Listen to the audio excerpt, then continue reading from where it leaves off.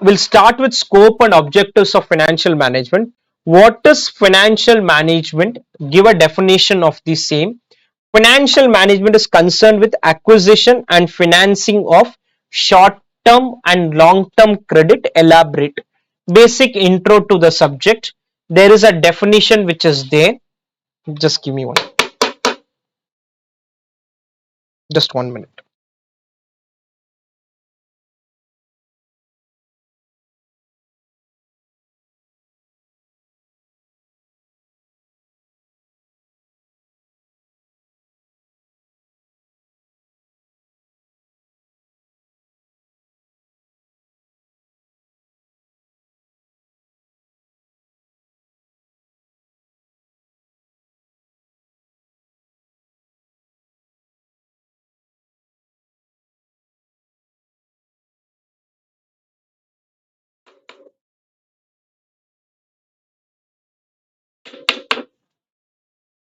Okay, I'll start now. We'll first start with what is financial management. I've already given a simple definition. What is financial management? Is managing money. The core part of FM revolves around two areas. The core part of FM is always about this: managing the outflow and inflow of money. Managing the outflow and inflow of money. Outflow, you can listen for some time. I'll give you notes later. Outflow of money is called investment decision, and inflow of money is called,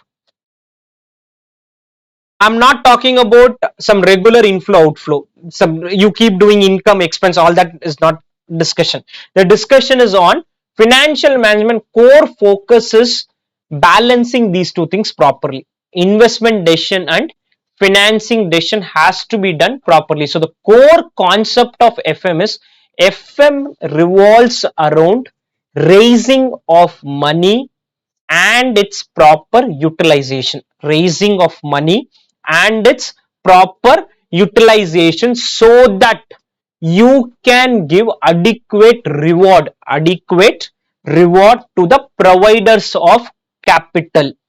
If I tell you that invest in my business, nobody invests without expectation of returns. You want something in return from the business, otherwise you are not going to invest. So FM revolves around this. FM is all about raising the money and having a effective utilization. So FM involves procurement of funds and its effective utilization.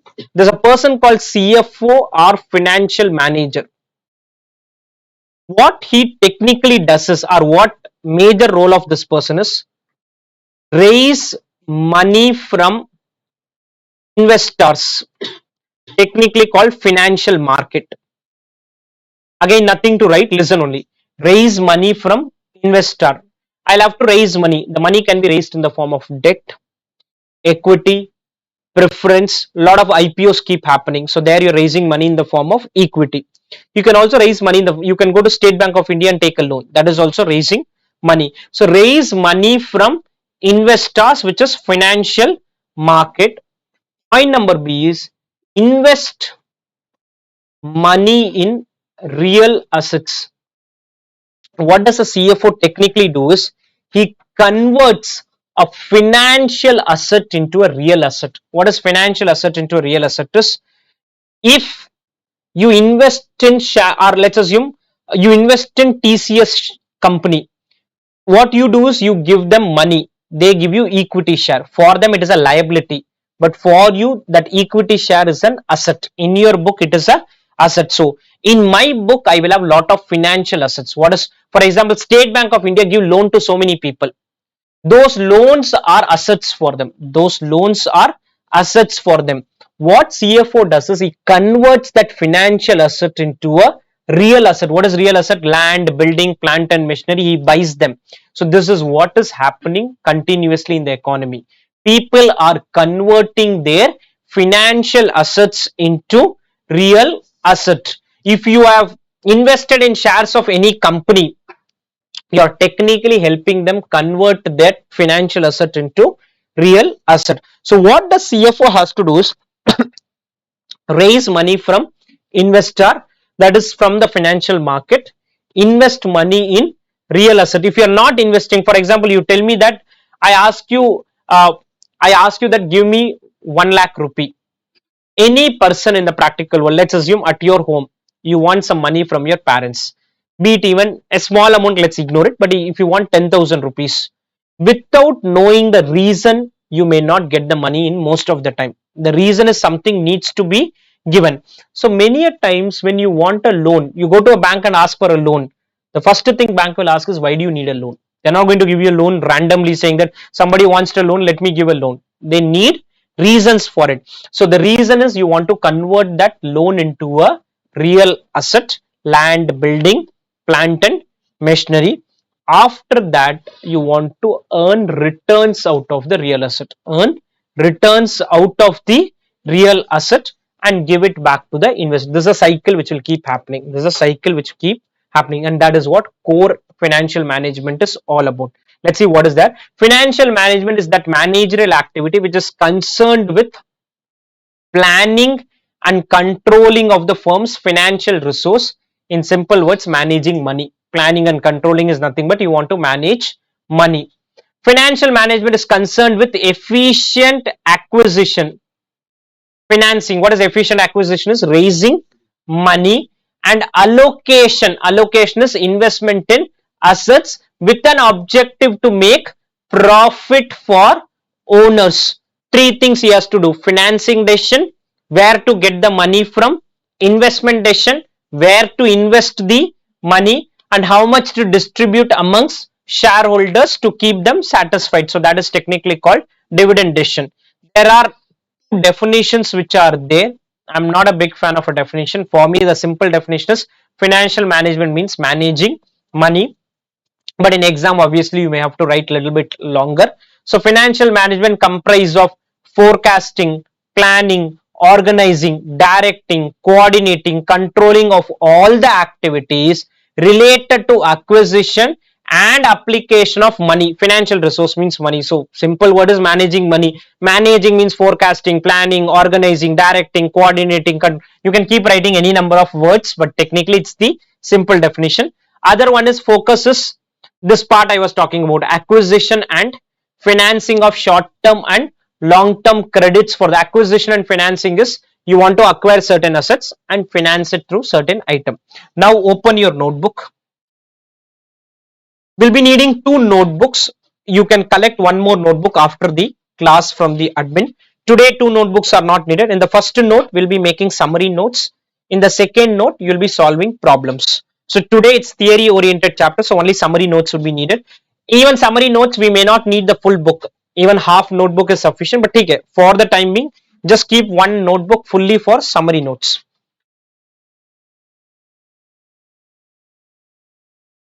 I think I'll make it very clear. Whatever summary notes I'm giving to you, I will not give the soft copy of this.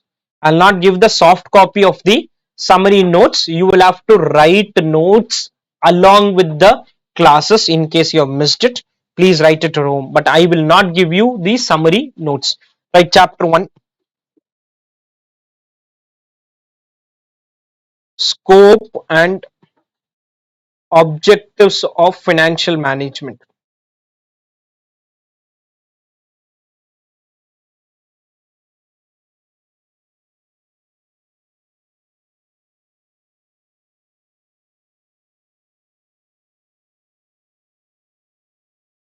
Introduction.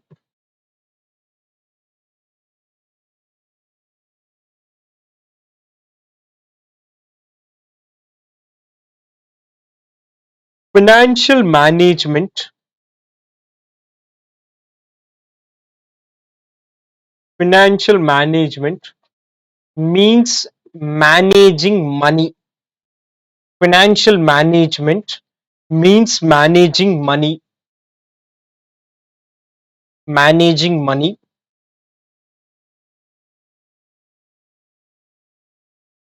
FM is concerned. FM is concerned with procurement of funds. Procurement of funds in bracket financing, procurement of funds, financing decision, and its effective utilization. And its effective utilization. You want to procure funds and ensure that it is effectively utilized. It is effectively utilized in bracket investment decision.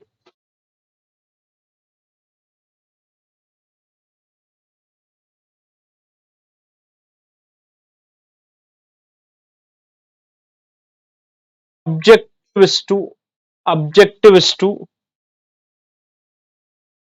utilize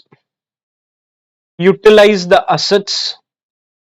Objective is to utilize the assets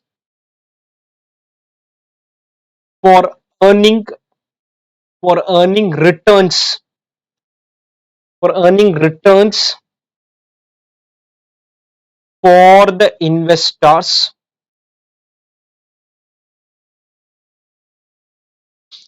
earning returns for the investors, and distribution distribution of the same in bracket dividend decision. Distribution of the same.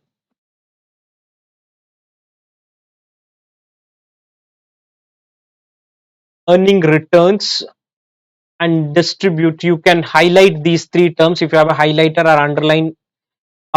If possible, carry an highlighter from the next class. You can highlight these three: financing decision, investment decision, and dividend decision. This is what FM is all about, or underline with a different pen, whatever it is. This is what FM is all about.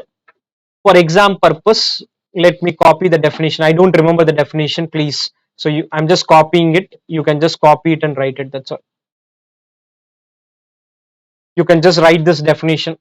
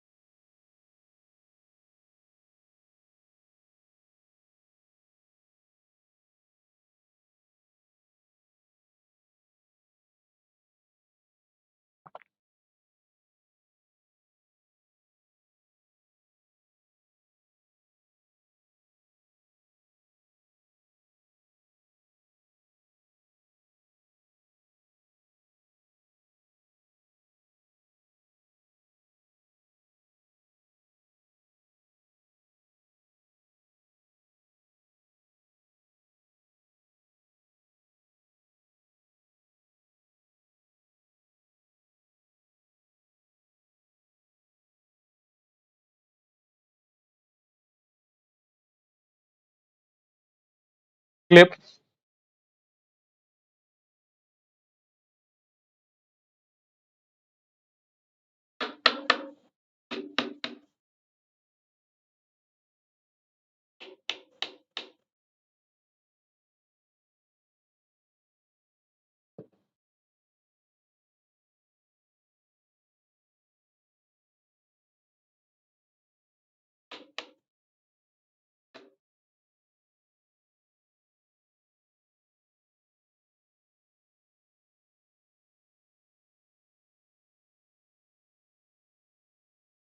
Write the definition.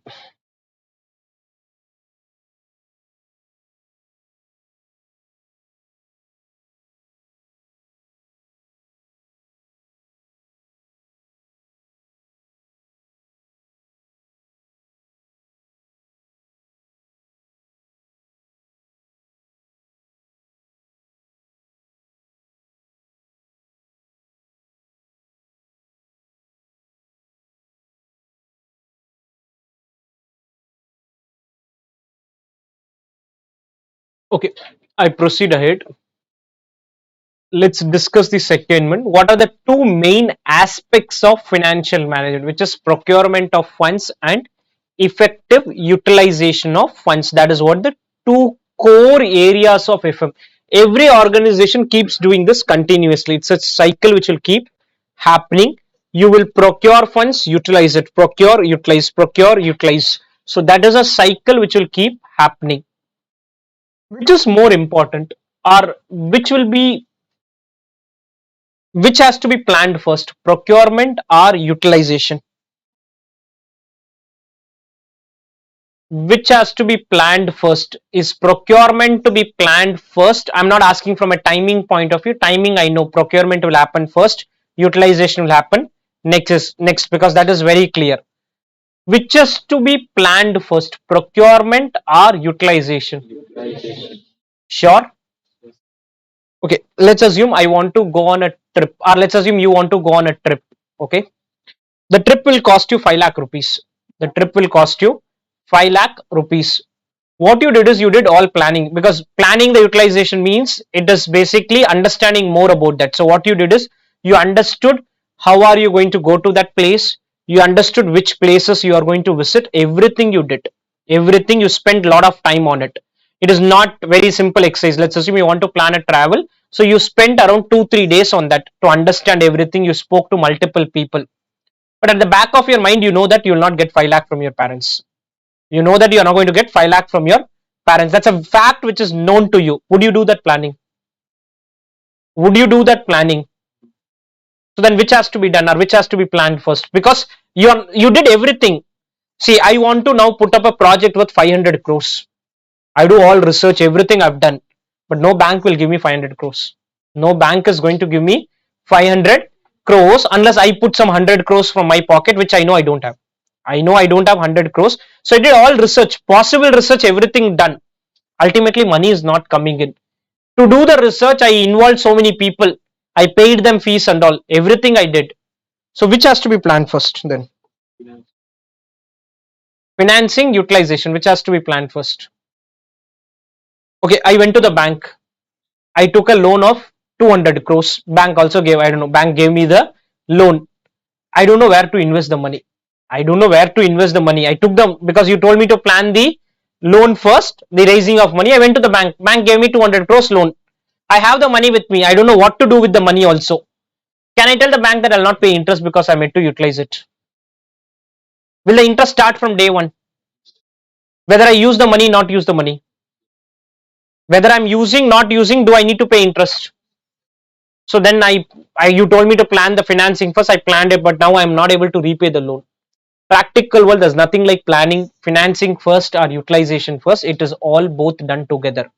There is nothing like utilization without financing, nothing like financing without utilization. Both have to be planned together.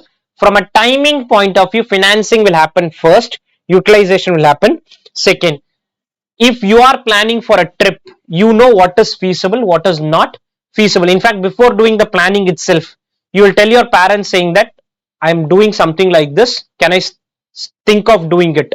You'll at least get a approval from them, a soft approval saying that this is what I'm planning to do. So I may not take the money from them, because taking the money is of no use at that stage, but at least I'm saying, I'll tell them that, I'll tell a bank that we are planning to do such a project, are you okay with it? He'll say, yeah, this project looks viable, you do more research and come back to me. Then you will do the research. Your parents have told you that, okay, I'm kind of okay, you do more research and give me. After doing the research, it may get rejected also. That's a different thing. So I went to the bank, asked them saying that I'm planning to do something like this. Is it primarily okay with it? Prima facie says, okay, we are kind of okay with such projects. We do give loans on these projects. You do more research and come back. Then only I'll do the research. Then only I'll do the research. So primarily in the practical world, both happen together. Both happen together. In financing, when I'm doing financing part or investment part, few things need to be taken into consideration. For financing, the three important items is risk, cost and control. Risk, cost and control. What is risk, cost and control? Is when you're raising money, you can raise money in the form of equity or debt. There's nothing like preference in the practical world. Okay, preference is either equity or preference is either debt in the practical world. There's nothing like concept of preference. Okay, because preference will either have more characteristic of equity. In practical world, I have seen preference capital which has a dividend of 0.01%. So practically it is like equity. It is like equity because it is 0.01% and it says it is compulsorily convertible into, or another scenario I've seen 12%, which is more like a borrowing. So you either go through debt side or you go through equity side. Equity is considered to be low risk for a company. Okay. When you invest in equity shares, it is high risk. But when a company takes equity from you, for them it is low risk. Why it is low risk? Is business doesn't do well, I need not pay dividend. But business doing well, not doing well, I'll have to pay interest. So debt is always, see, when you, this is a concept of finance, when you take a debt, it is a high risk situation. Taking a borrowing is high risk. We would see that if you keep borrowing, you'll get into something called as a debt trap. If you get into that trap, it is very difficult to come out of that trap. So borrowing huge amount can even lead to liquidation of a company. The company itself can get wound up at some stage. So debt is always a riskier proposition. But if you invest in debt, that is low risk. For example, you create a fixed deposit in SBI. That is basically you have given a loan to SBI. You have given a loan to SBI. When you invest in FD of an SBI, technically it is a loan given to SBI. That is low risk. But from my point of view, from a company point of view, or from an SBI point of view, taking fixed deposits from you is a risky thing for them.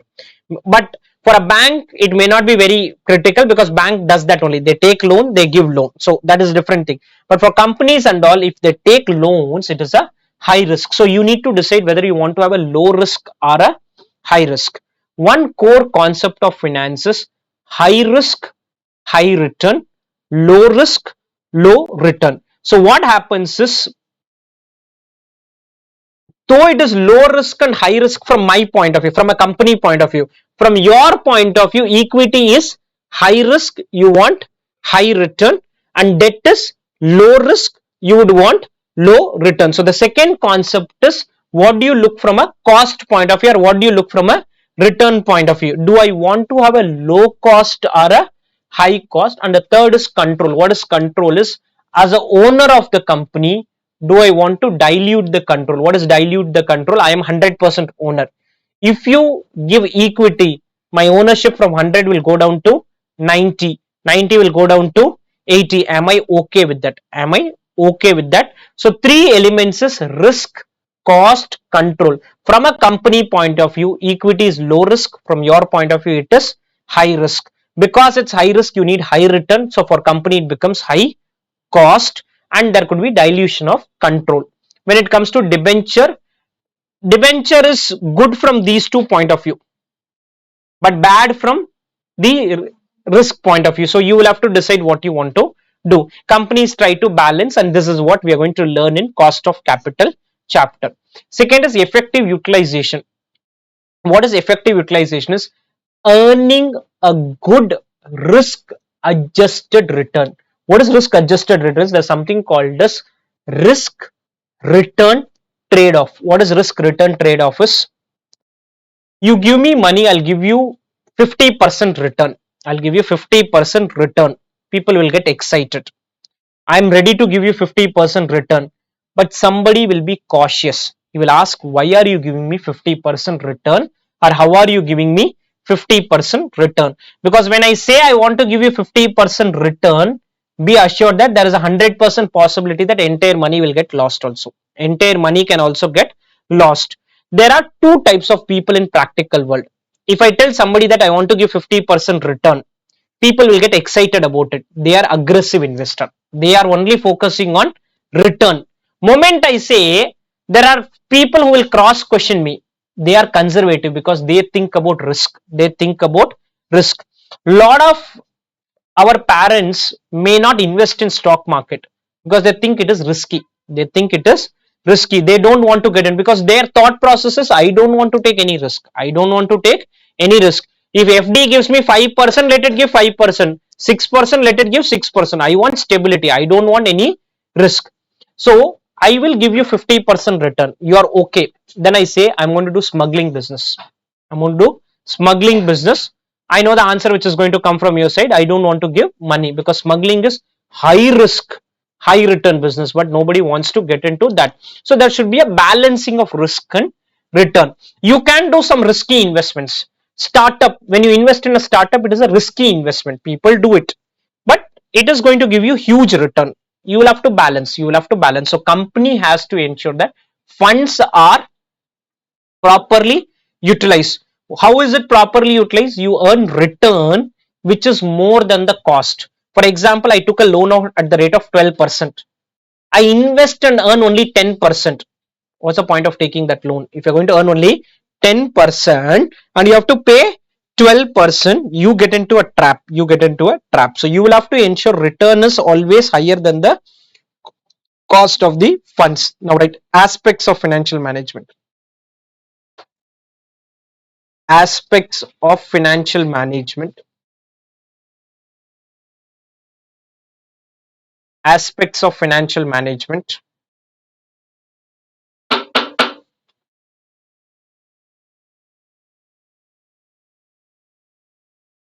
Procurement of funds. Procurement of funds. Raising of money.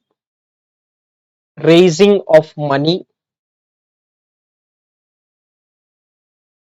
by balancing. Raising of money by balancing risk, cost, and control.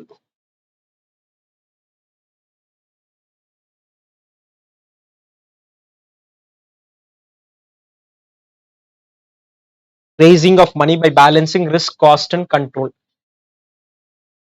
Deciding. These are only short summary notes. Okay, you will have to write in elaborate manner as when you write an exam. Deciding the balance between equity in bracket, equity in bracket, low risk,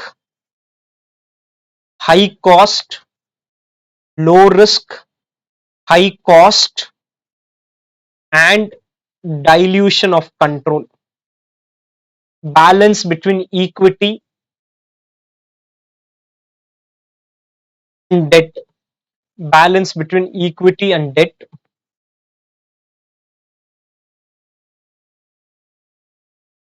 Debt is high risk, low cost, no dilution of control.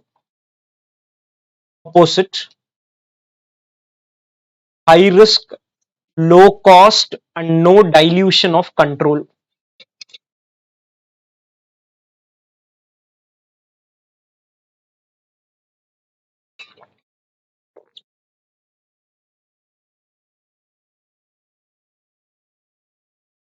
Next is effective utilization of funds. Effective utilization of funds.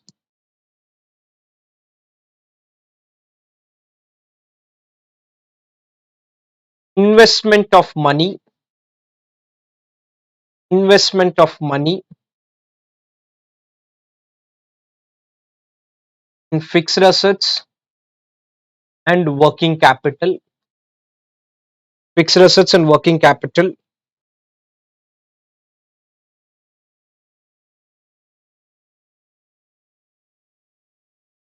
Balancing of risk and return.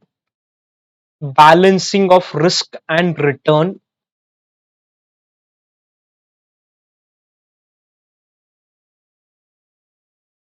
Ensuring return on investment. Return on investment. Ensuring return on investment is higher than cost of funds. Return on investment is higher than cost of funds. Higher than cost of funds. Clear? Done. Okay. I'll take a break of 10 minutes and then resume.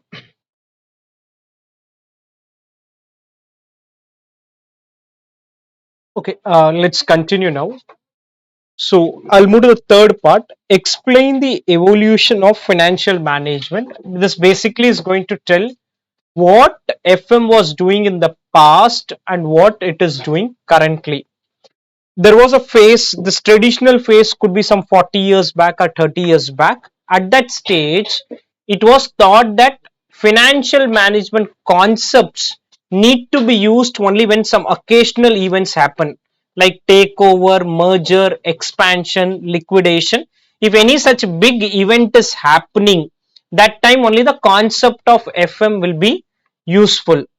Then the transitional phase where it started getting more importance, the concept of financial management started getting more importance, where it was felt that you can use the concepts of FM or financial management for fund analysis, planning and control. Planning and control is budgeting process, which you would have learned in costing as part of budgetary control. Then the modern phases, which is still going on. At this stage, they have decided that FM is one of the core concept or core area which helps in increasing value for shareholders. I have an excellent business. Everything is good about my product, but still I may fail if you are failing in financial management. If you fail in financial management, still there is a possibility of failing in the practical world, because some of the excellent businesses may not have done well and some other business may have done well. Telecom, one company does well, another company doesn't do well. So all this can keep happening in the practical world. So it's very critical that you manage finances properly. If you keep borrowing without any control, you will go towards liquidation. During this phase, efficient markets. What is efficient market? Final level, not this. Capital budgeting is what we have going to learn in investment decision. Option pricing, valuation model, all this will learn about final level, which is the modern phase, which is still going on now, right? Evolution of financial management.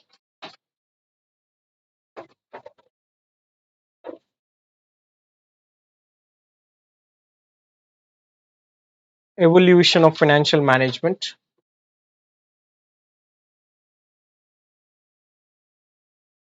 Traditional phase. Traditional phase.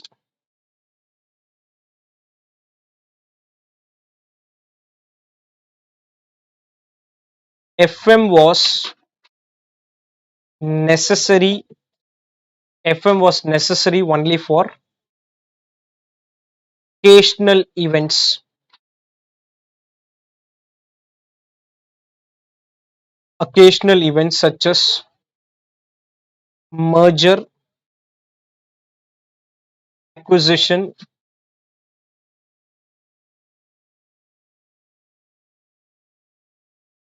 takeover, liquidation. That's the traditional phase.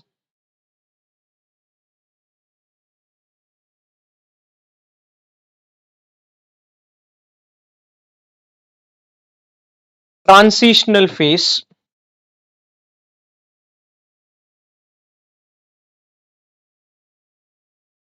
Transitional phase.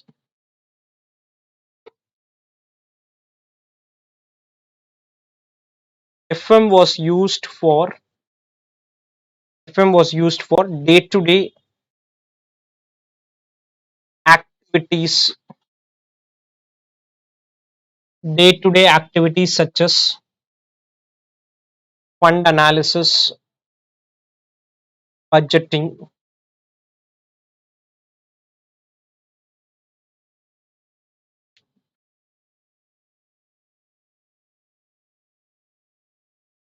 Modern phase, development of new areas such as, some of this you'll understand later only, finally, such as efficient markets,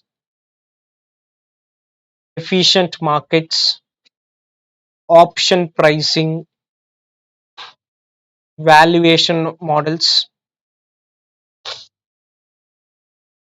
etc. These are the three phases of your financial management.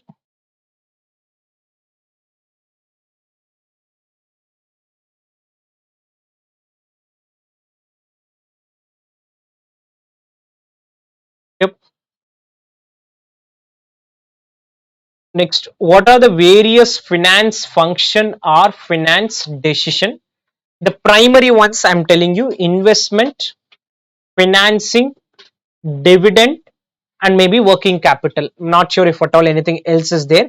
Long term finance function: investment decision, kind of self explanatory, selection of assets in which the funds will be invested, that's called your investment decision. Financing decision related to acquiring the optimum finance to meet the financial objectives and seeing that fixed and working capital are effectively managed. Dividend decision is deciding how much of this money needs to be paid out to the investor. A dividend decision is a subset of financing decision. It is a subset of financing decision. How does this become a subset? Is what is financing decision is raising money. Raising money. You made profit of 5 crores. If you don't give this in the form of dividend, this 5 crores is the finance raised to do investment. Is the finance raised to do investment. So, dividend decision is technically a subset of financing and investment decision. It's a subset of financing and investment decision.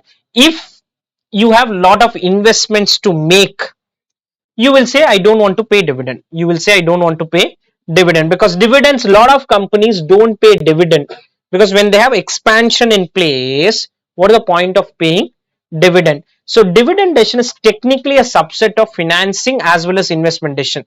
If you have high number of investments, dividends will go down. This decision relate the determination of how frequently cash can be paid out of the profits of the organization. And short term finance, why it is called short term, is less than 12 months. Working capital management is a regular, on a daily basis you will have to keep doing this. Let's write now. Finance functions. Finance functions.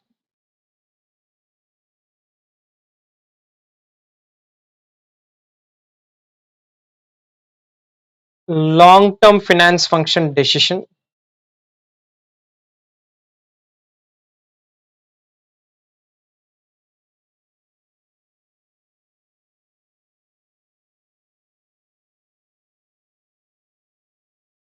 Long term finance function decisions.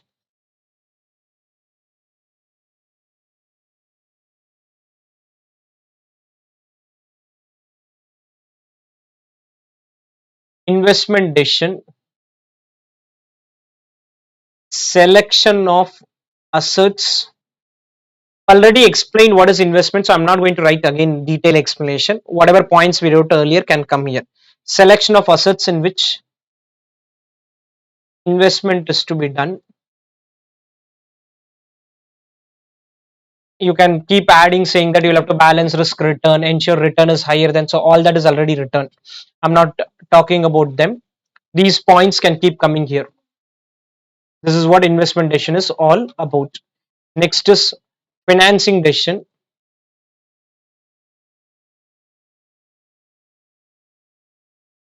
Acquisition of money. Acquisition of money for the purpose of acquisition of money for the purpose of investment in fixed assets and working capital. Investment in fixed assets and working capital.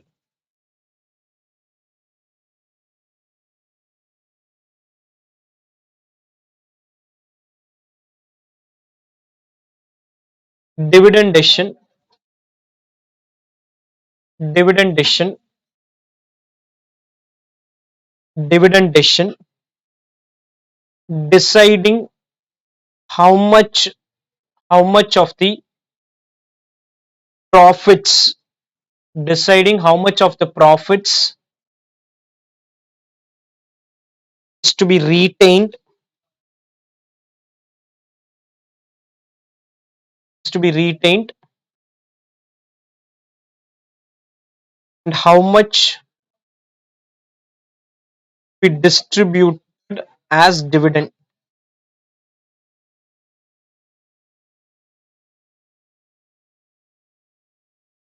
How much to be distributed as dividend.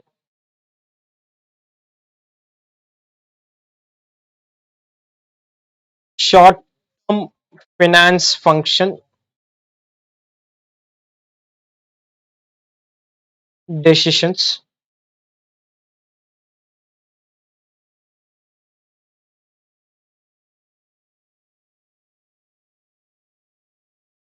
Working capital management decision.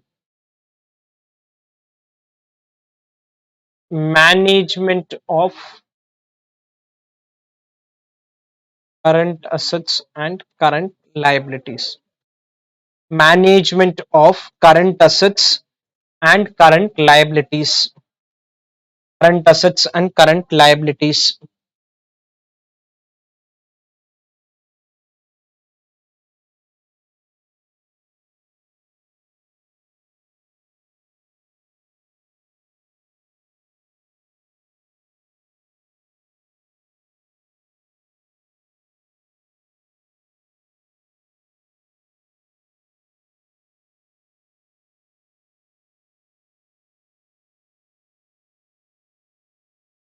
Clear?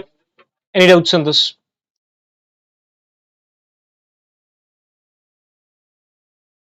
Explain the need for financial management. Discuss the points that demonstrates the importance of good financial management. First para is basically the definition which is there. See, what financial management is going to do is it ensures that whatever you have in the liability side, that comes at minimal cost or the lowest possible cost, and whatever is there in the asset side, you are able to earn the maximum out of the asset. That is what is the primary objective: earn maximum out of the assets, spend lowest on the liabilities, so that the surplus left over, so that the surplus left over is there for the company to enjoy. Now there can be a lot of points which does this. Taking care not to over invest in fixed assets. What is over investing in fixed assets? You bought one mobile phone, you're buying another mobile phone, you're buying another mobile phone, another mobile phone. There's no point in buying so many mobile phone. It doesn't serve any purpose beyond a stage. So ensuring that you don't over invest in fixed assets. Balancing outflow with inflow, this is called cash budget. Preparing a cash budget. Ensuring that there is a sufficient level of short term working capital at your home. Working capital basically means cash for our homes. Every home will have some emergency cash kept with them, whether it is needed, not needed, because you don't know what can happen. So every business need to have some short term money or some short term working capital available. Setting sales revenue target that deliver growth. Increasing GP by setting the correct pricing for product. Controlling the level of general and administrative expense. Tax planning. In short, I can tell you four things. Maybe I talked about asset liability. You can also talk about debit side of P&L and credit side of P&L. Minimizing the debit side, maximizing the credit side. Minimizing the debit side, maximizing the credit side. Credit side of P&L come from the asset side. Debit side of P&L come from the liability side. Any credit side of your P&L is technically a fallout of the assets, a fallout of the asset, and any debit side of the P&L is basically from your liability. Now, right, need for financial management.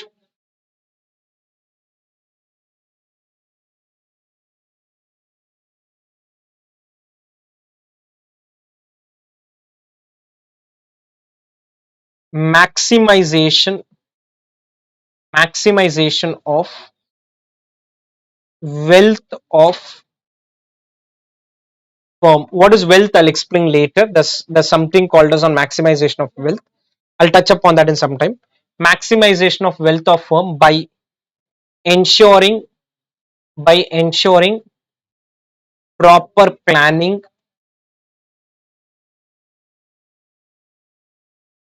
and controlling. Proper planning and controlling. cost minimization, cost minimization, revenue maximization. All this happens in FM. Cost minimization, revenue maximization, ensuring not to overinvest in assets, ensuring not to overinvest in assets,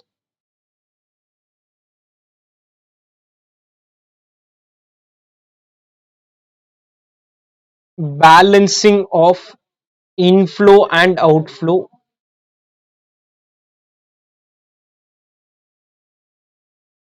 tax planning. All this is the need for financial management.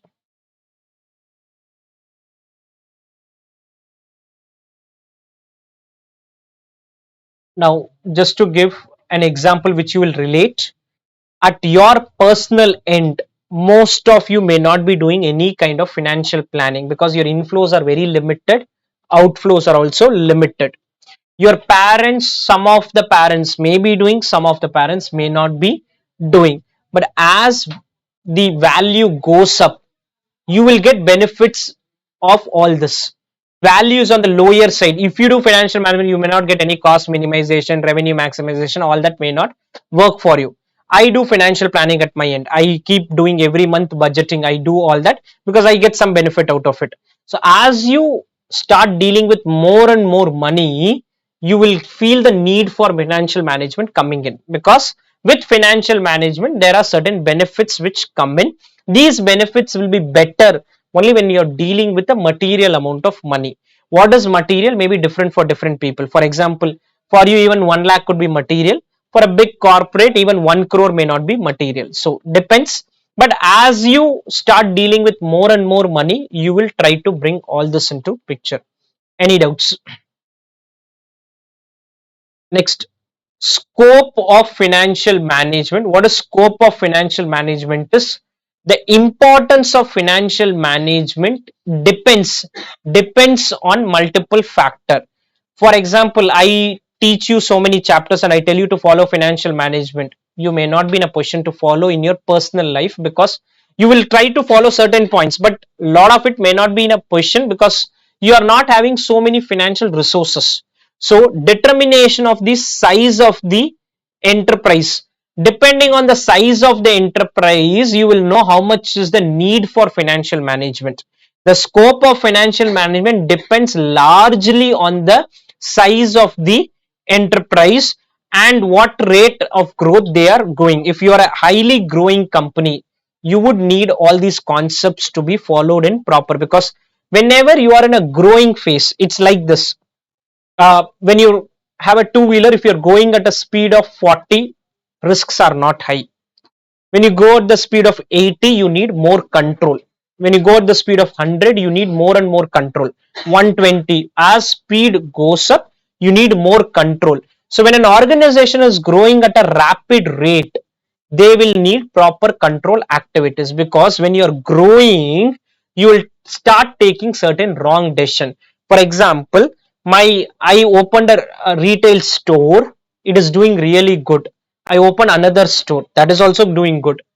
Seeing two stores, I open another 10 stores, everything failed. Everything failed because that is what the reckless spending will happen. As when you are growing, growth is a very difficult thing to control, because a lot of people in the chase of growth have failed in the practical world. So determination of size of enterprise, rate of growth, composition of assets of enterprise, mix of enterprise financing, analysis, planning and controlling of financial affairs of the enterprise. All right, scope of financial management.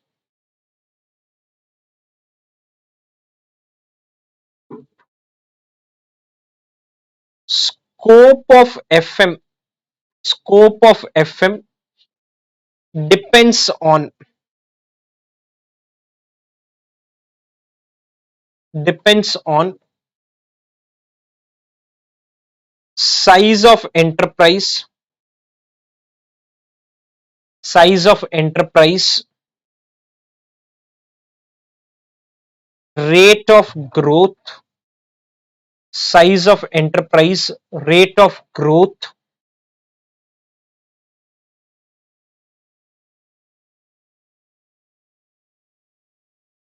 composition of assets and liabilities.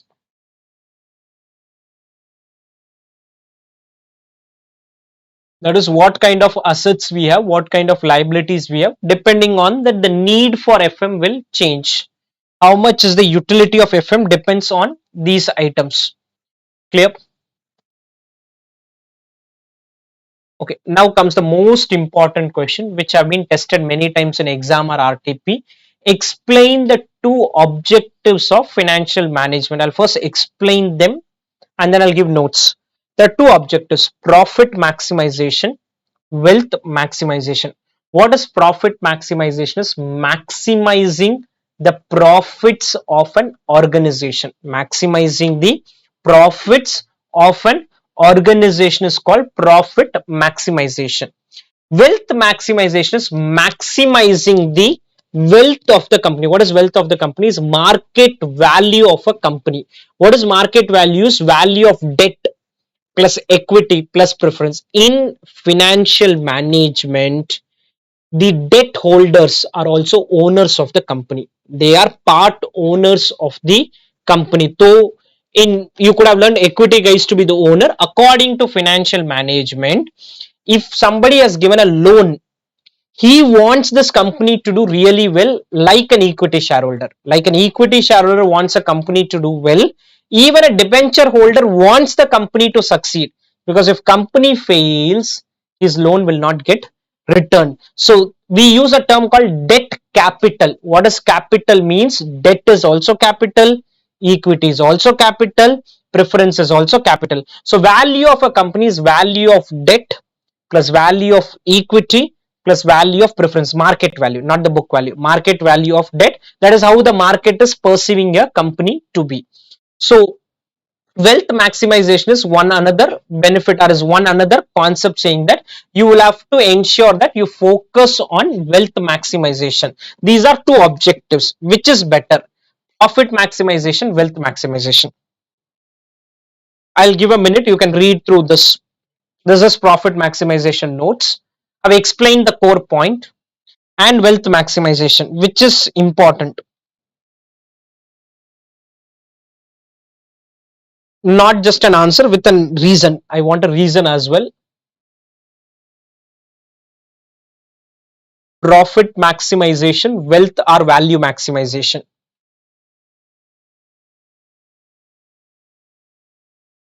The core points are there in the screen. Now tell me which is important. You'll have to participate, guys. Profit maximization, wealth maximization. I've given you two terms. I want some discussion. I can keep giving points, but doesn't really serve. So tell me which is important. Wealth maximization, profit maximization? Both? No, it's not both. So I should not focus on profit. No, no importance on profit then. I'm asking you, told me wealth maximization. I'm cross questioning you. Can I ignore profits then? So is profit important? Wealth important? Profit is important. I'll give you an example. My profits increase from 1 crore to 5 crore, 5 crore to 20 crore, 20 crore to 60 crore, 60 crore to 100 crore. Would you invest in this business? 1 crore became 2 crore, then became 10, then became 50, then became 100. This is the rate at which I'm growing. It's a very excellent business. Would you want to invest? Only one information: it is a smuggling business. Just one extra information I've added now. I told profit is going up 1 crore. Why are you saying no suddenly now? You said profit is important. 1 became 5, 5 became 10, 10 became 50, 50 became 100, and you suddenly say no. Profit maximization cannot be the sole objective of a company. Wealth maximization is the primary purpose, which includes profit maximization. It includes making profits in an ethical manner is wealth maximization. Making profits in an ethical manner. During COVID, lot of companies voluntarily shut down their plant and told that we want to divert this oxygen for medical purpose. We want to divert the oxygen. There was shortage of oxygen at some stage, so they were diverting the industrial oxygen to healthcare supply because that was critical. None of the share price crashed because of this information. This was not viewed negative by anyone. Just because you're shutting down plant for 2-3 days, it is not bad. If I cheat my customer, I'll make more profits. If I cheat my customer, I'll make more profits, but that is only for a shorter period because you will not come back. For example, this batch, if we cheat, we don't do properly classes and we just wind up in between, we may make money also, but we know what is going to happen in the next batch or next to next batch. So cheating customers can give you profit, cheating supplier can give you profit, cheating your employees can give you profit, not repaying the loan can give you profit. In fact, practical world, lot of companies do CSR activity. What is CSR? Is corporate social responsibility. CSR activity will sit in the debit side of P&L, will sit in the debit side of P&L with zero impact on the credit side, with zero impact on the credit side, but still companies do it and market does not view that as negative. It is not viewed as negative. You do it because people do expect. When you are in the society does expect. If you are operating in a village, the village does expect that you will do all these activities for them because you are exploiting their resources. You are exploiting the resources there. So profit maximization has an issue.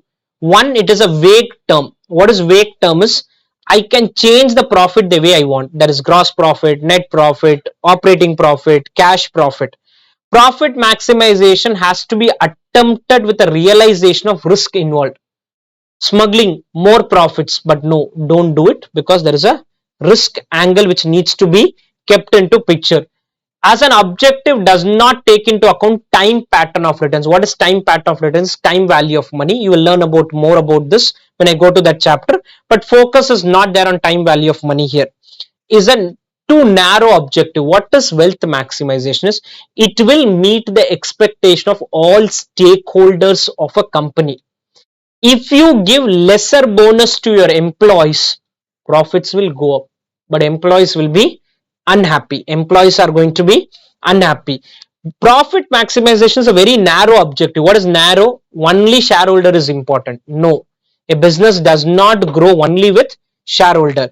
You need shareholder, you need lenders, you need customer, you need supplier, you need employees, you need society, you also need government.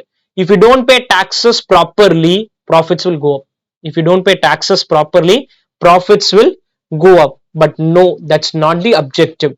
And just to explain, you do read about this part called the Satyam Mahindra case which had happened. Some of you may have heard about this. This was an IT company, I think in the year 2008-9, or I don't remember the exact year, but that time this company was showing continuous profits. Share price was going up significantly. On one fine day, the managing director of the chairman wrote a letter saying that all these past profits are artificial. We have cooked up our books to show you profits. We don't have any asset. Real assets are not there. They were showing profits, receivables, profits, receivables, profits, receivables, and cash. Cash also was fake. Everything was fake. Share price crashed by 90% in a single day. So the wealth crashed by 90% in a single day when people got to know that the company is a fraud company. When they got to know, now everything has recovered. It has started coming back. It has in fact could have reached that value also. But when people got to know this happened, nobody took it lightly. They were saying profits and all, nothing doing, 90% crash. Price crashed significantly in a single day. That is the impact it can have when you don't do ethical things.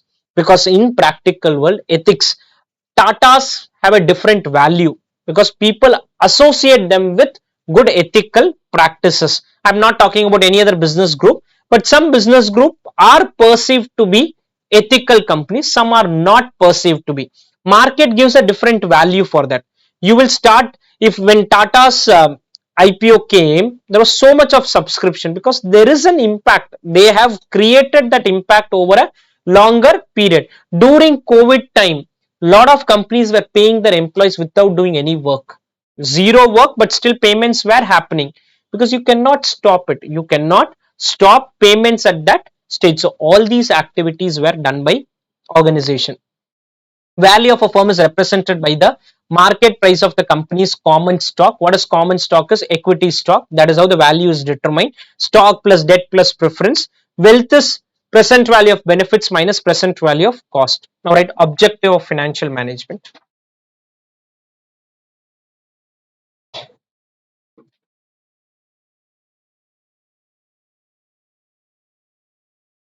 Profit maximization. Profit maximization.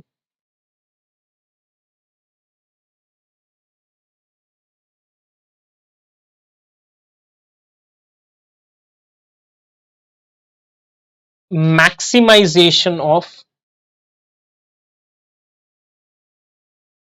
profits. Maximization of profits.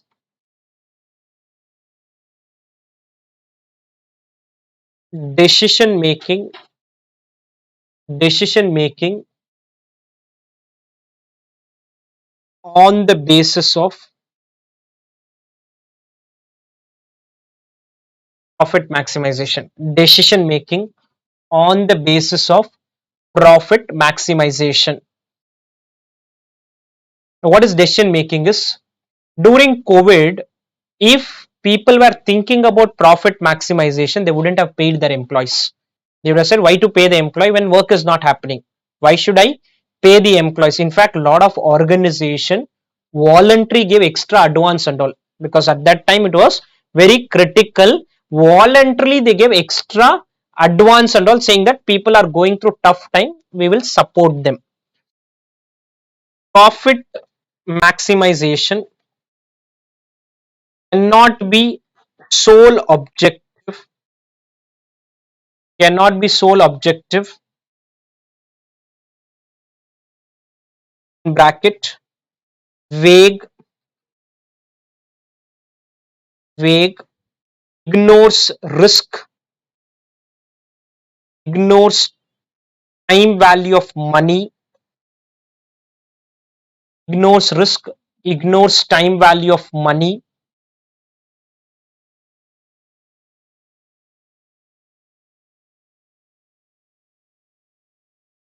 ignores time value of money, narrow objective,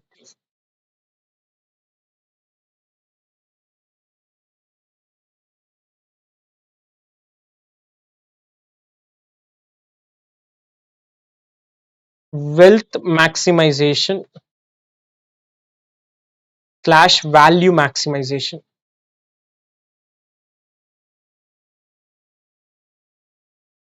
wealth maximization slash value maximization,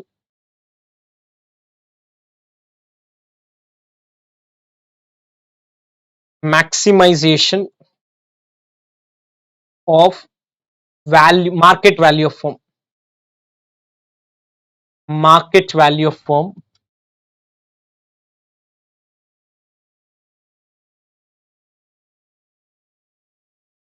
better objective, better objective,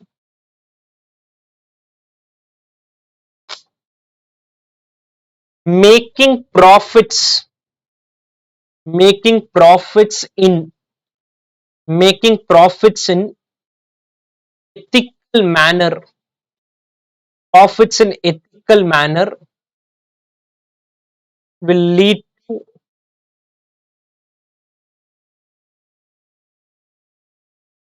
wealth maximization.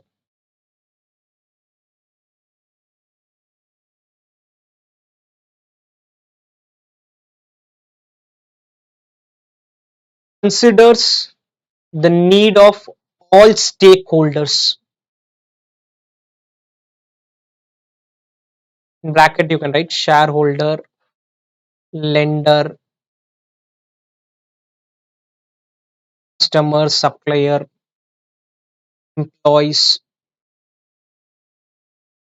Everybody expects something. Everyone in the practical world has some expectation from a company.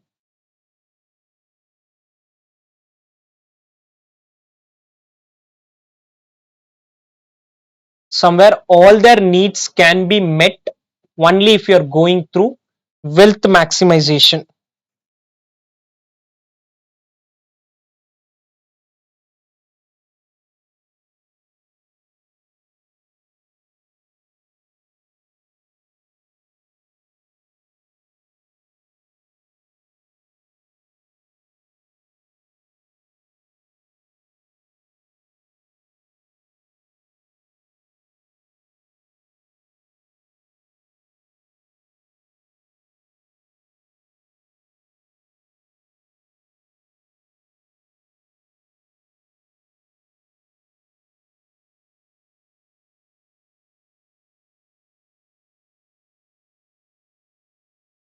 Clear?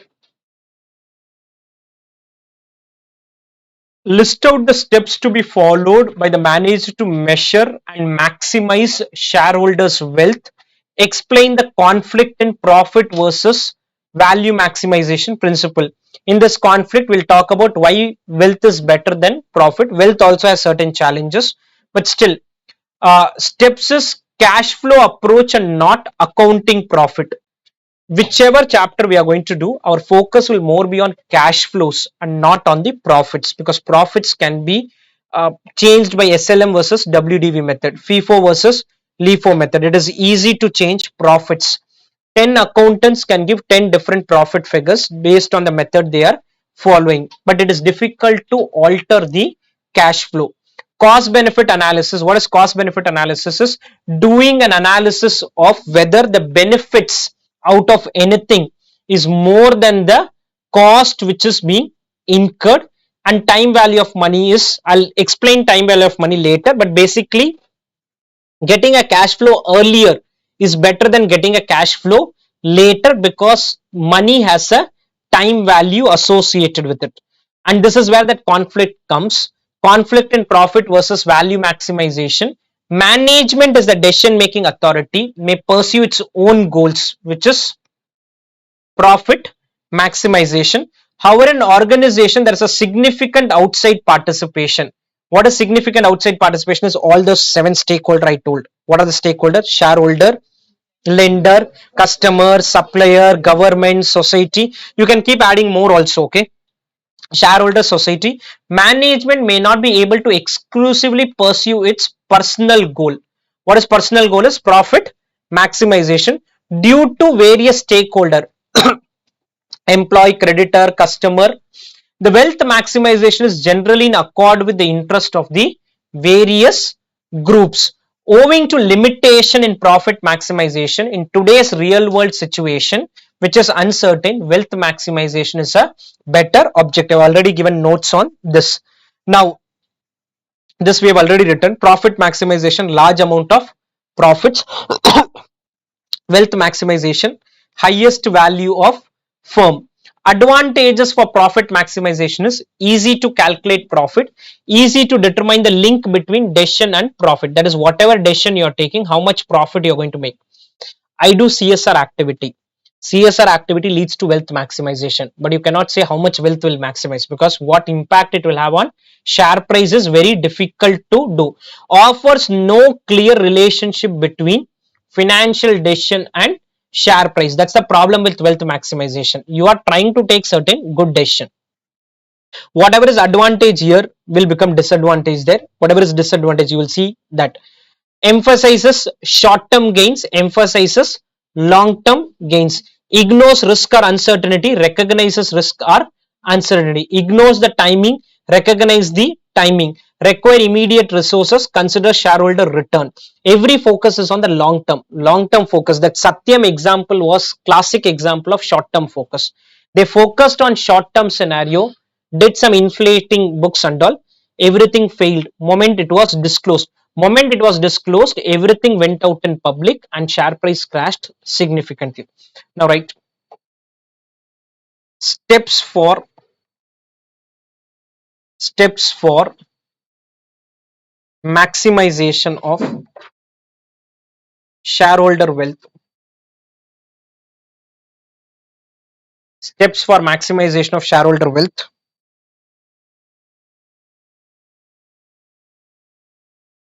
Consider time value of money. Consider time value of money.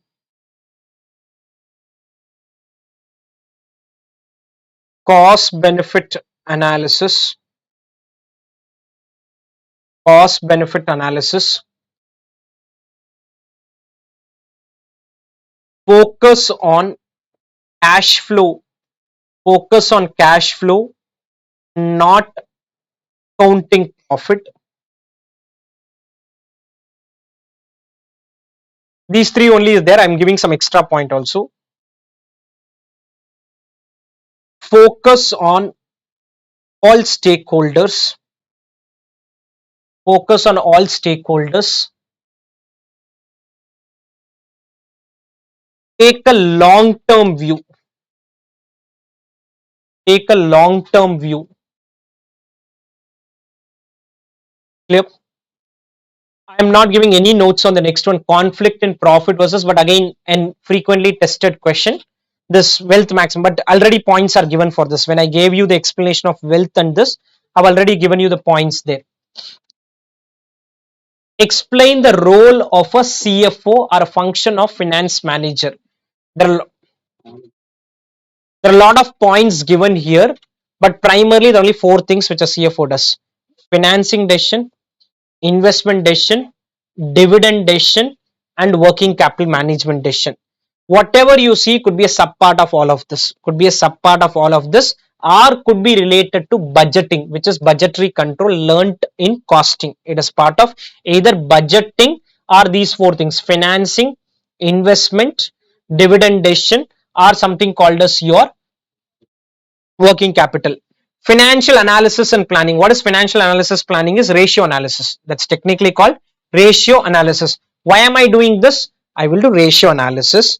Depending on the performance, decide whether to pay dividend or not pay dividend. Investment decision, financing and capital structure, management of financial resources, which is investment plus financing put together. Investment plus financing put together. Risk management, budgeting, forecasting. This accounting and all is not the core role of a CFO. Accounting is never his focus. Accounting, there are other, he is responsible for it, but that's not his main issue. Managing mergers and acquisition. In merger and acquisition, you will see both of it happening. What is both? Investment is also there, financing is also there. You want to acquire company, so you need capital from someone, that is called financing, and you are acquiring certain assets. Profitability, outsourcing, overseeing IT and HR function, planning, regulatory compliance, risk management, everything CFO does, but core is only four things. All these are subparts. Now write role of CFO.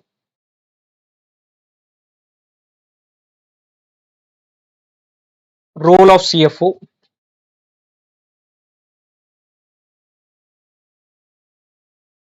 investment decision, financing decision,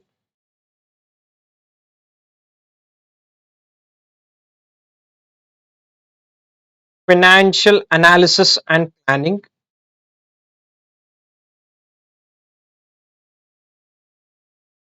bracket, dividend decision based on this.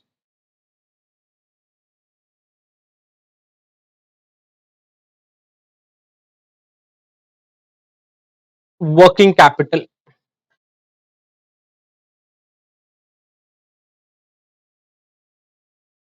Beyond this, it's more of formality. Okay, you can keep writing anything: planning, budgeting, pricing management. Yeah, this should be done. We can keep writing anything: IT and HR function. Practical world, big companies and all, IT and HR is not the role of CFO. There is a separate IT head will be there, HR head will be there. Small companies, yes.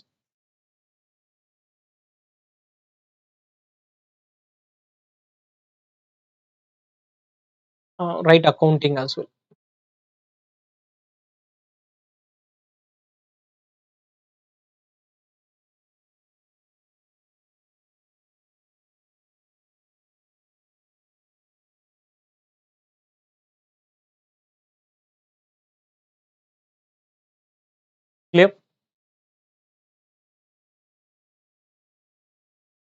Point out the difference between financial management and financial accounting. Core concepts linkage will be there, but financial management is highly focused on only managing money. Financial accounting is keeping record of every transaction. So here in accounting, focus is more on accrual principle. Financial management focuses more on cash flow accounting, or we cannot follow cash flow accounting in practical world, but the focus is more on cash flow. Accounting measures funds using the accrual principle, where revenue is recognized at the point of sale and expenses are recognized. The data does not fully reflect an financial condition.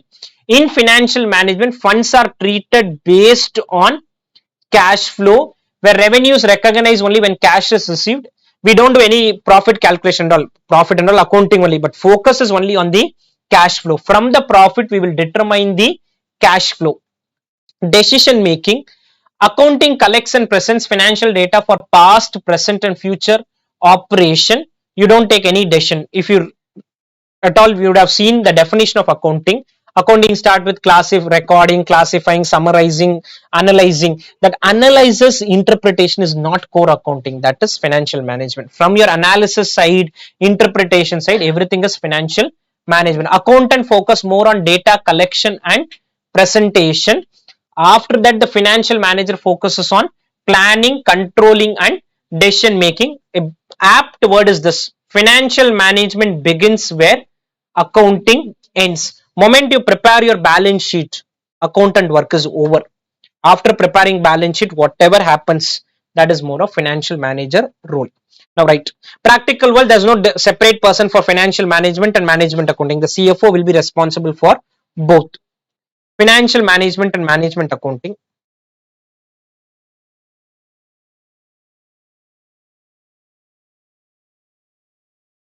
Financial management and management accounting.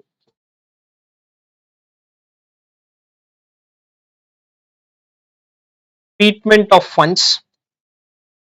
Sorry, not financial accounting. Sorry, yeah. Management accounting is again decision making area only. Treatment of funds. Accounting focus on accrual principle. Accounting focus on accrual principle, whereas financial management focus on cash flows.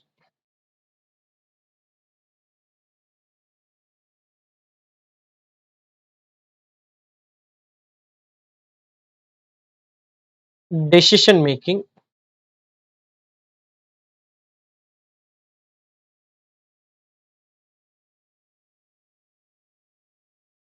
Accounting focus on recording transactions, whereas financial management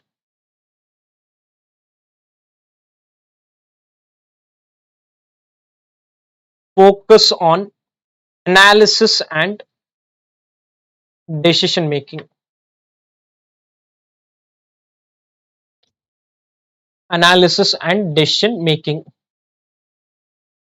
FM starts where accounting ends. FM starts where accounting ends.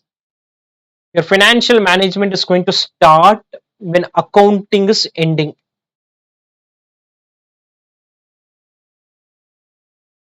Where accounting ends.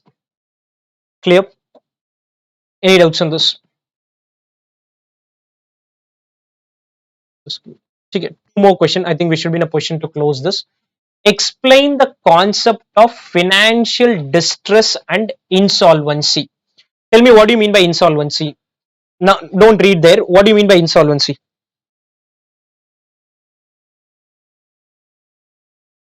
Not able to pay the debt. So that is that situation when an organization is continuously facing distress. What is distress? Is you are in difficult situation. When you continuously face distress for a longer period, you will get into insolvency. You will get into insolvency. An organization need to continuously monitor the proportion of debt. Debt is one primary reason for distress in a company. There can be others also. For example, in telecom industry, a distress came when Reliance Jio entered because they were able to beat the competition, low prices. So a distress came there. That is not financial distress. But financial distress is some of the telecom operator had huge amount of debt. They went into distress situation. Higher debt requires higher interest, and if the cash inflow is not sufficient, it will put lot of pressure. Both short term and long term creditors will put stress to the firm. If these are not managed properly, it leads to financial distress where inflow are inadequate to meet the current obligation. But if this distress continues for a longer period, full closure. You will put a full closure because you have you have gone into an insolvency situation. All right, financial distress and insolvency.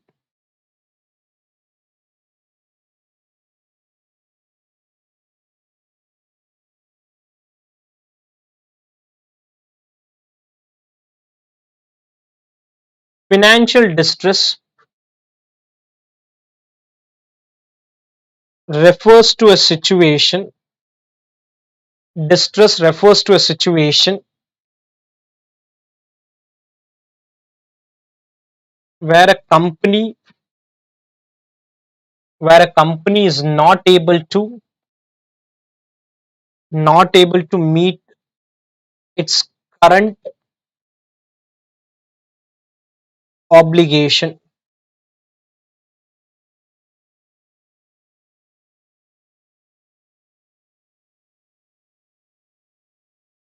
It can arise due to high debt. It can arise due to high debt. Arise due to high debt.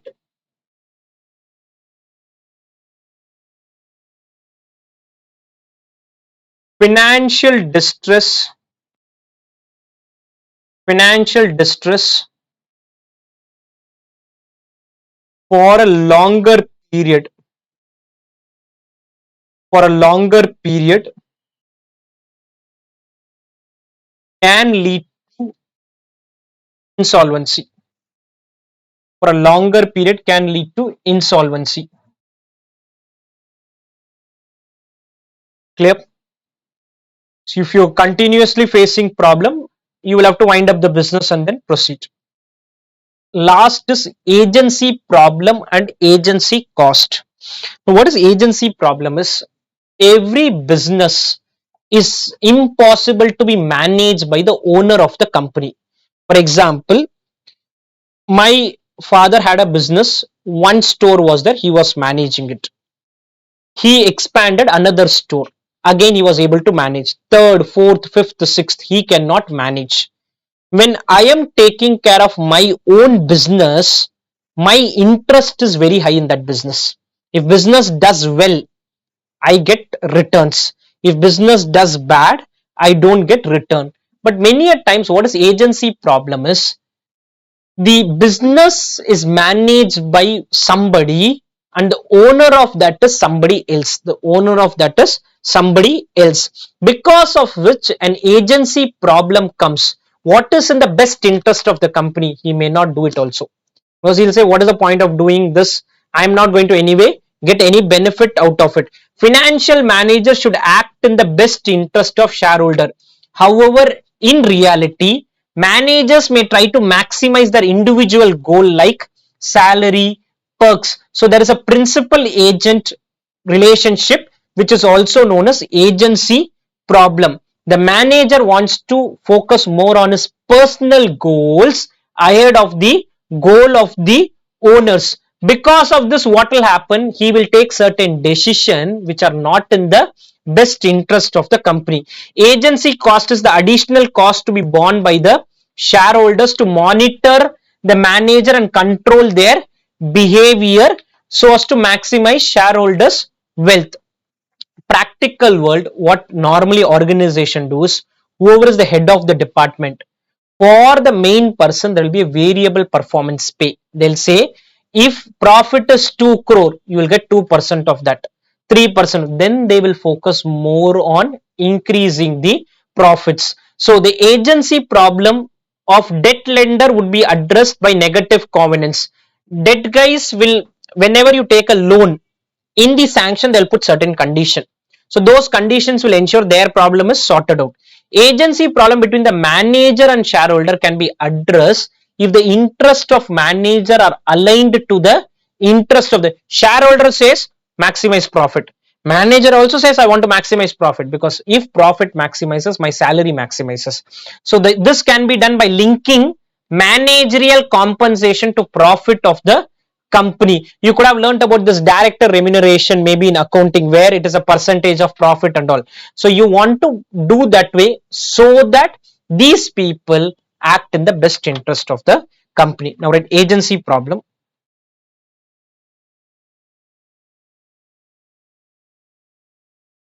Agency problem. Business is owned by shareholders, owned by shareholders,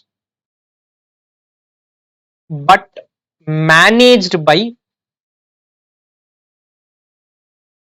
financial managers, managed by financial managers.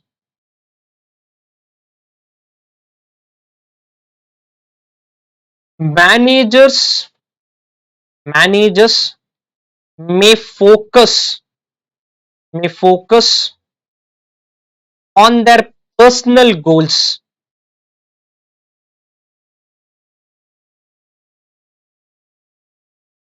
increasing salary, works on their personal goals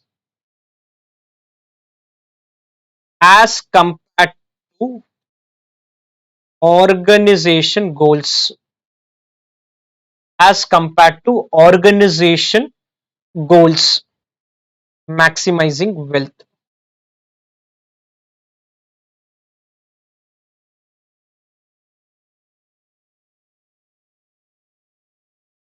This is known as RTA. This is agency problem. Agency cost.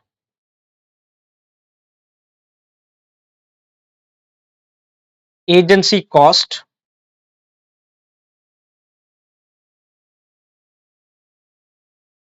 Extra cost due to suboptimal decision making. Extra cost due to suboptimal decision making. What is suboptimal is you have not acted in the best interest of the company. Suboptimal is, you can write in bracket, not acting in the best interest of the company.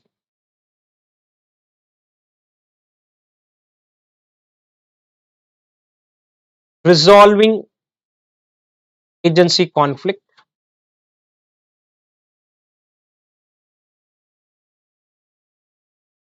Linking managerial compensation profits of the organization.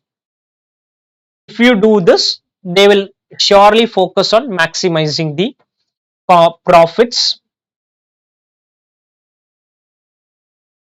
to profits of the organization.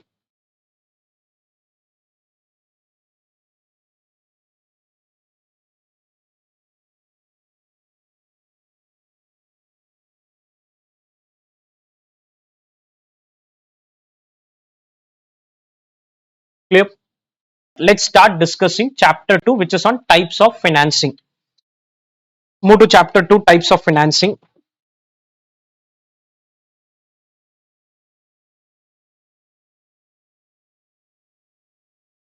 Okay, let me first set the broad context as to what we are going to do in this chapter, and then we start discussing the questions. They may not be that difficult ones, but in exam we don't know where the questions are going to come from. The MCQs could be of any type. I've seen your the RTP MCQs. be it costing or be it FM, what ICI has done is they may do something like this.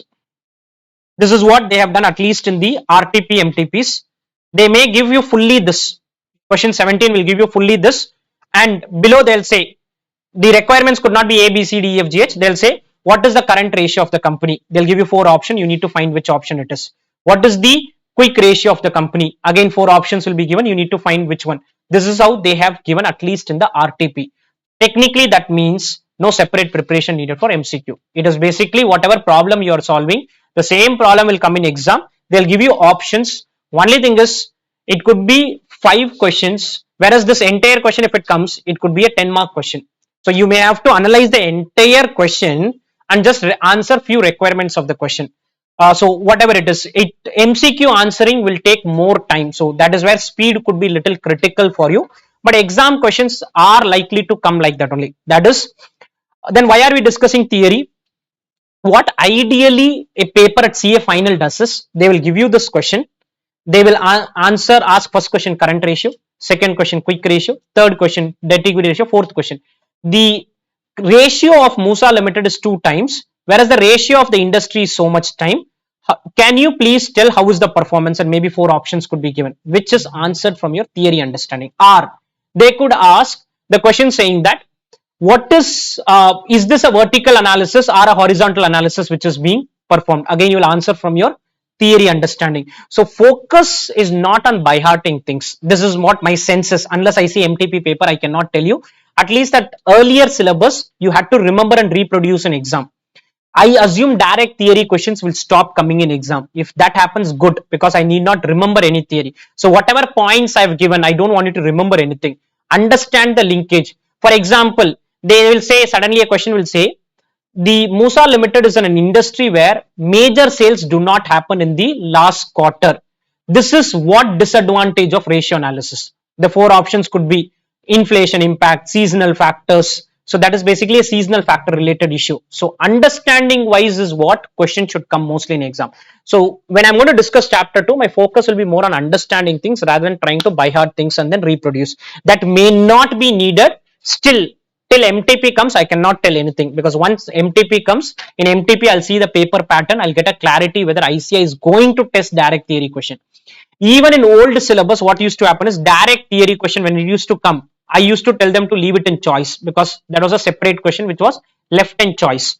Here, as of now, clarity is not there. The only good part is when I looked at RTP, at least I got a comfort that ICI is not going to ask, even the MCQs which you see. In my books, you will see 1 MCQ. The purpose of that MCQ is altogether different. If you have solved those MCQs, you will understand that even in costing or FM, when you go through the MCQ solving, you will understand that you are completing the chapter by revising through MCQ. The purpose is altogether different in my MCQ book. The purpose is not to secure that 30 marks in exam. The purpose is to check whether your clarity on concepts is there or not. So that was the purpose of those MCQ. Whether you just see, point is, if I tell you to revise suddenly chapter 5 of costing, best way is to do open my MCQ book, solve all the questions. If you are getting correct answer, it means you have the clarity. If you're not getting the correct answer, means you're not having clarity on the concept. So that was the purpose of doing quick revision, is what the MCQ book is going to do. I've also told you to write the test in the app. In the app, all the papers are there. So start writing them. If you write the test in the app, the MCQ based test, again, it's only for concept clarity. FM, it's yet to be uploaded. I'm just talking about the costing part. FM will also get uploaded. How many chapters I have given you the MCQ book? Did I give any MCQ book for FM? I've not given anything. Okay. It is ready for few chapters. 4 chapters is ready with me. I may share it in the group today, but balance chapters is still under preparation. Again, I'm repeating, those MCQs are not going to help you in answering those 15 marks in exam or 20 marks in exam. The purpose of my MCQ book is totally different. The purpose is whether you have clarity on the concept or not. If you have seen those questions, you will find that I normally pick one adjustment from a question and give it. It's not that I recreate anything new and all. You will see the same numbers also, because at home when you do revision, you will end up solving 20 problems. I don't want you to solve 20 problems. I want you to solve adjustment 1 of problem number 1, adjustment 3 of problem number 2, adjustment 4 of problem number 3, which you don't know what adjustment itself. You are not very clear which adjustment I want you to revise. So that is what is the MCQ is all about. The MCQ purpose is altogether.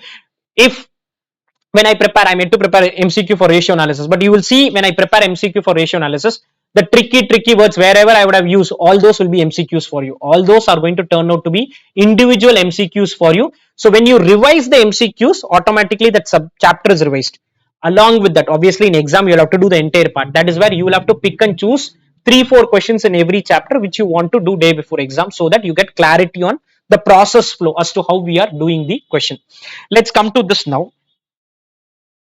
Okay, when initially I started with financial management, I said a CFO does two major things. One is investment decision, second is financing decision. In investment decision, we had capital budgeting, time value of money, which we have analyzed, closed it. In financing decision, we had cost of capital, capital structure planning, and leverages. In cost of capital, you learnt capital means long term money. Long term money means debt, equity, preference. So in this chapter you will learn about what are different types of debt, what is convertible debt, what is non-convertible debt, what is domestic denominated debt, what is foreign denominated debt, what is a overdraft limit, what is a cash credit limit, different types of debt instruments which are there in a practical world. Then we will learn about internal equity, external equity. We learn about different types of preference shares. This is what the broad segment of the chapter is going to be, that is different financing instruments which are there. How can this get tested in exam? They'll say this is the characteristic of the instrument, tell me what is this instrument. Is it equity share, preference share, debenture? In debenture it's convertible debenture, non-convertible debenture, secured debenture, non-secured debenture. So different categories are there. So suddenly a question may ask you those 4 options and you may have to choose. And where will this come? There will be a question on WACC. They will ask you 3 to solve, and 4th suddenly they'll say that this is the characteristic of this instrument, please tell what is the type of this instrument, please tell the type of the instrument. Suddenly a question will get jumped in between and you will get it like that. That is what can come in exam. Let's look at what are the different categories of financial needs of a business. Self-explanatory. For me personally, I have a financial need for short-term purpose. Mine, I'll not keep it like this. My short-term purpose is next to 1 day, next to 1 week is my short-term financial need. For me, I'm just taking personally. The medium-term financial need is maybe 1 month to 3 months. This is just my personal example. And long-term could be a year, more than a year. What do I need? Companies, they say what you need for more than 5 to 10 years is called long-term financial needs. Again, this 5-10 years is subjective. Somebody may say even 4 years as a long-term financial need. Medium term is normally 1 to 5 years and short term is normally less than 1 year. There is a concept in finance which says any long-term asset should be purchased with a long-term liability, and any short-term asset should be purchased with a short-term liability. For example, I purchase a fixed asset. For buying a fixed asset, I should ideally use either equity money or a long-term debt money or reserves. You should not be using money which you have to pay to creditors for buying a fixed asset. If that happens, what will happen is you will not have money to pay creditor. You will not have money to pay creditor. Or you take a loan. Any long-term loan should be put for long-term purpose. You have purchased a fixed asset, let's assume, with a short-term loan, Fixed asset will give you the benefit over next 10 years. This guy wants the money in 1 year. How will you pay? You cannot repay the money within 1 year because you have, and this whatever I'm talking about will get reflected in current ratio. Whatever I'm talking about, when you calculate current ratio, if you do not have adequate short-term assets for short-term liability, it means your current ratio will deteriorate. If current ratio is deteriorating, it means you have used short-term money for long-term purpose. That is, you have taken a loan from me saying that you will repay in 5 days. And where did you put this money? You have put this money for your CA classes, which benefit will come after a long period. You are not going to get immediately benefit. So purpose should be very clear. If you feel you will get the money return, every organization invests in assets. Against that there are liability. This liability can be of short term, liability can be of long term. Assets can be of short term, assets can be of long term. Any long term should only be from long term. Any short term can be a combination of short and long, can be a combination. When I say combination, for example, I want to buy stock will come from creditor. Also, I may have to put my own money as equity. I have to put my own money as equity. So some part of short term can come from long term money, can come from long term money, but we should never use short term money for long term purpose. If you do it, you will get into a liquidity problem. You'll get into a liquidity problem. Now write chapter 2, types of financing.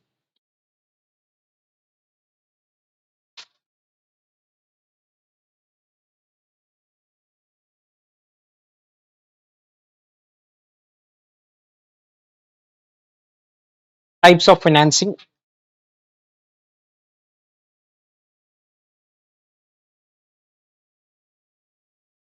Categories of financial needs.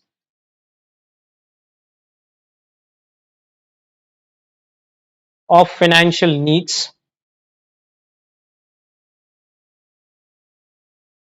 Long term,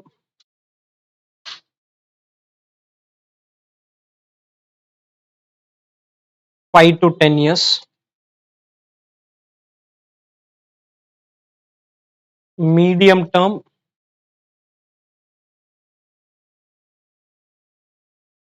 1 to 5 years.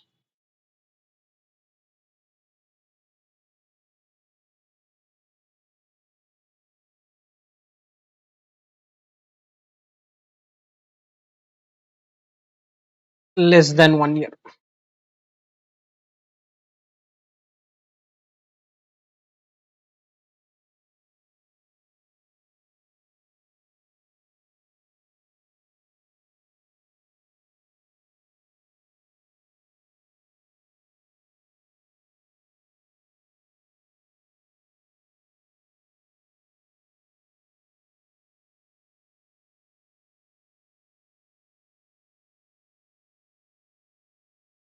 Clear? Next, what is the basic principle to be kept in mind? Okay, I explained this only. The basic principle is short term financial needs should be met from short term sources, long term, medium term from medium term sources, okay, long term from long term sources. So if you need money for long term purpose, please take a long term. What is long term? Buying a land and building, buying a plant and machinery. What is short term? Buying some inventory, because inventory will keep rotating. So the basic principle is you will have to take money based on the need. Based on the need. Short term financial need should be met out of short term sources, long term financial need from long term sources, medium term from medium term sources. Also, one more thing which they are talking about is stage of development of business. Some of you would have heard about a startup, a term is startup. Startup is one which is having a lot of uncertainty. So normally a startup will not take any borrowing, will not take any borrowing. See, when you are doing really well, that is when you want to take borrowing. When you are stable, you can take borrowing. When you are unstable, when you are in a unstable situation, that time you don't want to take any borrowing. You don't want to take any borrowing, because taking a borrowing can become tricky. Taking a borrowing can become tricky. So what they are saying is early stage, high uncertainty, you just want equity. You just want equity. That is also angel fund. High to moderate uncertainty, again you want equity. As uncertainty goes down, you are ready to take debt. And if you are having low uncertainty, you are okay, because see, point is, when you take debt, you have to pay interest. When you take equity, you need not pay anything. You need not pay anything. So for debt, if my business is not doing well, how will I pay? And startup, most of the not even startup, you look at most of the companies, e-commerce companies, they are loss making still. Even the bigger companies like Ola, all that are loss making, and they are not worried, because they have only equity in the balance sheet. They have only equity in the balance sheet. They are not really worried about paying the obligation. So depending on the, so an MCQ may come saying that the company is currently getting set up, there is a lot of uncertainty on the future business performance. Which is the right source of fund for this company? Option 1, equity. Option B, debt. Option C, Angel fund. Option D, venture capital fund. What is angel fund and venture capital fund is, I think I'll discuss it later. But angel fund is basically, normally there's something called as, someone called as an angel investor. He's a person who's ready to take a lot of risks. He's a person who's ready to take a lot of risk, normally from the friends and family of a person, are big investors. Like for example, Ratan Tata, he's an angel investor. He would have invested in 200 different businesses. If you have watched a Shark Tank, there whatever investments are happening, those are technically like angel fund investments. They are investing at very uncertain state. They are making investments at an uncertain state. So if you have more uncertainty, you want equity. As uncertainty goes down, you're ready to take debt, and this can become an MCQ for you. Now, right, principle while selecting financial sources.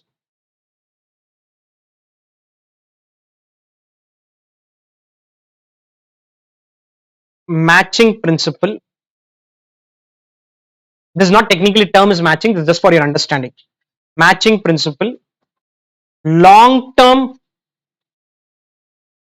financial needs met out of long term sources. Long term financial needs met out of long term sources, and short term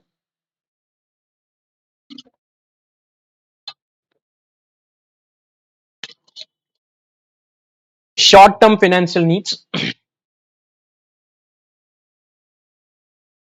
met out of short term sources.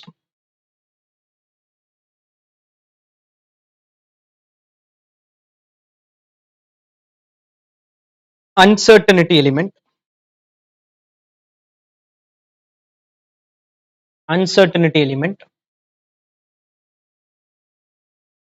High uncertainty equity.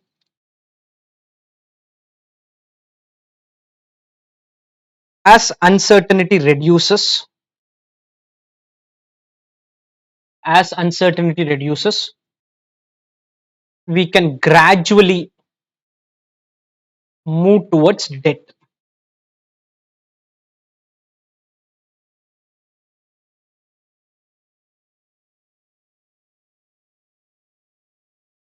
You're starting a new business where there are a lot of uncertain elements are there, don't take any borrowing. Borrowing doesn't make sense there. You need equity money only. So you need to go to a person and somehow get equity, then only you can do an uncertain business. When things are doing really well, you take a loan, no problem. Any doubts on this? Done.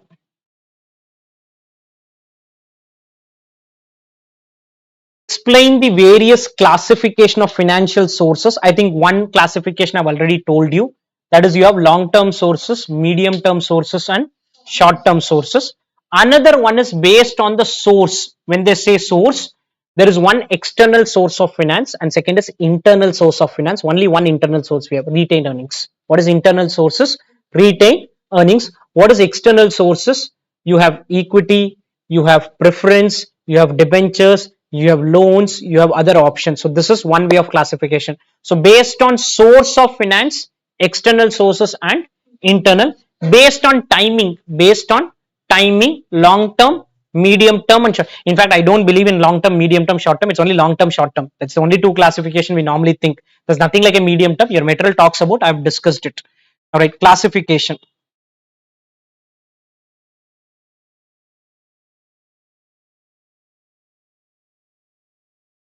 Classification of financial sources based on source, based on source, internal source, in bracket retained earnings, and external source, equity, preference, debt, loans, etc.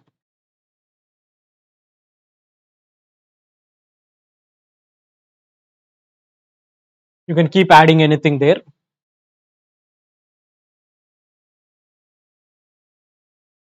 based on maturity profile, based on maturity profile, long term, medium term, and short term source. Long term, medium term, and short term source.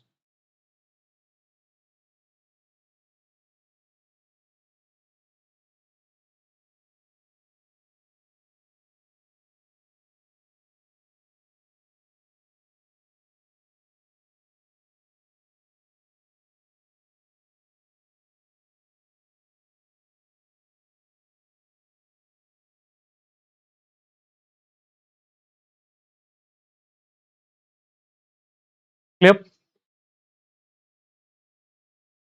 In that, the first source we are going to talk, as I said, I'll talk about equity, I'll talk about preference, I'll talk about debt. Has a lot of subcategories. I may not discuss everything because I think it runs into multiple categories. I'll just broadly give points. Okay, first is equity. What are advantages, what are disadvantages? Let me first broadly discuss it and then we see what are the points. See, equity is one permanent source of capital. Others are not permanent source of capital because equity does not have an end date. Others you may have to repay. So that is the most important advantage of equity because it's a permanent source of finance. Also, I have the flexibility. I also have the flexibility in paying dividends. Business does well, pay dividend. Business is not doing well, no need to pay dividend. So most of the times you will have to see any source of finance which we are analyzing, is there a flexibility in this or not? This flexibility is only there with equity. There are certain disadvantages. When I did WACC, I would have told cost of equity is always higher than cost of debt. That's because these guys taking more risk. They want more return. So that is from a cost angle. From a cost angle, it is a costlier source of finance. Also, I don't get any tax benefit. If I raise debt, I do get tax benefit. Here, I'm not getting any kind of tax benefit also. That also increases the cost angle which is attached with the equity. Permanent source of capital. Equity shareholder are practically owners of the company. They are entitled to dividends after the income claims of other stakeholders. These are all known to you, nothing new. If there's something new, that only I'll explain. The risk which they take is usually the highest, and they provide a security to other supplier of funds. For example, I want to take a loan. Bank will say, how much money are you putting from your own pocket in your business? Tell me that first. If you put money, then only I'll put my money. Bank will not give a loan. You cannot go to a bank and say 100% you give. They'll not give a loan like that. They'll say we will give you 80%, 60%, 50%. You put your money also. If you are not putting your money and only our money is put, you will have no interest in doing that business properly. So it is a permanent source of finance, increases the financial base because if equity goes up, I have the ability to take other things. Flexibility in paying dividend, and if I want more money, I can raise it through rights issue. Cost is higher. Cost is higher. Investor find ordinary shares riskier because of uncertainty. This is from an investor point of view. Both are interlinked. High risk, high cost. Because it's riskier, it is cost. Okay. Other things I wanted to talk about is this control part. Many a times I do not want to issue equity. Reason is I am the 100% owner of this company. If I give equity to someone, my 100% will become 95, 90, 85, 80. So there is a dilution of control and ownership which happens in equity. Others. So if you look at from a cost angle, equity is bad in cost angle. Preference is medium. Debt is the best from a cost angle. Dilution of control. Equity is again worse. Equity is worse because you have a dilution of control. Others you do not dilute your control. But equity gives the flexibility. Others do not give the flexibility. Equity is the permanent source of capital. Others are not permanent source of capital. So, and from an investor point of view, equity is very risky. Others are not that high risk. Others are not that high risk. Clear? Any doubts on this? All right. Equity capital.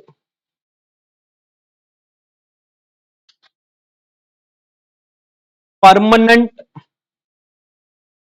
source of capital, permanent source of capital,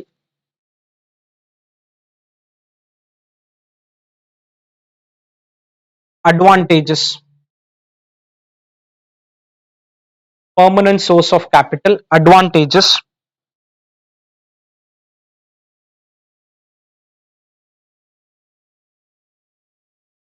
permanent capital,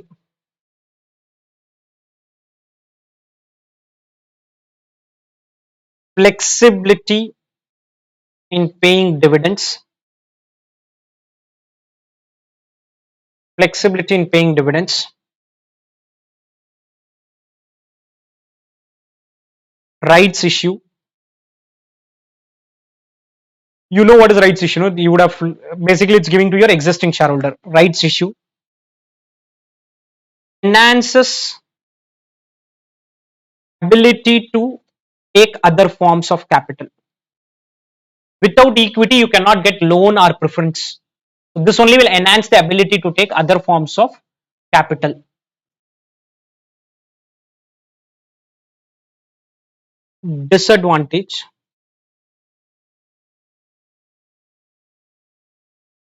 dilution of control. That is, you have to give your control to someone. Control and ownership. Dilution of control and ownership. Your ownership will go to someone else. A part of it.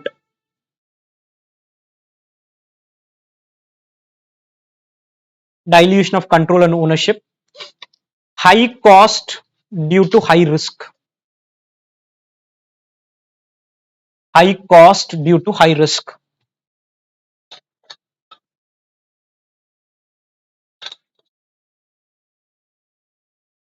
Because it's considered risky, your cost of capital is also on the higher side.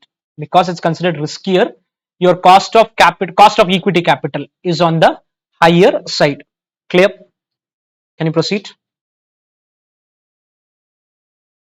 Then comes preference. I don't know why at all this is there. I don't know, because preference as such is practically least used form of capital.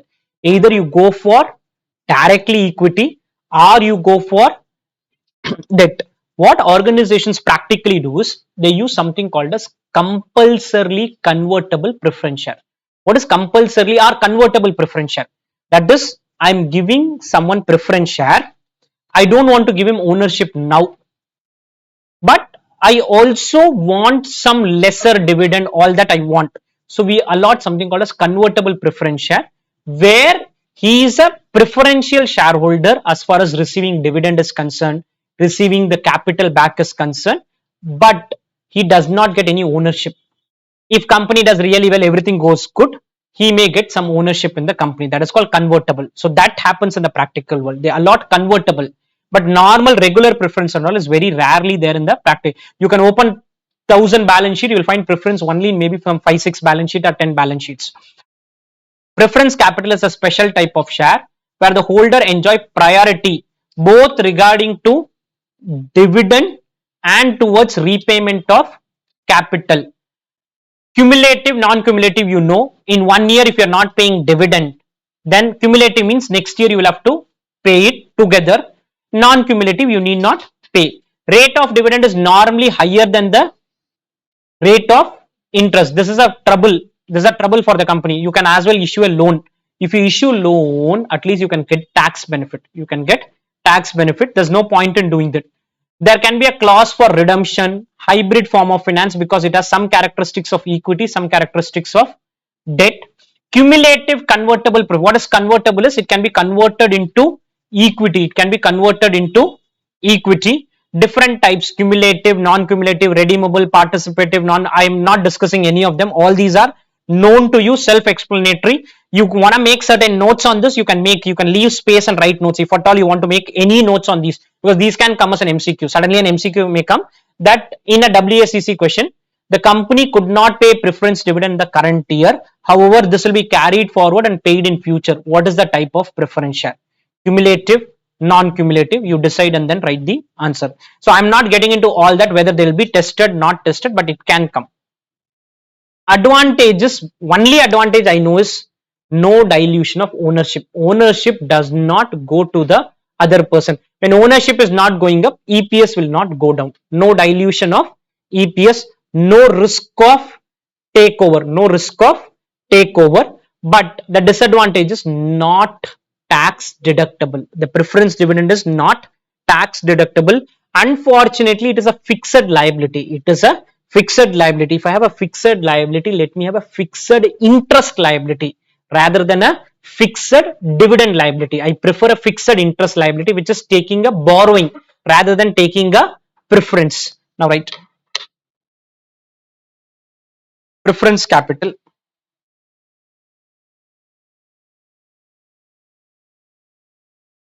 enjoys preferential rights over equity shareholders,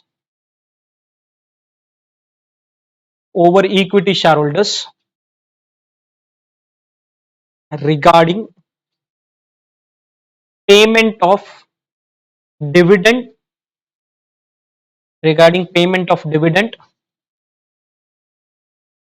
that is dividend payment is prioritized first for these guys, and repayment of capital.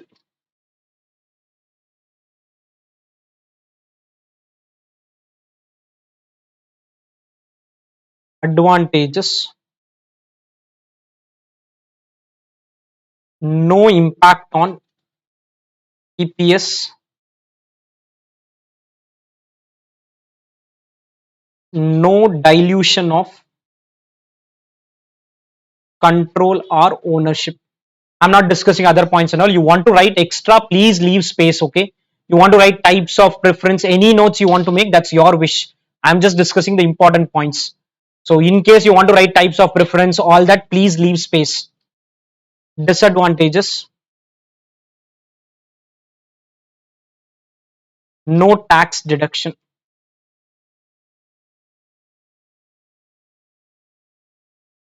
on dividend,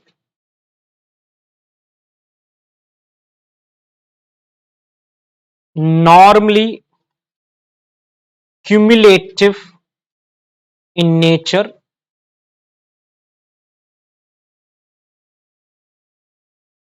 and hence preference dividend will have to be paid later, will have to be paid in later years in case of loss. Equity dividend, we don't have all this. There's no concept of cumulative, non-cumulative and all.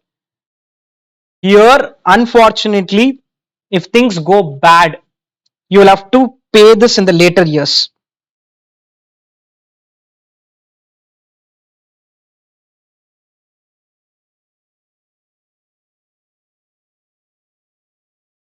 Clear? Any doubts on this?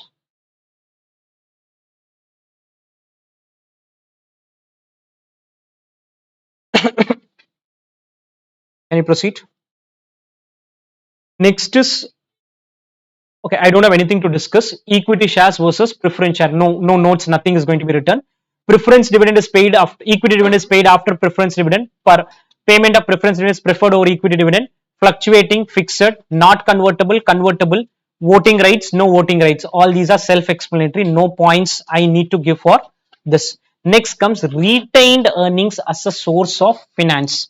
Now, many organizations use this as a critical source of finance. What is retained earnings as a source of finances? One of the financially doing really well company, Microsoft, did not pay dividends for a lot of years. Reason is very simple. They felt they can retain that money and earn more returns on them. Earn more returns. If you remember, growth rate had a formula, ROE into retention ratio. If you retain more, your growth rate will go up. So if an organization has potential for growth, they mostly would want to retain the money. They mostly would want to retain the money. So retained earnings becomes a critical source of finance. It also has certain advantages as compared to equity capital, because when you raise equity capital, You can have all those extra costs like your flotation cost and all. So if I am paying dividend in one side and later on I tell my equity guys that I want to raise money, can you give me back? Doesn't make any sense. For that matter, let me keep the money in my business. So long term funds may also be provided by accumulating the profits and by plowing them back into business. Such funds belong to ordinary shareholders, increase the net worth, must plow back a reasonable amount of profit, keeping in view the legal requirements and own expansion. They entail no risk. Further, control is not diluted. Though there is no risk, no dilution, there is also a cost for retained earnings, which we learnt in WACC chapter. Because why there is a cost of retained earning? Because the equity shareholders are telling you retain my money, you pay me more now in the next year. You pay me more in the next year. And we said cost of retained earnings is equal to cost of equity. That is what we used to do in most of the problem. The reason is very simple. If you're retaining any money which is retained by the company is indirectly my money at the company end. Whatever profits they are making, ideally they should pay me. They want to retain, I have no problem, but then they have to pay me more in future years. That is what expectation is. Now write retained earnings.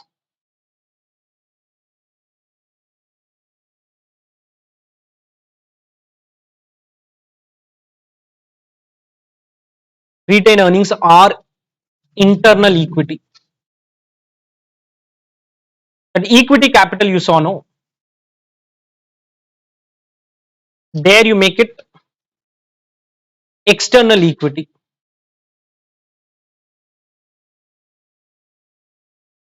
Live online friends, you're able to hear me? You guys confirm? Hello? Yes, sir, we are able to hear you. Okay, okay, okay. Retained earnings are internal equity. That equity capital was external equity. That was the external equity. Now, internal equity, permanent source,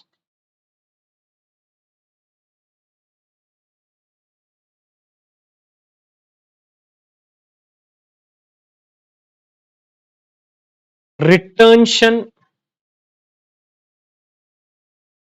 of reasonable amount, retention of reasonable amount, and aid in future growth. Retention of reasonable amount and aid in future growth. The future growth aspects can improve if you are retaining money in the business. No dilution of control, no extra cost.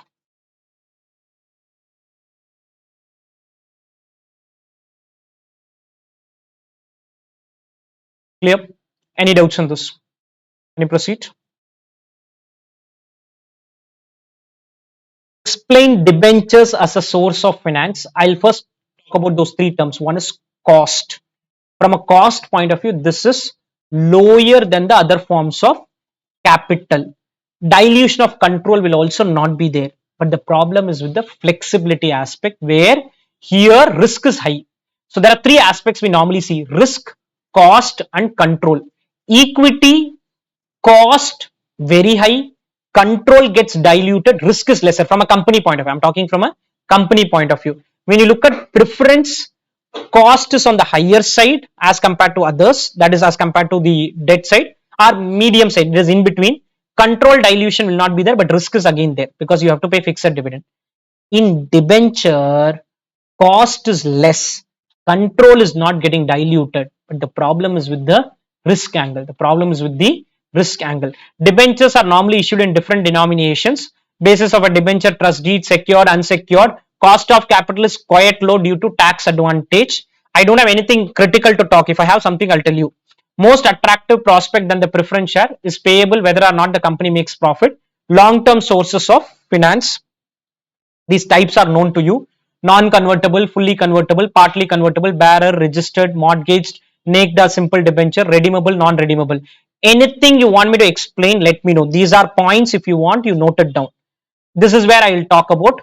Cost is lower, no dilution of control. Debenture issues advantages in period of raising prices due to fixed interest outgo. This is not a very good point, but I'll explain what they're trying to say. What they're saying is, if prices are going up, your sales will go up, cost will go up, profits will also go up, but interest is fixed. But practically, when prices go up, what does it call? When prices go up is called what factor? What is the name? Inflation. And if inflation goes up, interest rates go up.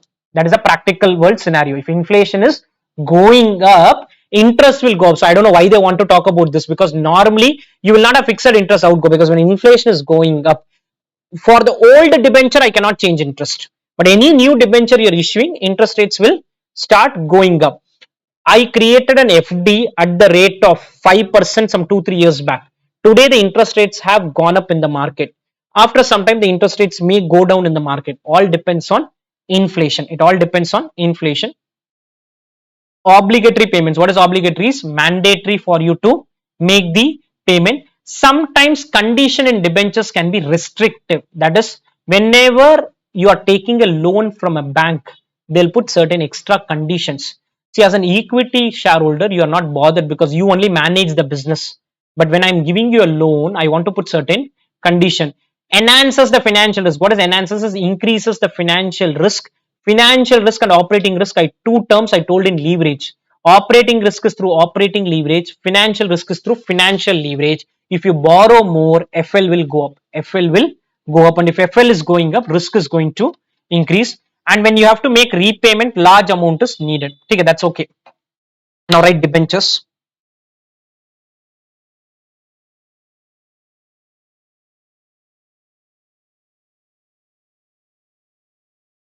I'll directly write advantages and disadvantages. I don't have anything to say. What is debenture and all is known to everyone.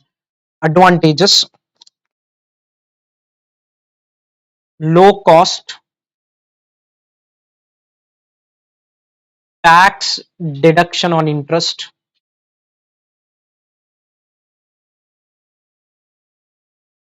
no dilution of control.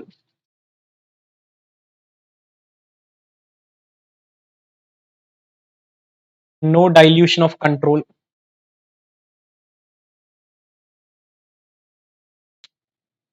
Disadvantages: fixed payment, increase in financial risk,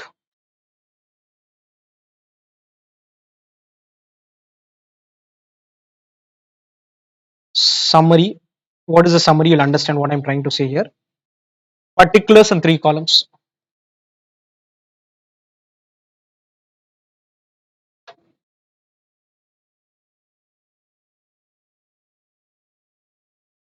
Particulars, equity, difference, debt, risk, cost, control.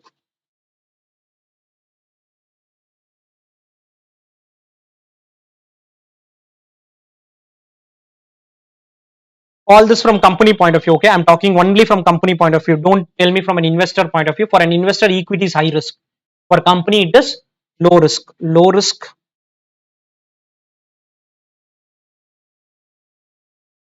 high risk, high risk. Preference, you can even say moderate risk, but here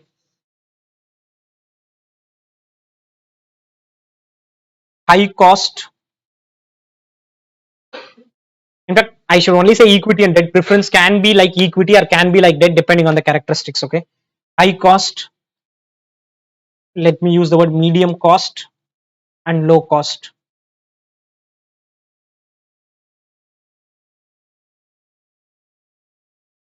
Dilution of control. No dilution.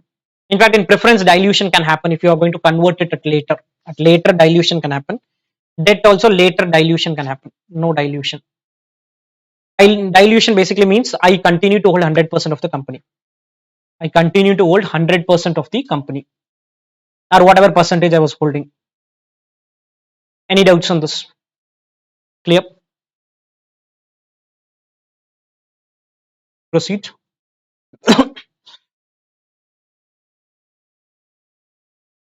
Okay.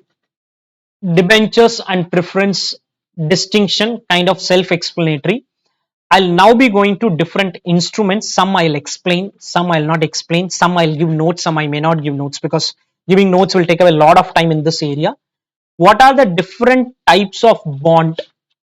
I see this can come in exam, okay? You can kind of mark them critical. MCQ, I'm just talking from a context of MCQ. Callable bond and puttable bond. Let's understand what is callable bond and puttable bond.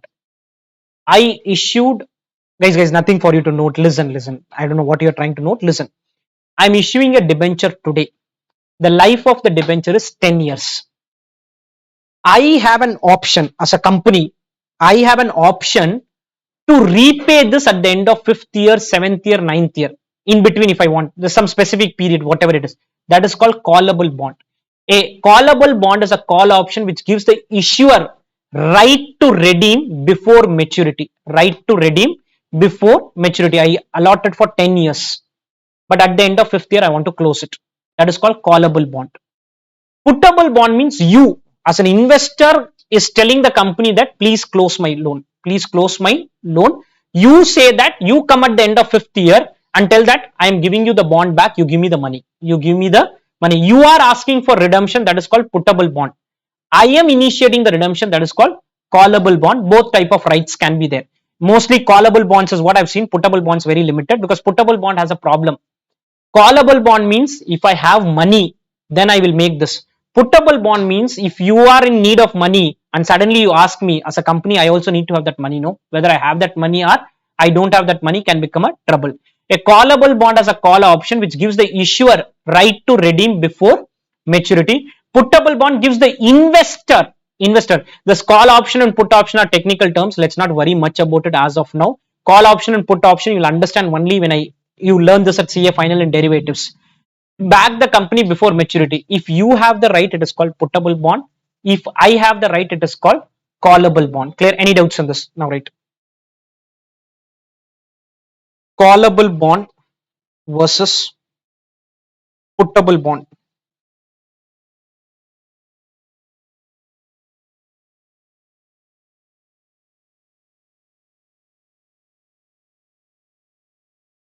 Issuer having the right.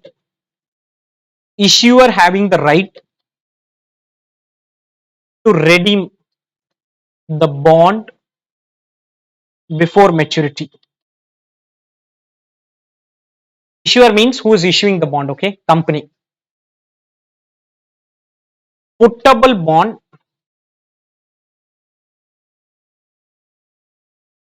investor having the right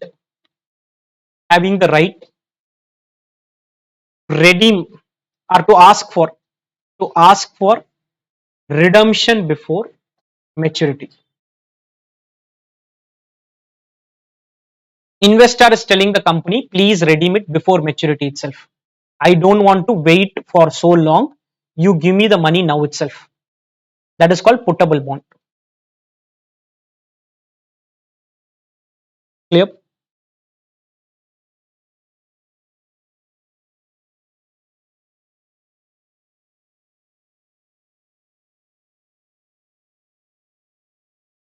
Sir, Yep. sir, if the investor asks for redemption before maturity, what if the company has no funds to redeem it, sir? There's nothing like that. No, if it's a puttable bond, the company has to make arrangements. And if the company does not have money, then it is liquidity problem, which can even happen in a normal scenario. On the maturity also, company may or may not have money. No, so company should do all those planning. Clear? Okay. Okay. Next is foreign bonds. They have given multiple category. I'll quickly discuss some of the important ones. Okay. I may not give notes on this. Foreign currency convertible. One, foreign currency means it is non-INR from an India point of view. Okay. Convertible means it can get converted into equity. It can, which can be optional or compulsory. Optional or compulsorily convertible. Plain vanilla bond. What is plain vanilla bond? Is the term vanilla basically means no special things. If you take a normal loan without this callable, puttable, conversion, nothing extra is attached. That's called plain vanilla. Issuer would pay the interest along with interest. These type of bond does not have any options. There's nothing like extra add-ons here. No extra add-ons. Convertible floating rate notes. Practical world, we have two types of bond. One is called floating bond. Second is called fixed bond. Floating bond or floating loan is what normally is there in the India's context. That is, you go to a bank and take a loan. They'll not say loan interest rate is 7%. They'll say loan interest rate is MCLR plus 0.5% or MCLR plus 1%. What is this MCLR? Marginal cost lending rate for the bank. So they will give some reference. In economics, you could have learnt about certain terms like RBI fixes certain rates. So you can use that rate, and on top of that, you can say a percentage. So floating rate are those loans where the interest rates can change if RBI changes the interest rate. Fixed rate bonds are those where interest rates do not change. Convertible floating rate has the option for the holder to convert into a longer term debt with a specified coupon. That is, I issued a floating rate loan. I issued a floating rate bond. Note is loan, okay? I issued a floating loan. Interest rate started going down. I'm now worried because when interest rates start going down, my income will go down. So I'm telling the company that I'm converting this into a fixed bond. I'm converting this into a fixed bond. I'm not sure how much you can remember in this because there are different categories which are given. I'm not giving notes on this, but just understand the structure. Floating bond means the interest rates will keep changing. Fixed bond means the interest rates will not change. I'll be happy when interest rates go up. I'm happy with the floating bond. I'm happy with the floating bond because interest rates going up, my income is going up. But I'm unhappy when interest rates go down. Protection against falling interest rate. Drop lock bond, same as what convertible floating rate bond is doing. The only thing they are saying is drop lock bond is for a shorter period, floating rate bond is for a longer period. You can read all this later, just understand the context. Okay, don't keep reading now, just understand it.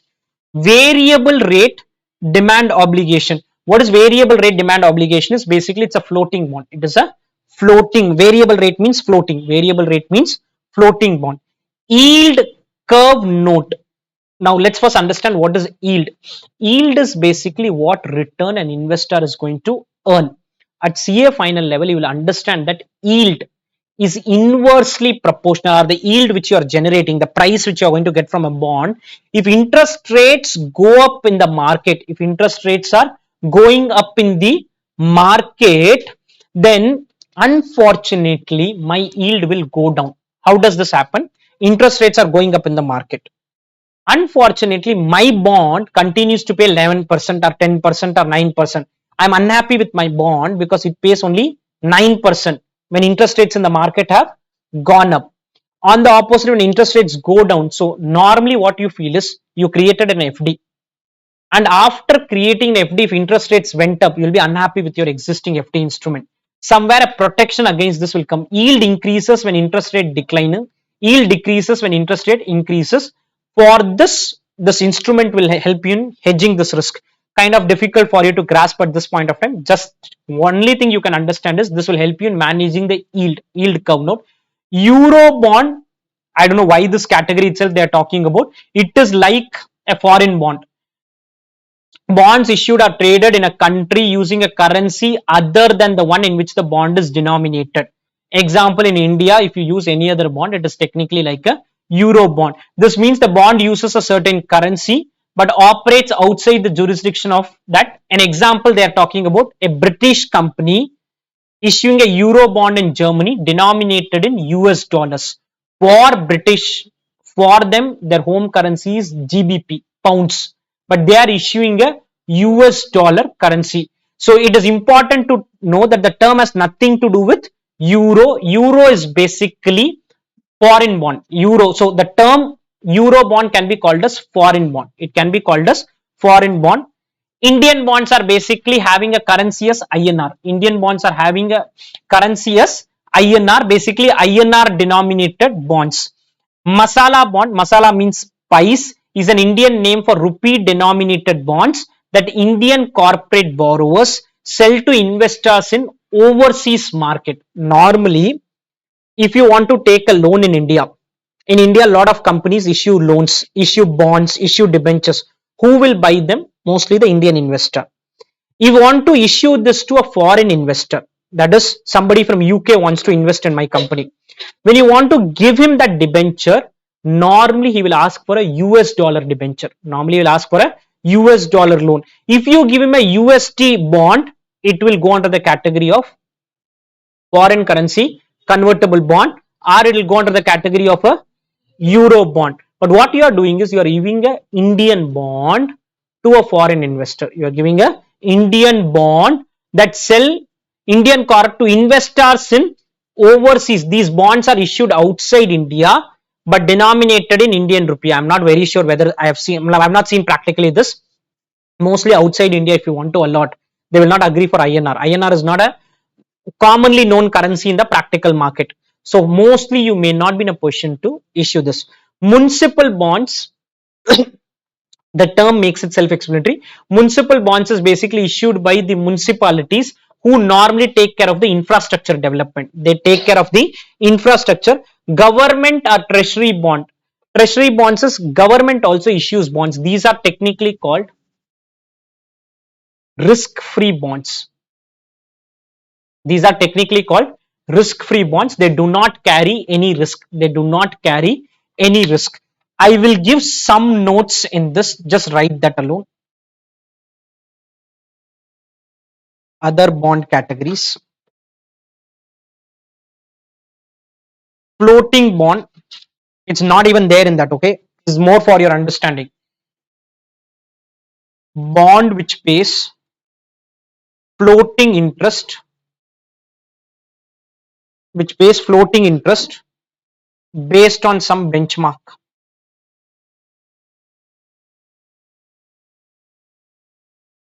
Interest rate will change when benchmark changes. Interest rate will change when benchmark changes.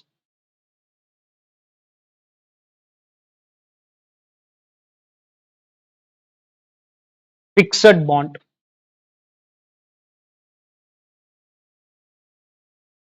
Bond which pays fixed interest.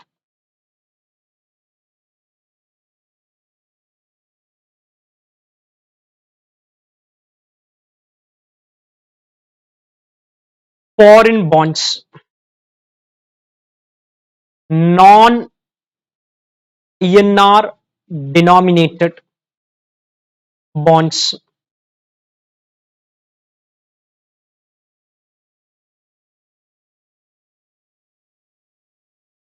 Masala bonds. This non-INR foreign bonds, I'm not sure if you'll have a space. The other name for this is Euro bond. Euro bond is nothing but it's a, for India context, it's non-INR. Okay. For a US country, it is non-US USD.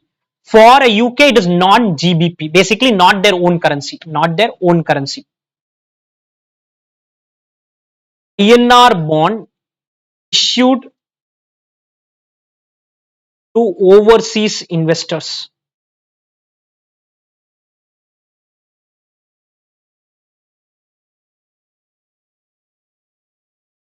Issued to overseas investors. Treasury bills. Bonds issued by government. These are risk-free nature.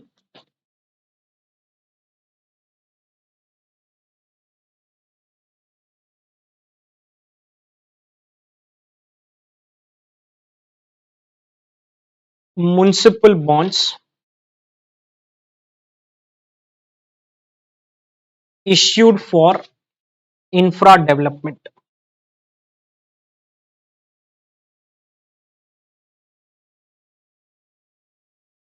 Basically, different municipalities would issue this. These are divisions or departments of the government, and this is for infrastructure development. Clear? Question 11. What are the financial institutions from which loan funding can be arranged? I don't see this to be any discussion related question. No notes will be given on this. Basically, there are certain financial institutions from where you can take a loan. IFCI, SFC, IDBI. So multiple financial institutions are there. So from where you can take a loan, the domestic ones and the international ones have been mentioned there. How can loans from commercial bank be used as a source of finance? What do you mean by commercial bank? You would have come across the term. What is the meaning of a commercial bank?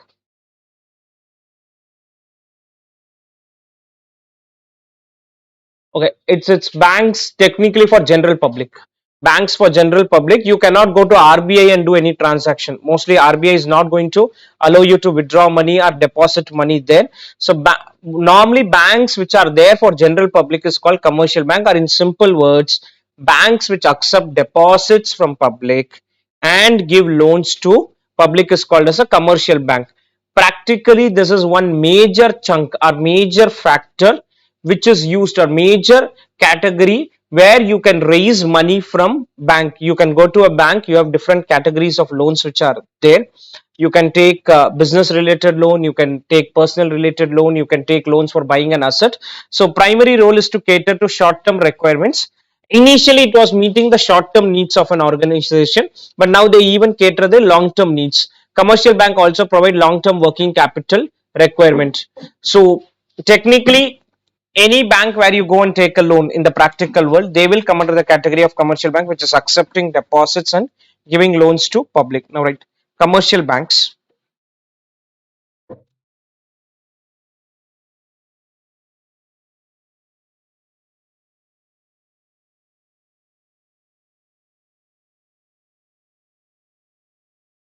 caters to short term requirements as well as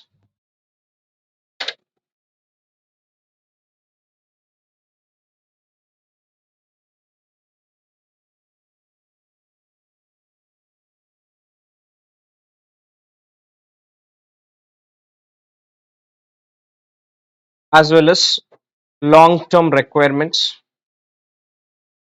of businesses.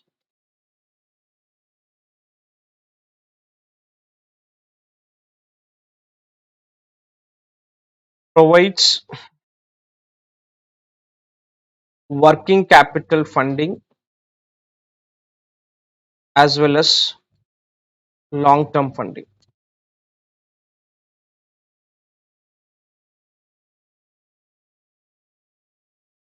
Working capital funding as well as long term funding.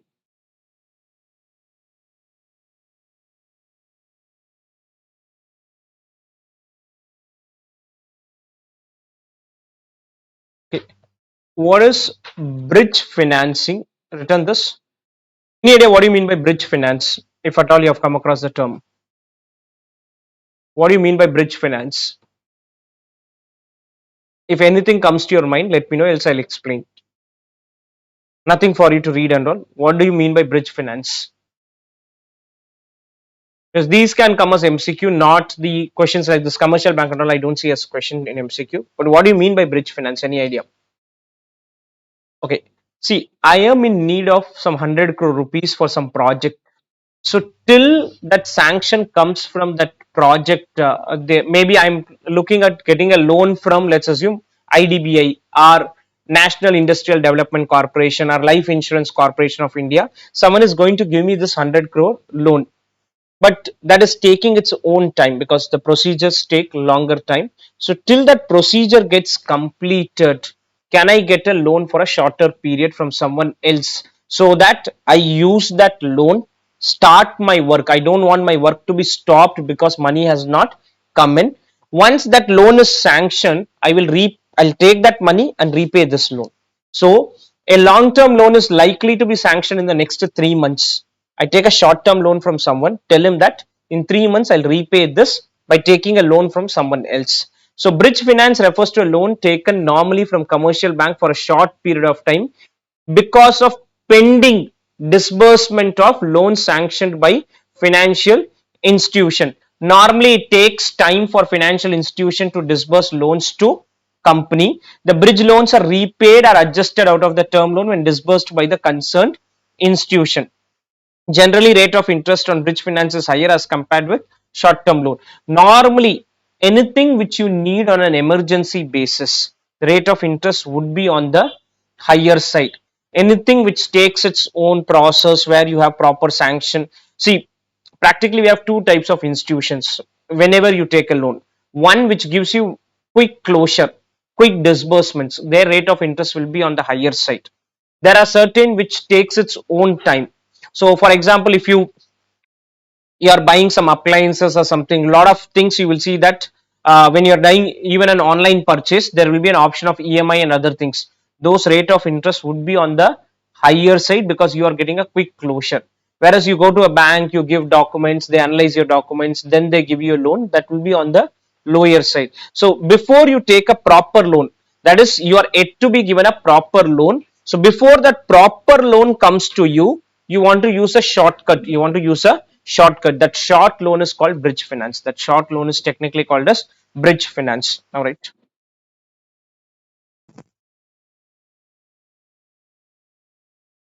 This can come as an MCQ somewhere.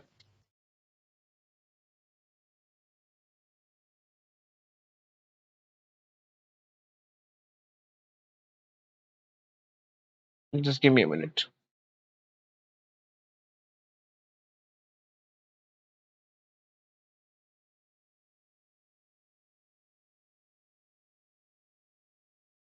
Okay. Bridge financing. Bridge financing is a short-term loan. Is a short-term loan taken pending disbursement of a long-term loan already sanctioned. Already sanctioned or slash likely to be sanctioned.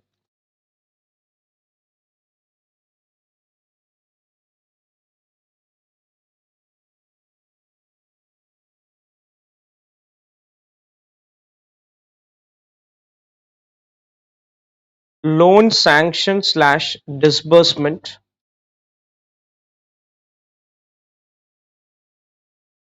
is time consuming process.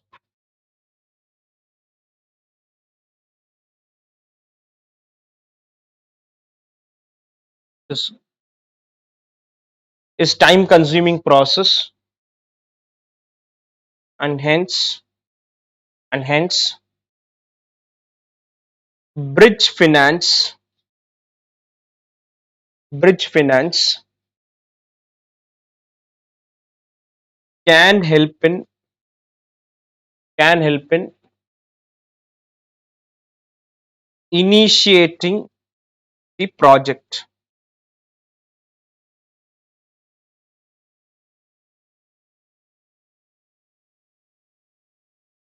Initiating the project.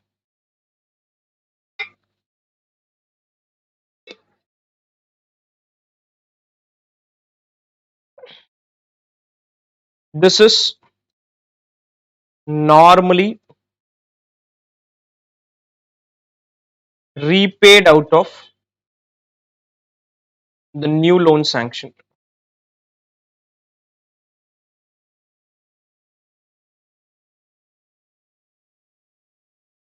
Whatever that new loan is going to come, the long term loan, repaid out of the long term loan sanction.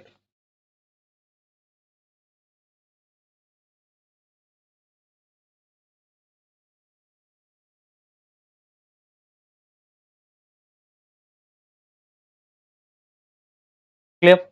Can you proceed? Any doubts on this? Okay. Explain the characteristics and methods of venture capital financing. See, uh, venture capital as such is a very lengthy topic, very simple kind of a discussion. In fact, in venture capital, there are multiple stages of venture capital financing, something called a stage 1, stage 2, stage 3, stage 4, stage 5, stage 6. The stages are nothing but certain businesses are pre-revenue. Certain businesses, the concept is finalized. Certain businesses, your revenues have started coming in. Certain businesses, the brand has established. As the business reaches next stage, for example, today I just have an idea. I have no product, nothing is there, but I have an excellent idea. This is the stage one. I'll go to a venture capital partner. I'll explain him the idea, saying that I want to work on this idea. For example, I want to introduce a new variant of a car. Altogether, no, new, nothing is there. It's not there in the market as of now. So I have this idea. I'll go to a venture capital guy saying that this is my idea. I want to work on this. Give me some money. So he will initially give me money for R&D purpose. So that money I start. That is stage one.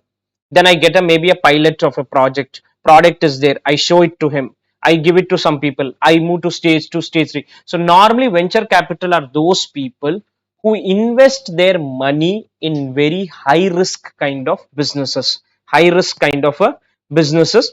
As risk goes down, their return expectation will also go down. So it's a form of finance where venture capital invest in equity or debt. Why equity or debt? If you're in stage 1, it is equity. As you move towards more certainty, more business clarity, you will now getting debt from inexperienced entrepreneur who undertake highly risky venture, who are going to take highly risky venture. See, practically if a venture capital guy puts in 100 business, 50 to 60 will fail, 40 will only succeed. Whatever is succeeding, that if you put 100 rupees, it can even become 1000, 10 times, 20 times, 30 times. That's the scope normally. That's how these guys make their investments. They are thinking that in 100, if even 10 works, that is sufficient for me to recover the loss which I'm going to have on the balance. It is basically an equity finance. It can be viewed as a long term. Apart from giving money, these guys are very well known in the marketplace, so they will have contacts with a lot of people, so they can also provide you those contacts which can help you. I'm not sure if you have seen the Shark Tank. Whoever is there in those judge panel or whoever is there as part of the sharks, then not only give money, apart from money they're also going to give you contacts, they're going to establish certain relationship for you. So networking and management expertise will also be given by them. Now, mode of financing, you can initially start with equity, or the best one I'll explain is this one, participating debenture. Such debentures carries charges in three phases. In the startup phase, no interest is charged. I don't want to charge any money because you are at the beginning stage. Next stage, a low interest rate is charged, and then you reach a stage where high interest rate is charged. That is if you are giving a debt. Otherwise, you can also give equity, where in equity the reason is very simple. Why I am giving equities? I do not want the pain of paying interest or anything, because initially I will not be able to give anything. As later things become better, I can start charging the, I can start expecting dividends, or I can have an exit from that venture. Conditional loan. What is conditional loan is, in this case, the loan is repayable by paying something called as royalty. What is royalties? As you do sales, a fixed percentage of that will have to go to the person who is providing you a loan. Normally, interest will not be charged on that. You are not going to charge any interest on that. You are planning to recover money in the form of royalty. Then income note is combination of both conventional loan and conditional loan. What is conventional and conditional loan is, you will have to pay interest as well as royalty. Why both? Both will be at slightly lower rate. I'm planning to keep it at lower rate. See, if you ask me to give a loan, nobody will give a loan in the practical world at less than maybe 10% type. 10% is currently okay kind of interest rate, or even bank if you go 12-13%. But I want a loan at 3% or 2%. So if you want a loan at 3 or 2%, the venture capital guy will say, I'll give you a loan at 3%. You also pay me a royalty. You also pay me a royalty. Then I tell him, I am not in a position to pay any interest. Then he says, pay only royalty.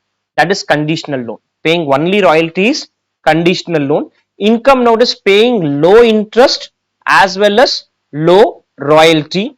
And participating debenture is, as you move towards certainty, rate of interest will keep going up. Now, right, venture capital financing.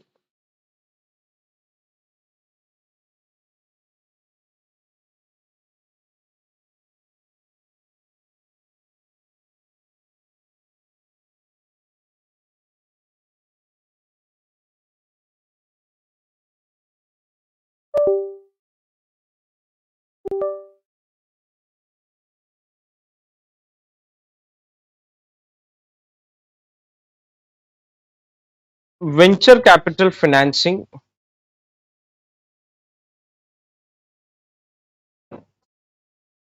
involves involves equity slash debt financing,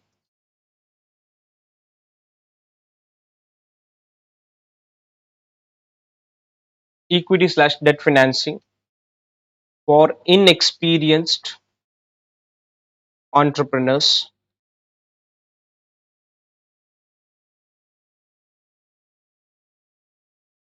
inexperienced entrepreneurs having a new idea.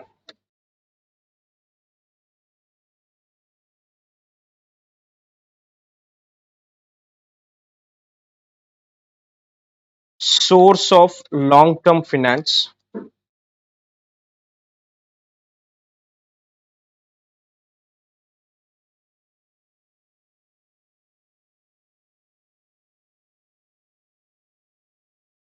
VC partners, source of long-term finance, VC partners also assist in management,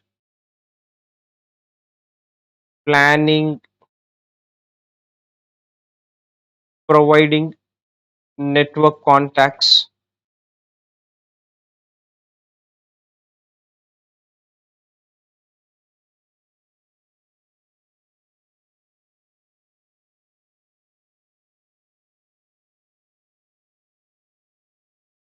types, equity financing. You know what is equity financing, so nothing needs to be explained. Conditional loan,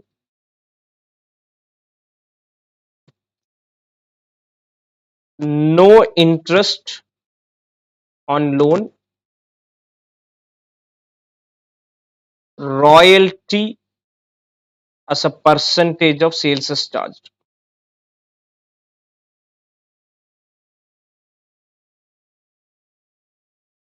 Royalty as a percentage of sales is charged.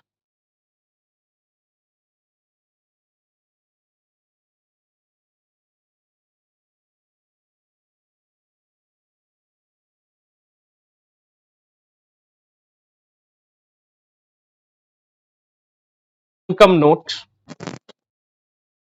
income note, low interest on loan plus low royalty.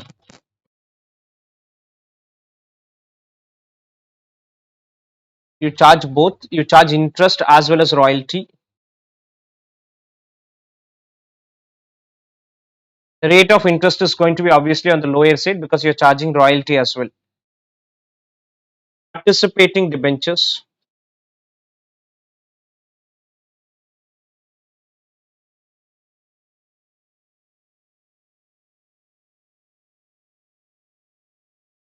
no interest during initial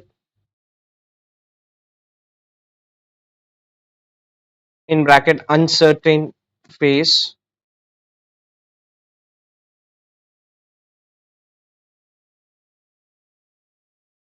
As business gets established,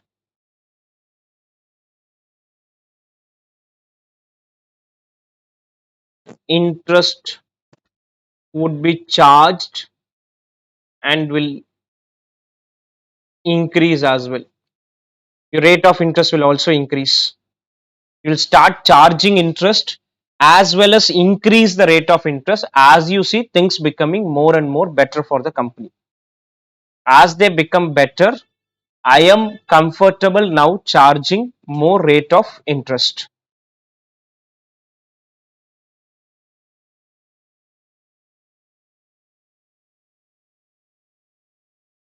Clear? Can you proceed?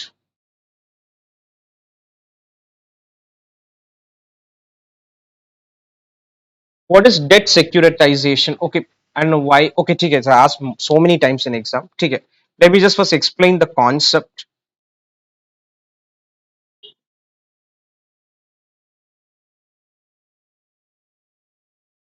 Assume ICICI Bank,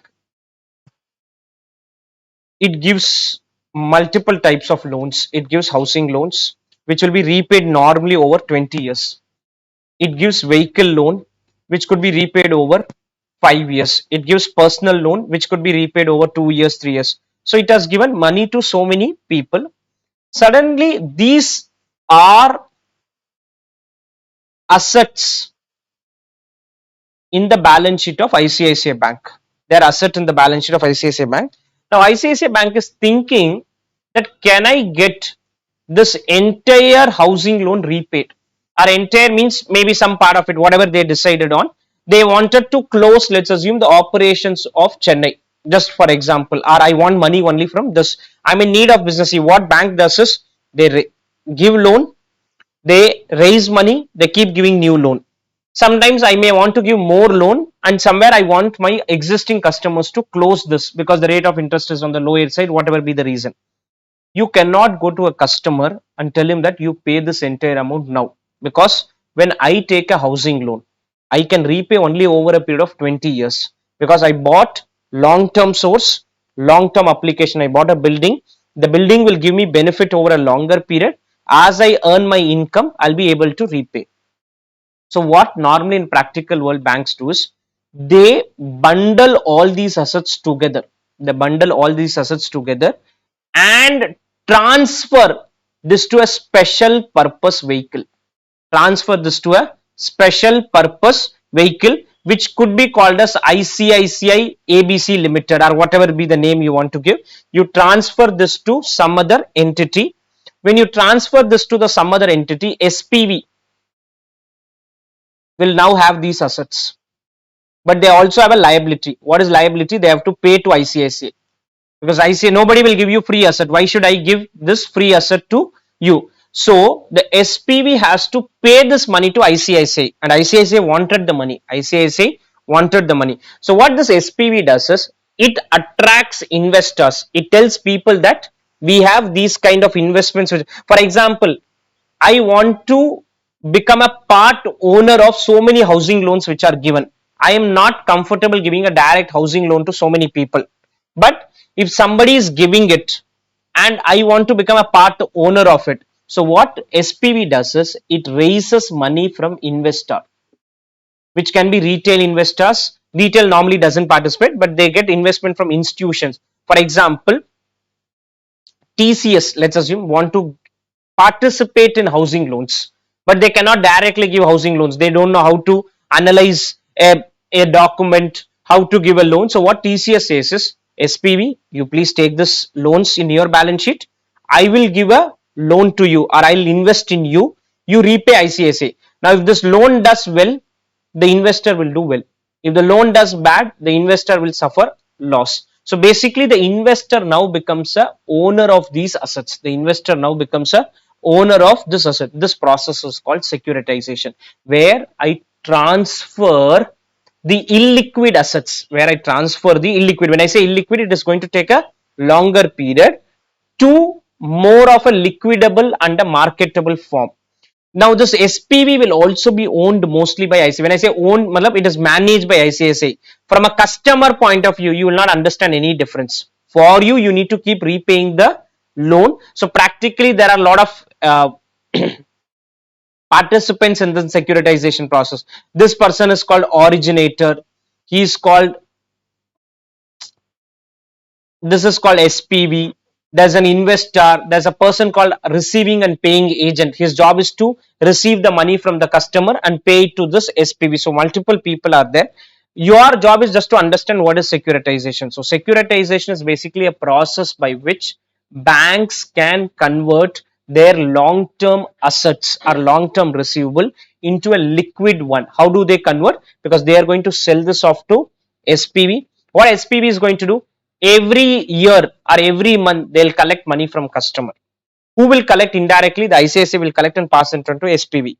What SPV will do with that money? They will pass it on to investor. They'll pass this on to investor. So I am indirectly becoming a part owner of all these housing loans, commercial loans, vehicle loans, all these given by ICICI. I'm comfortable with this, but I cannot directly give loans. I cannot directly give loans. Securitization is a process by which illiquid assets are pooled into marketable securities that can be sold to investors. The process lends to creation of a financial instrument that represent ownership interest in those asset pool. These assets are generally secured by personal or real property such as automobile, real estate or equipment loans. Now this includes multiple things. Origination function. What is origination function is a borrower seeks a loan from finance company or a bank. You go to a bank, ask for a loan. So like that 1 lakh people, 10 lakh people, multiple people are taking a loan from bank. That is the origination function. Pooling function is I club them together and say that from my balance sheet I give it to another balance sheet. I transfer. The pool is transferred in favor of SPV, in favor of SPV, which acts as a trustee for investor. And then the securitization function where this the SPV is going to manage this. That is, the SPV is going to take care of getting the money from the borrowers and passing it on to investor. SPV will structure and issue securities on the base of the asset pool. The securities will carry a coupon, expected maturity, which can be asset based or mortgage based. These are generally sold to investors or pension funds, mutual funds, insurance funds. So these are the people who will normally participate in the securitization process. Why is ICICI Bank doing it is very clear. ICICI Bank is saying, I want to raise this money and give more loans. My job is to keep giving loans. So let me take this money back and I will give loans to someone else. So this leads to technically credit creation in the economy. That is, existing people loan continues. Indirectly, now what happens is a mutual fund or a pension fund or an insurance fund has given a loan to a retail borrower, which directly cannot happen. You cannot go to a mutual fund and ask for a loan. Mutual fund will not give you a loan. But in indirect way, this can come. What is the indirect way? Mutual fund gives it to SPV. SPV gives it to ICICI. ICICI has already given. So normally the first step has already happened. ICICI has already given to you. Then ICICI says SPV, can you take it and give the money? So then SPV takes it and gives money to ICICI. SPV tells mutual fund, can you take this and give me the money? So mutual fund gives it to the SPV. So this is a process by which credit gets created, and obviously banks want this because these are illiquid long-term loans. I want money immediately. So this is only the process by which money can be raised. Now, right, securitization.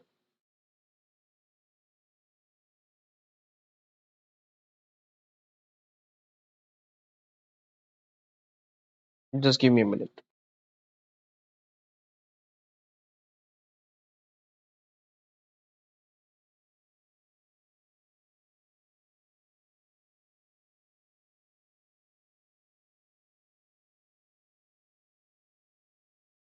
Okay, right. Put three things: ICICI SPV in between investors, ICICI SPV investors, whatever way is comfortable for you to understand. ICICI put a arrow mark down, loans to retail borrowers.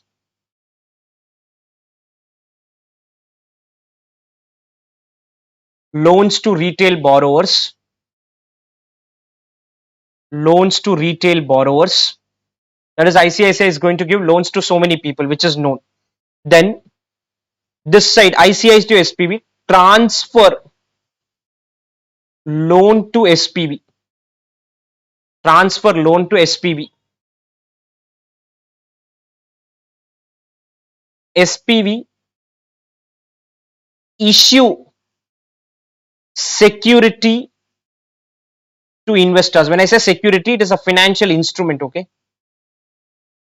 technically it's called PTC or PTS. All that's not needed for you. Issue security to investors.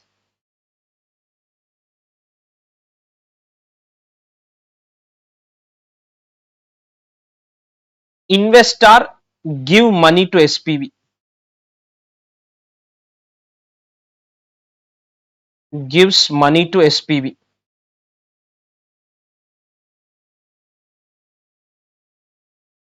and SPV gives money to ICICI. SPV gives money to ICICI.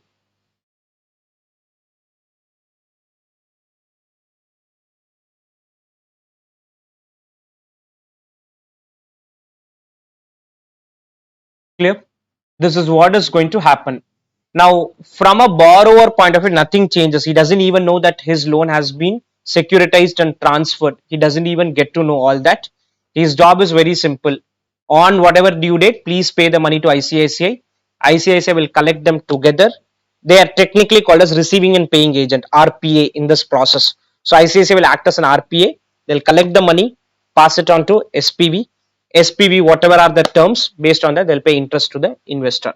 If any bad debt happens, then it depends what is the form of securitization. Is generally without recourse. Without recourse means if anything goes as bad, investor will have to suffer the loss. Investor will have to suffer the loss. With recourse means if the customer is not paying, SPB will tell ICICI Bank, this guy is not paying, you please pay me this money and you do whatever you want to do with the customer. Normally it is without recourse. In without recourse, what will happen is the customer, if is not paying, SPV through ICICI Bank will have to take legal action, all that they have to do.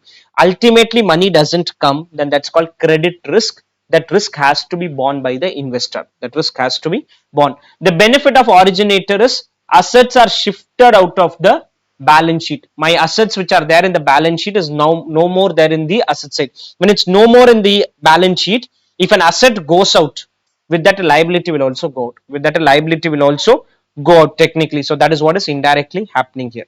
Now, right?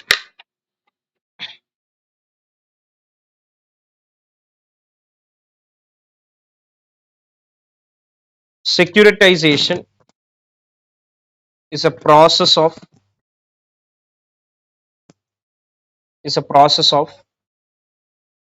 conversion of conversion of illiquid assets illiquid assets into marketable one.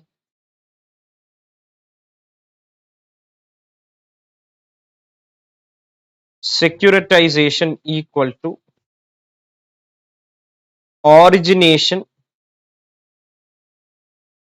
Securitization equal to origination in bracket giving loans to borrowers. Origination pooling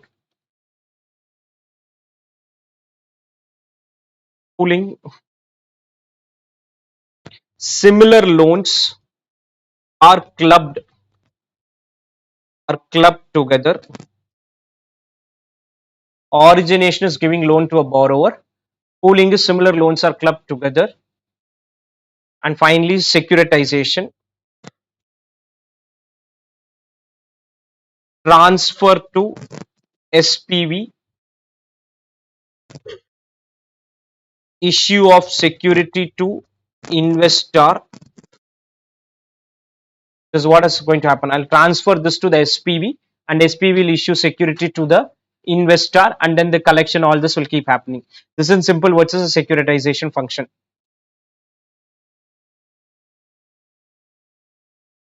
Securitize, it is normally non-recourse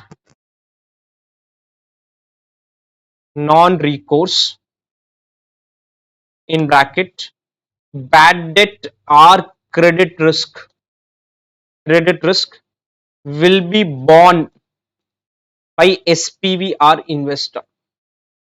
ICICI will say, my job is over, I have given it to you, you collect money, you enjoy it. You are not able to collect, you face that issue, don't come back to me.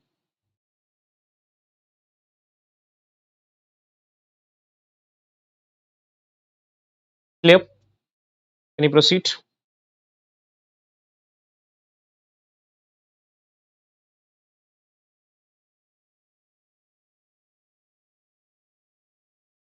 If things go good, the beneficiary will be, so basically I become a part owner, that's all. Indirectly I have given a loan to you. If you repay, I get the benefit. If you don't repay, I'll have to suffer the loss. The only thing is, it is maybe technically some thousands of loans together, so in that some will go obviously bad. But when you have 1,000 loans, maybe good number of them pay, some I suffer loss, so overall I still manage it.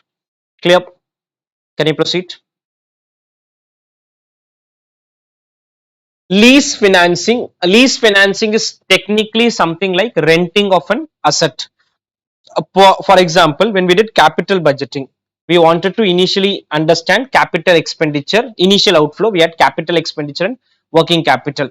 Most of the times the capital expenditure is on the higher side, so it becomes very difficult for a businessman to buy a lot of assets. That is where we go through something called as lease financing. Where did you learn about what is financing lease and operating lease? Did you learn about that in accounting? Financing lease and operating lease. So basically, leasing could be of two types, but in simple words, leasing means renting of certain asset. You are going to rent a certain asset. If that asset after the lease period is over is going to technically come back to me, or I am going to be the owner, or I am going to enjoy the risk and rewards of that asset, it is more like a financing lease. In operating lease, what will happen is, this asset ownership does not come to me, or I just use the asset, the owner continue to be the other party. Leasing is a general contract between the owner and user of the asset over a specified period of time. The asset is purchased initially by the lessor, leasing company, leased to the user. Lessor is a person who is the person who is giving the asset. Lessee is a person who is taking the asset on lease, which pays a specified rent at periodic interval. Leasing is an alternative to the purchase of an asset out of own or borrowed funds. For example, I want a car. You can buy a car, or you can take a car on lease. What are the types of leasing arrangement? You have an operating lease and financial lease. Now, in operating lease, the right to use the asset is given by the lessor to the lessee. You can use the asset, ownership still remains with the lessor. The ownership still remains with the lessor. The lessee gives a fixed amount of periodic lease rental to the lessor for using the asset. Lessor also bears insurance, maintenance, repair cost. Simple example, the building where I am sitting now, Bharadwaj Institute has taken this on operating lease. When I say operating lease, every month we pay rent. We are not owner of this. If anything, any issues there in the building, insurance, the owner takes care. We are not taking insurance. Any maintenance, small maintenance, we will do it. But any major maintenance or repairs we want, we will tell the owner. He is going to take care. He is the owner. He will claim depreciation. I cannot even claim depreciation. Financial lease. What is financial leases? Assuming I buy a car. I buy a car.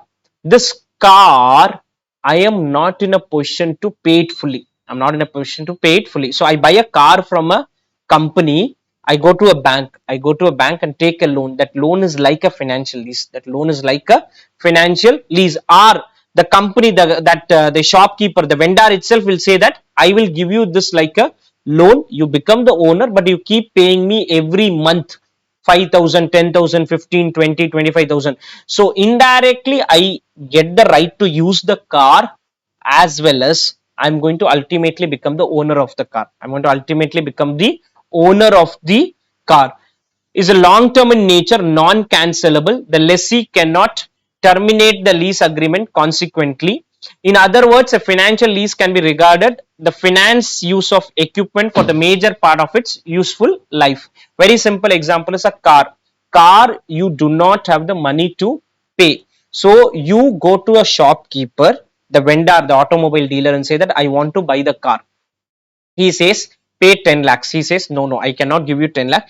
Every month I will pay you 25,000 rupees or 30,000, 40, whatever is the amount we decided. I'll pay you for 5 years. So this I'll keep paying, I'll keep using. I'm indirectly become the owner, but in case I stop paying, he will stop it and then take the car back. So operating lease, I do not ultimately get the ownership. Financial lease, ultimately we get the ownership. In simple words, you can see this. It is also called as capital lease, which is nothing but a Loan in disguise. You go to a automobile dealer and say that you want a car. He says you take the car, arrange for a loan from ICICI Bank.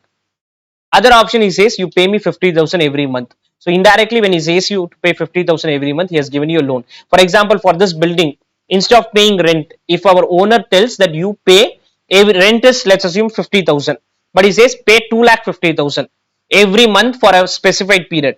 Then after that period, we will become the owner. We are going to become the owner because we are paying a higher amount.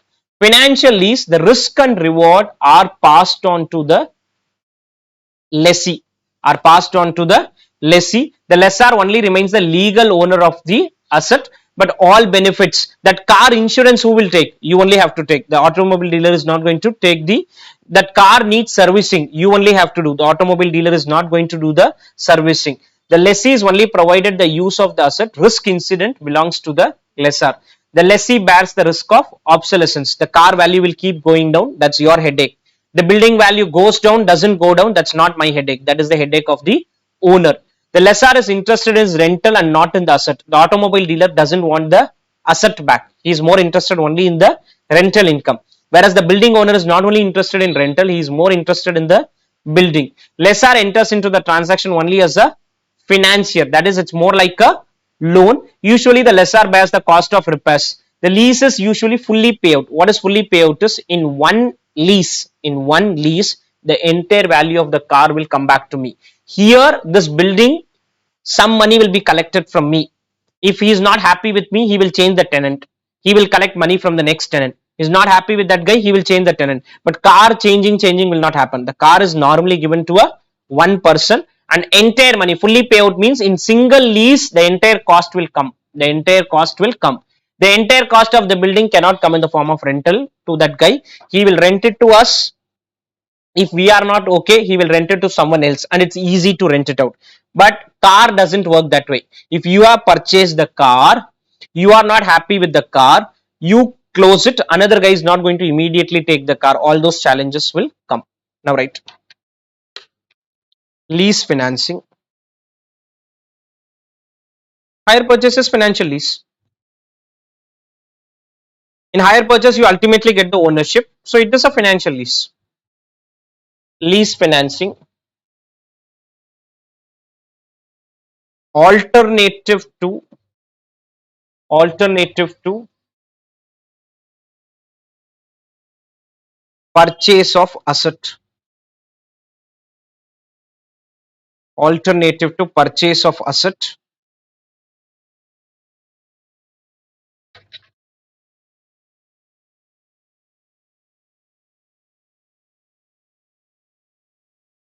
This can be called as renting of asset.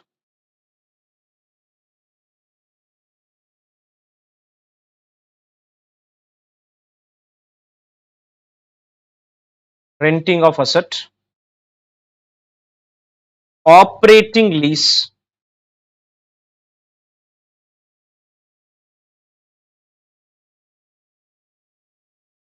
Lessee is only the user of the asset. Lessee is only the user of the asset.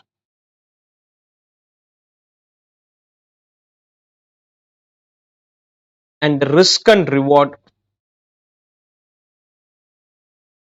our ownership stays with the lessor. Ownership stays with the lessor.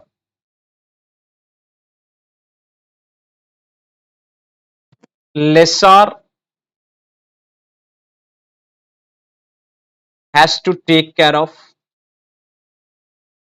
repairs, maintenance, etc.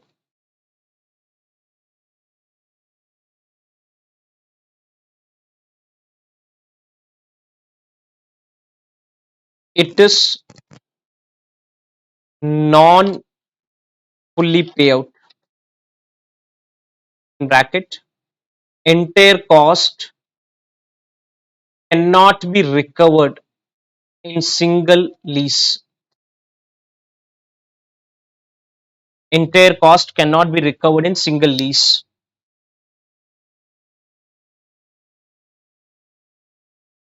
Financial lease,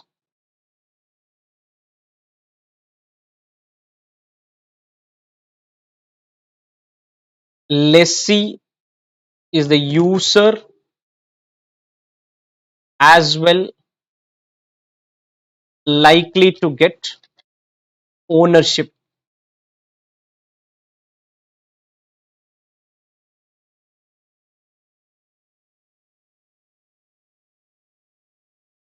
Normally fully pay out,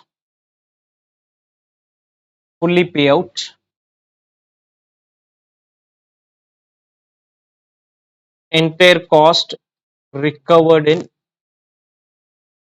single lease.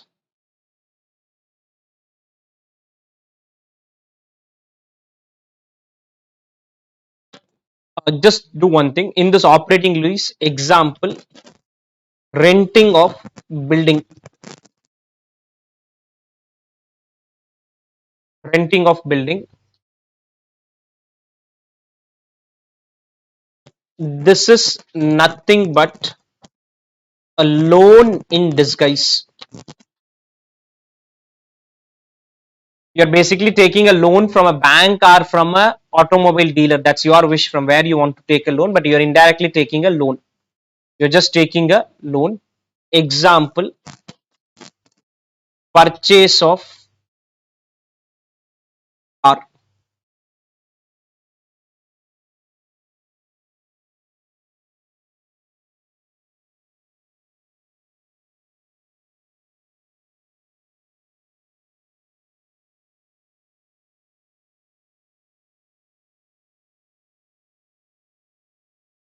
Clear?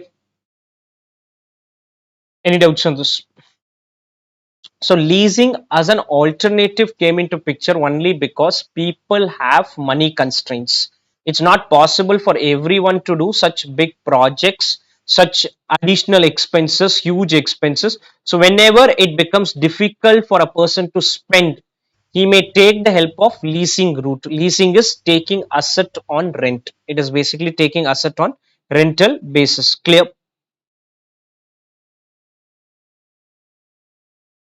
Now there are different types of lease arrangements which are there in practical world.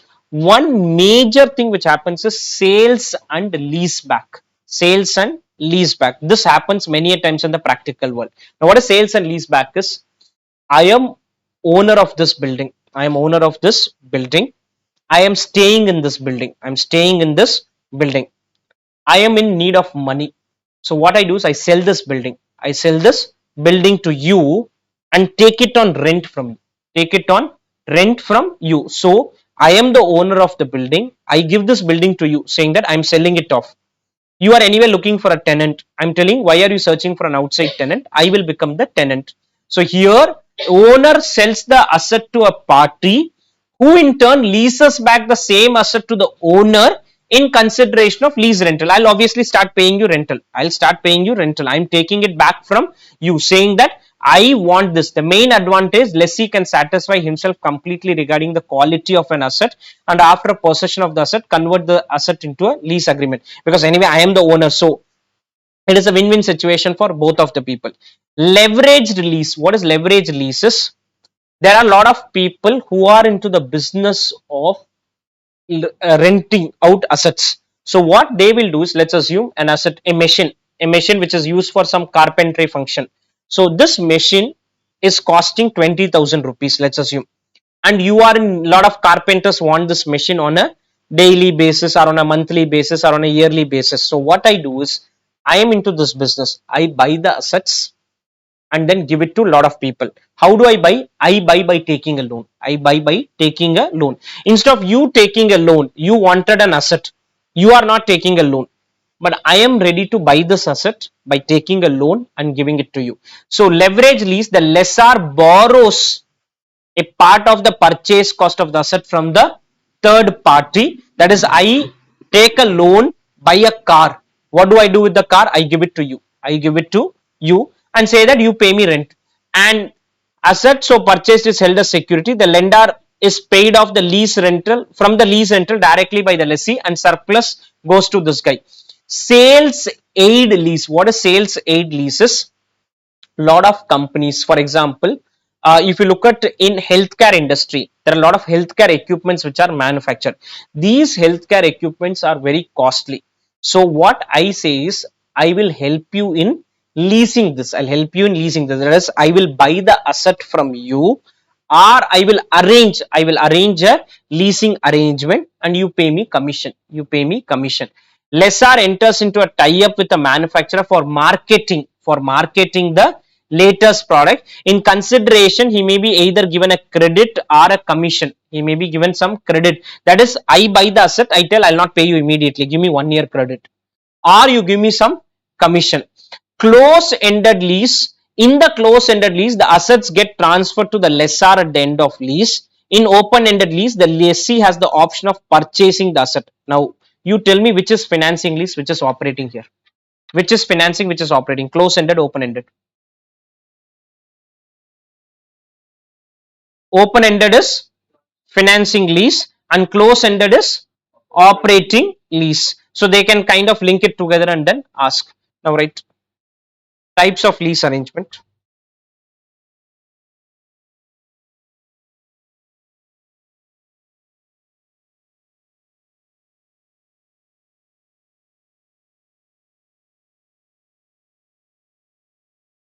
Sales and lease back.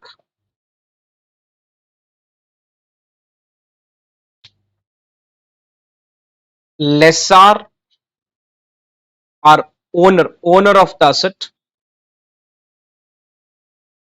sells it to lessor and takes back the same on lease. I sell it to you and take it back on lease.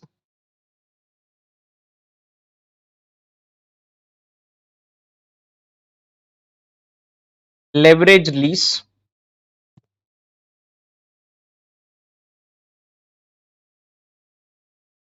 Lessor procures the asset through debt. Procures the asset. Leverage means leverage is related to debt. Procures the asset through debt and gives it on lease. He will be paying EMI. He'll also be getting lease rental. That will kind of offset. Sales aid lease. Lessor helps in marketing or sales of manufacturer product.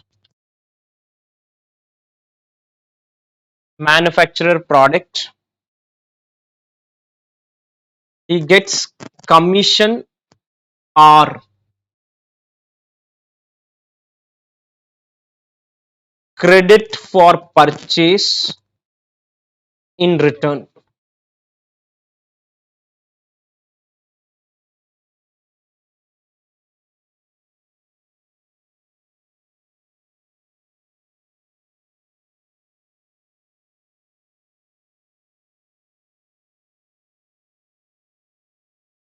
Close ended lease. Asset gets transferred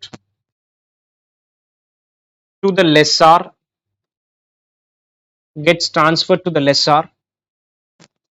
at end of lease period.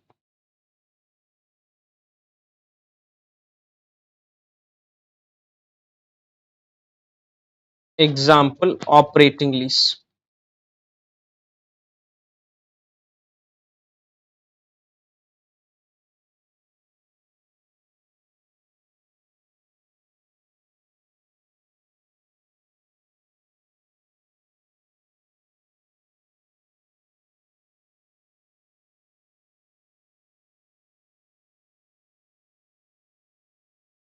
Open ended lease. Open ended lease. Asset or lessee has the ownership option, has the option of getting ownership of the asset.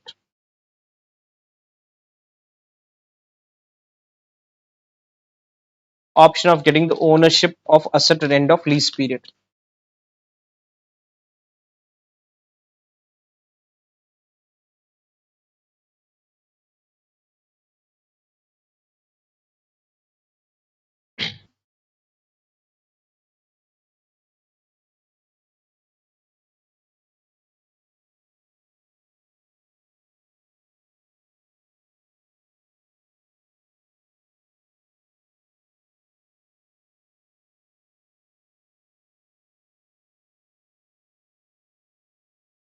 Any doubts on this?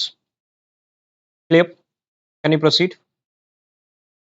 Next one, I am not discussing immediately. I want you to go through this first. Nothing much is there, but these are different type of instruments which are there. There are many, I think. Just read them. I'll explain some of them alone.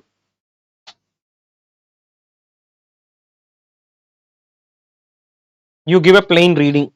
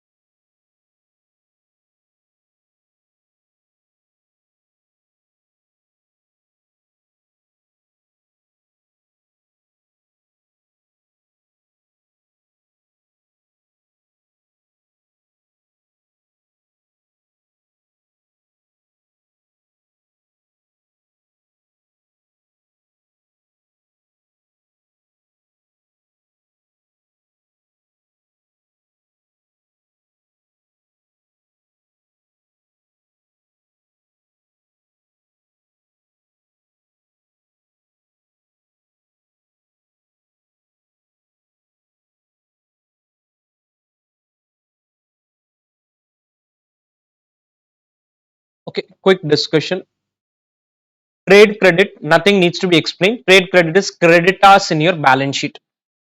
Accrued expenses and deferred income is outstanding expenses in your balance sheet. Basically, what can be a liability in my balance sheet to fund an asset? That is what is called source of finance. Advance from customer is customer advance in your balance sheet. Commercial paper, I'll just discuss this.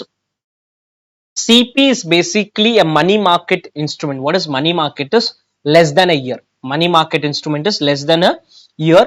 CP can normally be issued only by high credit worthy companies. You cannot. So, for example, Bharadwaj Institute wants to issue CP, may not be possible because you need to be bigger in size.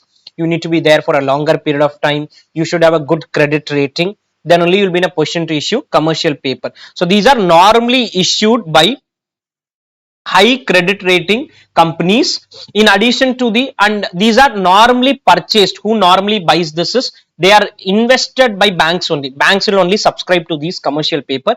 Commercial paper can be made only after getting a credit rating from a recognized rating agency. Treasury bill, what is treasury bill is very simple, which is issued by government. Treasury bill is something which is issued by government. So government takes loans from public. Government takes loan from public. So you, if you want, you can also buy treasury bill through demat. There is an option to buy treasury bill. This is normally for a period of 14 to 364 days. Short term is basically less than a year. Less than a year. Certificate of deposits is nothing but a fixed deposit. Simple word, it is a fixed deposit which you create. Bank advances is you take a loan from bank. Intercorporate deposit is Bharadwaj Institute taking a loan from ABC Limited, from some other company. Public deposits, You will have your own rules of both public deposits, which you would have learned in corporate law. If you are able to fulfill all those rules, you can take public deposits. That is what is called public deposits. In this, only thing I want you to write a notice: forms of short-term finance.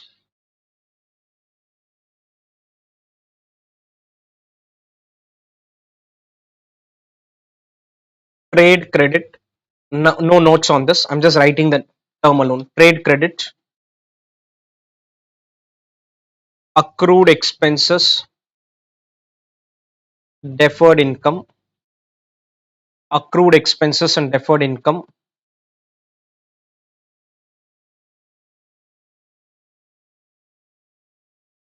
advances from customers,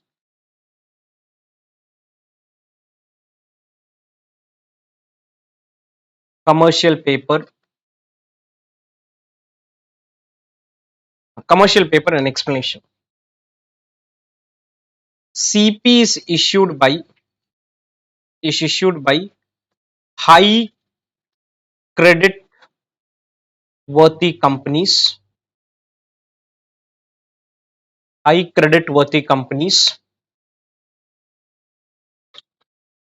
money market instrument in bracket less than a year, money market instrument less than a year, normally subscribed. Subscribe means who is buying this? Subscribed by banks, mutual funds, and financial institutions.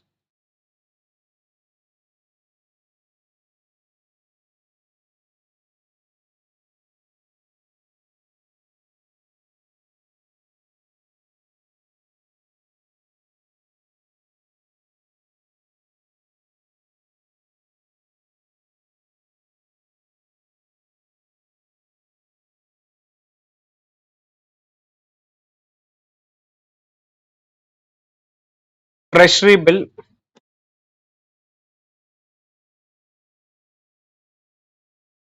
issued by government.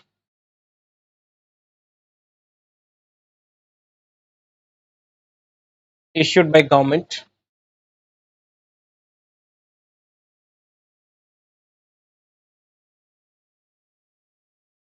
Certificate of deposit hyphen fixed deposit. That's all. I don't have any explanation here. Certificate of deposit is a FD. It's like a fixed deposit.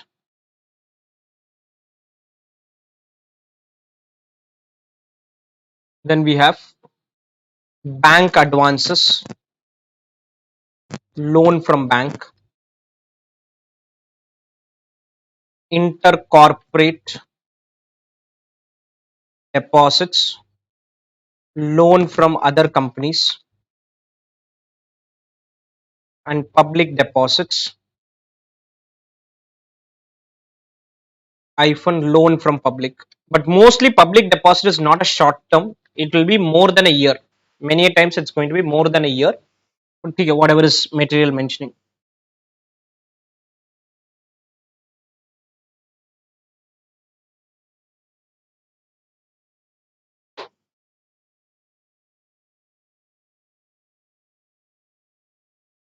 Clear?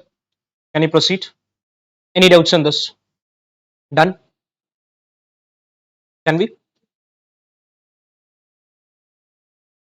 Facilities provided by banks. Again, not much I'm going to explain. Some of them I'll discuss if needed. Short term loan. The term explains what does it mean. Short term loan is for a shorter period of time. Overdraft limit. What is overdraft limit is, I have a bank account. The bank account balance can become negative. That is called overdraft. Customers are allowed to withdraw in excess of credit balance standing in the current account. This overdraft, they'll give a limit saying that you can do till 1 crore, 2 crore, 5 crore, 10 crore. A fixed limit is therefore granted to the borrower, within which the borrower is allowed to withdraw his account. Interest will be charged on this.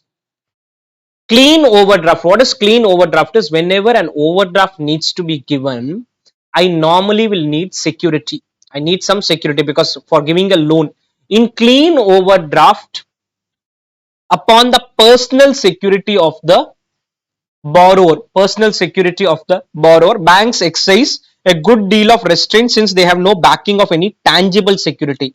For example, you go for a housing loan, they'll take that property as a security. So any loan you take, some security would be taken. Here only personal guarantee, or in short, there is no security taken. There is no security taken.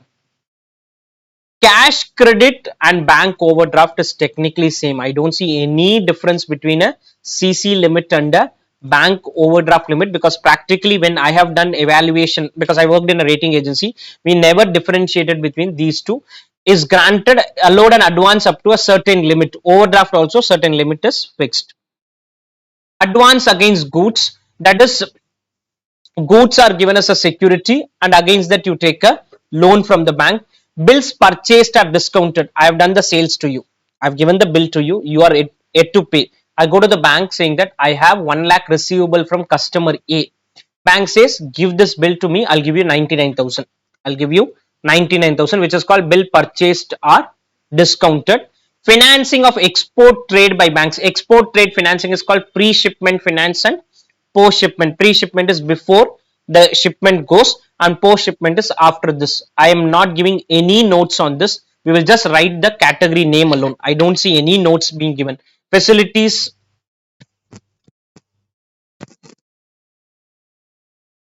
provided by banks.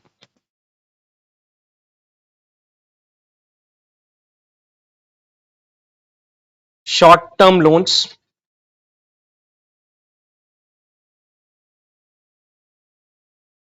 Overdraft. Clean overdraft hyphen facility without any security. Security slash collateral. We normally use the word collateral. Collateral is what are you giving to take a loan. Facility without any security slash collateral.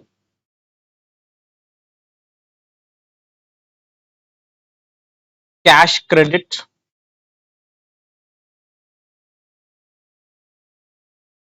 Advances against goods.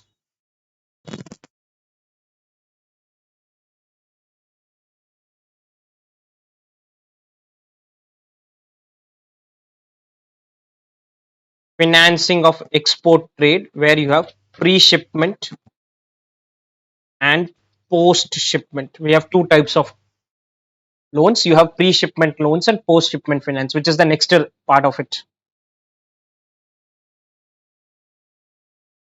Unless it's an important concept, I'll just give the names, that is sufficient. I don't see an exam question may come saying that what is the differentiator between an overdraft and a clean overdraft, if at all an MCQ wants to be done.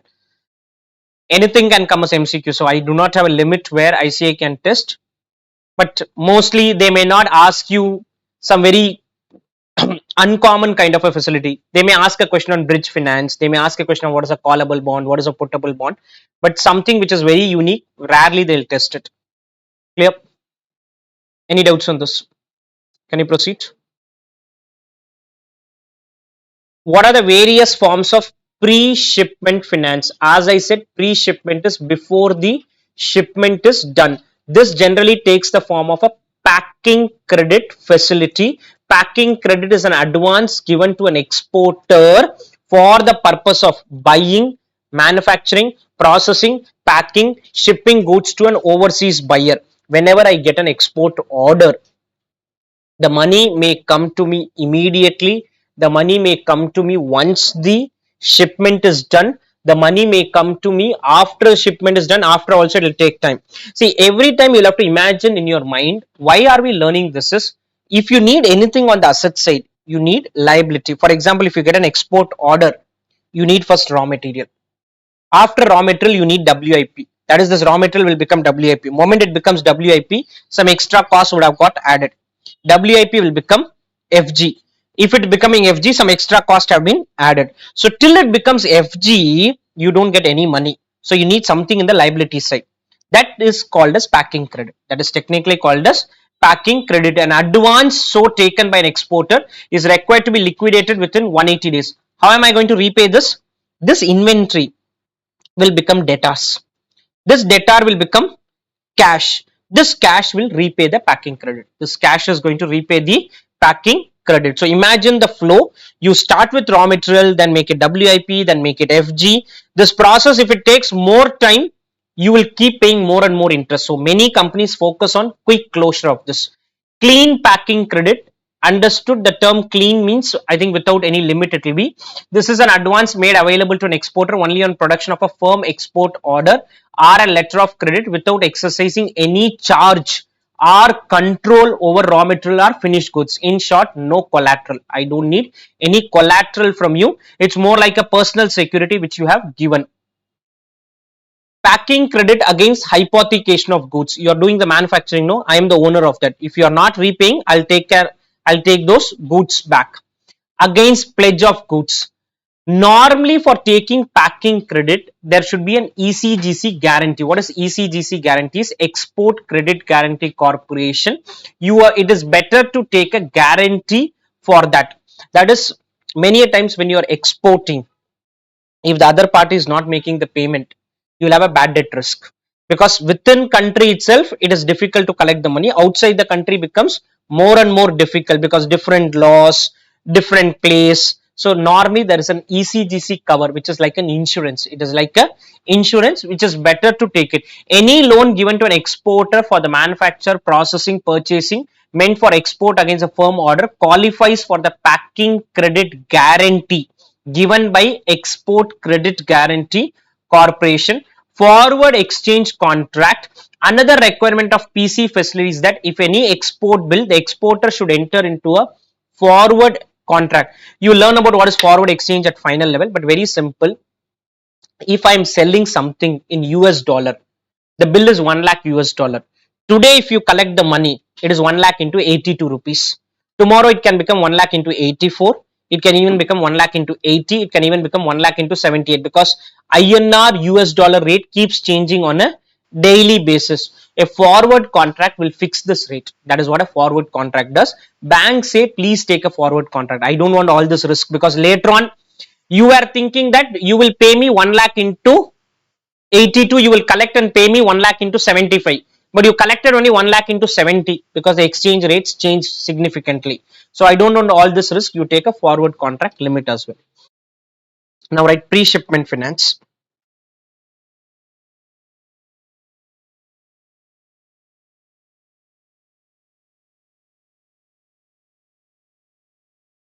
Loan extended by bank.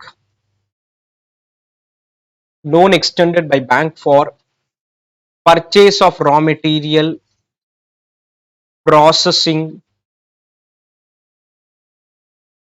and completion of manufacturing for an export order.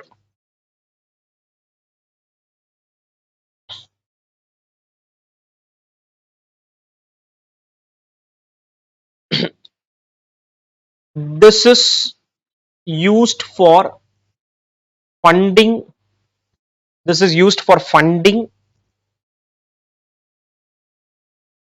money needed before shipment of product or shipment of goods. Before you do shipment, you need money. So for all that purpose, you have pre-shipment finance. After shipment, if money is going to take time to collect, I may take a post shipment finance also. I may, both will not come to you, depending on how your working capital cycle, all that is there. Or you take a post shipment finance and close a pre shipment finance, because packing credit has that 180 day. If you're not able to get the money in 180 days, you will take a post shipment finance, close this pre shipment finance. This normally takes the character of a packing credit. Pre-shipment finance is normally in the nature of a packing credit.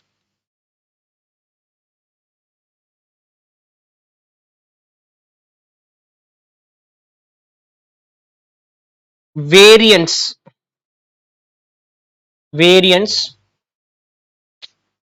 clean packing credit,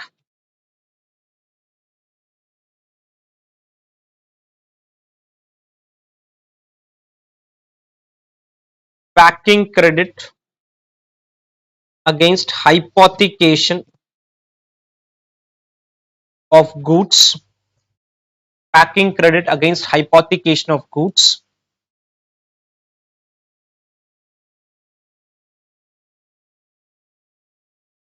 packing credit against pledge of goods,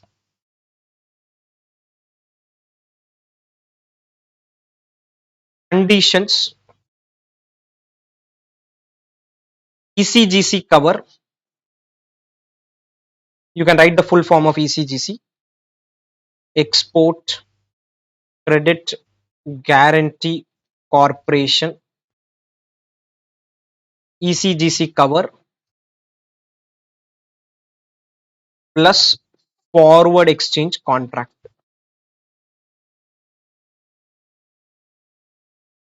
or forward contract. Forward contract. You better enter into a forward contract so that the liability is taken care of later on. We don't want any issues relating to collection of money, saying that the money we collected is at a lower rate or at a higher rate because of the exchange differences. Clear? Okay. Let me take a 10 minutes break and then resume. Okay, let's close the balance part. Now I'll be moving to the post shipment finance. What is post shipment finances? Moment inventory has become debtor, moment the inventory has become debtor, you need still finance for after that if the other party is going to take longer time to repay the debt. So there we have purchasing or discounting of bills, which is what we saw even here. Bills purchased are discounted. This is Indian bills purchased are discounted. This will technically be export bills purchased are discounted. ECGC guarantee. What is ECGC guarantees? The ECGC has to give a guarantee. Based on that, certain credit limits can be fixed, and the corporation liability will be limited to the extent of the limits so fixed by the exporter. So the limit will be fixed. This will be given to the bank. Bank can give you that much loan easily. Beyond that, they'll not give you the loan because till this, the ECGC will take care. That insurance is going to take care. Advance against export bills sent for collection, advance against duty drawback or cash subsidy. What is advance against duty drawback or cash subsidies? There are certain export incentives which are available. That is, whenever you are exporting, you may get something called as a duty drawback or a cash subsidy, which could be 2% of bill, 3% of bill, 4%. This money normally takes a longer period of time to get it from government. This money is going to come from government. One thing which is sure is you will 100% get it, but the timing is uncertain. So you go to a bank and say that I am going to get duty drawback, cash subsidy. Such advances are of clean nature. An advance so availed is required to be liquidated within 180 days from the date of shipment of relative goods. So I'll go to a bank and say that please give me a loan. The only thing is, issue is you will have to close it within 180 days. Within that period, if you are getting it back from the government or not. Others are simple letter of credit, guarantee. All only thing which you need to understand is simple thing. Pre-shipment is before shipping the goods. Post-shipment is after shipping the goods. Pre-shipment is for inventory funding. Post-shipment is for debtor funding. That is for debtor funding. Now write post-shipment finance. Pre-shipment in bracket write funding of inventory. Post-shipment finance funding of debtors.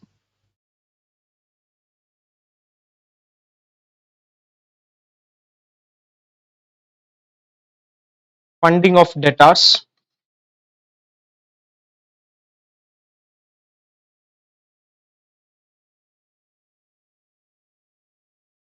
Purchasing slash or discounting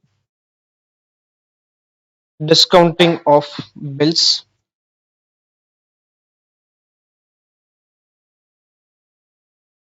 advance against bills sent for collection, bills sent for collection,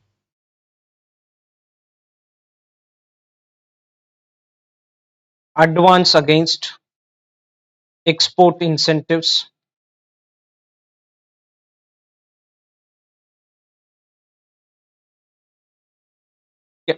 kind of done with this. This should take care of it. So one is for inventory, second one is for debtors. That is the only difference. Clear? Okay. Next, let's understand the word seed capital, because these are good concepts to know. Any idea what is seed capital? If at all you have an idea, don't see in your book. Any idea what is seed capital?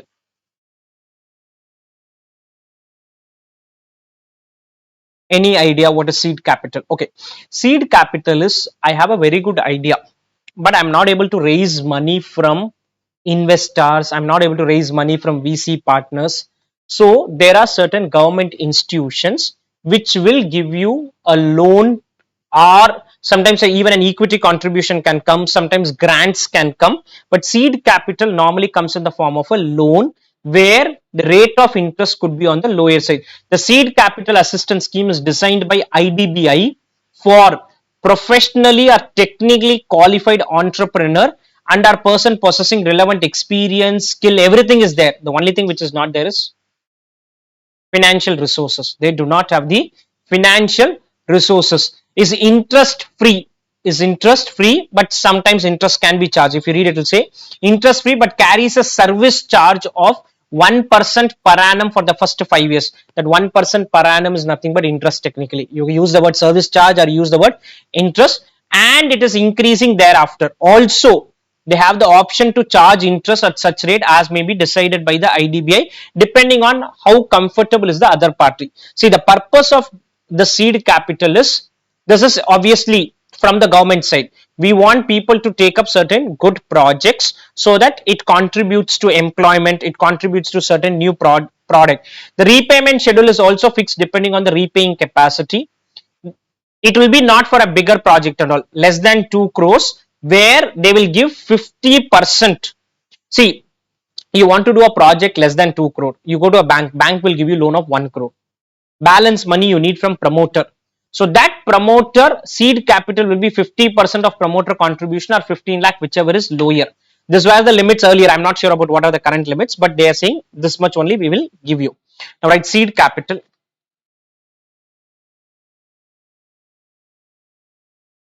designed by IDBI, designed by IDBI, useful for skilled, experienced entrepreneurs, but lacking financial resources.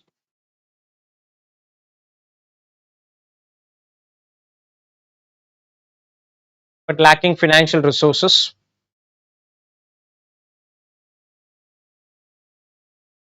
Interest is normally not charged.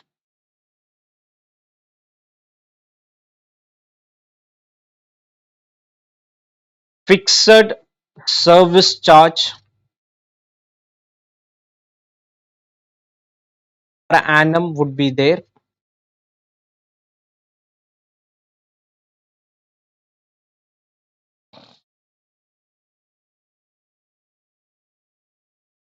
Repayments are fixed based on repaying ability of the company.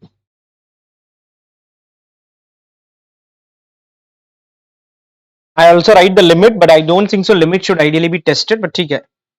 Normally for projects of less than 2 crores,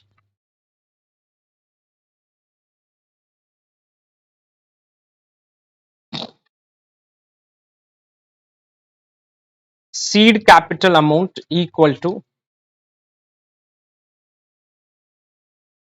50% of promoter contribution or rupees 15 lakhs. That is, if you want to do a project of 2 crores, in that promoter needs to bring only 50 lakh rupees, balance loan will come. In that 50 lakh, 50% or 15 lakh, whichever is lower, can come in the form of a seed capital.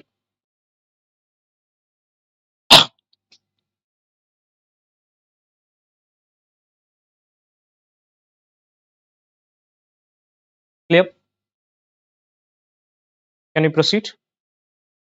How is unsecured loan used as a form of financing?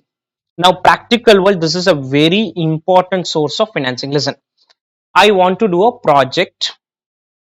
Project is 10 crores. Bank is saying, bring 2 crores as equity, balance 8 crores, I'll give you. Owner is saying, I am having money, but I don't want to give us equity. Reason, when I give it as equity, one, I cannot take it back, because assume the project is over, loan is repaid, still I cannot take the equity back. Second, on equity, if you pay dividend, there's a tax liability which also comes, and you do not get any tax benefit as a company. So many promoter will say, my contribution, I give equity to some extent, but balance I want to give us unsecured loan. Balance I want to give us unsecured loan. The owner will give a loan to a company which is subordinated to the bank funding. What is subordinated is, you cannot repay this loan till the bank loans are closed. You cannot repay this loan. Most of the practical companies do this, which are promoter owned, not the listed companies. If any promoter is owning, for example, Bharadwaj Institute wants to take a loan, the promoter may give a unsecured loan which is subordinated to the bank debt. Subordinated to the bank debt. That is, you cannot close these loans till the bank loans are repaid. Till you repay the bank loans, you cannot close these loans. That is one point. Second point is, rate of interest could be, practically many companies charge 0% also, but the rate of interest has to be lower than the bank funding. Has to be lower than the bank funding. Very simple reason for doing this is, I want this to be returned back at some point of time, which when I will repay, once the bank loan is closed. Once the bank loan is closed. Unsecured loans is typically provided by promoters to meet the promoter contribution. They are subordinate to institutional loans. Rate of interest will be less or equal to the rate of interest on institutional loan, and interest can be paid only after payment of institutional due. These loans cannot be repaid. Cannot be repaid without prior approval of the financial institution. Very simple. You cannot repay till the loan is closed. No financial institution will give any approval till their loans are closed. Clear? All right. Unsecured loans.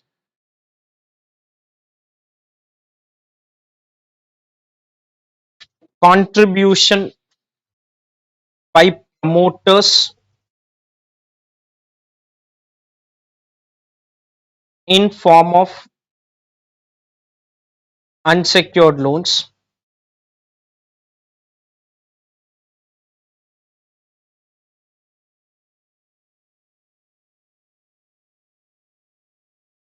Rate of interest is normally lower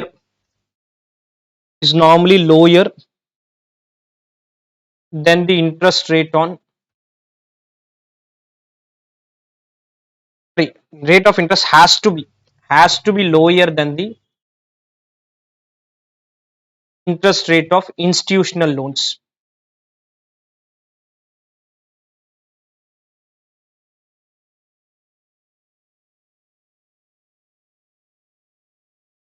USL, unsecured loans are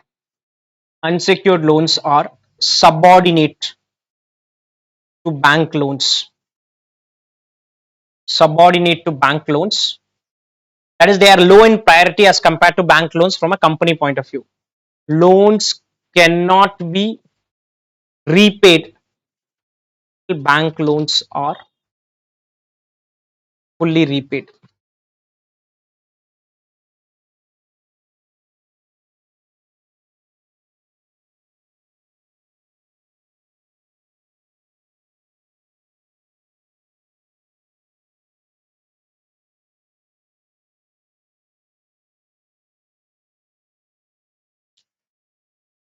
Clear? Can you proceed?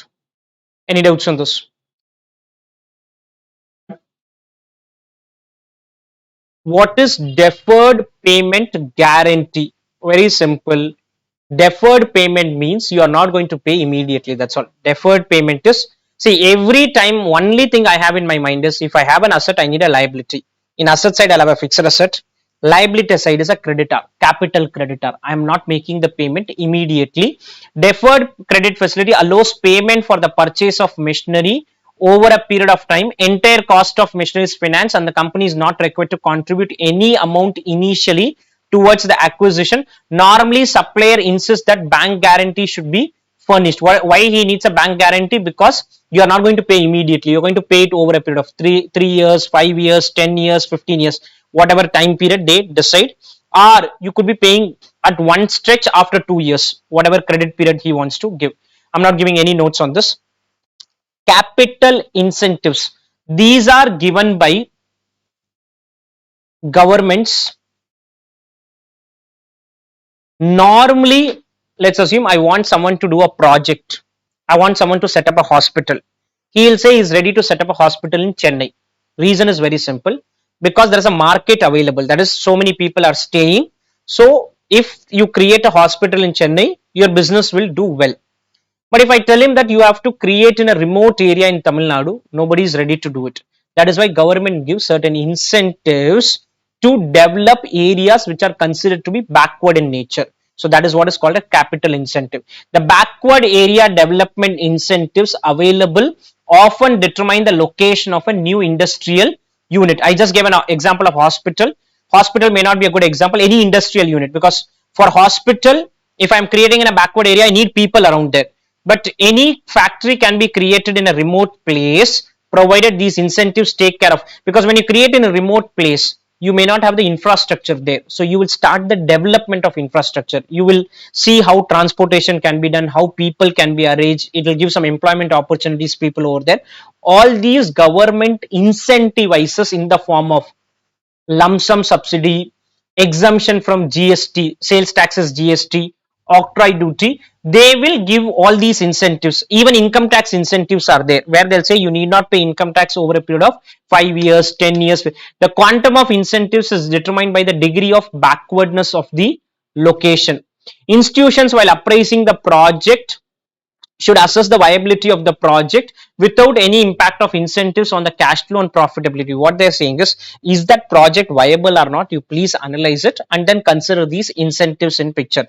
Government will give these incentives, otherwise only Chennai will get developed. The remote areas surrounding Chennai is not going to get developed. So if you want those areas to be developed, certain incentives need to be provided by the government. So capital incentives is technically backward area development incentives. Now write capital incentives.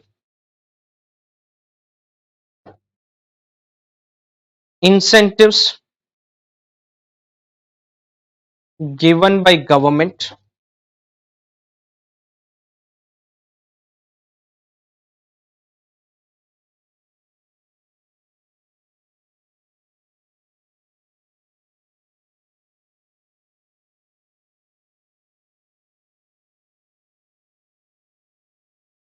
for development of backward area.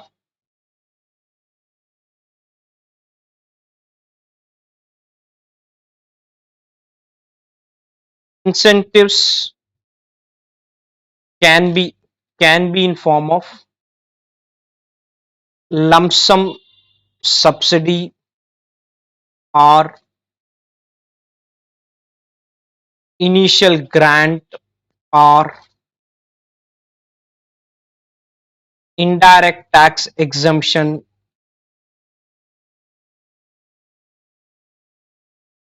or direct tax exemptions.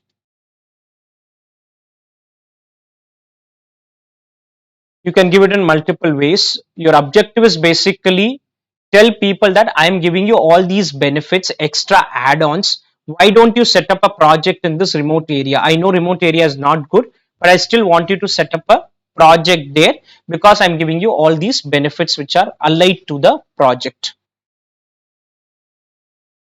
Yep. Okay. 28, I'm not going to discuss everything there, because some of them I've already discussed it. Some may need a discussion. First, I'll discuss what is deep discount bond or a zero coupon bond. Both are same only. I don't know why they gave us two different names, but let me discuss this. This can come as an MCQ. In practical world, assume you create a fixed deposit today and it's for 5 years. Many time people tell that I don't want interest in the first year. I don't want interest in the second year. You add it to the FD, keep accumulating it, and after 5 years, pay me back. Reason is, today, if I create a fixed deposit, I don't need interest income because I'm getting regular salary income. I am getting regular salary, so I don't need interest income on a yearly basis. Post retirement, I need yearly income or a monthly income which needs to come. So different people have different needs. If you buy a bond, bond will carry a coupon rate. So interest will keep getting paid every 6 months or every year. Zero coupon bond or a deep discount bond is zero interest, does not carry any interest. Then why will a person buy? For example, let's assume it's a 20-year bond. The face value is 1 lakh rupee. The issue price will be only 4,000, 5,000 rupees. So the difference between that 1 lakh and 5,000 is your income over a period of 20 years. So you invest today 5,000 and you will get 1 lakh after so many years. In fact, we did one problem on deep discount bond. I'll just show you that.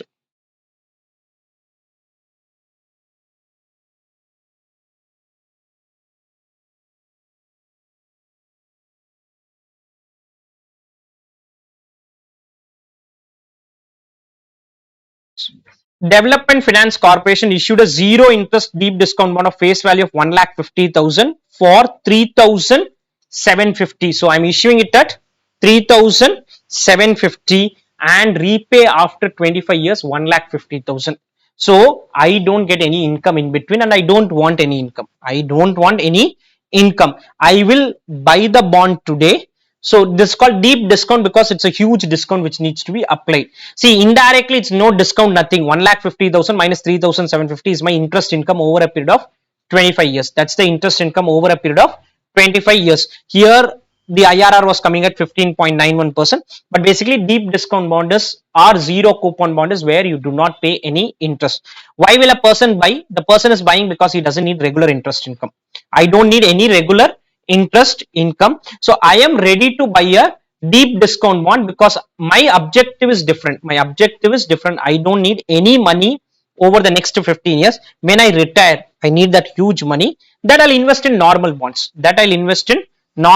As of now, I am not in need of any regular income. So even in fixed deposit, when you create, bank will give you multiple options. They'll say interest, do you want to pay out or do you want to accumulate? Principal, do you want to pay out at the end of the life or do you want to create another FD? So multiple options are given by the bank. So in fixed deposits, I have that. So this is being brought to a bond, to a public deposit or a bond. So just give me a minute. Is a form of zero interest bond. I don't know. I don't see any difference between two things. Deep discount and this is same. These bonds are sold at discounted value and is paid to the investor. There is no interest payout. Same is the zero coupon bond. Does not carry any interest but is sold by issuing company at a discount. Secured premium notes. What is secured premium notes is? Whenever you buy a bond instrument, along with the bond instrument, there will be a detachable warrant. What is a warrant is? This warrant will give you an option to buy shares. Will give you an option. That warrant, that extra part can be converted into shares. This detachable warrant into equity shares will have to be done within a time period notified by the company. If company is doing well, I'll use that warrant, convert into equity share.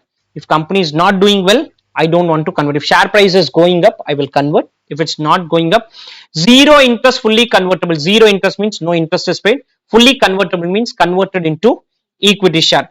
Option.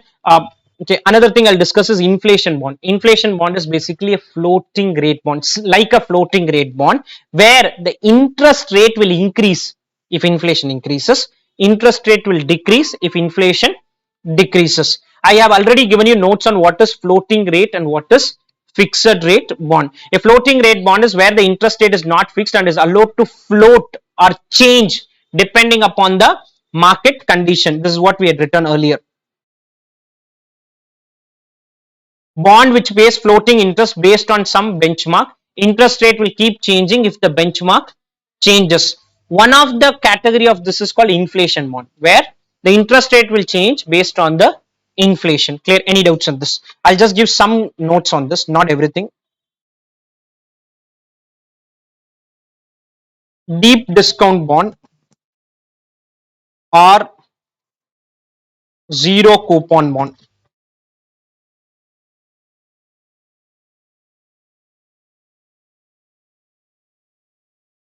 Bonds which are issued at huge discount,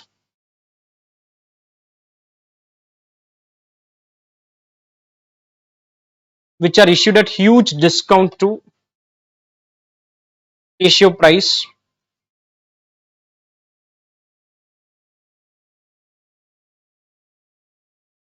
interest is not charged on these bonds. Sorry, interest is not paid as they carry zero coupon.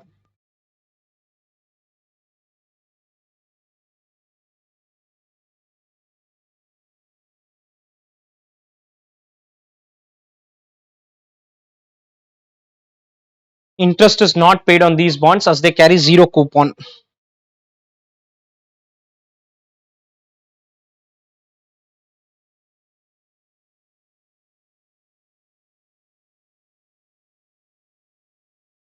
Secured premium note,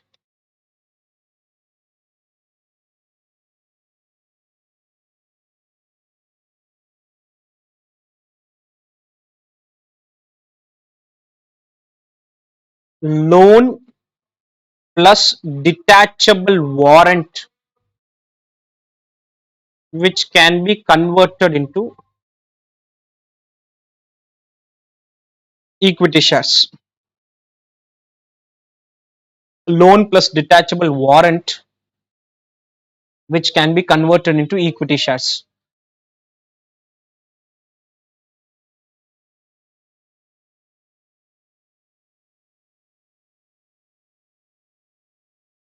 Option bonds,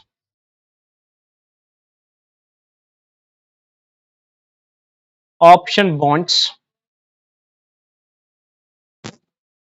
option for the holder or for the investor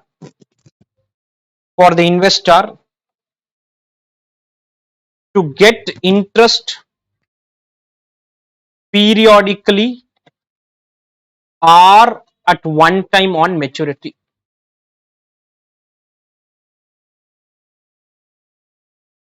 You have a choice whether you want to get regular interest income. This is what bank FD gives. Bank FD does this. Inflation bond,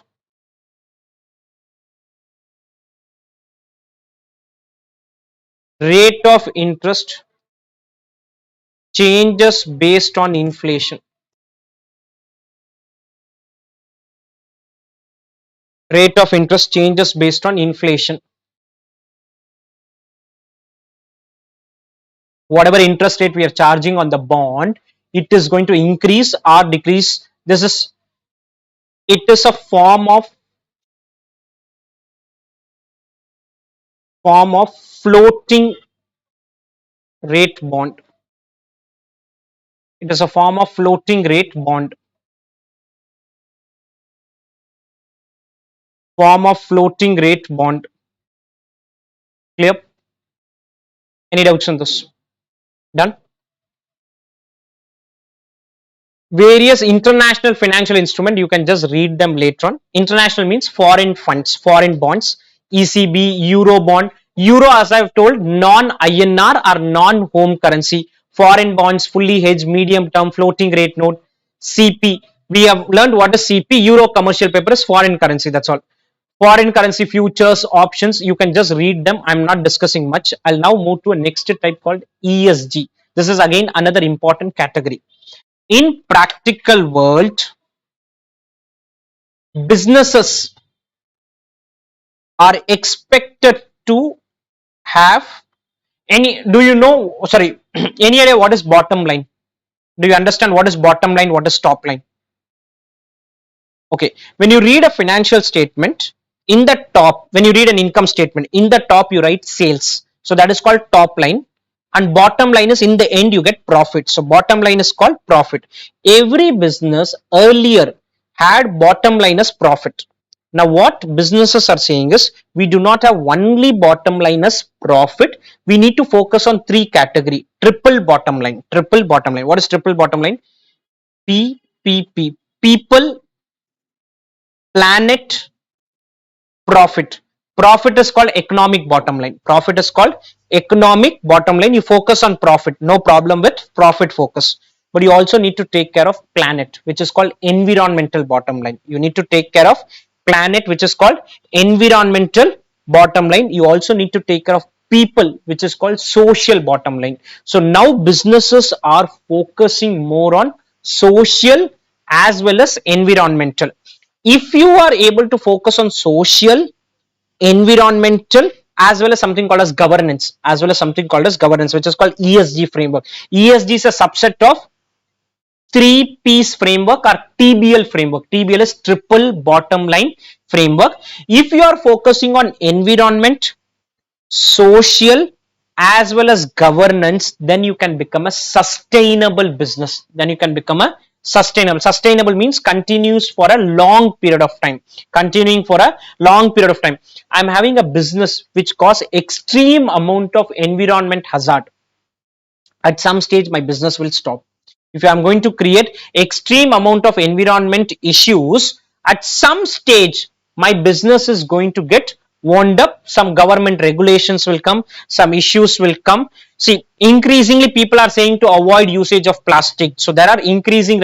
At some stage plastic companies will have to run out of businesses as you get new variants, new option, recyclable packing. So a lot of things are going on in the marketplace. But wherever environment impact is there, social impact, environment good impact, social good impact, governance is taken care of, these companies are considered to be good at the marketplace. So practically a lot of companies get something called as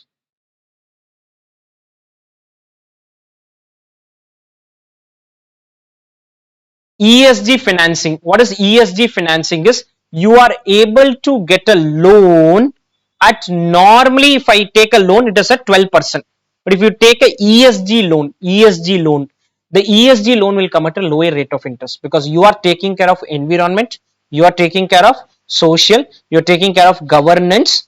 The loan is coming at a lower rate not because you are doing good things for the environment. The loan is coming at a lower rate because risk is lower. When you're taking care of all the three, the risk is on the lower side. When risk is on the lower side, obviously the rate of interest can be charged on the lower side. So different types of ESG bonds are there. One is project based, second is target based. What is project based is green bonds. Green bonds, these are most popular ESG bonds issued by financial, non-financial, where the bond proceeds are used to finance green projects. What is green project is? Positive environmental and climate impact. Positive environmental impact and climate impact. Social bonds, which are for social cause. Example, human rights, equality, animal welfare. One of the examples they have given, vaccine bonds. When vaccines were to be developed, there were vaccine bonds which were issued, and I feel it is a good bond for me to contribute to, because I feel the risk is on the lower side. This is where you have a project based target. Then you have target based ESG bond. Project is for a shorter period, that is for a shorter period. This, for example, they have said life of bond is 10 years. One of the example they say is, I want to reduce carbon emission. I want to reduce carbon emission. I'm a cement company. Ultratech Cement raises US dollar 400 million through India's first sustainability linked bond. Cement companies are causing environmental impact because of carbon emission. So I want to reduce this carbon emission. How can I reduce this is what this bonds are going to help me. I'm going to do it over a period of 10 years. Green bonds is for some environmental impact, which is specific project you have. You do the project, you're done with it. Social is for some social cause, you do it and you're done with it. All right, ESG bonds.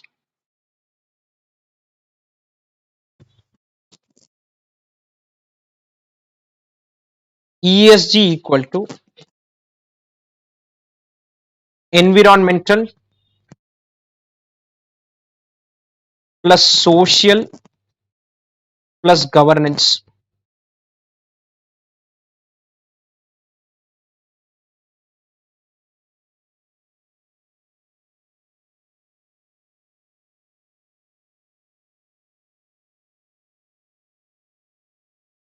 This is for ESG bonds. ESG bonds can be issued for projects having good environmental impact,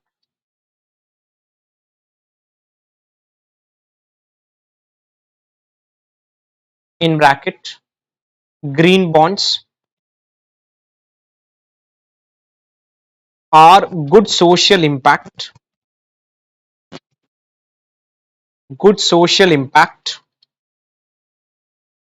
social bonds. I'm not sure you'll be able to do this. Environmental, sorry about it, in bracket planet, social in bracket people. Governance is just following the rules and regulations, so there's no exact thing. Environmental is planet, not plant, planet. Social is people.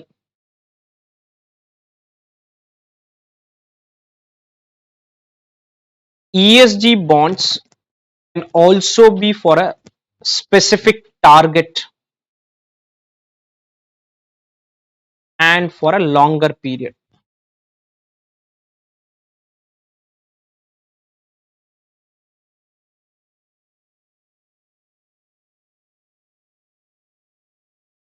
That is combination of both green bonds and social bonds.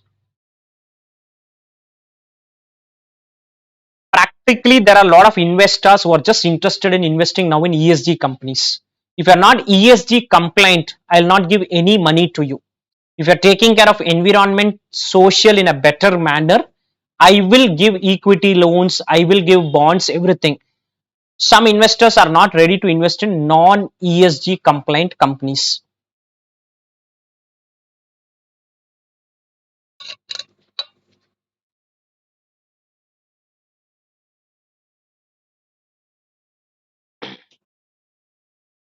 Clear? Can you proceed? Okay. So next category, ADR, GDR and IDR, all the three I'll explain together. American Depository Receipt, Global Depository Receipt and Indian Depository Receipt, and MCQ should surely come from this. Mostly if at all it is getting tested from this area. Now listen, let's take an example of an Indian company which has issued an ADR. I'll give an example, Infosys. Now Infosys made an issue of shares, Indian investors purchased the shares and a lot of money got raised. Now Infosys is saying some US company to buy the shares of Infosys. A lot of US investors have money and I'm telling them, can you please buy shares of my company? The Infosys is telling them. They are saying we do not want to buy because if I have to buy, I have to convert my dollars into INR, then buy it. So my asset is in INR. If INR USD rate changes, I get impacted. So what Infosys is going to do is it is going to take the help of a depository receipt route. What happens in a depository receipt is Infosys will deposit 10 lakh shares to a custodian in India. Somebody, I'll give this 10 lakh shares to them. I'll give this 10 lakh shares to a custodian. Against this 10 lakh shares, I'll be issuing 1 lakh, 2 lakh, 3 lakh, whatever depository receipt in USA. So this 1 lakh depository receipt in USA which I'm issuing is backed by this 10 lakh shares which are there with the custodian. I'll issue this 1 lakh depository receipt in USA and these are USD denominated. That is this, the price of this will be in US dollar. The price of this will be in US dollar. How will the price be fixed? One depository receipt is equal to 10 shares. One depository receipt is equal to 10 shares. So whatever is the price of 10 shares in INR will get converted into USD and the price will be fixed. After the price is fixed, this is listed in US stock exchange. So anybody will buy and sell in US stock exchange. Infosys ADR. If Infosys declares dividend, it will go to custodian. From the custodian, it will go to the ultimate person in USA. So here what happens is, these are securities offered by non-US companies who want to list on any of the US exchange. Each ADR represent a certain number of companies regular share. In my example, one ADR is equal to 10 shares. One ADR is equal to 10 shares. ADRs allow US investors to buy shares of these companies without the cost of investing directly in a foreign stock exchange. The US investor does not want to come to BSC or NSC, create a demat here and make the investment. ADRs are issued by an approved New York bank or a trust company against the deposit, of these shares. ADRs can be traded either by trading existing ADR or purchasing or new ADRs. You can do trading. Now I gave you example of US. It is called American Depository Receipt. Any other place, if you do it in UK or you do it in maybe Germany, any other place, that is called GDR, Global Depository Receipt. Same transaction. If it's USD denominated, it is called American Depository Receipt. If it's pound or euros, it is called Global Depository Receipt. Reverse example, a Sri Lankan company does this in India, then it is called Indian Depository Receipt, which is Indian currency denominated, which is INR denominated. If it's USD denominated, it is called American Depository Receipt. If it's GBP, Euro, any other currency denominated, it's called Global Depository Receipt. Where will global, an US company does this in UK. A US company has its own share. So I'll take the example. Instead of India, I'll say USA, company name, whatever it is, has 10 lakh shares to a custodian, gets 1 lakh depository receipt in Germany, UK, any other country, which are non-USD denominated. Non-USD could be any currency, and then it is listed in that exchange, listed. So ways of working, everything is same. If it's USD denominated, it is called American Depository Receipt. If it's other currency denominated, it's called Global Depository Receipt. And if it's Indian currency denominated, which is very rare, that is called Indian Depository Receipt. That is some US company, not US, no, normally companies which are weaker, economy which are weaker than India. A Sri Lankan company wants to raise money here. Maybe they can go through Indian Depository Receipt route. I'll give notes on this in a minute. Offered by non-US companies, these are negotiable certificate held in the bank of one country, representing a specific number of shares of a stock traded on the exchange of another country. The explanation is the same. These financial institutions are used to raise capital in either dollars or euro. If you do it in dollars, it is called American Depository Receipt. If you do it in any other place, it is called Global Depository Receipt. And the concept of depository receipt mechanism, which is used to raise funds in foreign currency, has been also applied in the Indian capital market, and which is called Indian Depository Receipt. This is similar to ADR or GDR. I do not have any different name, okay? ADR, GDR, everything is same. The ideas are listed and traded in India in the same way as other Indian securities are traded. Now, just to give an example,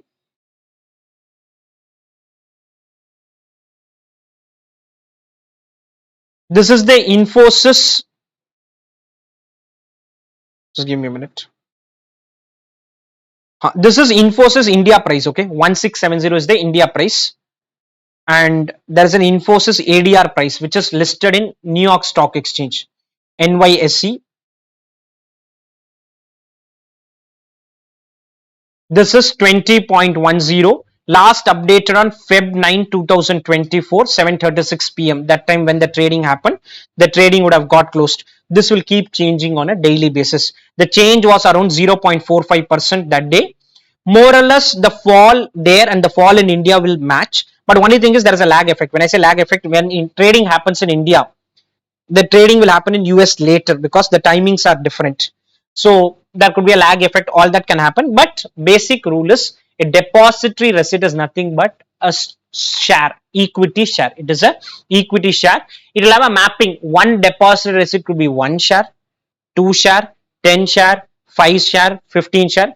I'm not sure what is the ratio here, but looks like it has to be 1:1 because $20 and 1670 looks like it will be 1:1, but it could be any ratio. It could be any ratio. They will also get dividend income. Voting rights, I'm not sure because there are conflicting views. Voting rights they may get, they may not get, but dividends they will get. Dividends they will get surely. Clear? Any doubts on this? Now, right? GDR, ADR versus GDR versus IDR. Or okay, sorry, write the full name itself. American Depository Receipt in bracket ADR, Global Depository Receipt in bracket GDR, Indian Depository Receipt in bracket IDR. ADR, GDR and IDR.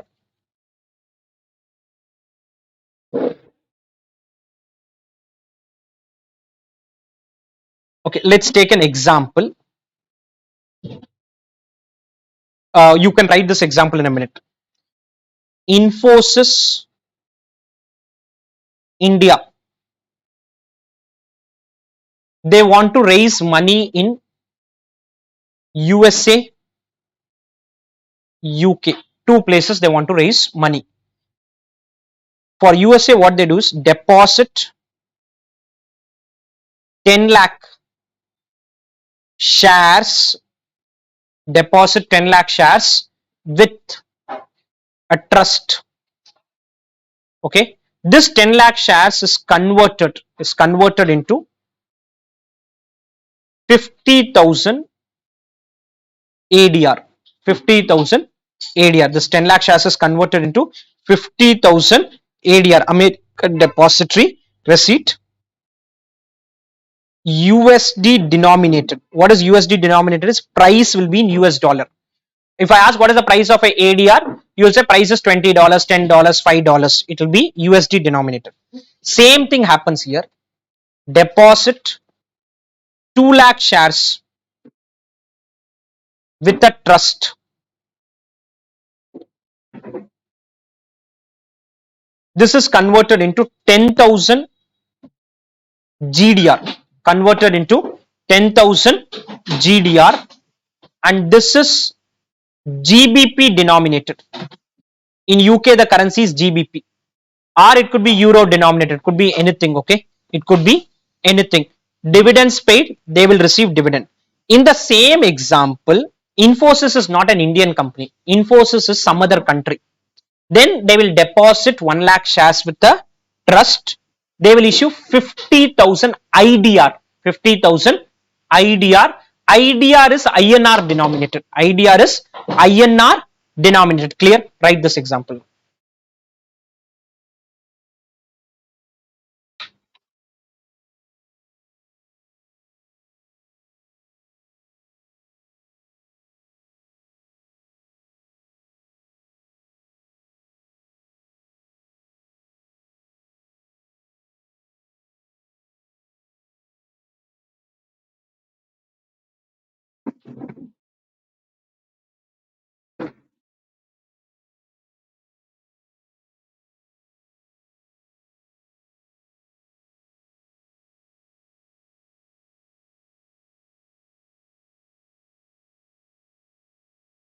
In both the cases, you will deposit with the trust.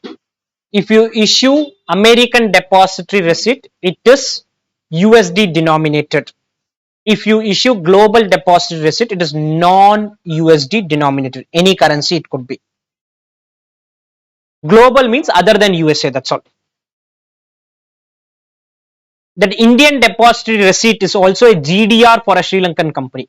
For them, INR is a non-home currency, non-USO. Any Indian Depository Receipt is a global depository receipt for a company from Sri Lanka or for a company from any place, Nepal, any place you take.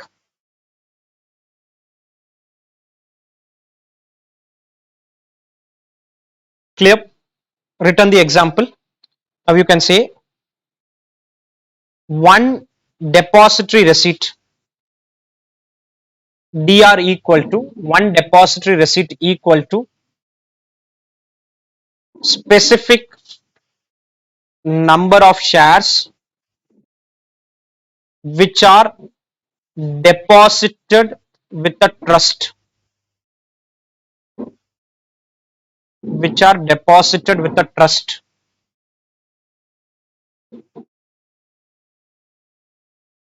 which are deposited with a trust.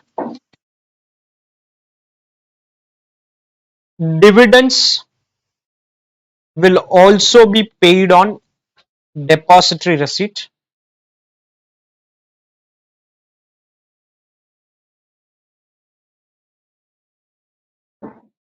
DR is exactly like an equity share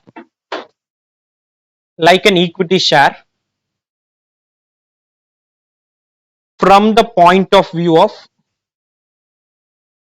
risk and rewards. From the point of view of risk and rewards. If you check from a risk and reward point of view, reward is equity. If equity share price moves up, deposit receipt price will move up. Equity share price go down, deposit receipt price will go down. The only thing is, I give INR shares, people are not ready to buy. So they want their home currency.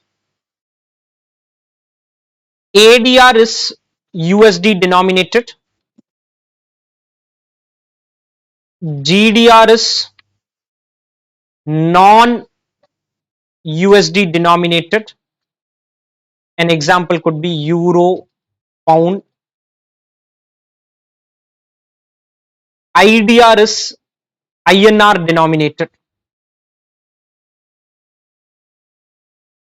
Indian deposit receipt is INR denominated.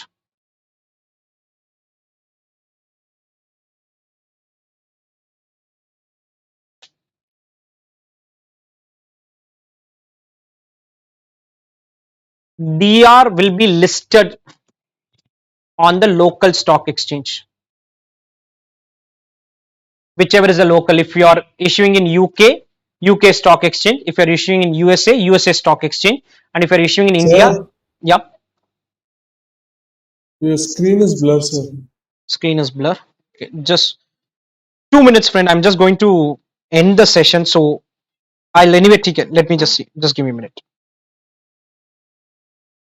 You should be able to see it now. Clear? Any doubts on this? So DR is going to be listed like a normal. Everything is going to be same. Any doubts on this? Last question. Again, kind of self-explanatory. Contemporary sources of funding is the current newer forms of funding, where two categories I'll discuss. One is called crowdfunding and second is called peer-to-peer lending. What is crowdfunding is, there are a lot of crowdfunding websites where I am having a good project. I want to raise money from you. I don't know you. You also don't know me. So this crowdfunding websites will talk about my project, and if you are interested, you can invest in that project so that you get a equity ownership. So that you get a equity ownership in my company. Sometimes the crowdfunding can also be in the nature of donation, where there are a lot of projects which are there. Some good projects are there, some social related, some one example is somebody is having some medical issues and he wants to raise money. He will go through crowdfunding website, where if you are interested in the cause, you may contribute some amount. This crowdfunding website which is standing in between, they may charge some platform charging fees, they may charge some fees. Peer to peer lending is, I am having a project, you are also having a project. A lot of businesses are having good projects. If I am having some surplus money, I'll give it to someone else. If he has a surplus money, he will give to me. Peer to peer lending. Peer to peer is, I am also into business, he is also into business. Lending is a crowdfunding method where lenders match with borrowers to provide unsecured loans. There are multiple websites which are there in the marketplace. So the crowdfunding can be free crowdfunding, which is donation, can be in the form of equity, that is you get percentage ownership, you get percentage. Only two things are there, one is crowdfunding and second is peer to peer lending. They have given multiple categories, but it's only two things, either is a crowdfunding which happens or a peer to peer lending which happens. Now, right?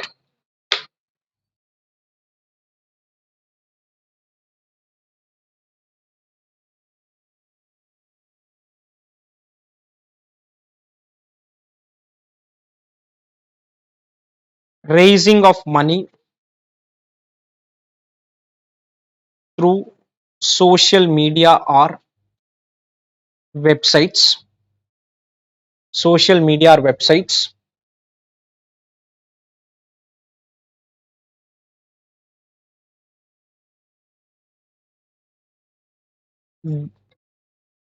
This can be in the form of equity funding or donation based funding.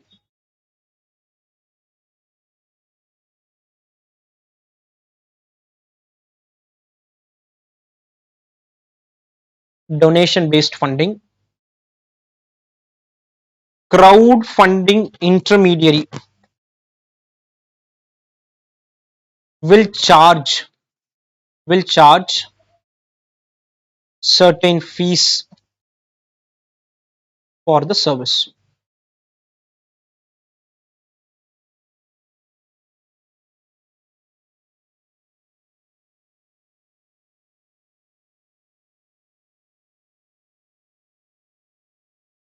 Peer to peer lending,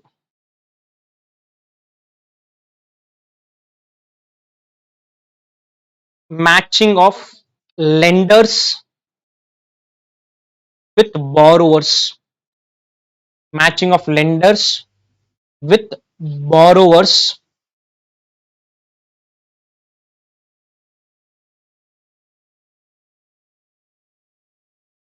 through intermediary. Lenders with borrowers through intermediary. Normally, loans are in the form of unsecured. Unsecured means no security is there. Loans are in the form of unsecured.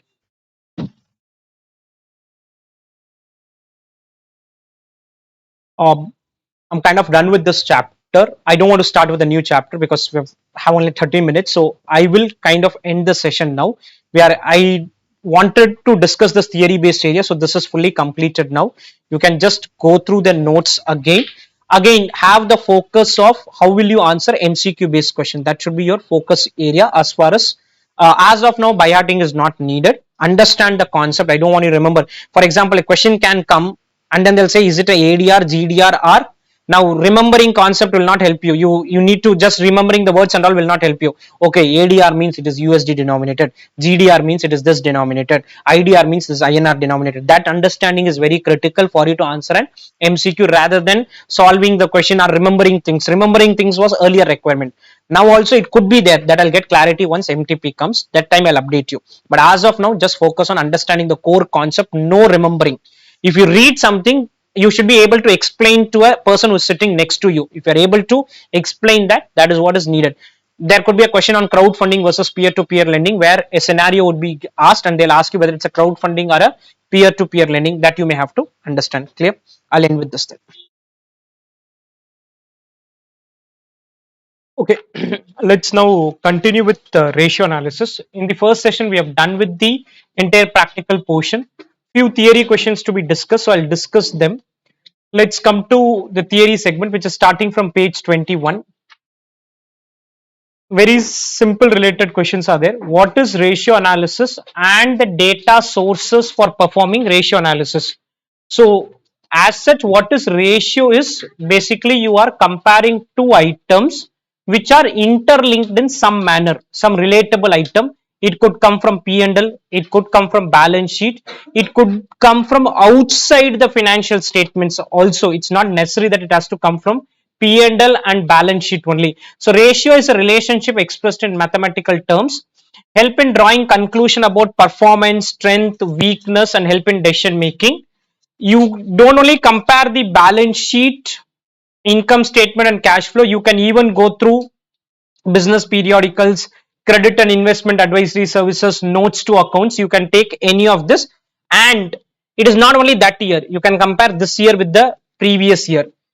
TCS with Infosys, TCS with IT industry, TCS with overall Indian economy. So the comparison can be multiple ways. So Ratio is comparing the number against previous year, other company, industry, economy in general for the purpose of financial analysis. Objective is to find out what are the strengths and weaknesses of a company. Let's write this now. Theory part.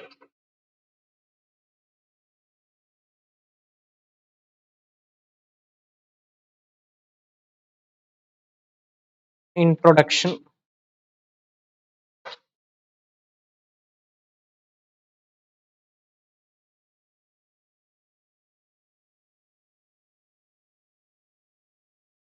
Ratio is comparison of two related items. Comparison of two related items or ratio analysis. Ratio analysis involves comparison of two related items. Involves comparison of two related items and expressing the same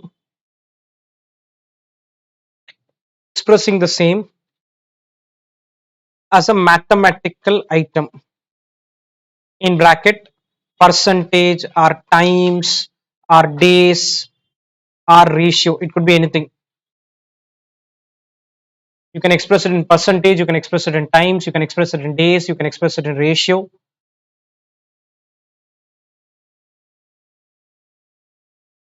Data sources, P&L, balance sheet,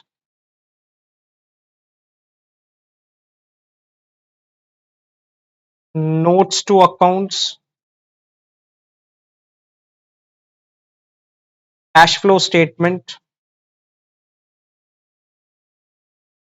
non-financial information. Non-financial information. Bharadwaj Institute can calculate a ratio which is student to teacher ratio. So here we don't use the financials data there.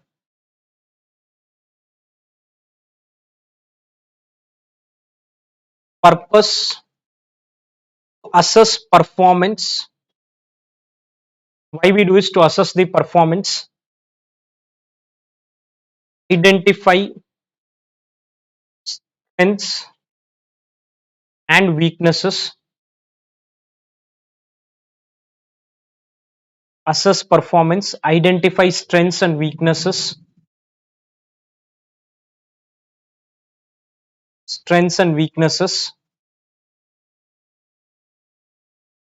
and for decision making.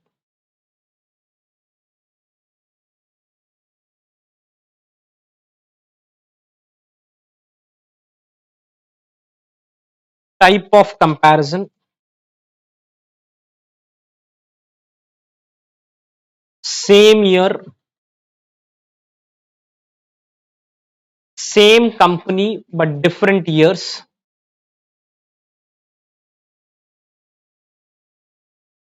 Same company but you want to calculate for different years.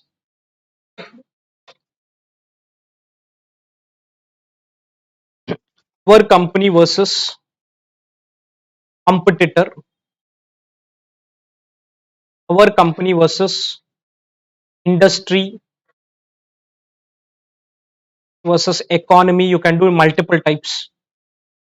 You can do comparison with industry, you can do comparison with economy, you can do comparison with competitor. These are different types of ratio analysis which can happen. When I was doing that last segment, we did two questions where we were comparing with industry, one question where we were just comparing our performance with the past performance. Any doubts on this? Clear? Can you proceed? Second, I've already discussed how is ROE computed as per DuPont model. I've already given notes on this. ROE for DuPont framework is net profit margin into asset turnover ratio into equity multiplier. Explain the various users of financial statement and their objective of using the same. So different people use financial statement, and when they use financial statement, this is in the context of what ratios would they want to use. We were having one problem where a long term creditor, what ratio you will use, A short-term working capital purpose, what ratio you will use. To assess the effectiveness, what ratio you will use. As a shareholder, as an investor. So first is shareholder. Shareholder want to know how is the company likely to perform in future. I am a user of a financial statement, so I would want to look at ratio like profitability related ratio. Investor and shareholder is more or less interlinked. The only thing is the investor can also include other than equity shareholder. Other than equity shareholder. So investor will also look at profitability ratio along with solvency. Along with that, they'll look at the solvency ratio. Lenders would want to look at solvency ratio. That is one critical aspect. Apart from solvency, they'll calculate the turnover profitability is not very critical. Coverage ratio. We learned interest coverage ratio, debt service coverage ratio, whether they are in a position to pay interest or not, whether they are in a position to service debt or not. Creditors. Creditor is a short-term creditor. He would want to know whether you have liquidity, current assets available, quick assets available or not to pay my liability. Employees. See, as an employee of an organization, I just want to be sure that the company is having long-term plan and they are going to succeed over a longer run. So, in order to assess this, I may use all the category of ratio. Profitability will tell me whether the company is profitable or not. Liquidity will tell me whether short term can it survive or not. And employee will almost have same interest as a shareholder, because shareholder would want the company to continue. The only thing is an employee can suddenly leave the organization if he wants, but otherwise employee also have a lot of interest in the organization. So almost all the ratio: liquidity, solvency, profitability, ROI. Regulator or government purpose is just to know whether income tax is getting paid or not properly, so they may check your profitability ratio. Production manager, he has no relation to financial statement. So production manager, you go back to costing. In costing, in materials chapter, we would have learned a ratio called input output ratio or raw material consumption ratio. So these two ratios he will look at. This is not going to come from your financial statement. It's not going to come from your financial statement. Sales manager, more related to turnover. Expenses will not be very critical for him. He is more related in knowing whether the sales is happening or not. And in fact, it's not turnover ratio. He will calculate ratios like sales per employee, sales per square feet of space, sales. So he will try to analyze a metric which is relevant for that industry. In IT industry, we can use sales per employee. Bharadwaj Institute may use sales per faculty. How much sales is per faculty bringing to the institute? In a retail setup, how much square feet we have? More the square feet, more the sales. Less the square feet, less the sales. So sales per square feet can be there. Financial manager, again almost all the ratios he will look at. Chief executive or general manager, the top manager, the employee, the finance manager or the executive manager, they are almost going to look at all ratio, and then they are giving certain ratio which is specific to an industry.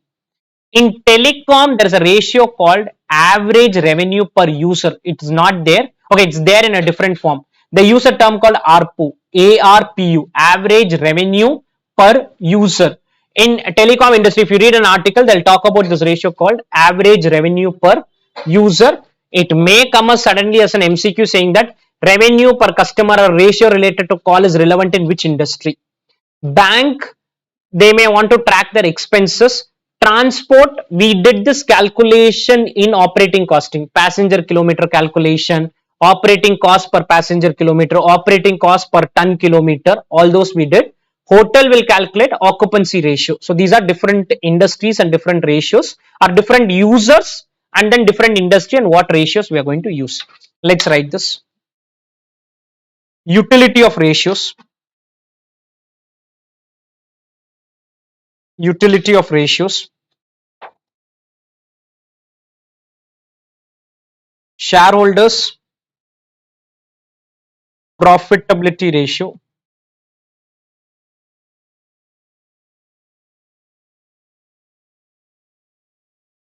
Investors, I'm not writing everything, okay? Profitability and solvency ratios.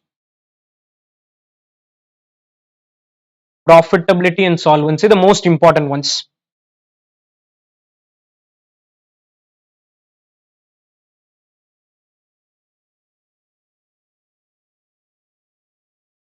Then the third category we have is lender He will look at coverage and solvency.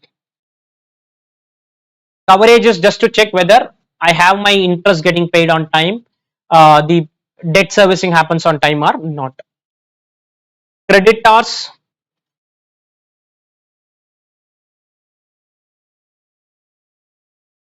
liquidity ratios. Employees, financial manager, executive manager, all ratios. So the material talks about certain category, but it's almost all ratios. Employee would want to look at all ratio. Financial manager would want to look at all ratio. Executive manager would want to look at all ratios.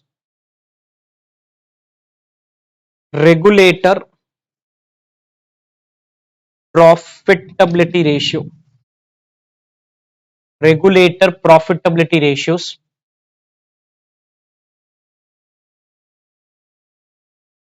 Profitability ratios.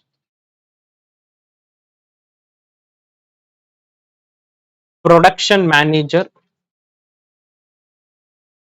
input output ratio, raw material consumption ratios.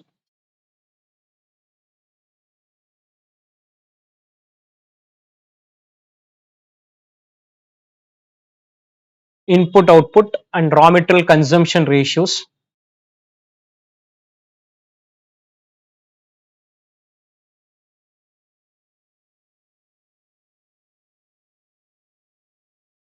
Sales manager, sales manager, sales related ratios. Material has not given, but I want to give these ratios. Sales related ratio, sales per employee or sales per square feet,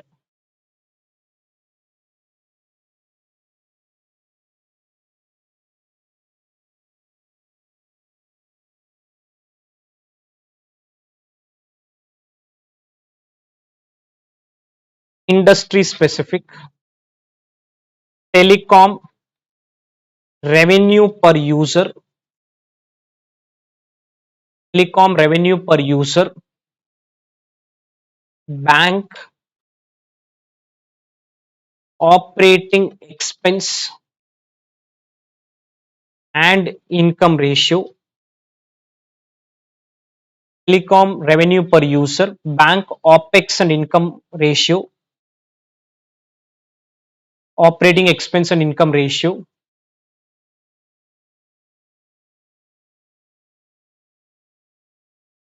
transport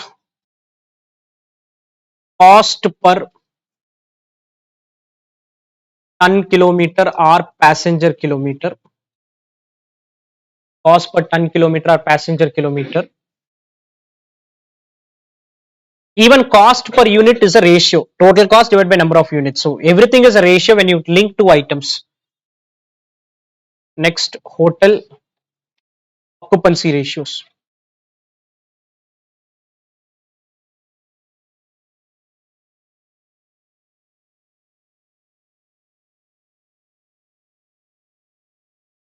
These are different category of ratios which would be seen by different people for their analysis purpose. Clear? Can you proceed? Done? How can ratio analysis be used for financial decision making? Now, for the purpose of decision making, I'll have to go through those 8 category of ratios. That is, using liquidity ratio, I'll be able to assess the liquidity or short-term solvency of a company. That's the first how I arrive at a decision making. Second, I can assess the long-term solvency through capital structure. What is solvency? Is ability to repay any obligation. So short-term solvency through liquidity, long-term solvency through capital structure. Then I want to assess the profitability, which can be related to sales, it can be related to owner's point of view, or it can be related to in returns point of view. That is return on asset or return on investment, owner's point of view. Then I also want to know how effectively I am using the assets. For that I have turnover ratio. Turnover ratio will help me in assessing the effectiveness of the usage of the various resources of a company. Am I using the resources properly? Effectiveness or efficiency, these terms are interchangeably used. Operating efficiency is the term we normally use. Coverage ratio will help us in understanding whether we are having adequate uh, income to meet our various liabilities. So if you look at here, liquidity position can be assessed through your liquidity ratio. Long-term solvency can be assessed through your capital structure. Operating efficiency can be assessed through your activity ratio. What is activity ratio? Is turnover ratio. The activity ratio is turnover ratio. Overall profitability can be assessed through your profitability ratio. Apart from that, I can do a comparison, same year, comparison across years, comparison with a competitor, comparison with the industry. See, this year Bharadwaj Institute income went down. I should not worry if everyone is going down. If everyone is going down and I am also going down, then there is some problem in the industry. So I should want to I want to find what happened, but that may not be a main worry. But industry is growing and I am degrowing. That's a problem. That's a bigger problem, because ratio on a standalone basis cannot give you anything. Because some industry, for example, banks work with a debt equity ratio of 8 times, 10 times and all, because the purpose of bank is they will borrow money and lend it to someone else. So in a banking industry, having a debt equity of 8, 10 times is not a problem. But in a normal company, such debt equity is a problem. So different industries, different ratios are critical. Financial ratios can be used for budgeting purpose. Budgeting is very simple. You are preparing the balance sheet and income statement. No? So using the ratios, you can then assess what is going to happen in future. For example, somebody will say revenue will increase by 20%. If revenue is going to increase by 20%, let me use the asset turnover ratio and find out how much assets I will need. Let me use the fixed asset turnover ratio. How much fixed assets will I need? Let me use the other turnover related ratio and assess. Let me use the debtors turnover ratio. I'll get to know how much data. So for budgeting purpose, based on estimate of future activity, in relationship between different spheres of activity, possible to estimate using financial ratios. Whichever question you solved till now, if I change the sales figure, the entire balance sheet will change. That is technically preparing a budget. That's technically preparing a budget. So understanding of ratios can help me in doing my budgeting process. Next, utility of ratio analysis. Utility of ratio analysis in decision making.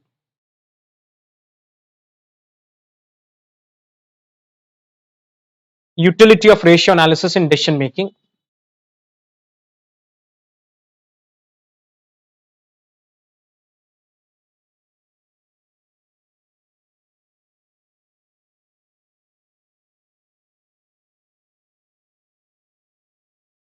Point number one, to assess liquidity. I'm not writing which ratio and all, you know all that. To assess liquidity in bracket short term solvency. To assess long term solvency.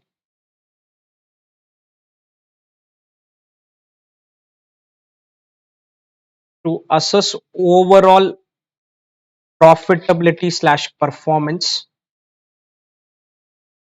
I can evaluate the overall performance or overall profitability.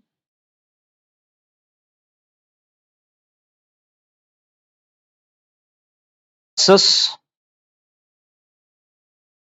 effectiveness slash efficiency, effectiveness of usage of resources or operating efficiency. How efficient are the operations?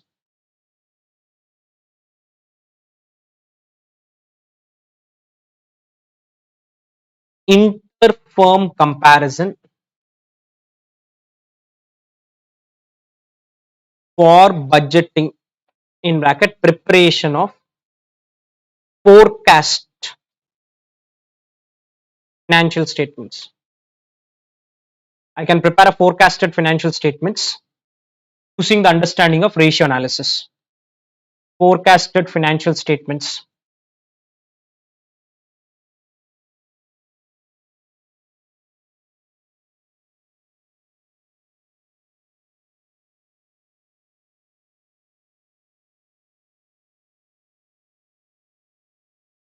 Clear?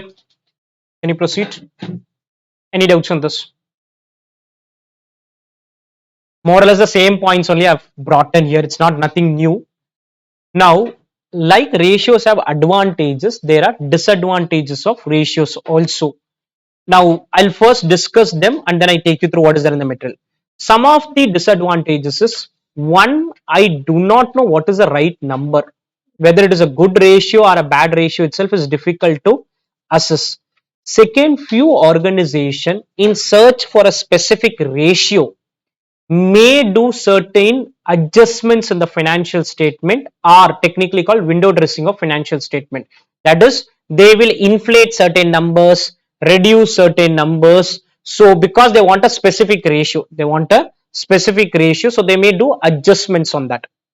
Ratio analysis also has another disadvantage. It's as on date figures. A lot of balance sheet related ratios are as on date. So the performance may be bad as on date, but throughout the year it could have been a good performance. This issue is somewhat sorted out by using averages. We sorted out by using averages. Another important factor I want to talk about is inflation. What is inflation is, this year my performance is 1 lakh profit. Next year my profit is going up. That does not mean I performed well. It is because inflation is there. What is inflation? My sales price went up by 10%, cost price went up by 10%, profit also went up by 10% from the last year to the current year. So limitations, inflation impact. Financial ratios are distorted by inflation, may be substantially different from the true value. Window dressing, organization may resort to year-end adjustment to give a good shape to the popularly used financial ratio. Conclusion from ratio, it is very difficult to generalize whether a particular ratio is good or bad. A low current ratio may be said bad from the point of view of low liquidity, but a high current ratio can be an example of inefficient work. If you have high current ratio, no, your turnover ratios will go down, because turnover ratio uses them in the denominator. Your liquidity ratio use the assets in the numerator. So when you have high current asset, liquidity ratio improves, turnover ratio goes down. So there is always this issues which are there. Also, many a times looking at a ratio on a standalone basis doesn't make any sense. Ratios are not interdependent. Viewed in isolation, one ratio may highlight efficiency, but when considered a set of ratio, they may speak differently. So you should try to link the ratios and then establish what has happened. For example, I'm saying NP margin has gone down. You're just focusing on NP margin and then thinking what happened, but NP margin did not go down. The problem was with the GP margin. Why did GP margin go down? Because you reduce the price and increase sales double. You increase the sales double. So I'm okay with the lower GP margin because there's an improvement in turnover ratios. So it's a compromise I'm making. One ratio I want to improve, another ratio I want to deteriorate. On an overall basis, I still gain. For example, if we bring extra 20 students and reduce fees by 10%, we are still okay, because extra 20 students is taking care of the 10% fee reduction. So I cannot just go by profitability ratio and say no, profitability ratio is bad, but I am gaining on the sales side. Okay, no standard ratio, kind of self-explanatory, because when I was doing the problem also, I told this is better, this is weaker. One common interview question which I ask is, what is an ideal current ratio? I used to ask this, and there's no standard answer to this. You cannot give any answer saying that this is an ideal current ratio. Change in accounting policy, this is not ratio disadvantage, this is generally your financial statement disadvantage. If you change the accounting policy, obviously comparisons cannot be made. Seasonal factors, this is what I was talking about, that on the closing date, balance sheet figures on the closing date, this can give a biased picture and may not reflect the average picture of the business. Certain businesses have very high sales, let's assume in the month of March. If you have very high sales in the month of March, your debtors will be very high. So what you will do for ratio is, debtors you will compare with 12 month sales. but sales was not happening for 10-12 months. It's only in the last 2 months sales is happening. So this ratio will show a very bad picture. The ratio can show a bad picture if the sales is happening significantly in the last month, or no sales is happening in March, and you say very good, data zero, because data are zero because you did not do any sales in the month of March. Again it is showing a wrong picture. Again it is showing a wrong picture because your data are last day. So whenever you have seasonality, there are certain businesses which are seasonal in nature. Example, sugarcane business. It will do business only during the sugar growing season. That time only the business will happen. So sugar companies working capital will be very high that time. Then non-season working capital may not be needed. So seasonal factors can also impact. What is diversified product line is when you have multiple businesses. You would have learned about segment reporting. Is segment reporting done? So you have different segments. So when I calculate ratio, ideally I should calculate ratio for segment 1, segment 2, segment 3, segment 4, segment 5 separately. I will not have data to do all that if I am given the financial statement. So linking all of them together may not give you a clear picture. Many businesses operate a large number of business in quite different industries. Calculating on the basis of aggregate data cannot be used for comparison. If you want to compare performance of an IT company, you should take only the IT segment business. He has IT business, he has automobile business, he has sugar business. So many businesses, if you have, doing a comparison may not be possible. This is a disadvantage with multiple segments which are there. Practically, there are multiple businesses. Example, ITC Limited. ITC has a hospitality business. There is a FMCG business. There's a tobacco business for them. There's a hotel business. There is a, so multiple businesses are there for them. So now doing overall ratio and saying current ratio bad, current ratio good doesn't make sense, because certain industry you will have good current ratio, certain industry you will have bad current ratio. When I say bad means for that industry it's not bad. Example, lot of FMCG companies have negative working capital. What is negative working capital? Is creditors will be more than debtors because they can influence those terms. For example, Bharadwaj Institute may have a negative working capital. I'm just telling may, because we are able to collect the fees on time from students, and by the end of the batch gets completed, maybe the fees is paid to faculty, so they may have negative. That does not mean current ratio is bad. So it all depends on the industry. Now, right, limitations of ratio.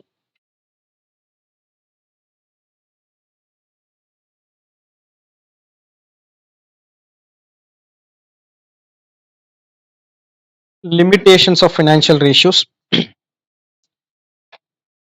Inflation impact, seasonal factors. If something needs explanation, I'll tell you, but otherwise these are kind of self-explanatory terms. Window dressing. Window dressing is adjusting your financial statement so that you get a particular ratio.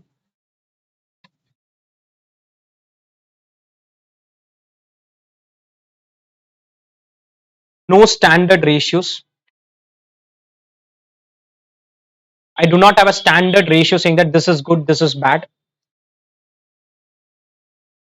Conclusion from ratios depend on circumstances, depend on company, industry, state of economy.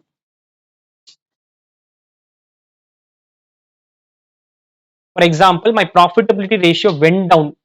Then I get to know COVID has happened. Don't worry, because COVID has happened. That time, a lot of companies got impacted. So state of economy was very bad at that time. Maybe it's not a worrying concern. Economy is doing really well. Then the same ratio weakening is a problem. So the conclusion depends on a lot of other factors. Multi product slash segment businesses.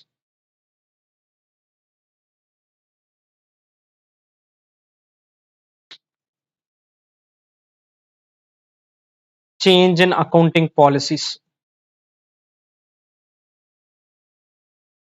These are few limitations of the financial ratio.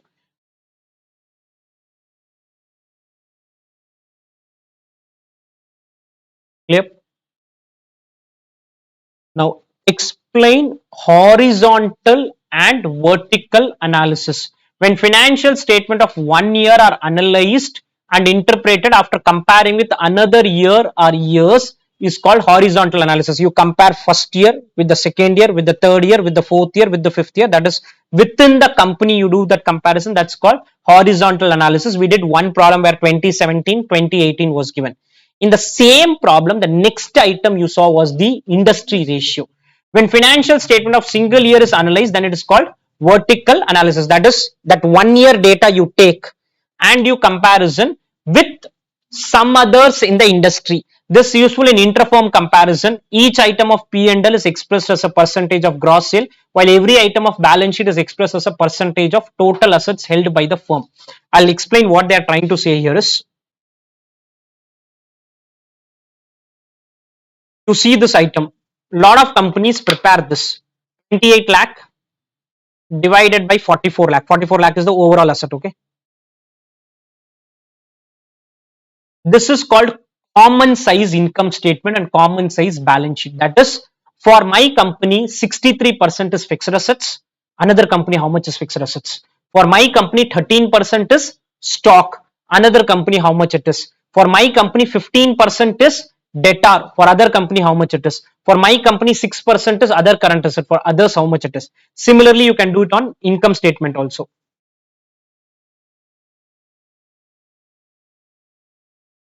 750. For my company, 40% is material cost. For others, how much it is? For my company, 25% is labor. For others, how much it is? For my company, 15% is manufacturing expenses. 20% is gross profit. 5% is office expense. 5% is depreciation. 10% is EBIT. 5% is tax. 5% is EAT. So this number, 1 year number, I'll compare with someone else. I'll compare. So vertical analysis is taking 1 year number and comparing with others, or within that you cannot ideally compare. So for comparison purpose, you need something. So that will be a competitor. That will be a competitor or economy. And in your horizontal analysis, 1 year, the second year, third year, fourth year, and fifth year. Any doubts on this? This whatever I did is called common size income statement. What is common size? Is everything is 100 rupees. Every income statement is only 100 rupees. So sales is 100 for my company, others also 100. For my company, material cost is 40. For others, how much it is? Common size, we make it 100 for everyone. So on that 100, we do the calculation. Right? Horizontal analysis and vertical analysis.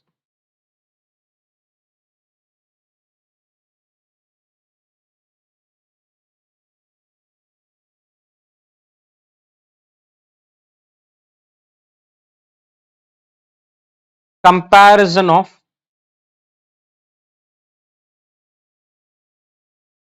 year 1 ratio with year 2/3, 4 of same company. 1 year ratio with others.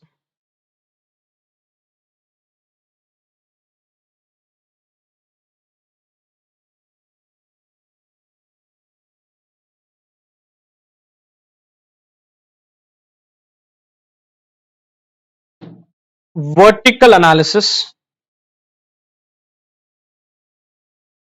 Vertical analysis. Sorry, Screen is blurred, sir. screen is blur. Just give me a minute. Yes. Horizontal analysis, comparison of 1 year ratio. Vertical analysis, comparison of year 1 ratio with other company, industry, economy ratios.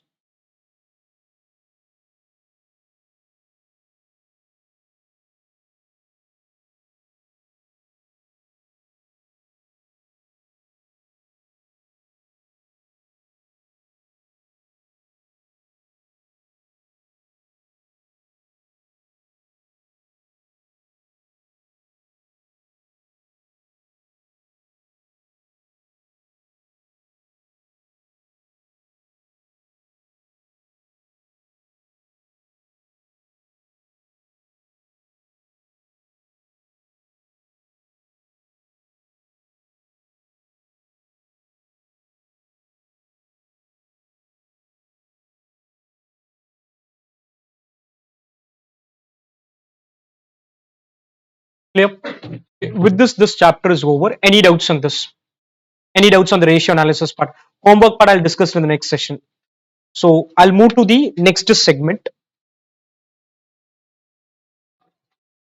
Okay, now I'll discuss the theory component of cost of capital chapter. So very limited set of questions we have, and most of it is already discussed as part of problem solving itself. But some extra things are there. What is cost of capital? Explain its significance. Cost of capital as such is basically the discount rate for capital budgeting evaluation. Whatever investment analysis we are doing, we need a discount rate for us to proceed. So this cost of capital can be called as return expected by the providers of capital, can also be called as cut-off rate, hurdle rate, minimum rate of return, which is necessary for evaluating a capital budgeting project. Why do I need cost of capital? Significance, the most important significance is this: evaluation of investment option. That is, whichever capital budgeting project we do, the future cash flows from it needs to be discounted to today's value. That will be done at WMCC, weighted marginal cost of capital. Performance appraisal is any business which a company has, we can calculate something called as return on investment of that business. That ROI of the business should be more than cost of capital. It should be more than cost of capital. I should earn more than the hurdle rate. Cost of capital is used to appraise the performance of a particular project or business, is compared against the cost of capital, which is known as cut-off rate or hurdle rate. Designing of optimum credit policy, not very critical, but you will learn about this when I go to working capital management chapter. In that, we'll do something called as debtors evaluation. That is, the simple thing is, when you go to a shop, I'm not talking about a retail shop, but in some other normal business, if you ask them that I want to make immediate payment, they'll say you can pay 98. The normal price is 100 rupees. I give 1 month discount, a 1 month credit period, 100 rupees is the payment. But if you are opting for immediate payment, I'll give you the discount. The discount is calculated using the cost of capital, because I get the money 1 month earlier. If I get the money 1 month earlier, I save 1 month of cost. See, every item in the asset side will need a liability side. So if money is stuck in debtor, against that either my own equity will be there, or a loan will be there, or a preference will be there. All of this has a cost. So objective is to cut down the assets, or cut down the working capital. If you are cutting down, automatically your capital will go down, and capital going down, my cost is also going down. While appraising the credit policy, the cost of allowing credit is compared with the benefit which you get from the providing of credit. Hence, cost of capital is used to arrive at the present value of cost and benefit received. I will be discussing this when I go to working capital management chapter. Now go to the theory part.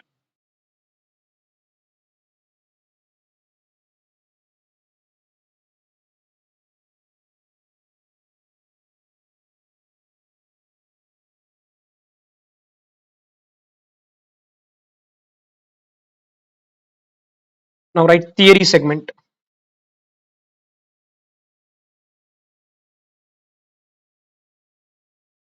Theory part.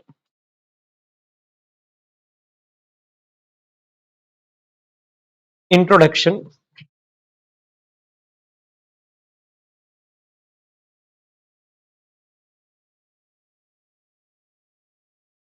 Cost of capital equal to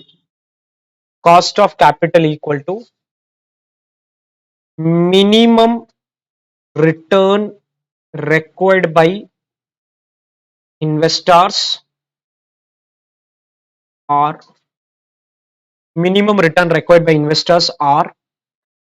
hurdle rate, or cut-off rate.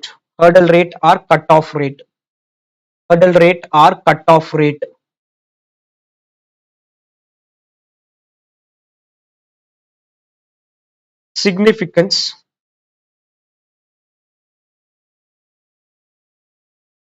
valuation of investments,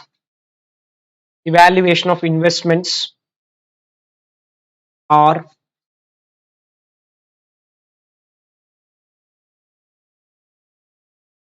projects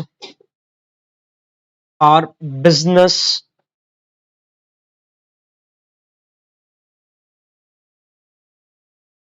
and plus selection of right credit policy. Selection of right credit policy. Selection of right credit policy. Clear?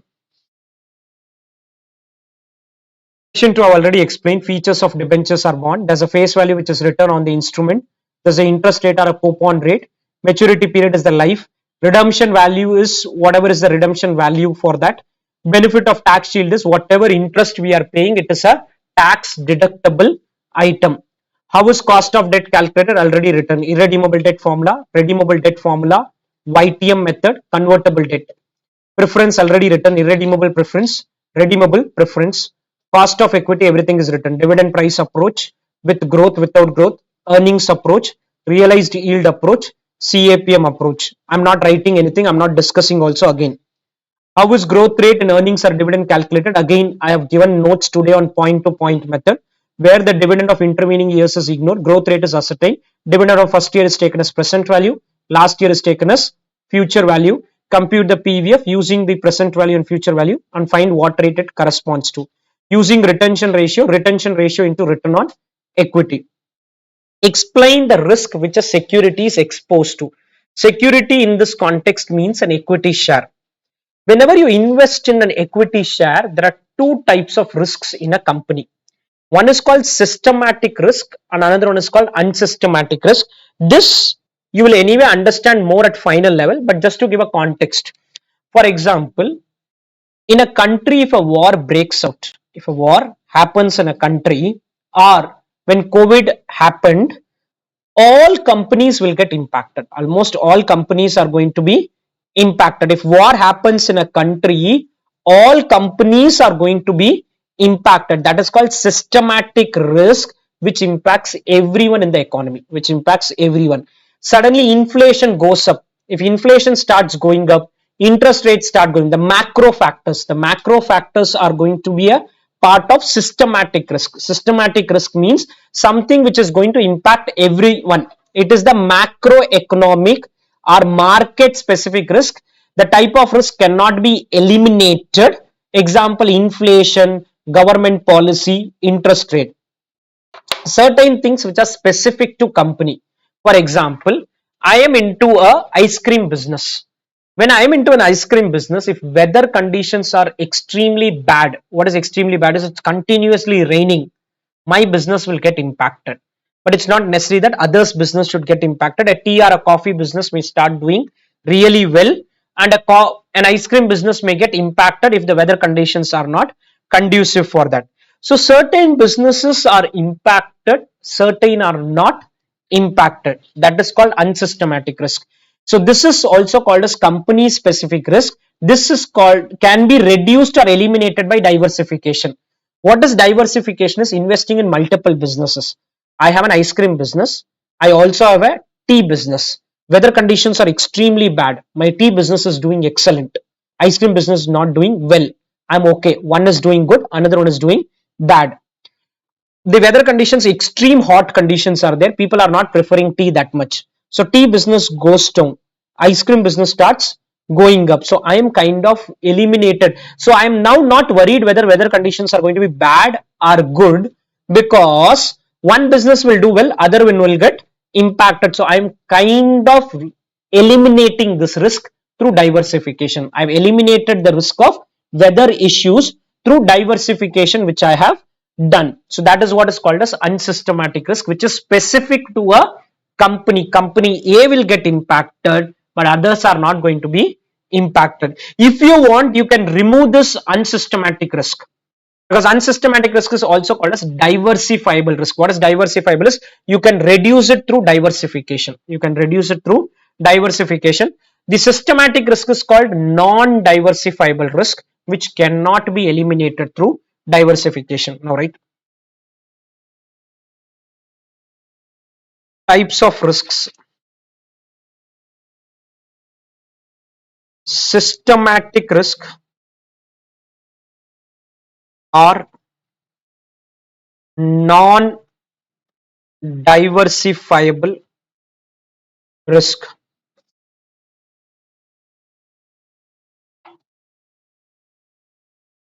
Risk arising due to macro factors, example inflation. Macro factors, risk arising due to macro factors, and which will impact which will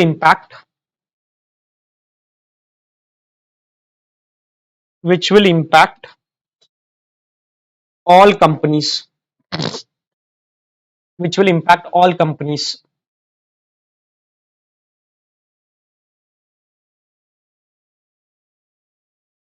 Unsystematic risk, unsystematic risk or diversifiable risk. Diversifiable risk.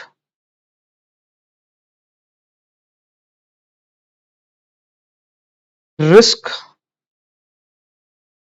due to specific risk due to specific factors impacting a company, due to specific factors impacting a company, specific factors impacting a company, and can be eliminated, can be eliminated through diversification, can be eliminated through diversification. Specific factors impacting a company eliminated through diversification. Any doubts?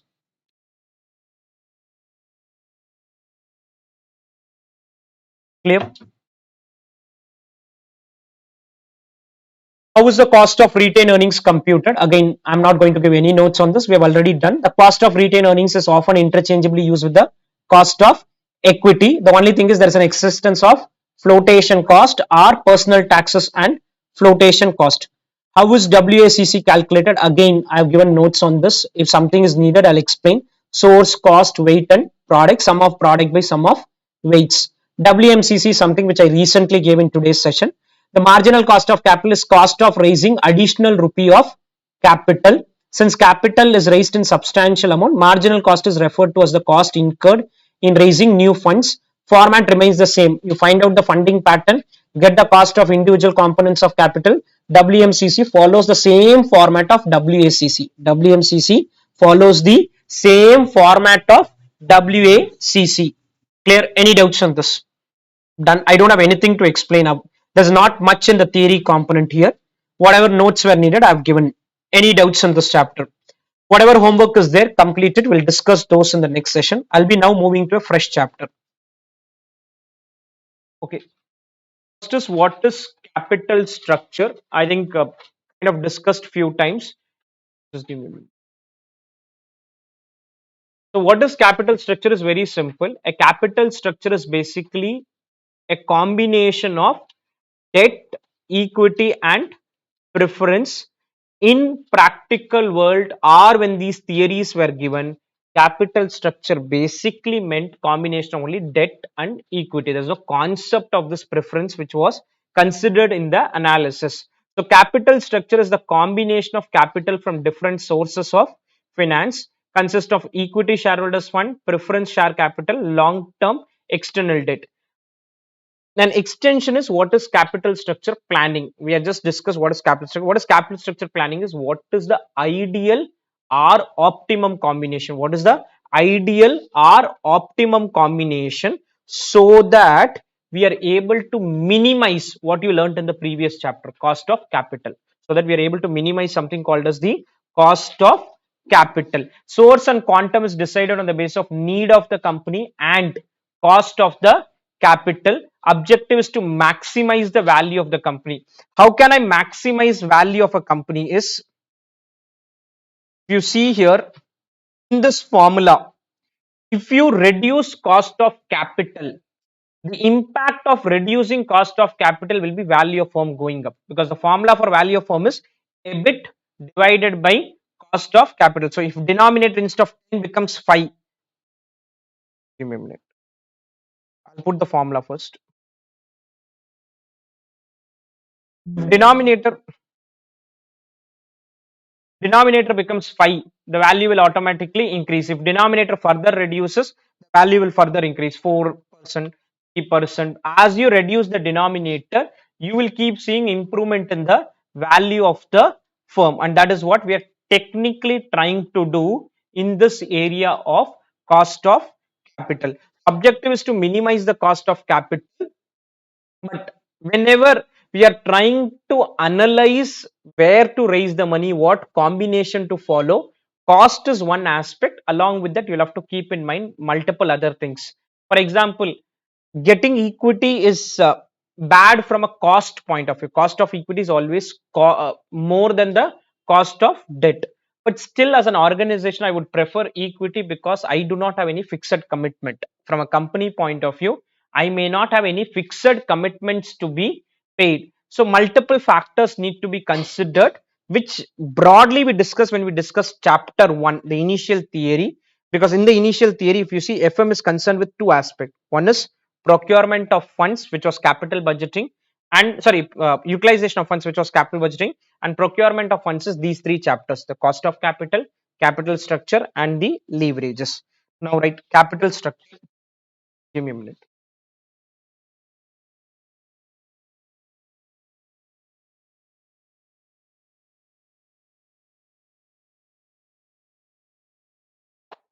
Capital structure.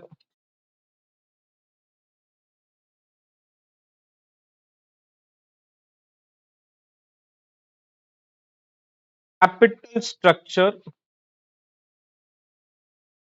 equal to combination of debt, equity, and preference.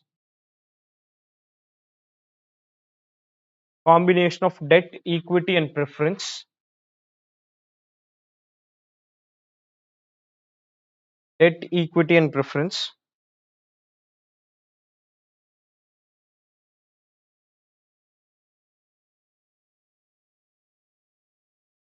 Object is to minimize cost of capital,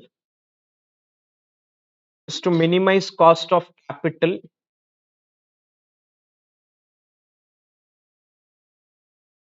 so that value of firm, minimize cost of capital so that value of firm is maximized. Value of firm is maximized. Value of firm is maximized. Okay, what are the common assumptions to various capital structure theory? Again, I've written this, but may not be all points covered here. This is what I had told us common assumption. Only two forms of capital, debt and equity. All earnings are distributed as dividend. No concept of flotation or other expense. Taxes do not exist. Cost of equity will always be higher than cost of debt. Broadly, these points are sufficient. Let's see if anything else is there here. Only two kinds of funds used by a firm: debt, equity. Total assets of the firm are given. The degree of average can be changed by selling debt to purchase share or selling shares to retire debt. What is this? I'll explain first. And we have not followed this in every question. What this says is, every company total asset will remain same. It cannot go up or it cannot. That is, year 1, if total asset is 1 crore, year 2 will also be 1 crore, year 3 will also be 1 crore. The only thing which can change is, on the asset side 1 crore is there, on the liability side equity 20 lakh, debt 80 lakh, or you can make equity 30 lakh, debt 70 lakh. or you can increase the debt, reduce the debt, increase the equity, reduce the equity. So basically, if you're increasing debt, increase debt for what purpose? Increase the debt and buy back the equity. Buy back the equity. If you're increasing equity for what purpose? You increase the equity and repay the loans. But we have seen many problems where an organization was doing expansion. When they do expansion, we were raising additional money in the form of debt, equity, and preference. So we have seen that problem. So this may not be that relevant, but this is one of the common assumption of the theory. Taxes are not considered, payout ratio is 100%. This is same. If total assets remain same, total financing, see, liability is called financing, asset is called investment. If investment is 1 lakh, same, if it's going to remain same every year, financing is also going to remain same every year. So these two are interlinked. Business risk is constant. This again is not a very good point from a practical point of view. What does constant means? My risk remains same. That is, this year my risk is so much. If I can quantify it at final level, you will understand how to quantify risk. The risk is not going to change next year, next to next year, next to next year. But in a practical world, because of the competition angle, because of the market situation, our our business risk can suddenly increase, assuming in the next street or the next in the same street one more person is starting CA classes. Our risk is going to significantly change. Our risk can change if ICI suddenly says we are discontinuing CA foundation and it's always directly starting with CA inter. Our income levels start going down. So there are multiple risks which a business face. Certain internal risks are there, certain external risks are there. Anything can happen. So you cannot say the risk is going to remain constant. These theories came around 1900. That time these three 1920, 1930, 1940, these are the time when these theories were released. So at that time the market situation was not that dynamic. You were not having, see, 20 years back or 10 years back, if I go, when I purchased my first mobile phone maybe in 2006. So if I go back to that time when I wanted to buy a mobile phone, I just went to a shop, asked him, he gave me a mobile, I came out. Now if you want to buy a mobile phone, you do a lot of things. So market has become extremely competitive for the sellers. So earlier it used to be called as a seller's market. Now it is a buyer's market. We dictate terms rather than they dictating the terms. So again, risk remaining constant may not be very relevant, but the theory has said I'm not touching anything on that. Firm as perpetual life. Perpetual means no end, which is a common assumption for us, because whenever we assume any equity, we assume perpetual life. What is net income approach? Already discussed, so I'm not going to discuss it. Only thing is I'll quickly discuss all the four. Net income was the first theory. Net operating income was there. Traditional was there. Modigliani Miller. Just remember net operating income, NO. No means no change in the value of firm. NOI, no change in the value of firm. That is NOI theory. Net income theory says the value of the firm will keep changing as you change capital structure. I would have given a chart. If you look at the chart also, you'll understand. Basically, if you add it, the chart will look like this. Cost of debt is constant, cost of equity is constant. As you add debt, the cost of capital will keep going down. When it keeps going down, the value of the firm will keep going up. That is what net income theory said. Net operating income theory said cost of debt is constant, cost of equity will keep increasing if you borrow more, overall cost of capital will remain constant. NOI theory, Modigliani Miller theory both gave same conclusion. Modigliani Miller just gave logic for that. That logic was arbitrage, because we saw problems where if I put 10 lakh rupee in Bharadwaj Institute, it gives me income of 1 lakh. And if I put 10 lakh in some other company and it gives income of 1 lakh 20, obviously I'll prefer the other company. Why should I buy Bharadwaj Institute shares when I'm getting lesser income? Assuming both risk, everything is same. So two companies having same risk, the concept of said that. Traditional theory said anything can happen. Debt can go up, cost of debt can remain constant, can go up. Cost of equity can remain constant, can go up. Overall cost of capital is a combination factor, which said initially it will start falling, then it will remain constant, then it will start going up. The approach favors that financial leverage is beneficial up to some point. Favors, that is, borrowing is good till some point. Cost of capital comes down, value of firm increases. Beyond that point, reverse trend happen. That is, you keep, see, if I borrow 1 lakh, It is good. I can use that 1 lakh in a productive way, earn. If I keep borrowing more and more and more, I will get into a trap situation. So they're saying till some level, borrowing is good. Beyond that, so optimum capital structure is one where value of the firm is highest, cost of capital is lowest. They're not giving any specific conclusion, saying that you keep analyzing. We had one problem where I think they gave some 6-7 situation. Traditional theory, we analyze all the 6-7 situation, whichever gave maximum value, we ended up taking that. Now I have discussed format we have written. In this format, you will have less tax if with tax come, and in every formula it will become into 1 minus t. In every formula you will have to add 1 minus t. Modigliani Miller is also discussed by us. Capital markets are perfect, all investors are rational, equivalent risk class, non-existence of corporate tax. The conclusion point is already discussed. Two companies having same risk, same EBIT should command same value, and there is a justification which he gave. The justification is the arbitrage process. Then he said, no, this is not going to work. I'm going to bring in income tax. I'm going to bring in income tax. Moment you brought in income tax, the value became value of unlevered firm plus amount of debt into tax rate. I'm not giving any notes on this because these all notes are already written by us. Anything specific comes, because when you look at the notes, you will find specific assumptions of each of the theory. Net income, net operating income, approach without taxes, approach with tax. All this is there in your notebook. So I'm not discussing anything on that as of now. Format with taxes is also written. Process of arbitrage, again written here. Arbitrage means making extraordinary profits. Types of arbitrage, the steps part is already written. The same thing you will see here. There's a primary arbitrage and there is a reverse arbitrage. The step numbering could be slightly different. Let's not worry about it. Whatever you have written, that steps are sufficient. Here the numbering I could have done slightly different here and there. Let's not worry about the steps numbering which is there. Okay. Trade-off theory in deciding a capital structure. Now, as I was indicating that if I raise equity, cost of equity is always higher than cost of debt. Reason is very simple, because as a shareholder, you are taking more risk. When you take more risk, you want more return.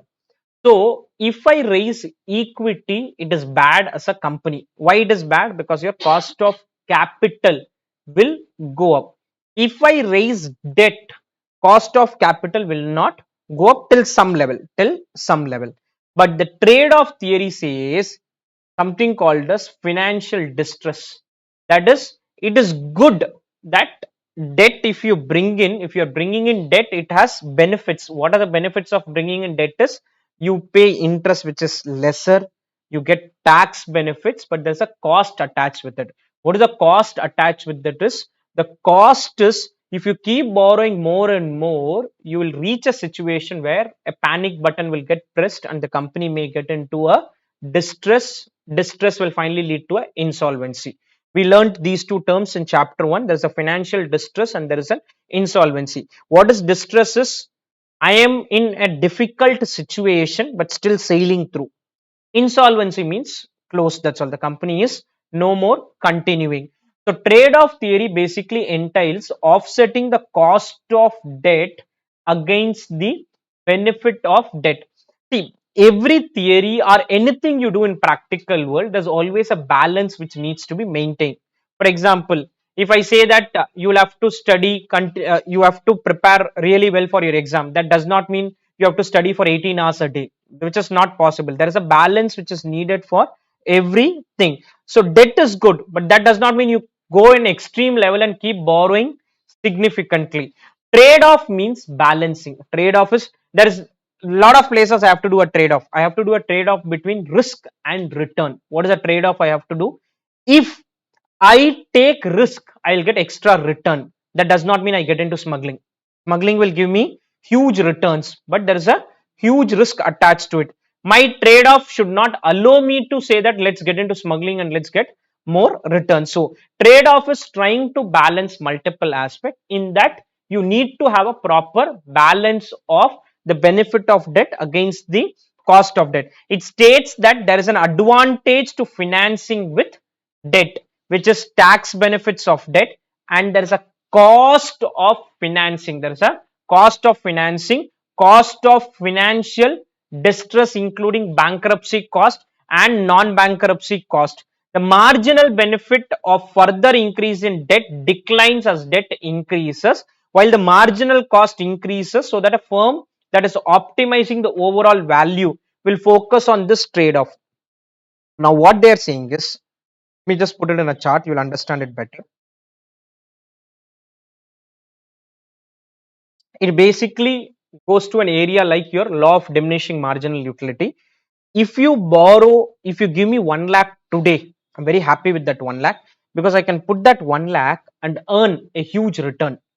Next, later you give me another 1 lakh. My potential to earn returns will keep going down with every extra borrowing I am taking. So, as Bharadwaj Institute, if we open one more institute and borrow 5 crore rupees, we can service that 5 crore. The debt taking is beneficial. There is a benefit attached with taking that debt. If you give me another 5 crores, my benefit starts going down. So, the benefit of taking the debt will keep going down. The benefit which you take. Initial 5 crore, bank charge me 10% interest. Another 5 crores I asked, bank is saying you are now getting into risky trajectory. So the cost of the debt will start going up. The cost of the debt will, when I say cost of debt, I am not talking about the formula cost of debt. I am just selling the benefit vis-a-vis the cost of the debt. So the interest expense will start increasing significantly. This you can understand as a bit which the extra debt can bring, and this is the interest which you have to pay on the debt. If you borrow little bit, EBIT is good, interest is manageable. If you keep adding it, your EBIT level may not proportionately go up. Interest levels will start proportionately going up. Just because I am doing well, Bharadwaj Institute cannot borrow 100 crores. If we borrow 100 crores, our company will get wound up, because 100 crores we cannot use it. I need a purpose for using it also. So the theory says the benefit of further increase in debt declines as debt increases. One more institute if I open, one more branch if I open, okay. Another branch if I open, things will start going down, because I cannot service so many branches. I cannot have so many branches. If I open in some other place where demand is there, okay. But you cannot keep continuously opening multiple places, multiple outlets. It is not going to work. So here, the marginal benefit of further increase in debt declines as debt increases, cost increases. So if you are focusing on this, you need to decide how much debt and equity to use for financing. There's no doubt that debt is always cheaper than equity, but still there are a lot of people who are having a policy that I will not take debt, including me. I normally have this policy that I don't want to get into a debt situation. So a lot of people, you speak to your parents, some of them could have this policy that I don't want to borrow money, whether it is at lesser rate or at higher rate. Let's manage with whatever we have. Let's not get into a debt situation, because debt adds up to that stress. Because what, whenever you have debt, you have a stress saying that okay, whether business is done or not done, this guy will come and ask me for 1 lakh rupee. Where do I pay this 1 lakh rupee every month? So that is what debt is bringing in. But if you take that debt and pay 1 lakh, against that 1 lakh you can earn even 5 lakh also. That is the benefit of the debt. So you need to balance it. You cannot keep going up significantly, and you cannot be without debt also. The firm may often experience a dispute of interest among the management, debt holders and shareholders. As the debt equity ratio increases, debt equity ratio increases, there's a trade off between the interest tax shield, that is, the benefit of the debt is the tax shield, and bankruptcy, that is the cost of the debt, and bankruptcy causing an optimum capital structure. This is what indirectly the traditional theory was saying, that if you borrow somewhat, my cost of capital goes down, then it remains constant, then it starts going up. Till it is going down, debt was beneficial. Then you are reaching a trade-off situation. Then debt is bad. Then because your cost of capital start going up. All right. Trade-off theory.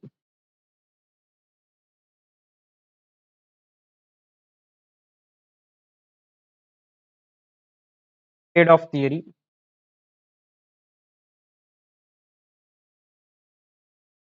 Selecting an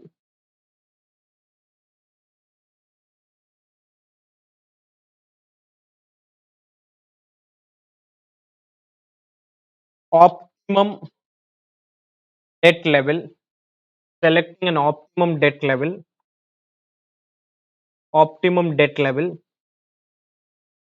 by considering considering benefits of debt, tax shield, considering benefits of debt and cost of debt,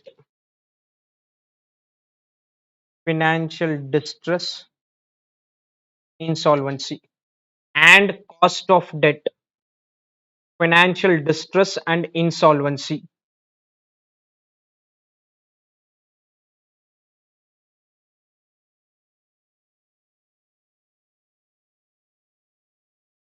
Benefits of debt, benefits of debt, or you can say marginal benefit of debt. Marginal means the additional benefit of debt. Marginal benefit of debt will decline with increase in debt, will decline with increase in debt,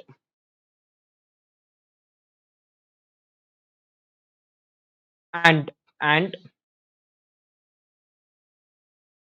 marginal cost of debt will increase,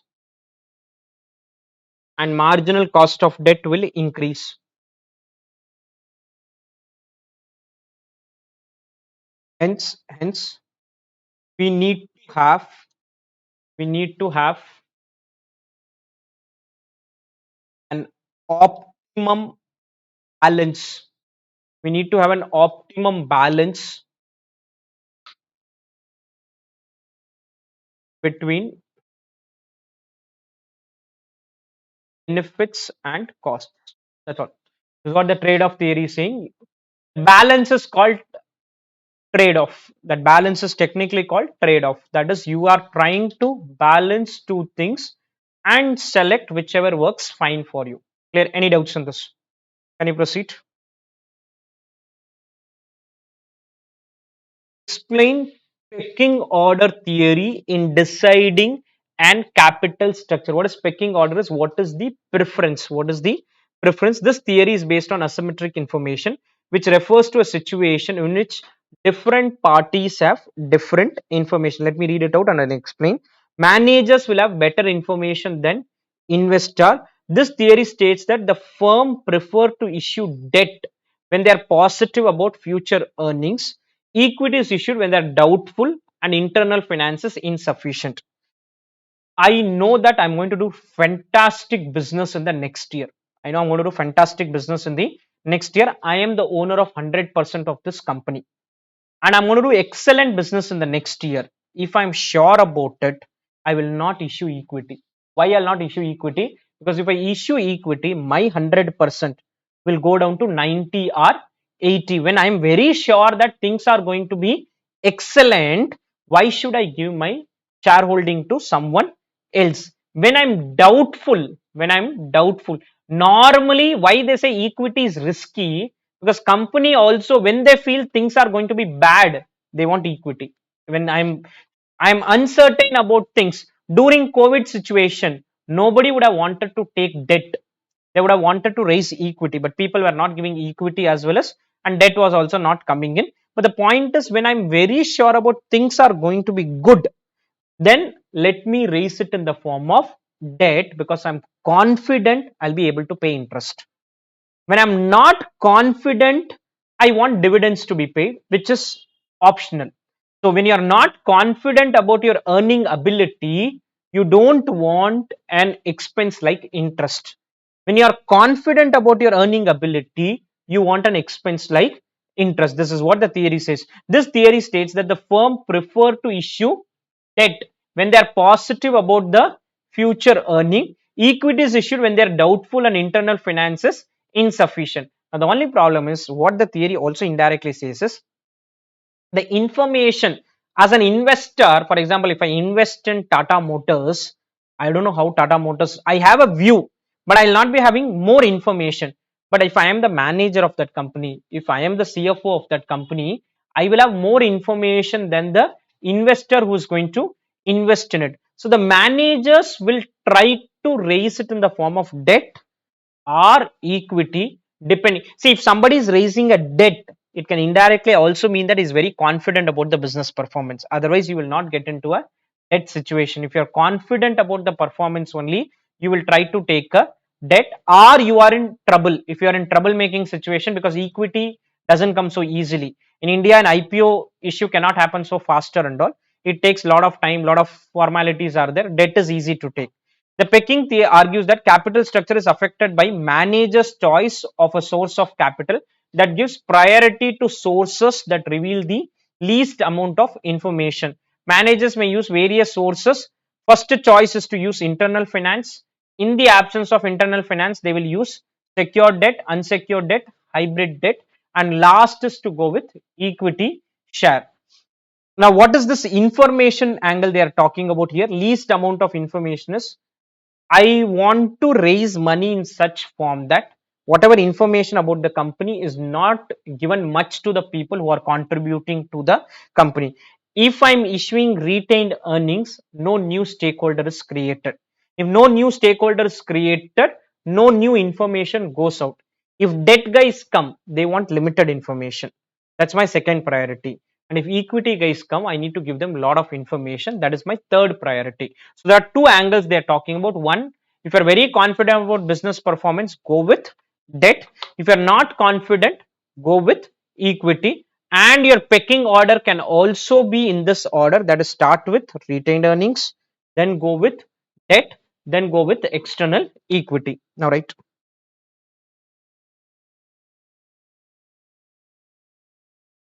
pecking order theory.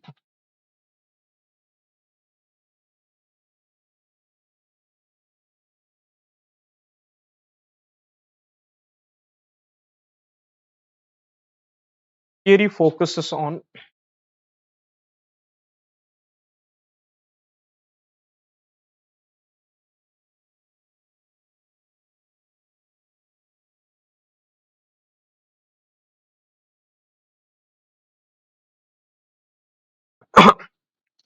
sorry, theory focuses on raising debt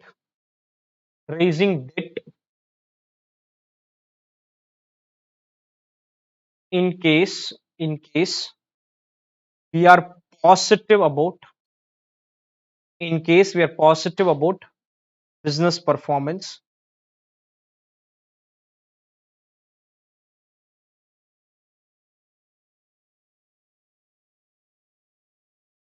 and raising equity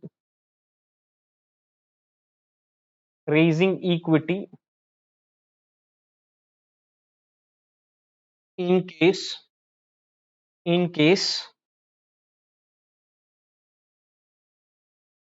we are future performance doubtful about future performance.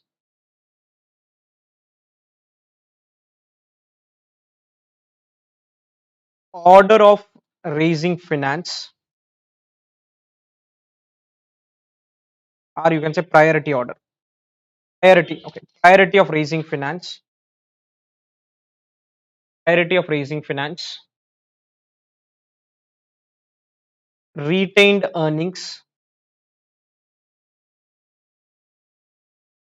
first. Retained earnings first. Second, and external equity. That's the last priority.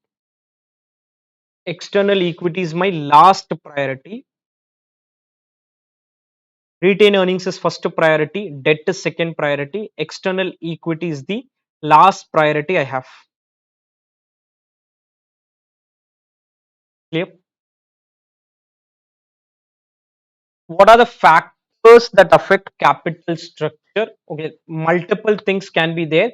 We have till now just discussed cost of capital, but apart from cost of capital, an organization need to have multiple other elements. In that, the first one is financial leverage or trading on equity. This question has come as theory question few times in exam. The trading on equity. I think it will be a separate question there. Give me a minute.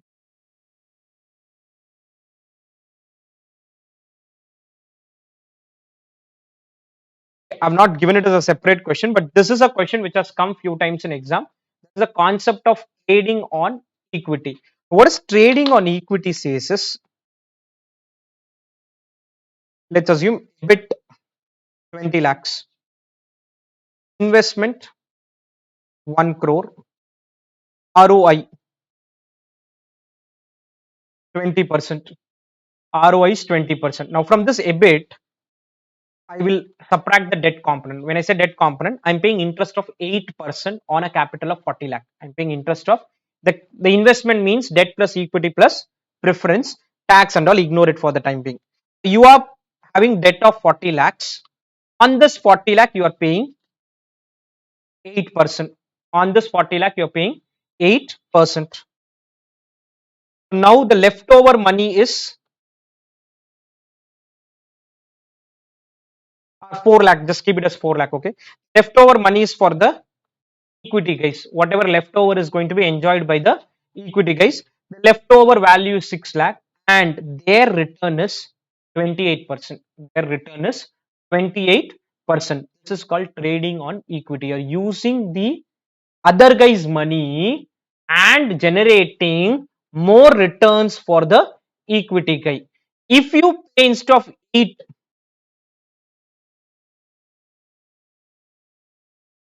if you pay 10%,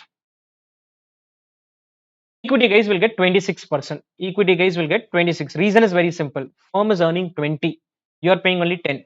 If you pay them 20, exact 20, equity guys will also get 20. Equity guys will also get 20. But if you pay 25 to debt guys, you pay 25 to debt guys, now equity guys will feel the pinch. If you pay 25%, equity guys will get only 16% because they are the residual people. They are the residual people. So here says use of long term fixed interest bearing debt and preference share capital along with equity share capital is called financial leverage or trading on equity. Long term debt increases the earnings per share if the firm yields a return higher than cost of debt. 20% if you earn against cost of debt of 8%, EPS will improve, ROE will improve, equity guys are very happy. Equity guys are very happy. However, leverage can operate adversely if the rate of interest on long-term loan is more than the expected rate of earnings of the firm. Firm is earning 20%. You took a loan at 25%. Equity guys will worry about this. Equity guys are not happy with this. If you take a loan at 15%, equity guys are happy about it. This we learnt in leverage called as favorable financial leverage, adverse financial leverage or unfavorable. So there if you see, I would have given you this note. Okay, in fact trading on equity is here. Firm as favorable. Okay, it's there in that chapter. The theory question is there in that chapter. A firm has favorable financial leverage if ROI is greater than cost of debt. We should ensure consistency and compare both pre-tax value or post-tax value. So if you are earning more than the cost of debt, it is favorable, and if you are earning less, it is unfavorable. This is the first aspect which an organization needs to do. Growth and stability of sales. If things are going stable, positive things are happening, raise debt. If you are uncertain about performance, raise equity. They are saying if the sales are expected to remain fairly stable, it can raise a higher level of debt. It can raise a higher level of debt. If stability is not there, lot of uncertainty is there, don't raise debt. Because when there is uncertainty, I want flexibility in payments. What is flexibility? Dividends can be paid, dividends need not be paid. That's my choice. Cost principle. An ideal pattern is one that minimizes cost of capital. This is what we have been learning from the beginning. This was only one of the aspect. Apart from that, other aspect also organization. If for example, if I give you a problem and tell choose the better capital structure, you'll do WACC of alternative 1, WACC of alternative 2, 3, 4, 5 and see whichever WACC is lower, or you'll calculate the EPS. and say whichever has the highest EPS. In this chapter, we initially started with that area only, but that's only one aspect. There are other aspect also needs to be considered. Risk. Reliance is placed more on common equity for financing than excessive use of debt. Why I want to raise more of equity? Because when I raise equity as a businessman, I feel risk is on the lower side. You as an investor, you feel it is risky. I'm not getting into your side of analysis. I'm just getting into my side of analysis. I want to have lesser debt, more of equity. That is from a risk point of view. That's the point. But from a cost point of view, you would want more debt, less equity. Every point has it. So it's always a balance. See, I cannot say that always do this. Whatever problems we are solving, we give a conclusion. Practical conclusion is not that easy because you are just doing the financial analysis. Apart from financial analysis, so many other factors are there. Let's assume I tell you to solve a problem in costing and say please select an alternative. You say this is the alternative you have to select. When you select that alternative, lot of non-financial issues will come. One of, for example, Bharadwaj Institute, we want to check whether should we continue with CA foundation classes or discontinue. Just an analysis we want to do. We decide saying that we'll discontinue, but discontinuing has a lot of other elements, because if we are not present in CA foundation, students may not get aware about our brand. So there are a lot of other factors which needs to be considered. Just making an analysis or just making a conclusion, your focus was always on only this cost principle. WACC or EPS is cost principle, but other factors need to be considered. Control principle. When designing a capital structure, finance manager may also keep in mind the existing management control and ownership remains undisturbed. I don't want to raise extra equity in simple. Why I don't want to raise extra equity? Moment I raise equity, the new guy will come. He will say, I also have a ownership. He will come for AGM. He will start voting and he may also become part of the management of the company. So I don't want all that headache to come. So I would want to continue with the existing structure, which indirectly mean no more equity to be raised. Or even if you raise, you would want it to be in the rights issue mode. That is, rights issue means the existing people will only subscribe to those shares. Flexibility. Flexibility is you will have flexibility in case of equity, but you will not have flexibility in case of debt. Debt could be interchanged, but the same option may not be available. Okay, this is interchanging, but I'm talking about the flexibility of payment. Okay, this is talking about by flexibility, management chooses such combination which it finds easier to adjust according to changes in needs of funds in future. This flexibility is, today I go to a bank and say that I want to take a loan of so much. I get a sanction and I don't take it. That sanction is available. Depending on my business situation, I can take lesser debt or I can take more debt. That equity flexibility and all is not there. If you go to a market, raise money, the money will directly come to you. You cannot suddenly reduce equity or increase equity, but you can reduce debt or increase debt. You have taken entire debt, you can repay the debt. You cannot easily repay equity. Doing buyback and all is a very complex process. Not so easy for an organization to do that. Other consideration, nature of industry, timing, competition. In simple words, I'll say, whenever you want to raise debt, you will have to see one, how is the stability scenario, how is the growth scenario, and take into consideration cost, risk, and control. These are the three major principles. Now, right, factors affecting capital structure.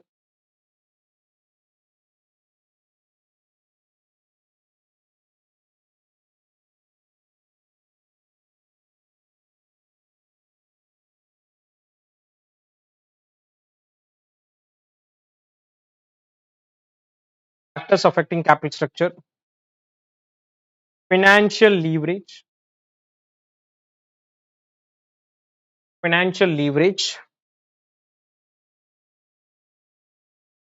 In all these factors analysis, I'm nowhere bringing in preference. Okay, preference is either part of debt or part of equity in the practical world. Raise debt, FL is favorable. If financial leverage is favorable, please raise debt. What is favorable financial leverage? I've already given in the earlier chapter. And raise equity, FL is unfavorable.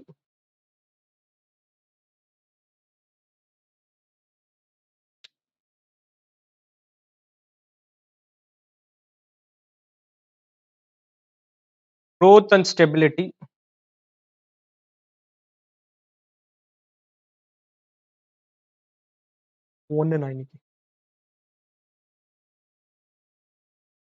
growth and stability, raise debt if business situation is stable. I'm not writing raise equity. Raise equity is the opposite, okay? Raise debt if business situation is stable.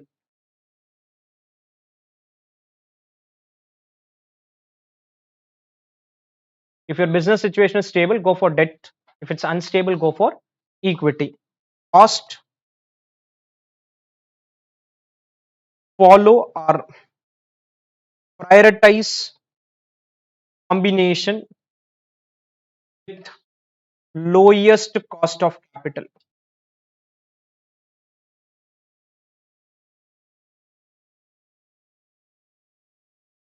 Prioritize combination with lowest cost of capital.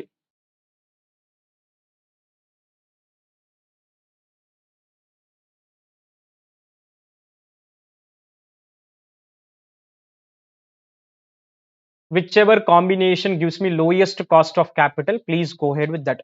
Risk, prioritize equity over debt, because equity is low risky for me, debt is more risky. So I would prioritize equity according to this principle. Some principle will say debt is better, some principle will say equity is better. Combine everything and then decide what is working well for. Control,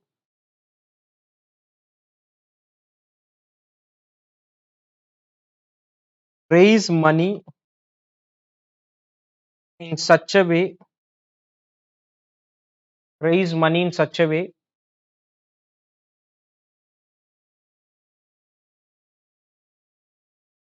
that existing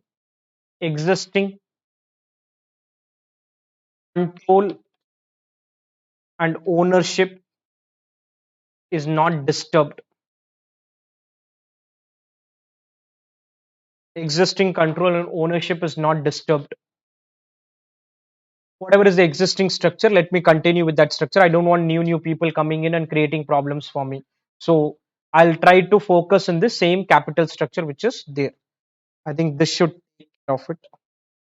Yep. Major points I've written. Okay, I'm not explaining anything beyond this. Any doubts on this? Okay. L is a theory, that the practical based question. How can a firm decide an optimal capital structure? We used to do it in 3 steps. One, identify the alternative. Second, we were calculating preference dividend, interest, and equity dividend. Third, we were either maximizing the EPS or the market value of firm, depending on the situation. What is financial break-even point and indifference point? Financial break-even point is interest plus preference dividend divided by 1 minus tax rate. Indifference point, I think one of you have asked me to explain a little bit more on indifference point. So I'll just touch, there's a message which had come to me. So I've already done the indifference point, but I'll just explain it here because it's coming in the theory flow. What we were doing in indifference point is we are trying to find an alternative which will give same EPS. Try to find an EBIT which will give same EPS for two different alternatives. So in order to find this, you'll have to start with EBIT as X and get the EPS in terms of X and equate both. If you equate, get an answer, there is an indifference point existing. If you equate and you don't get an answer, it means one plan is dominating the other plan. Which is dominating? The plan with low financial BP will dominate the plan with high financial break even point. So if indifference point is 10 lakh, below 10 lakh, one plan is better. At 10 lakh, you are indifferent. Above 10 lakh, the other plan is going to be better. Clear? Any doubts on this? Limitations of EBIT EPS analysis. Now, what we are saying is, initially when we started, I asked that how are we going to select an optimal capital structure? We said either I go with EPS or I go with market value of firm. If you, let's assume, go with EPS, when you do your EPS analysis, nowhere in the analysis an angle comes called as risk. In our analysis, nowhere the risk angle is coming into picture. What happens is the EPS criteria ignores the Risk dimension. EBIT EPS analysis ignores as to what is the effect of leverage on the overall risk of a firm. With every increase in financial leverage, the risk of the firm and therefore investor also increases. You would have learnt in leverages there's a business risk and there is a financial risk. Business risk comes from the operations, financial risk come from your capital structure. So if you borrow more and more, EPS may start going up, but what is happening to the risk is not getting considered in the analysis. We did one problem. I think I'm not sure in this. Just give me a minute.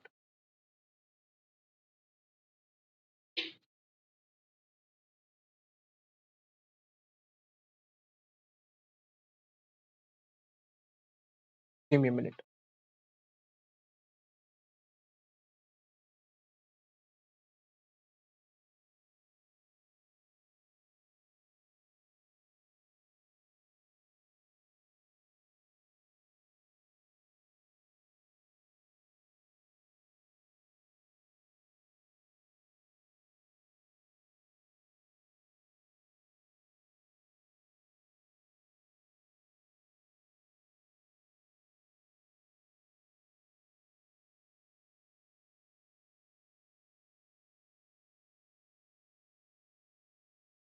Yeah, this was a question we did in leverages.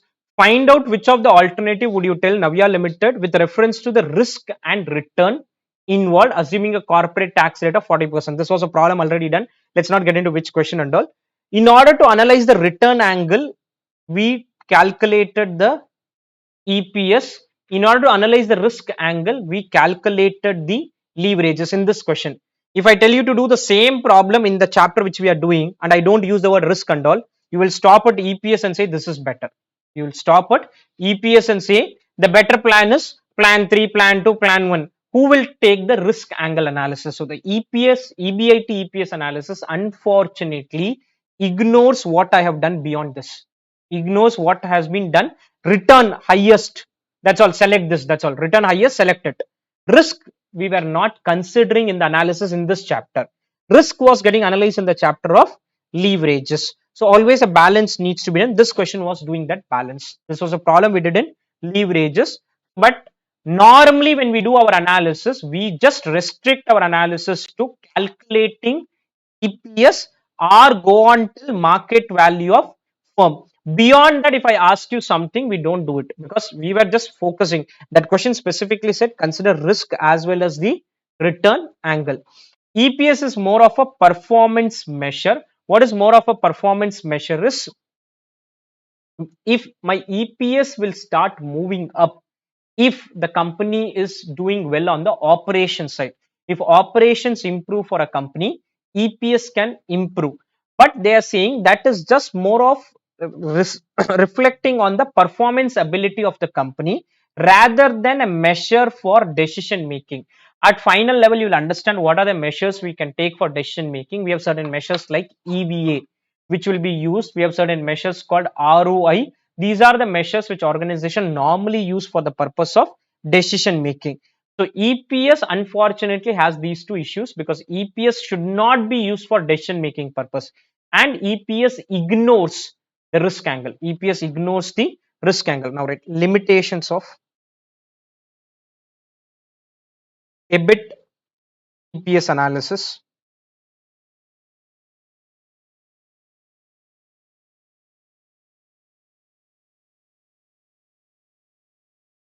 First one is risk element is ignored.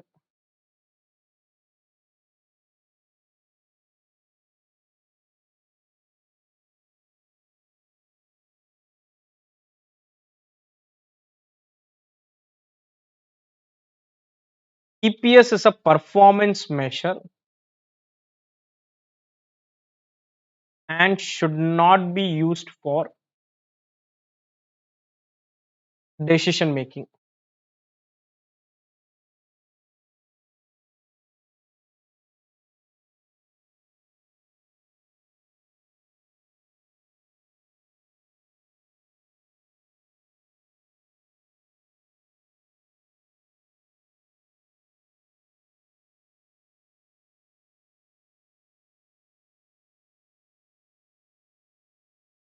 Clear? Can you proceed? What is overcapitalization and undercapitalization? I think the words will very clearly mention what is overcapitalization, what is undercapitalization. Bharadwaj Institute needs only 5 lakh rupees to run the business. Instead of having 5 lakh, we have 20 lakhs with us. Extra 15 lakh will get wasted by us because every money which you have, you need to earn return on it. You need to earn return on it. If you are not able to earn return on that money which is there, how will you pay? See, on the asset side, whatever assets I have, I earn returns on that. On the liability side, whatever liabilities I have to pay a cost on that. So if I've raised 20 lakh on the liability and using only 5 lakh, balance 15 is in the form of cash. I don't earn anything on that, but I have to pay a cost on it. That is technique. It's a state where your actual capitalization, sorry, this one, where a firm has more capital than it needs, or in other words, assets are worth less than its issued share capital and earnings are insufficient to pay dividend and interest. This will happen. See, if I raise money from you and I don't use it, you will tell me pay interest. Whether I'm using it or I cannot tell you that I raised money but I kept it in my balance sheet. I did not use it for any purpose. You say whatever you want to do it. You give me my interest, my preference dividend, and my equity dividend. Equity dividend expectation flexibility is there, but you give me that. The chief sign of overcapitalization is the fall in payment of dividend and interest, leading to fall in the value of the shares of the company. It's a state where its actual capitalization is lower than its proper capitalization as warranted by its earning capacity. In the practical world, most of the mature companies, when I say mature companies, TCS, the bigger companies, they will fall in the category of overcapitalization. What is overcapitalization? Is they have more money with them than what they need. They will keep paying huge dividends, but still more money will be available with them. Undercapitalization are these startup companies who are having earning potential, but they do not have money, where your actual capitalization is lower than its proper capital. You may be thinking that in your mind there is some business potential you have thought about, some idea you have thought about, and you want to do it, but you will face the situation of undercapitalization because you do not have the capital to do the business. Idea is there, scope is there, but you do not have the capitalization. Situation normally happens with companies which have insufficient capital, but they have a lot of options. Everything is there. I'm not talking about the causes and consequences. Both are bad. Both are technically bad. You can just read them later on. I don't want both situation to arise. I don't want the situation of overcapitalization. If you have overcapitalization, you're wasting money. If you have undercapitalization, you're wasting an idea without money. Idea is there, but money is not there. Overcapitalization, money is there, but idea is not there. Our potential is not there. Now, right, overcapitalization and undercapitalization.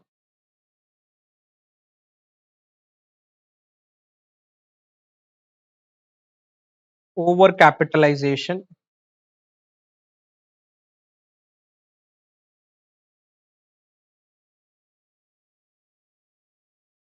available capital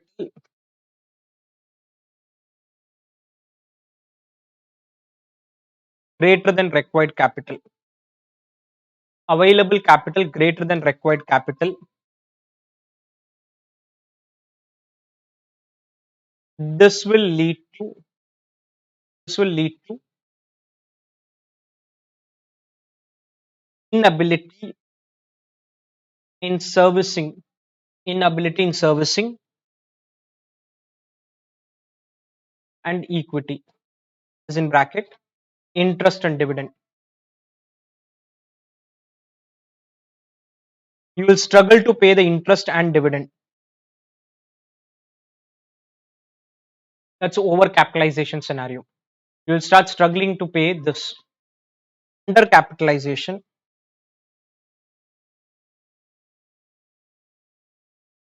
available capital less than required capital.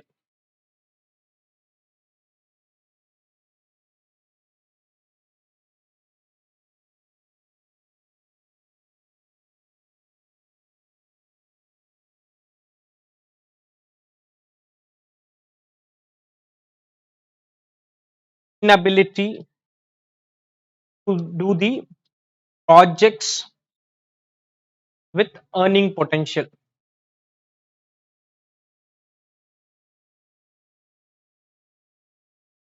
Most of the people will fall in this category. They have earning potential, but unfortunately, they are not able to do those projects because of money unavailability.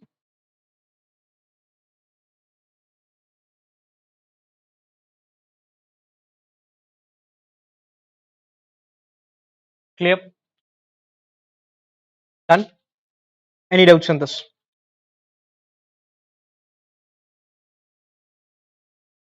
We have discussed the theory element. I'll take a break and then start with a fresh chapter. Needed. What is business risk and financial risk? Now, every organization faces two types of risk.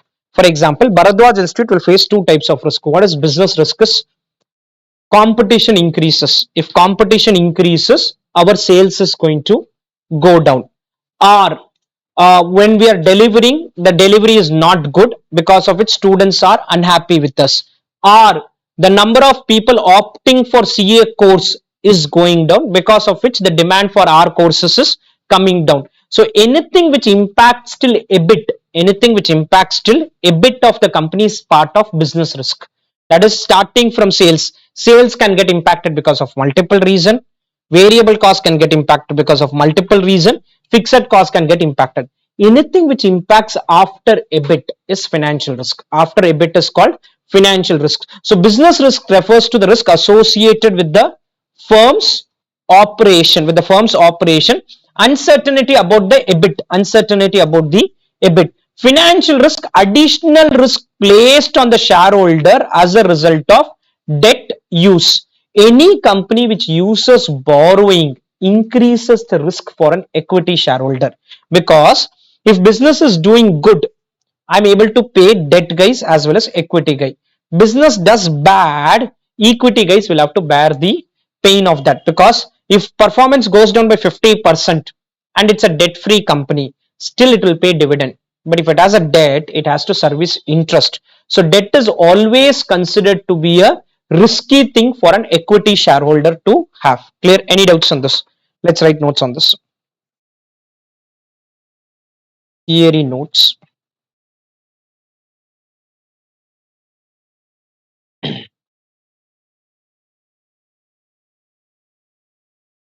Business risk versus financial risk.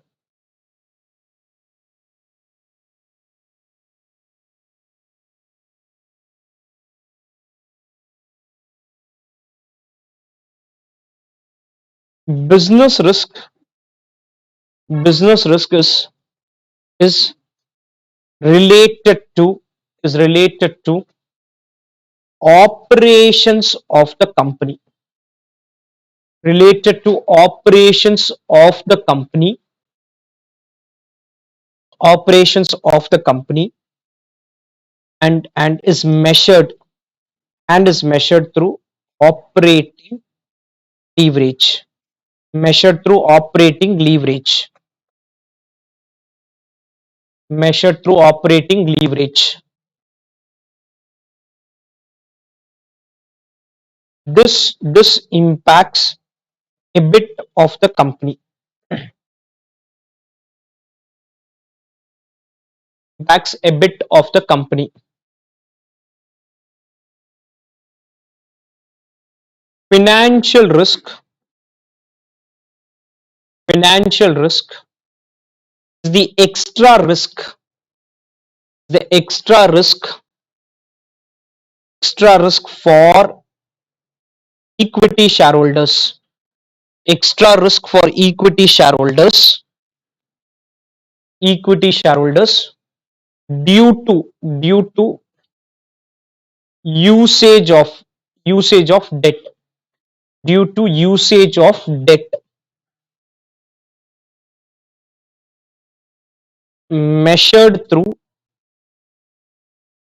financial risk, financial leverage, sorry, measured through financial leverage, measured through financial leverage.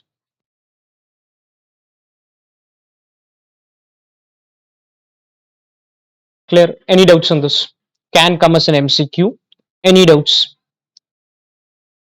Can you proceed? What are the various types of leverages? I think we have already given notes on this. Leverage refers to the ability of a firm in employing long-term funds having a fixed cost to enhance returns to the owner. When I say you enhance returns to the owner, it can be the reverse also. Reverse is it can deplete the return for the owner. Anywhere you have a fixed cost, it is a good thing as well as a bad thing. For example, the rent which I pay for a building is fixed. So if more students come, our profitability margin will start moving up because we are not paying anything extra rent. But the reverse will happen if students go down, we still need to pay rent. So leverage can enhance, that is the reward which it gives will be disproportionate to the efforts being taken. In other words, leverage is the amount of debt that a firm uses to finance its assets. We have two types of company. One is called levered company and another one is called unlevered company. You will learn this in capital structure area. A levered company is one which uses debt. An unlevered company is one which does not use debt. So practical world, if you ask someone what is leverage, they'll say leverage is using debt in its balance sheet. Leverage is basically using debt in the balance sheet. Operating leverage measures the percentage change in EBIT for percentage change in sales. It exists due to fixed cost in the cost structure. FL measures percentage change in EPS for percentage. It exists due to fixed capital. One is fixed cost in cost structure, fixed capital in capital structure. We have already written notes on this, and combined is adding these two leverages together. Format you have written note. Formula already written: operating leverage, financial leverage, and combined leverage. What is trading on equity? This is a question which I have seen ICA asking few times. Financial leverage, let me first read it and then I'll explain the crux. Financial leverage indicates the use of funds with fixed costs like long-term debt and preference share capital along with equity share capital is known as trading on equity. What we are trying to do is, every organization when they need money, they will not only go to equity, guys, because cost of equity is the costliest. In our chapter on cost of capital, every problem you would have done, you would have found cost of equity to be more than cost of debt and cost of preference. Reason is very simple. One, in equity you do not have any tax benefit for a company. Second thing is, if risk is higher, obviously I need higher return. So as a shareholder, I take more risk than a debenture holder. Debenture holder takes lesser risk, and equity shareholder is taking more risk. Because of this extra risk, I should be rewarded extra. So what companies do is they try to play around with the leverage to enhance the return. How can you play around with the leverage? You can play around with the leverage by ensuring this: favorable versus unfavorable financial leverage. A firm has a favorable financial leverage if you earn more than what you are paying to the debt guys as well as the preference guy. Preference was not there in our problem, but mostly preference can also be there. So a firm is known to have a positive leverage when its earnings are more than the cost of debt. If earnings are equal to or less than the cost of debt, it will be an unfavorable leverage. We have a positive leverage, favorable leverage, and an unfavorable leverage. So what organization try to do is, some companies will try to add more and more debt. The benefit of adding more and more debt is, if you are earning more than what you are paying to the debt guys, the return for the equity shareholders will start going up. Some people will earn 12, 14, 15, 18, 20, 25, 30, 45. It will keep going. We did one problem where it was 40% return in that question, because this will keep going up as you keep adding debt into the balance sheet, provided you're able to earn more. So what is trading on equities? When the quantity of fixed cost fund is relatively high in comparison to equity capital, it is called as that the firm is trading on equity. That is, you are trying to add more of other forms of capital and manage the business, which is good.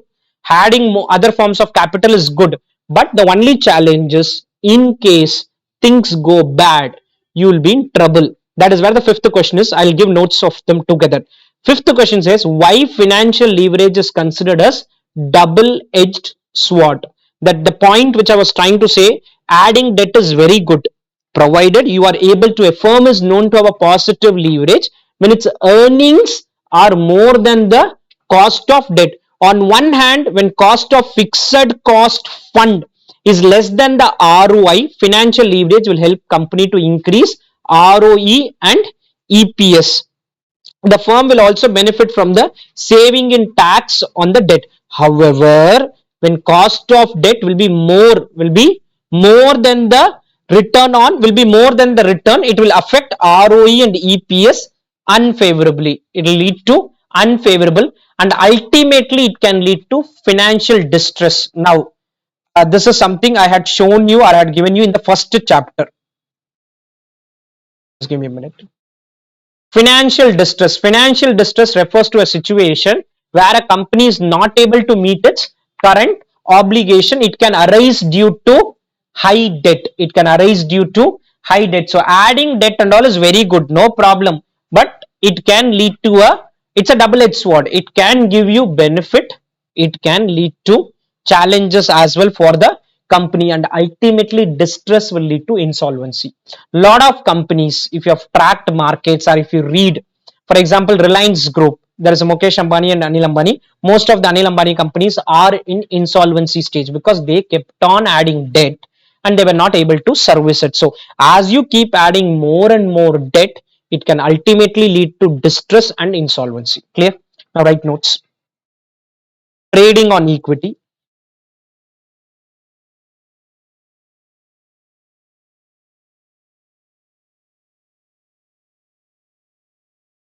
Firm has favorable financial leverage. Favorable financial leverage.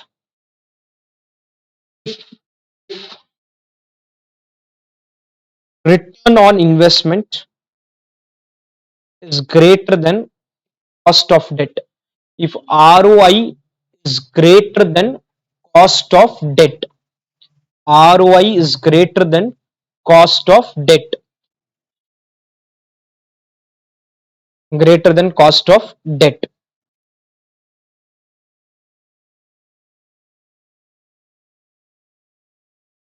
Next point, using very high amount of fixed capital, using very high amount of fixed capital in proportion to the equity capital, in proportion to the equity capital, in proportion to the equity capital is called as trading on equity, is called as trading on equity. The objective, the objective is to enhance, returns of equity shareholders.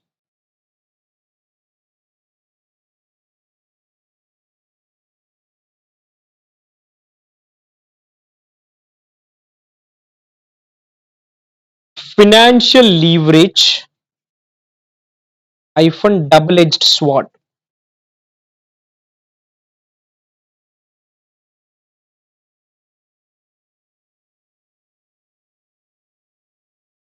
Financial leverage double-edged sword. FL is good or favorable. FL is favorable. FL is favorable if we earn more than the cost paid.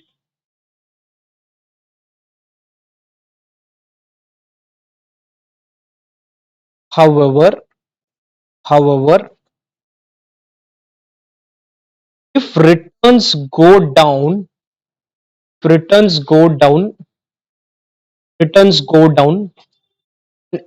will become unfavorable. FL will become unfavorable unfavorable and would impact EPS slash ROE unfavorably or adversely. EPS slash ROE adversely. Clear? Any doubts on this? I don't have much to explain in leverages, a fairly simple, straightforward area. If there are doubts, I can take it up. Any doubts on leverages? I've given the homework. I'll discuss that in the next class. But nothing much, and even the homework are going to be fairly simple. In this chapter, there are fairly simple areas. Any doubts on this? Done? Yep.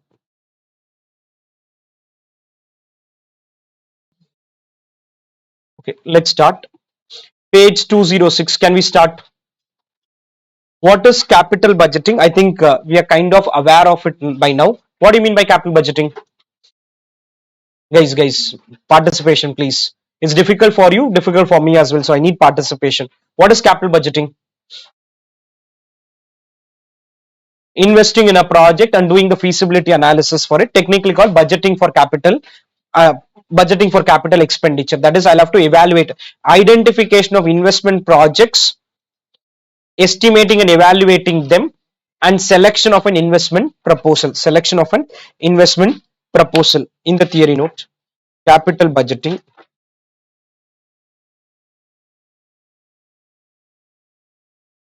Identification of project plus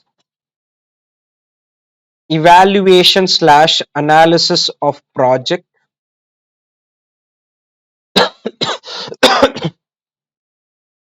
plus selection of project. That's all. This is what it is all about. Selection of investment, maybe project, what we don't know. Investment, identification of investment, evaluation of investment, and selection of investment. This is what capital budgeting is all about. We are trying to select certain good investments so that it adds value to the company. Clear? Need for capital budgeting. Why would a company do a capital budgeting exercise? As we have seen various questions, you will have understood that capital investments are normally material in nature. For example, if I tell you that you have to give me 1 lakh rupee for something, 1 lakh is a sizable amount for you. You would want to do a lot of analysis before you commit to that 1 lakh expenditure, because 1 lakh is a huge amount for you. So you want to be certain that 1 lakh is a good investment. Many a times, because it's a substantial expenditure, it is possible that if you take a wrong decision, the company may even get wound up. That is, you are not able to continue with your business itself. You will have to wind up the business and proceed. So substantial expenditure, whenever it is material, at home you ask for 10 rupees, they'll immediately give. 100 rupees, they'll give. 1000 rupees, a question will come as to why. 10,000 rupees, extra questions will start coming in, because as materiality starts going up, you don't want to go wrong on that decision. Substantial expenditure, long time period, many a times it is irreversible. That is, you have decided to put up a factory. After spending half of the money, you cannot say, then no, I don't want to do this. Then you'll have to lose the half money. If you have invested half of the money, you will end up losing them. Most of the time it is irreversible, and a lot of times it's a complex decision. Why it's complex? Because it is ascertainment of future. A simple capital budgeting decision, which you may not think like a capital budgeting, selecting which group to take in 11th is like a capital budgeting decision, because you may not think from a cash flow point of view at that time, but maybe a science group has its different cash flow structure, a commerce group has a different cash flow structure. You don't evaluate the cash flow, but that is a very significant important decision for you. You cannot just randomly take the decision saying that, okay, let me go ahead and do this. There used to be, or it's a complex decision which needs a lot of analysis at your end before you arrive at what you need to do. Now, right, need for capital budgeting. Need for capital budgeting. Substantial expenditure. Material. Substantial expenditure, it's material expenditure. irreversible decision, irreversible decision, complex decision in bracket, involves estimation of future, involves estimation of future. So estimation of future itself becomes a very complex kind of a decision. Involves estimation of future, long time period.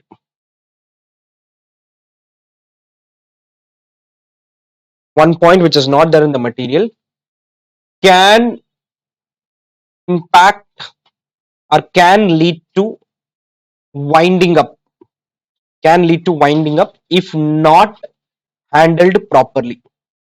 If you end up taking up a wrong project, there is a possibility that your business may get wound up.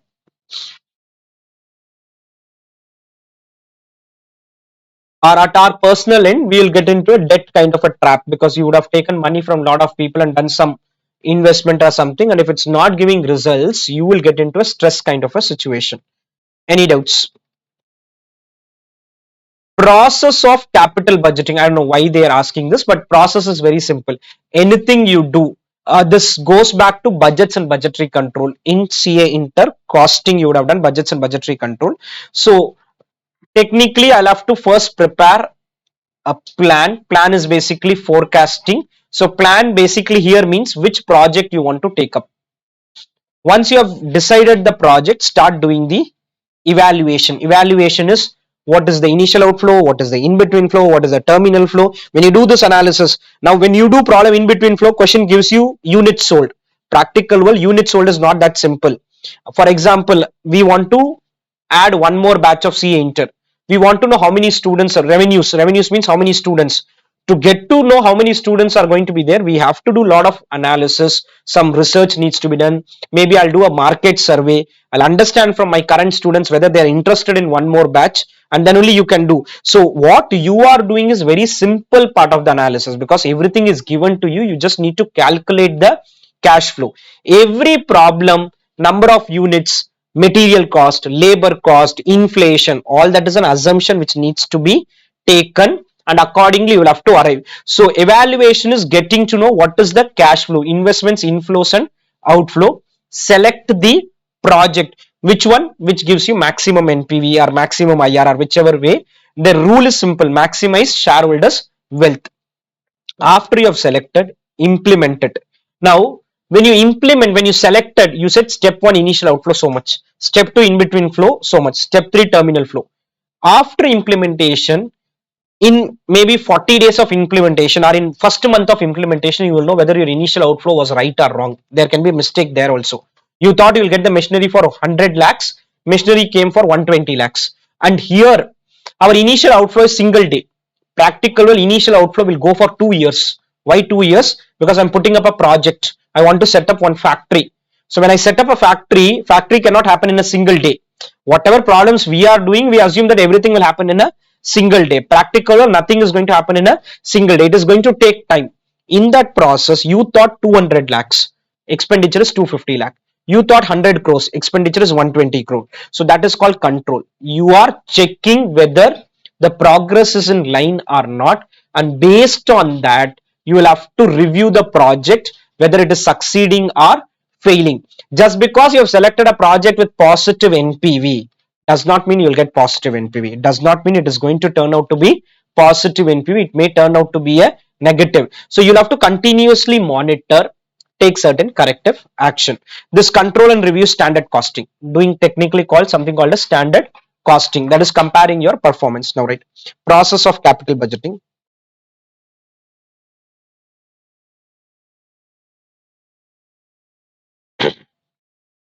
Planning, planning in bracket, identification of investment. Planning is identification of investment, evaluation, analysis of cash flow, identification, analysis of cash flows, Selection. Selection is self-explanatory. Implementation, self-explanatory. Review, comparing actual with budgets or with forecast.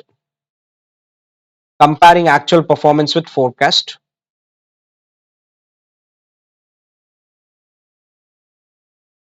Control is taking corrective action. Control is taking some corrective action if needed. It's not mandatory corrective action is needed. If at all some corrective actions are needed, please go ahead and take them.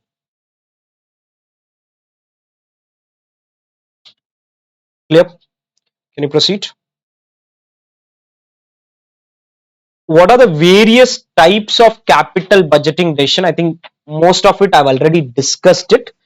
Replacement and modernization decision. That replacement area, whatever questions you did, what is replacement or modernization is doing something in place of the existing work. Expansion is bringing all together something new. Expansion is, for example, if Bharadwaj Institute says that we will not take class in this building and class take in some other place, then that is a replacement or a modernization decision. We will take class here as well as at some other place, that is a expansion decision. Diversification, what is diversification is moving away from what you are doing today. For example, we say that we want to now enter into the field of teaching NEET students or IIT students. That is technically a diversification, because as of now we have been focusing only on CA students, CA, CMA and CS. That is the stream we are focusing on. Now we want to diversify to something else. Diversifying is doing something else from, or not even, I want to diversify into something altogether new, not even teaching field. I want to do something else. Maybe I want to put up an amusement park, anything. If at all you're doing, that is called diversification. Foraying into new product lines, new market. For example, even I want to be in teaching, but I'll now going to open one branch in Bombay. That is also diversification. New market is also diversification. Next, on the basis of decision, mutually exclusive. What is mutually exclusive is, if you have two projects or five projects, you can select only one of them. You cannot select the other. The decision are said to be mutually exclusive. Two or more alternative proposal are such that acceptance of one will lead to rejection of everything else. Will lead to rejection of everything else. Accept reject decision is project 1 standalone, please analyze. Project 2 standalone, analyze. Project 3 standalone, analyze. They are independent, do not compete with each other. A 1 and 2 are not competing with each other.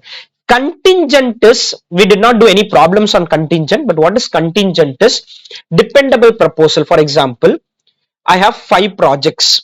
I evaluated project 1, project 2, project 3, project, everything is evaluated.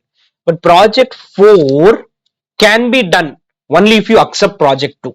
Only if you accept project 2. First you complete project 2, then only project 4 can happen. For example, first take CA foundation classes, then only you can enter into the field of maybe CA inter classes. If that's what we are thinking about, then it's a contingent decision, because unless our CA foundation things work, we cannot get into the CA inter classes. So contingent is dependable proposal, requires investment in one or two other proposal. You cannot just do this project alone. You will have to do something along with that. Now, right, types of decision. There's one more decision. I don't know why they have not given here, which I've given in the theory part. You have revenue enhancement project and capital reduction project. That is, revenue enhancement means it will give you extra revenue. Cost reduction project will lead to reduction of cost. Types of decision. Replacement decision slash modernization decision.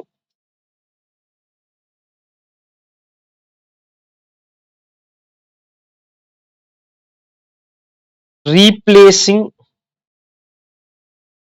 slash modernizing an existing asset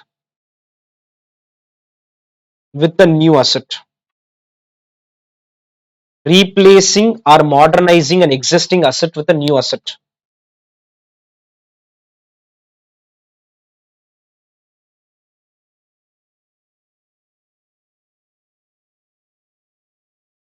expansion decision, expansion decision,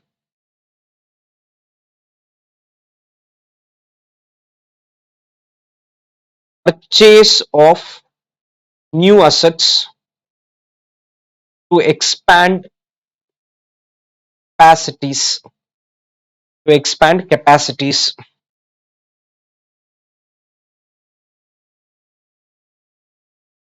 diversification, entry into new product services market.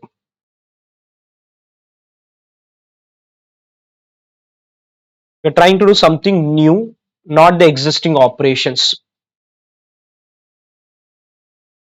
Mutually exclusive,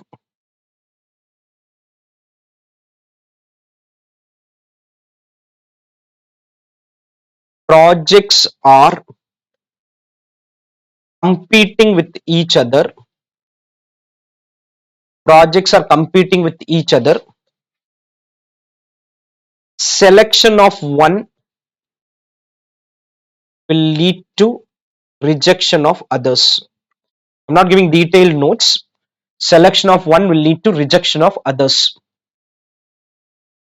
Mutually exclusive, selection of one will lead to rejection of others. Independent, projects are not competing.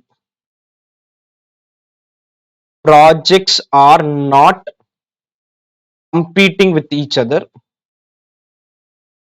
not competing with each other.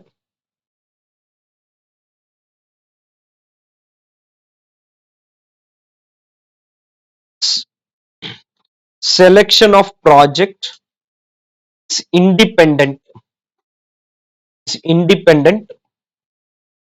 of the other projects, is independent of the other projects.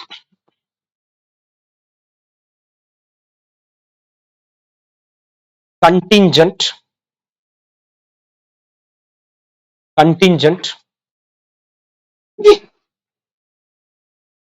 investment in one project will need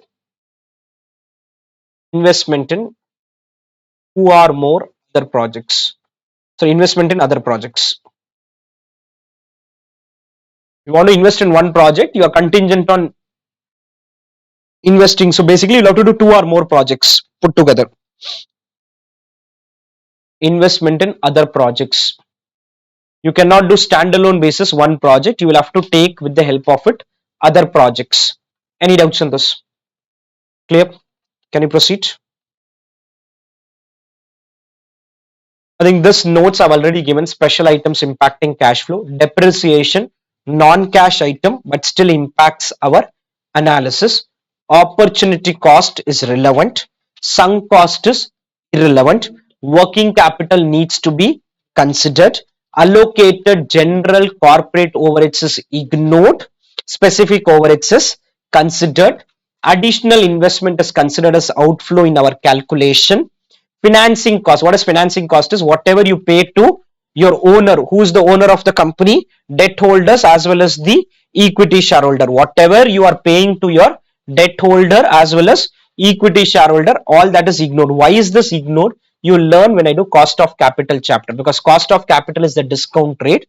So that cost of capital, what you discount, no, that discount rate is a sum of dividend, interest. For example, it's logically like this.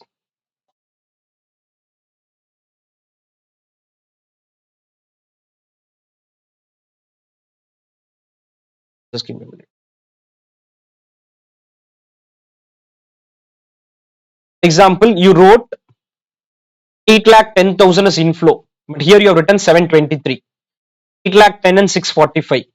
Gap is indirectly the interest and dividend. The gap is indirectly the interest and dividend which will go to the shareholder, because you have invested 1680. In your books of accounts, 810 will be recorded as 810 only. It cannot be recorded as 723. So in your books of accounts, you are going to make profit.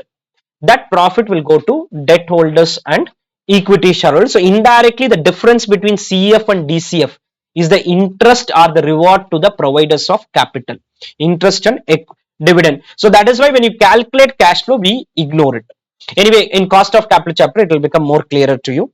Post-tax cash flow is seen, incremental cash flows is seen. So 5, I'm not giving extra notes. 6, we have already written. What are the steps for calculation of cash flow, where you have initial outflow, in between flow, terminal flow, and NSV computation, and consolidate and calculate NPV. Okay, I think most of it is already written now. Now onwards, you will not see me giving any extra notes. How payback period is calculated, I've already given you the notes. Payback period is equal to your base year plus unrecovered cash flow of base year divided by cash flow of next year. Format also I gave you the note. Maybe only thing is I'll give you the advantages and disadvantages. Advantages, I know it just say it's very easy to calculate. Payback is the simplest method to calculate. Payback is a quick estimate for the time needed. How much time will it need for you to get back the money? Longer the payback period, they say it is more risky, because if more payback, for example, you give me money and I'll say I'll return after 20 years, you will think whether to give the money or not, because a lot of things can change in a period of 20 years. If I say I'll give you in 1 year, maybe you will be more comfortable. If I say I'll give you in 5 days, your comfort level will further increase, saying that 5 days I can give him the money. So more payback, the length of the payback period can serve as an estimate of project risk. Limitation, you ignore the time value of money. Also, you are not focusing on what happens after the payback period. Once the payback is done, our formula says base year plus unrecovered cash flow of base year divided by cash flow of next year. After that, whatever you earn, we are not interested. And payback also has a problem. If you give too much emphasis on payback, you will only select lower life projects, whereas there are certain projects which will need a longer time period. So these projects, too much emphasis on short payback period, ignoring the need to invest in long term projects. There are certain projects which, if you invest for a longer period, is beneficial for the company. But I don't want to do it, because I focus is very. When Reliance Jio came in, initially they were not making profits and they were kind of okay with it. They said, let me put money for 2-3 years. Or you take any example of Amazon, Flipkart, they were not, still some of them don't make money, but still they will keep investing. After a few years they'll start getting the results. Now in the theory part, advantages are right payback method. Advantages,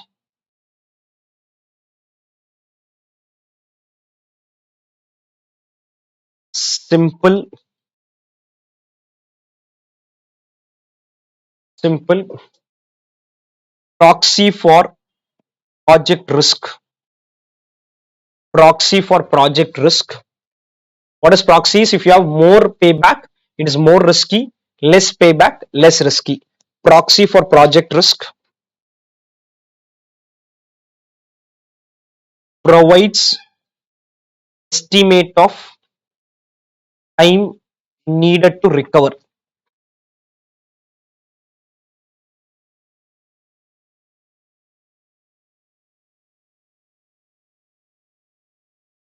In fact, they say payback is a good screening device. What is screening devices? You have 1,000 projects.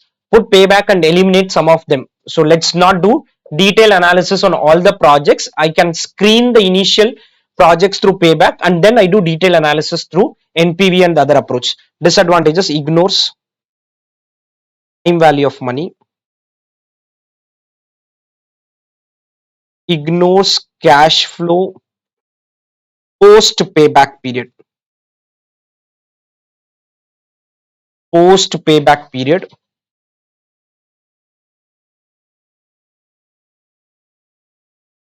post payback period.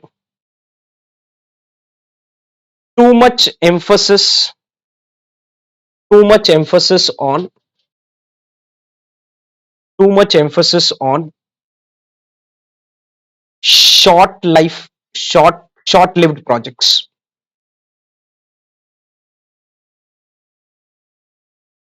Too much emphasis on short-lived projects. I don't want to do projects which are of long life because payback says lesser the payback, better it is. So I just want to take up short projects. Clear? Okay, payback reciprocal. I think you could have done one question on this. It's very simple. Payback reciprocal is reverse of your payback period. Whatever you calculate as payback, 1 divided by payback period into 100 because it's expressed as percentage. It is expressed as percentage. This formula will give you that only 1 by payback period, or you apply this formula, both you will get the same answer. You can just write payback reciprocal.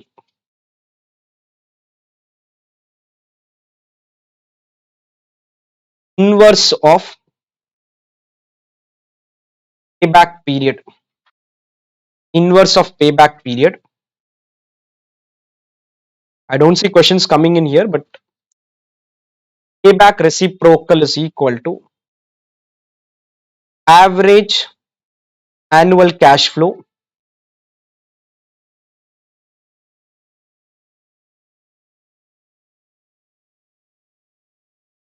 If you do it on profit, that is ARR. If you do it on cash flow, it's called payback reciprocal.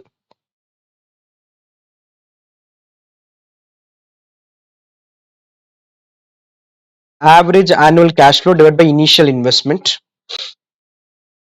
to 100. Clear? Any doubts on this? Next, how is ARR calculated? Again, not much for me to explain. I'll just discuss the advantages and disadvantages. One major disadvantage of ARR is it focuses on profits, which we don't agree on. Profits is something which we don't agree on. We want the focus only on the cash flow side because profits are easy to change. You can kind of play around the profit. So dependent on profits and not cash flow, which is not a good assumption. Ignores time value of money. What is ignore time value of money? Is you just add the profit, you don't do any discounting. No discounting is done. Inclusion of only the book value ignores the fact that a project can require commitment of working capital and other outlays that are not included in the book value of the project. I don't see this to be a big issue because when I say initial outflow, it's not only capital expenditure, we also take working capital. But the problem or the theory says it kind of ignores that. I don't see that to be a main issue. Main issue is focus on profits and not cash flow and ignore time value of money. This they also say as an advantage. Advantage is profit is readily available in the balance sheet. So are the income statement. In the income statement, cash flows means you'll have to do all those extra calculation. So technique uses readily available data that is routinely generated on the financial statement, does not require any special procedures to generate data. You have the income statement, directly take it from there and proceed. Mirrors the method used to evaluate the operating results of an investment and managerial performance. In practical world, whatever ratios you calculate, GP ratio, NP ratio, EBIT ratio, any ratio you calculate, everything is on profits, nothing is on cash flow. So if somebody wants to evaluate the performance of a management, that is always on the basis of profits and not on the basis of cash flow. But still cash flow is superior to profit because profits can be played around. That is the problem. Now right, ARR method. Advantages: readily available data,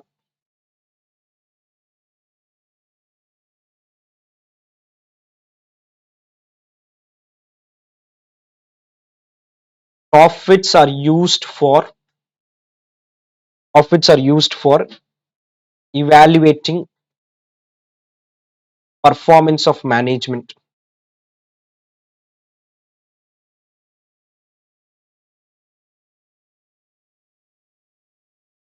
Evaluating the performance of management,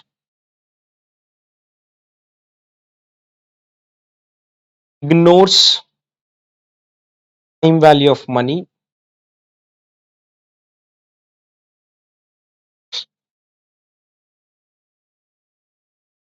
uses profits in bracket subject,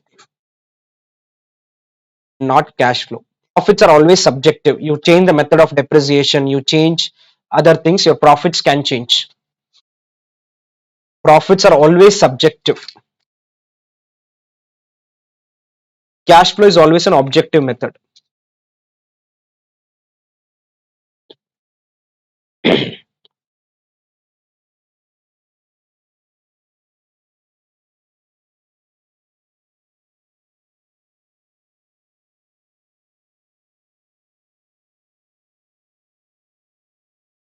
Clear? Can you proceed? How discounted payback is calculated? Explain its advantages. Again, the advantages is going to remain what we saw in payback. Only extra add-on is it also considers time value of money. It also considers time value of money. Like we do in payback, discounted payback ignores what happens after payback. Ignores what happens after the payback period, because once the payback is achieved, I don't want to know what cash flows are we generating, right?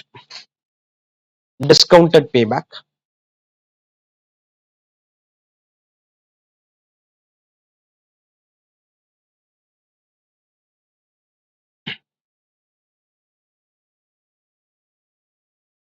Simple proxy for project risk. It considers time value of money.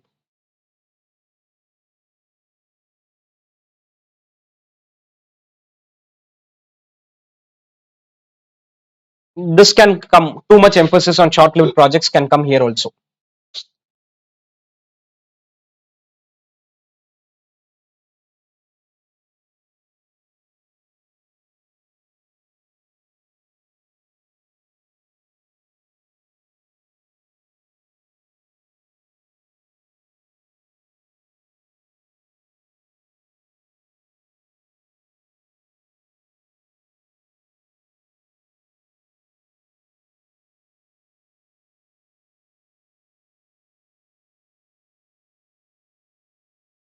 The short-lived project focus, the only thing is discounted payback, that limitation of time value of money is removed.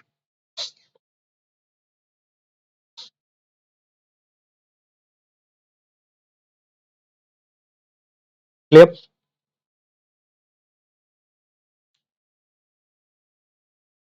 Can you proceed? Other points I've already given the notes, so how it is calculated, all that is done. NPV, I think one of the most important technique, and practically this is the only technique which is in line with wealth maximization principle. And in first chapter you learned wealth maximization is very critical.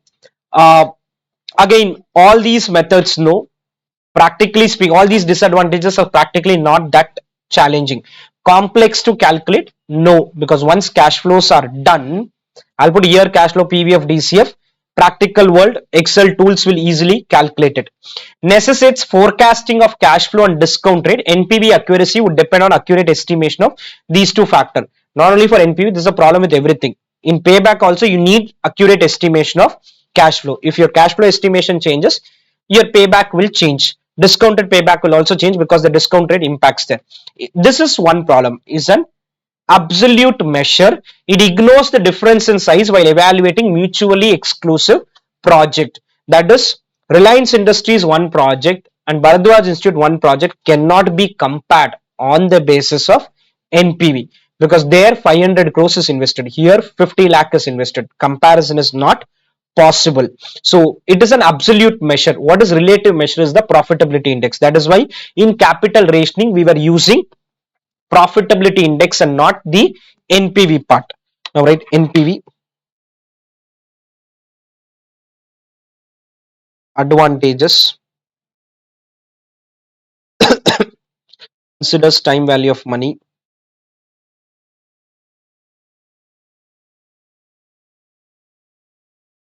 considers entire cash flows, time value of money, entire cash flow, entire cash flow in line with wealth maximization principle. In line with wealth maximization principle.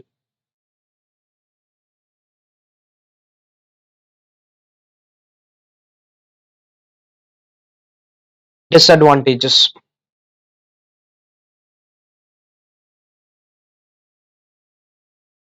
I'm writing what is there in the note. Complex to compute. Absolute measure. This is more important. Cannot be used to compare. Cannot be used to compare projects with uneven cash flow or uneven investment.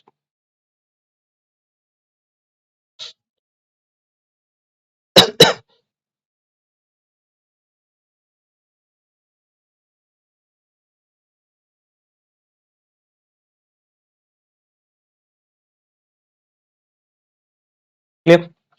If the sizes of the investments are different, you cannot use NPV technique.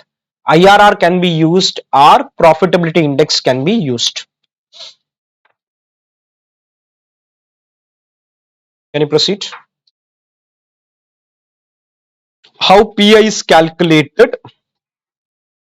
Methods use the concept of time value of money, better evaluation technique than NPV, useful to select projects during capital rationing. Disadvantage also says you cannot use when the projects are indivisible. Though we did that ranking, but ranking was not the final answer. We did 1 2 1 2 3 1 2 4 1 2 5.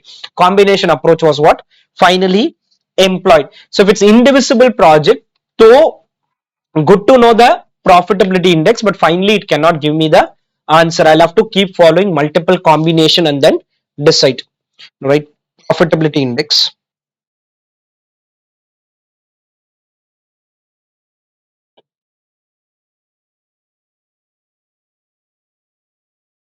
Relative measure. Relative measure. Useful during capital rationing bracket divisible projects.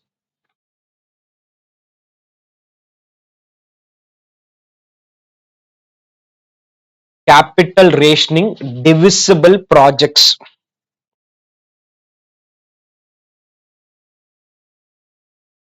Divisible projects.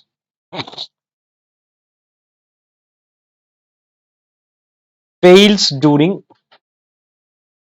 capital rationing indivisible projects. When it is indivisible, we were not able to employ this properly. Indivisible projects.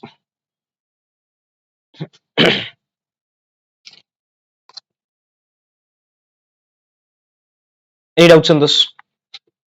Can proceed. The only thing is some or the other MCQ can come. That's the reason I'm discussing it. IRR is the rate of return on which NPV of the project is zero. Advantages: uses concept of time value of money, considers entire cash flow, easier to understand and can be compared with cost of capital. Certain cash flow can give multiple IRR. I don't have an example as of now, but when you attempt IRR, you can get two different answer also. Maybe I'll give an example in the next session. Certain cash flow structure may have no IRR. For example, you put minus 10,000, 8,000 inflow.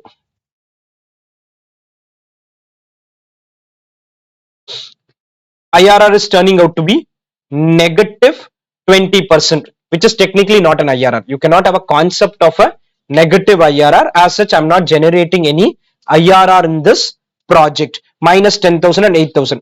If you invest 10,000 and get 10,000, IRR is turning out to be 0%. Also, let's assume you put 10,000 here, minus 10,000 or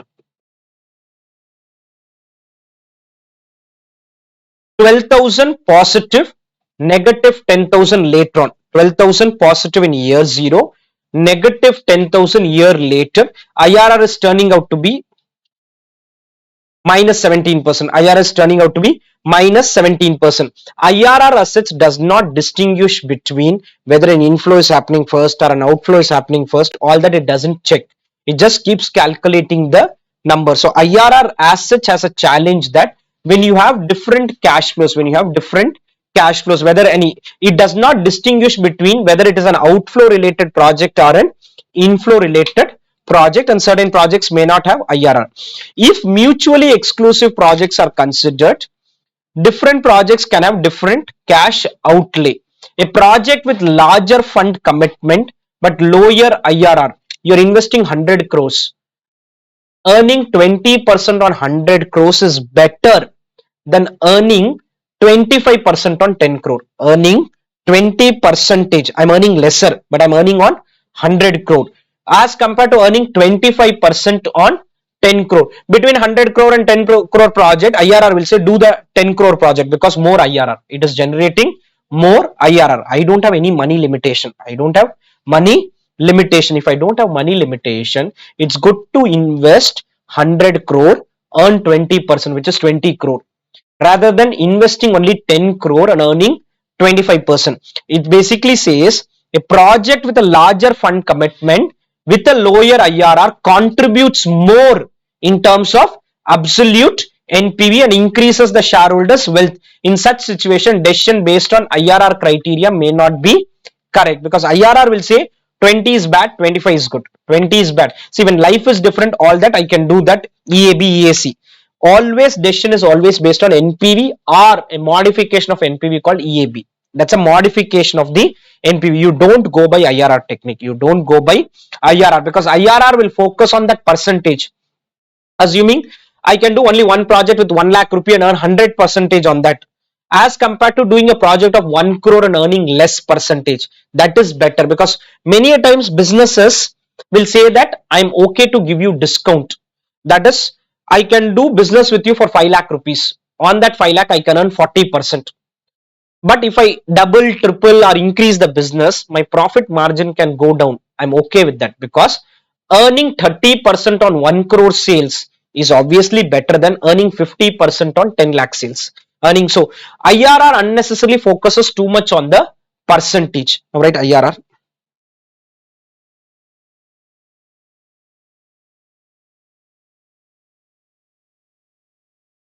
Considers cash flow,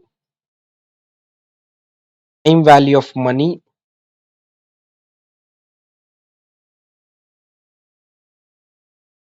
easy to understand. What is easy to understand is, if you tell someone that NPV is 2 crore, you will then ask extra question saying that how much are we investing, where are we investing. IRR 12%, everyone understands IRR 12%, 12 vis-a-vis 14, vis-a-vis 16. Comparisons are possible easily. But NPV, I need the context as to earning 2 crore NPV on a 1,000 crore investment may not be that exciting. If you are investing 1,000 crore and earning only 2 crore, it may not be a very good project. But IRR of 14%, great. 16%, great, because it is easy to understand. Certain cash flow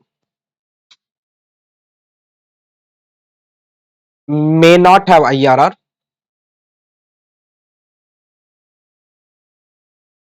Multiple IRR may exist. Multiple IRR may exist.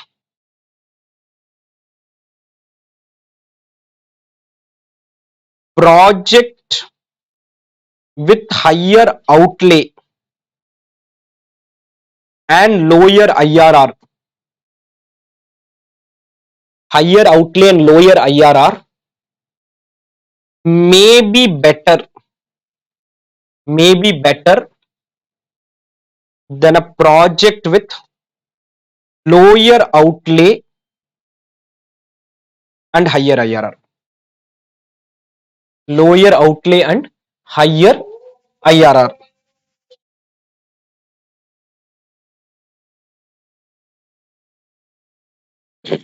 Clear? Can you proceed? Modified IRR, I think I've already discussed this. MIRR addresses some of the deficiencies of traditional IRR. It eliminates multiple IRR. It addresses the reinvestment rate issue. What is the reinvestment rate issue? Assuming that reinvestment will happen at the IRR, NPV says reinvestment will happen with the cost of capital and will give results which are consistent using the.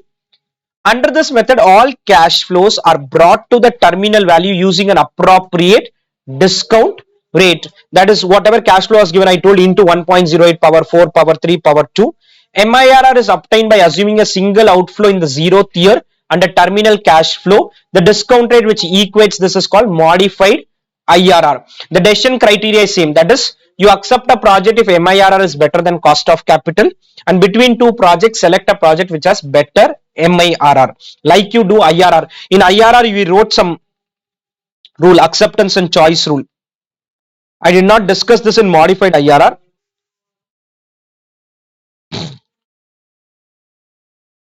The same rule will work here. Select the project if MIRR is greater than cost of capital and select an acceptable project with higher modified IRR. No extra notes on modified IRR. Reasons for NPV and IRR conflict. As such, the base reason is simple. The reason is that reinvestment assumption. NPV assumes that cash flows are reinvested at cost of capital. IRR assumes cash flows are reinvested at IRR rate. But these can happen because of three reasons.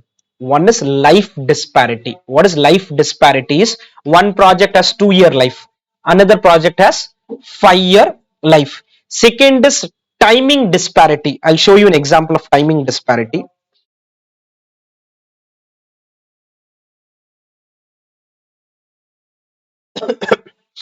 This was a homework question which you would have done.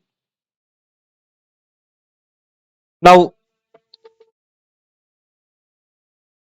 this is an example of life disparity. 6 years life and 3 years life. This is an example of timing disparity. It's 5 years. But project 1, more cash flow is coming later.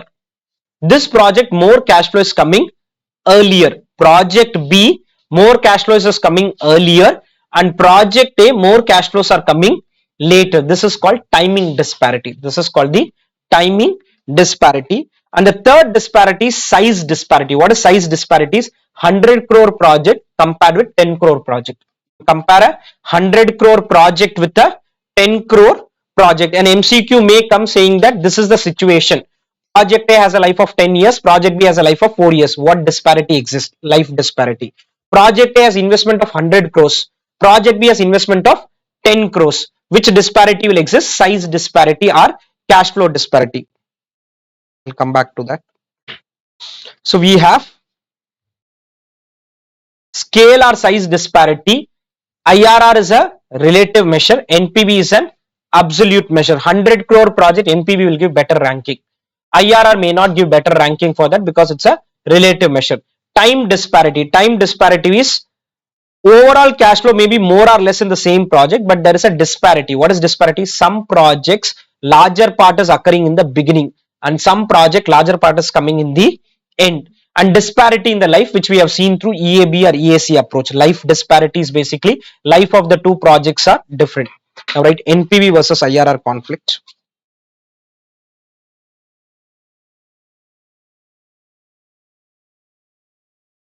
NPV versus IRR conflict. Conflict arises due to following reasons. The reinvestment assumption notes I'm not giving here, we have already given that. Scale or size disparity. Scale or size disparity. Large project versus small project. Large project versus the small project. Life disparity. 5-year project versus 10-year project. Life disparity. Timing disparity. majority cash flow in beginning versus majority cash flow end. Beginning versus the end. It is possible that a problem has all the three disparity. Life is different, initial outflow is also different, and timing disparity also exists.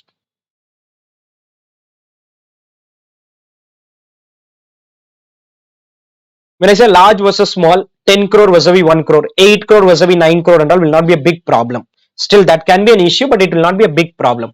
10 crore vis-a-vis 1 crore project, that's a big disparity which can happen. And where NPV will say 1, IRR will say something else. Clear? Okay, I think beyond this, notes may not be needed. What is capital rationing? I've already explained. Money is in short supply. These steps also I've already done. Identify acceptable project. Identify whether capital rationing exists. Acceptable project is calculating the NPV. I did not give this step, but if some question instead of giving you the NPV, they may give year and cash flow. Your first step, you'll have to calculate the NPV and then check whether rationing exists. Do the ranking, and based on the ranking, do the allocation. When it comes to indivisible project, you will have to do the combination. Select the combination which has highest aggregate NPV. This part is also done. I think unequal lives, you will have to go with EAB approach or the EAC approach. Abandonment notes I've already given. Initial outflow, in between flow, terminal flow, consolidate and calculate NPV. If cash flow is positive, continue. Negative, reject it. Replacement, two approaches are there. One is called total approach, second is called incremental. Total approach I had followed in only one question, where that machine Z was to be replaced with X or Y. So Z separately, X separately, Y separately. That separate analysis is called total approach. Incremental approach means doing new minus old. You can do that at the end of step 1, or you can do when you are doing your calculation in step 1. That depends. Some question I did new minus old in the end. Some question I've done it directly in the calculation itself. So that is called incremental approach. That is technically called incremental approach. Clear? Any doubts on this? The theory notes part is done. One question alone is pending. Either I'll do it in the next session or I'll give a video for that, because there is no logical discussion in that question. There are certain logical gap. Unfortunately, ICI has added that question in your new study material. If that removed it in the study material, I would have removed the question also. But they've added in the new study material. So I will cover it, but later on. Clear? I'll end with this then. So let's quickly now move to the theory segment of it. Chapter 8, dividend decision. What are the various forms of dividend?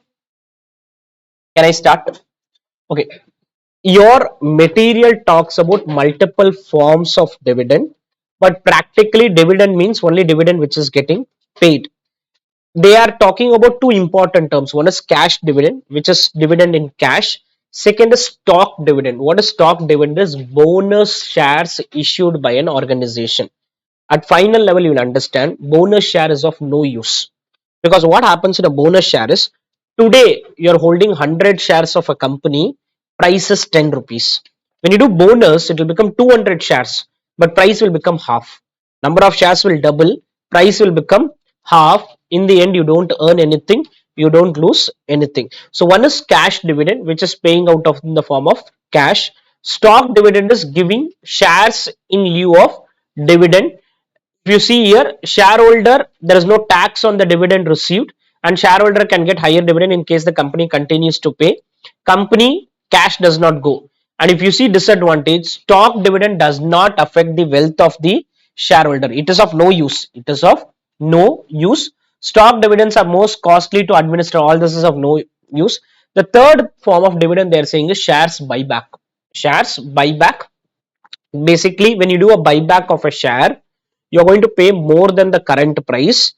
In fact, in income tax, the buyback of share, when you do, it is considered as deemed dividend and is also taxable in income tax. So it is like a deemed dividend concept. So that is another form of paying the dividend. So the third is share repurchase. This is a transaction in which company buys back its own share using corporate cash, is also another form of dividend distribution. When you pay normal dividend, you pay to everyone. When you do share buyback, you pay to a specific set of people who don't want the shares. They are tendering it for buyback. Now, right.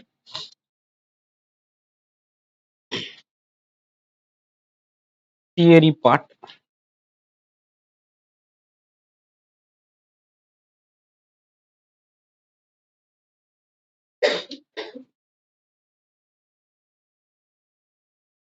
Forms of dividend.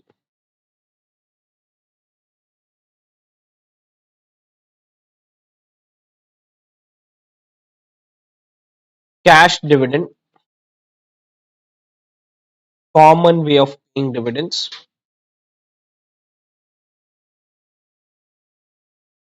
Cash dividend, common way of paying dividends. This is the most common way of paying dividends. Stock dividend, distribution of bonus shares, bonus shares in lieu of cash dividends. Stock dividend is giving bonus shares to people, technically of no use.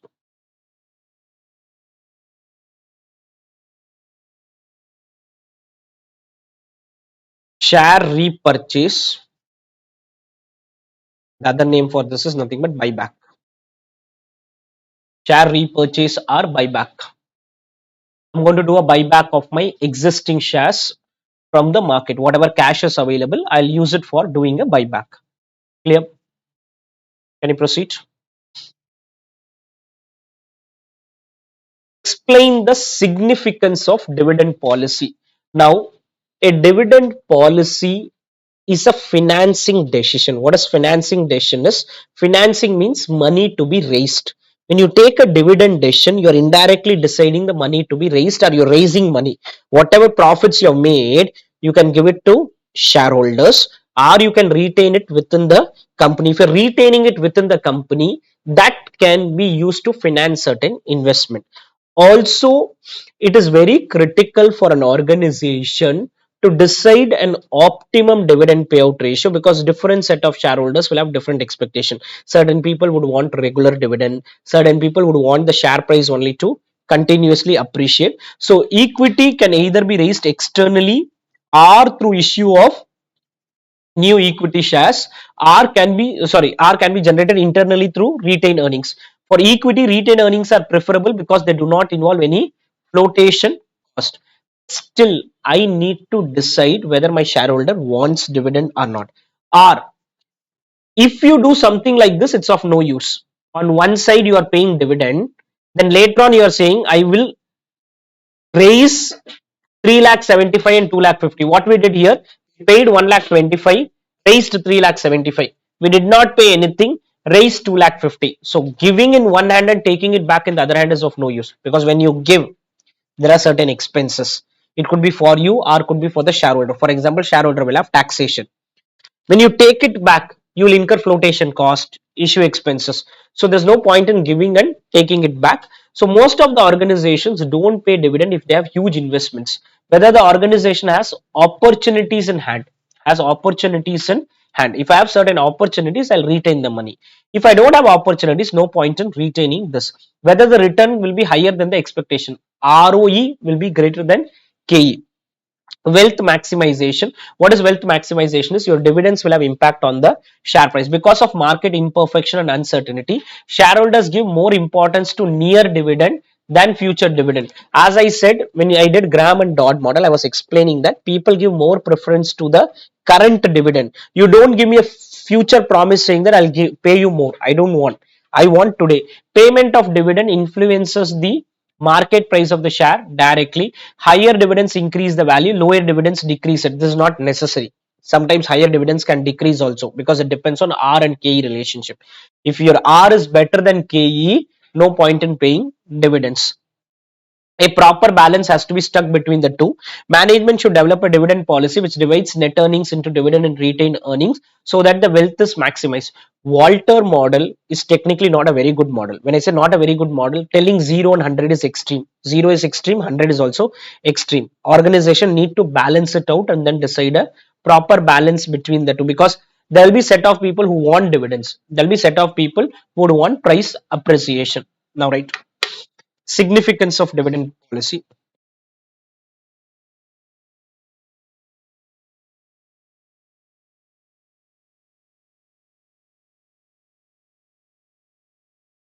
long-term financing decision,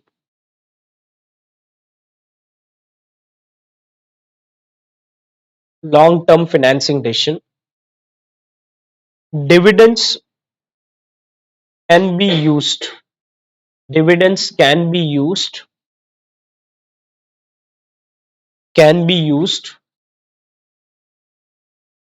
for meeting future, sorry, earnings, retained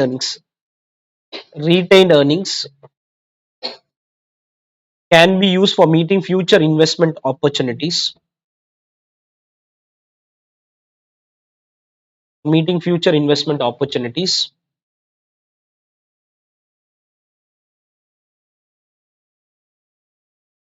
and hence dividend decision is also a financing decision. Dividend decision is also a financing decision.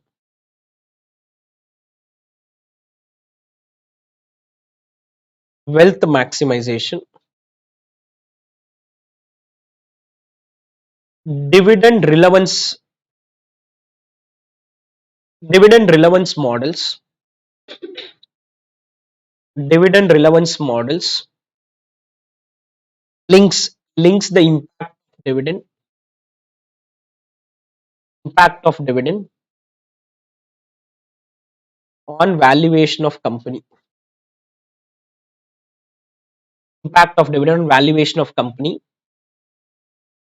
Hence it is critical, it is critical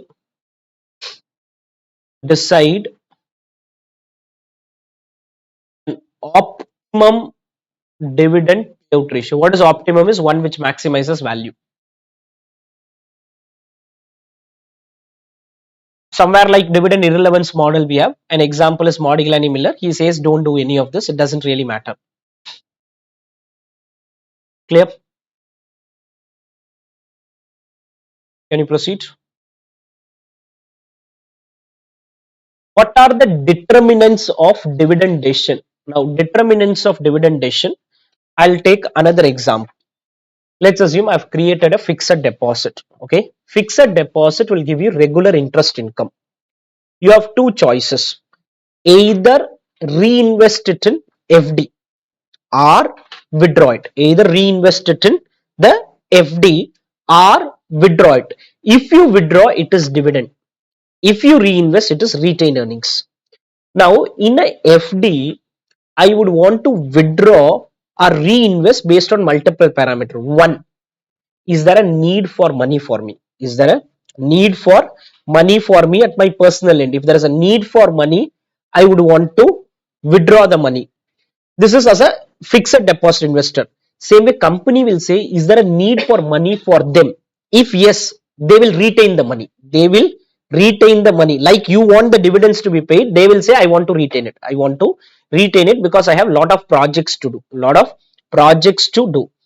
And the second most important factor is, if the FD interest is very lucrative, I'm okay to reinvest. If the FD interest is lucrative, I'm okay to reinvest. Or in this bank it's 7%, another bank is giving 8%. I'll tell, give me my interest and I'll take this interest and go to the other bank and create a FD there. Create a FD there. This comparison is R versus KE comparison. R versus KE availability of funds. If the business is in requirement of funds, if I need money, I don't want to pay. I don't want to pay.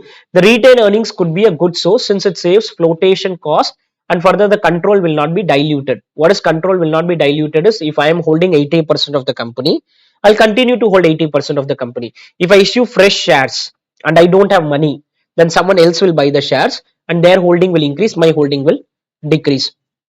Cost of capital. If the financing can be done through cheaper debt, then the company should prefer declaring dividend. However, if a fresh issue is to be made, then the company should use retained earnings. What this says is, if you are going to issue debt, you have cost of equity, cost of retained earnings, cost of debt. Cost of equity is the highest.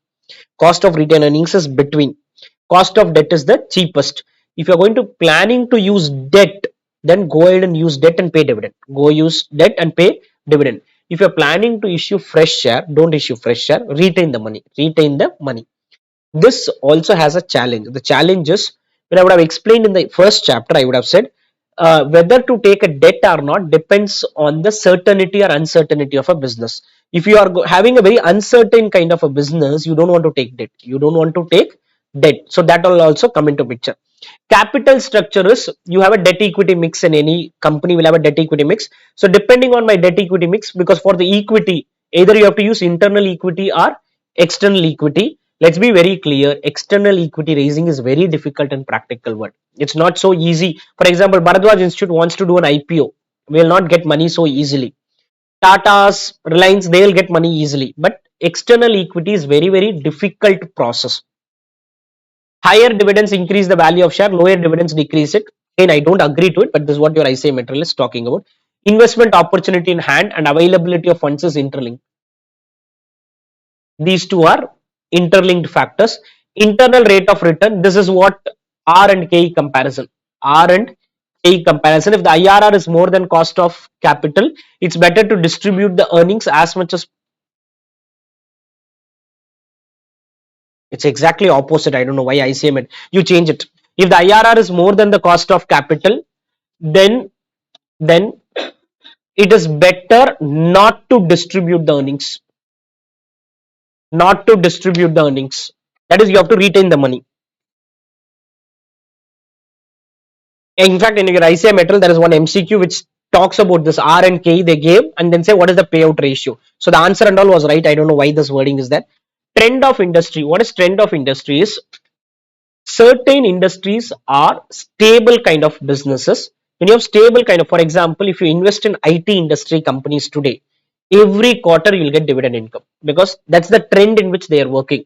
TCS will give dividend every quarter. Infosys will give dividends every quarter. So that is the trend of the industry. Whereas you put it in a, let's assume a startup, example Ola. If you put money there, you will not get dividend because they're not making profits itself. They're not making, because the trend of the industry is different. There, the trend is different. This industry, the trend is different. IT companies are mostly mature kind of companies. Based on the industry trend, you will pay. Expectation of shareholder. Expectation of shareholder is very difficult to understand or very difficult to determine. But I have to take an overall view. I'll have to take a overall view. That is, if I have, practically you can have 1 lakh shareholders, 5 lakh shareholders, your view whether people are wanting dividends or not wanting dividends. Legal constraint is whatever Companies Act tells, because Companies Act I think has certain restriction on reserves usage. All those restrictions consider and then pay dividends. Taxation, dividend is subject to dividend distribution tax. Okay, this has undergone a change now. It's not dividend distribution tax. Dividend is subject to personal tax, and hence company should consider the same while deciding the dividend policy. Now what is this? Let's assume most of the times practically this happen. I am the owner of the company. I own 90% of the company. I own 90% of the company. If I pay dividend, I'll be earning the dividend income. Is the taxation of dividend done for you in income tax? Taxation of dividend. Okay, there is some limit beyond which if you pay dividend, it will be taxed. It will be taxed, and it is taxed as per the slab rate of the investor. So if you are at 30% slab, they'll charge 30%. If you are at the basic exemption limit, you will not be paying any tax. So if I am the owner and I am going to be taxed at 30%, I'll avoid paying dividend. I'll avoid paying dividend. Taxation is also one critical factor which is considered in paying the dividend. Now, right, determinants of dividend decision.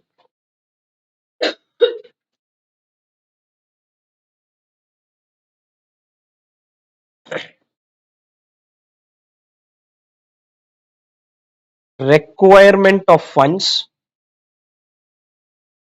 and investment opportunities.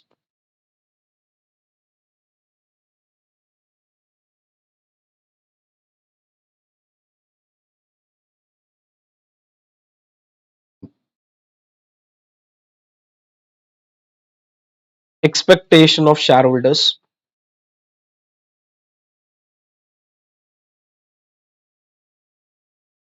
Taxation impact. Legal constraints.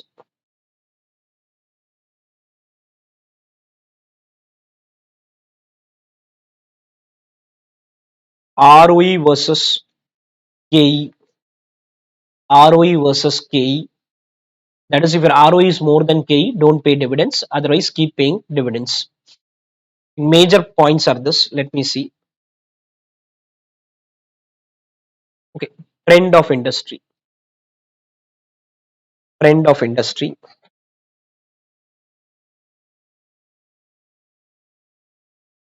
Impact on WACC.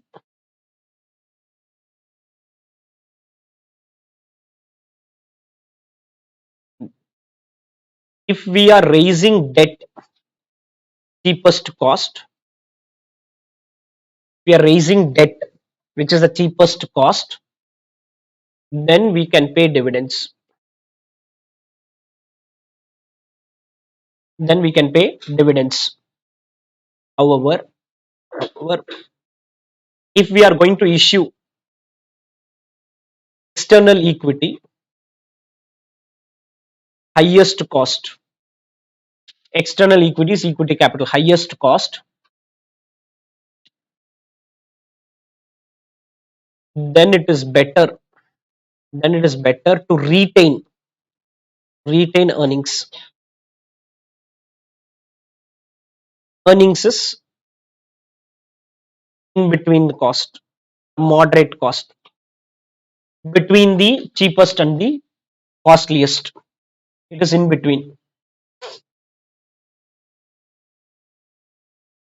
I don't expect ICI to ask a direct theory question. Anyway, we'll get clarity in next month only once an MTP paper is released. So understanding is what is very critical rather than trying to by heart and then reproduce an exam. Any doubts on this? What are the practical consideration in dividend policy? In fact, I was going through this. I don't know why they gave, because both are same. The earlier question and this question, if you read out, you will understand. What is financial needs of the company? What is financial needs of the company is investment opportunities. If you have more investment opportunities in hand, then please don't pay dividend. Which is example is growth company. Example is growth company. Mature company example is TCS. If you look at practically,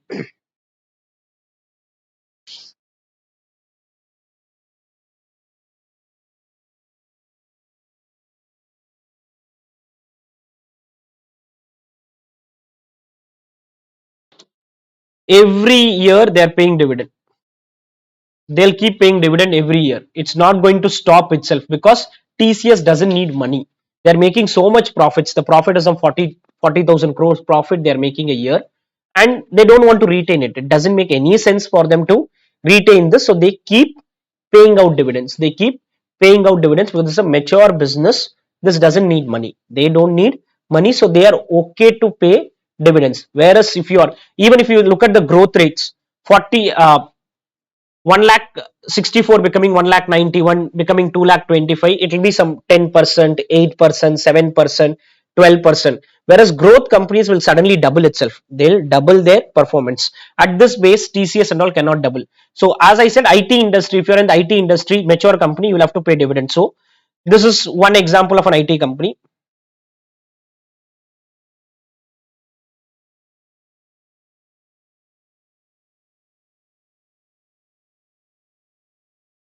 Infosys is also declaring dividend every year. 32%, 25%, 34%, 55, 41, 59, 60. Even during COVID years, they have declared dividends. So that's their policy because they don't need money. They don't need so much money with them. So they will consistently keep paying out dividends. So mature companies will have few investment opportunity, hence have high payout ratio.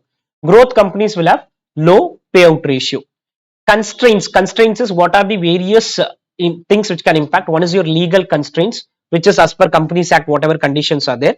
Liquidity is if whatever cash I have, why these companies keep paying dividend. If you look at their balance sheet, they have cash of some 12,000 crores. So they are having surplus liquidity available with them. So they will keep paying out dividend. It doesn't really matter. Every quarter they make profits and the cash keeps going up.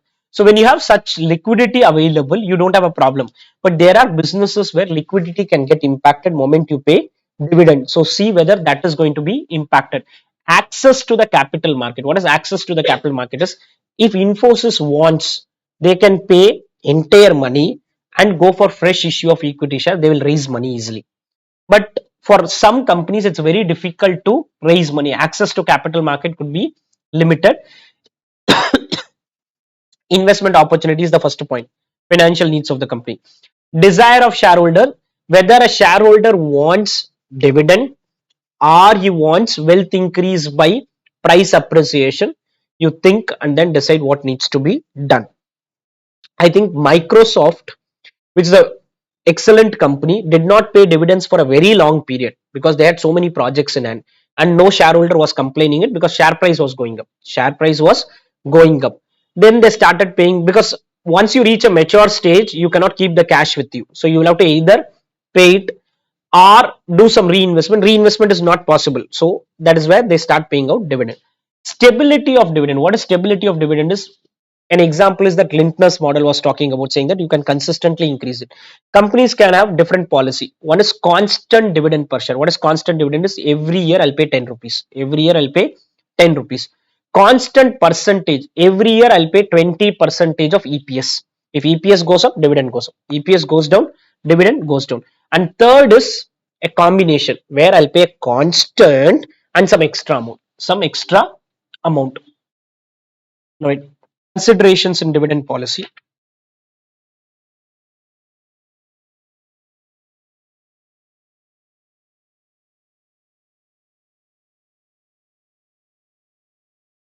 Financial needs, mature companies, low investment opportunities, and hence high payout. They do not have investment opportunities in hand, so they're saying, let me pay out. The growth companies, exact opposite.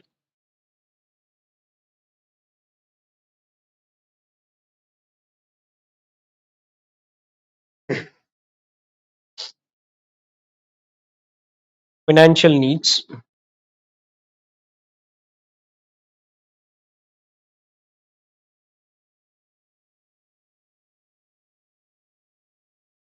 clear.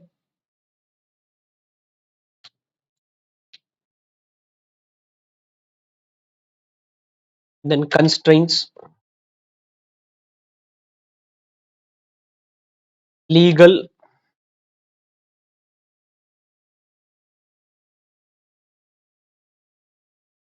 liquidity, access to capital markets. Not writing that financing part again. I talked about investment opportunity again here.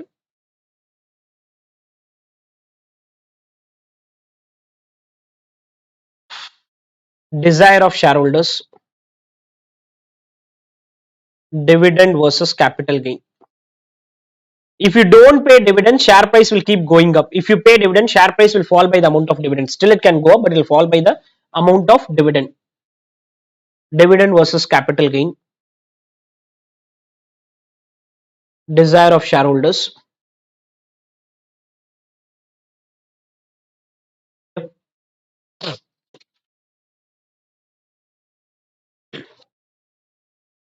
Stability. Stability in dividends. Constant dividend per share,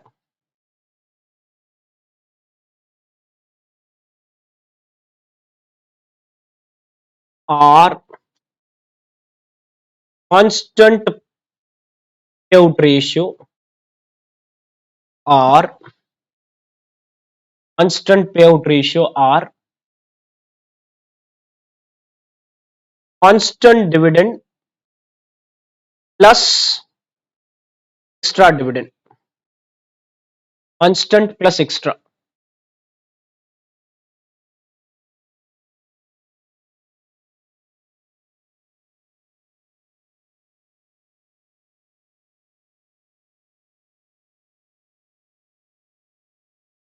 Constant plus some extra amount you'll pay. Clear? Done.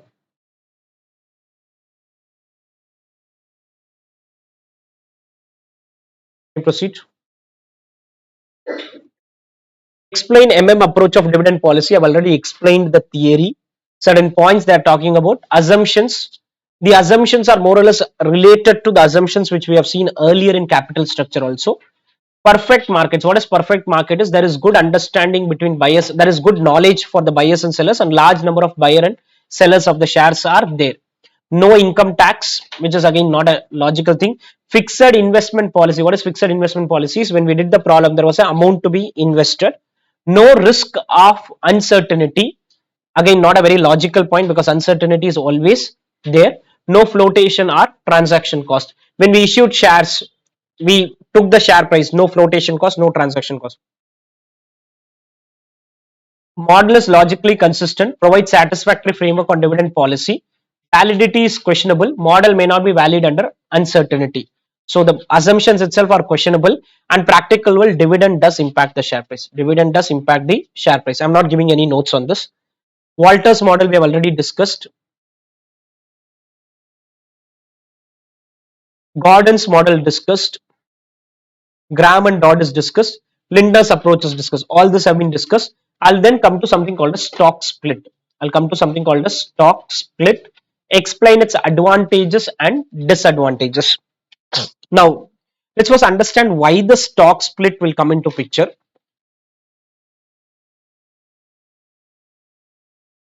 So look at the share price. The share price of one MRF is 1,50,725. One share is 1,50,725 because they never did something called as a bonus issue or a stock split. They did not do it. Now, you want to invest in share market. You have a mindset saying that my capital I have is 5 lakh rupees and I invest in 10 companies. So every company 50,000. You cannot buy MRF. You cannot buy MRF because one share itself is 1,50,725. In this case, split can come into picture. This is the only purpose of split. Split doesn't do anything else. If MRF wants, they can split this into 10 shares. The face value, whatever is the face value, that can be split and you can make it 10 shares of 15,000 rupees. That may also not be comfortable. Then they can make it 100 shares also. If face value, this face value is 10 rupees, so 10 can become 1, and then you can continuously do bonus issue. What is bonus issue is you are further splitting them. This is the only purpose of a split. Otherwise split doesn't do anything. It will improve the liquidity of the share. What is liquidity of the share is lot of people will now do buying and selling. Otherwise people like who have a base of less than 1 lakh rupee will not even get into MRF share. They will not even think of buying MRF share. So MRF buying and selling will be done by very few set of people because they have kept their price like that. So stock split means splitting one share into many. One share of rupees 500 into 5 shares of 100 is a tool used by companies to regulate the price. If a share price increases beyond a limit, it may become less tradable. Less tradable means less liquidity. Suppose a company share price increase from 50 to 1000, it is possible that it might goes out of the range of many. 1000 itself they are saying goes out of the range. Practical 1000 is okay, but something like 1 lakh, 1,50,000 people cannot buy. Makes the share affordable to small investor. Number of shares may increase the number of shareholder and hence the potential of investment may increase. Expenditure need to be incurred. Low share price can attract speculators or short-term investors, which are generally not preferred by any company. Reason for MRF may not doing this, they want only serious investors. They want serious investors, so they are saying, I'm not going to do split. If you have money, because moment you start investing a bulk amount, obviously you are more interested in the company. You're not going to invest, so more serious investors will come, and I'm okay with those people. I don't want smaller investors. Now, right, stock split.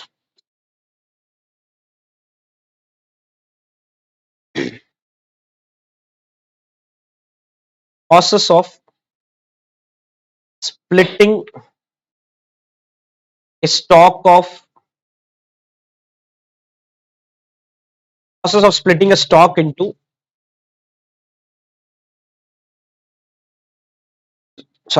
of higher face value into multiple stocks of lower face value. Example, one share with face value of rupees 100, with face value of rupees 100 can be split into,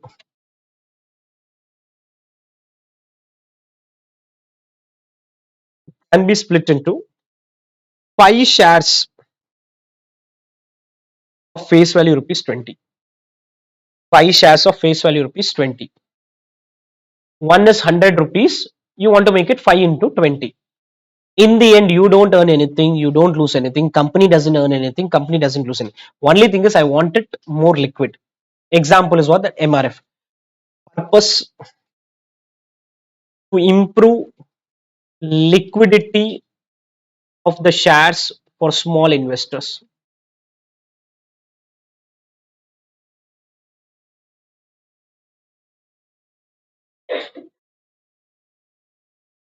Liquidity of shares for small investors.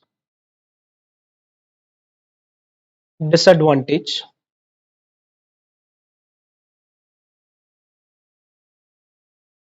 no real benefit to shareholder. Technically, nobody gains anything in this. Incurrence of cost for the split process. You'll unnecessarily incur cost on doing the split and all.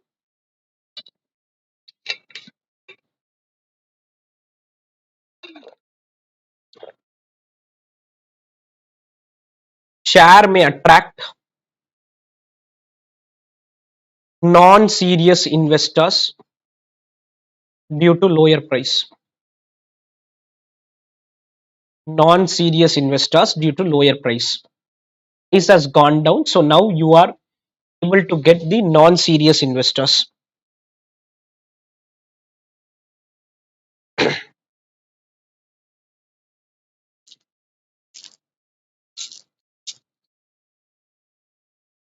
Clear? What is the meaning of share buyback? I think you would have discussed share buyback in multiple places. In law, you would have done. In accounting, you would have done. Share buyback means company buying its own share. Purpose is to reduce the capital. So one purpose of doing a buyback is also to improve the owner's shareholding. How it can improve is, earlier I was holding 80 out of 100. Now I'll hold 80 out of 90. 80 out of 90. Share buyback is also a form of shareholders dividend. As the number of circulating shares in the market fall, amount of dividend per share in the future increases. Two main types of buyback. One is through open market, another is through tender offer. Open market is company will keep buying its own share. While company intending to buy back, it is need to go through secondary market. In case of tender offer, company offers a fixed price where all the shareholders can participate. That is, I'll fix a price, people can participate. Most of the times I've seen practical world tender offer only. Companies will say that this is the price, you offer your shares, we will pay you out the money. Right, buyback.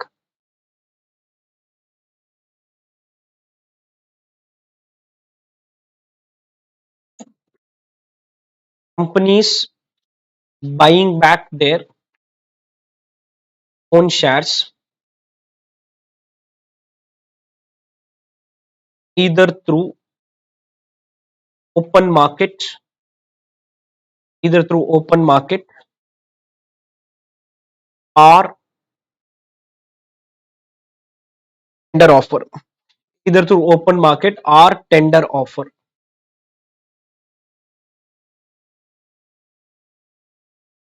This will result in decrease of number of equity shares. This will result in decrease of number of equity shares.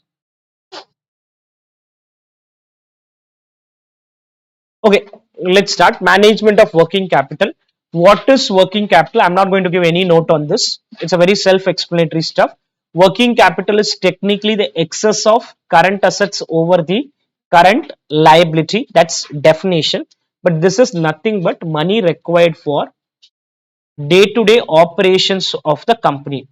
At your home, Your parents will be having something called as working capital, which is only in the form of cash. That working capital is only in the form of cash. They may be keeping 5,000, 10,000, 50,000, 1 lakh, whatever the amount they decide, that will be kept at home and would be used for meeting the day to day expenses of the house. Day to day expenses of the house. You know definition, what is current asset, what is current liability. Current asset is something which is going to be realized within 12 months, and current liability is something which is going to be settled within 12 months. What are the various types of working capital? I think they first talk about gross working capital and net working capital. Gross is nothing but only current asset. Net is current asset minus current liability. As such, practically, I have not seen something like gross working capital. It's only net working capital. What does working capital means? Current asset minus current liability. Only taking current asset doesn't make sense.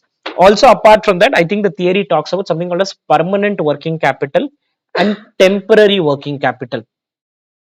At your home, at any point of time, minimum 10,000 rupees will be there.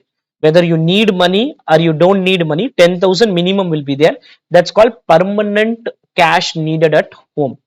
But suddenly you know that today an expense of 15,000 is going to come. Maybe you have purchased something, the delivery of that is going to happen. So suddenly today alone you keep 40,000 cash or 25. So temporary increase and decrease will keep happening. The temporary, there will be increase in working capital, and temporarily there will be decrease in working capital. This is because, not decrease, when I say decrease, from that higher level. So 10,000 will always be there. 10 can become 40, can go down to 20, can go up to 50, can, so this will keep moving, but not below 10, not below 10. Gross working capital, investment in current asset. Net working capital, current asset minus current liability. Permanent working capital, which is the minimum level of investment that is carried by the entity at all times to carry its day to day activity. Temporary working capital is in addition to the permanent working capital. This happens due to fluctuations in sales volume. Suddenly you get a very big order. If you get a big order, you will need raw material to process the order. Because you need raw material, when you're trying to buy it, your current assets go up, your current assets value go up. So that can undergo a change. Now write theory notes.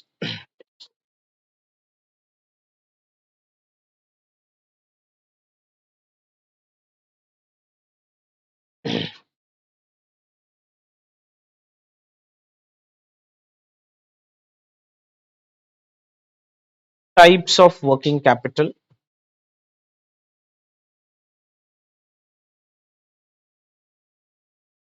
Types of working capital. Based on value.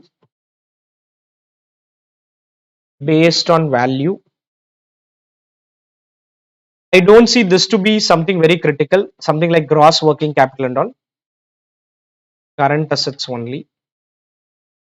And net working capital.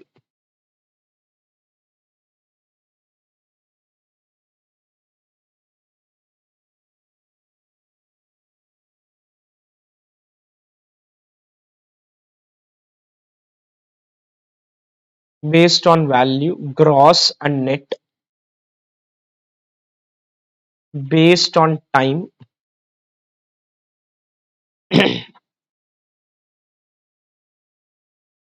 Based on time. Permanent working capital needed at all times. Permanent working capital needed at all times.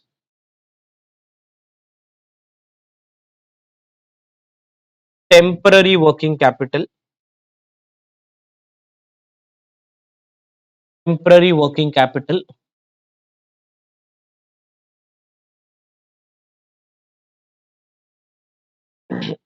Increase slash decrease. Increase slash decrease due to fluctuations. Increase slash decrease due to fluctuations in demand. Due to fluctuations in demand. You can relate to your home. At your home, if there is a major expense going to come, you will maintain more working capital. If nothing is going to be there, only the permanent amount will be there. This excess will keep coming depending on level of activity at your home. Clear? Any doubts on this? Can I proceed? What is optimum working capital and how the same can be determined? Now, this is a very tricky item. What is optimum? See, if you have very high working capital, what is the problem? Very high working capital means what is the issue? I've explained a concept. We did one question on that also. High working capital indicates what?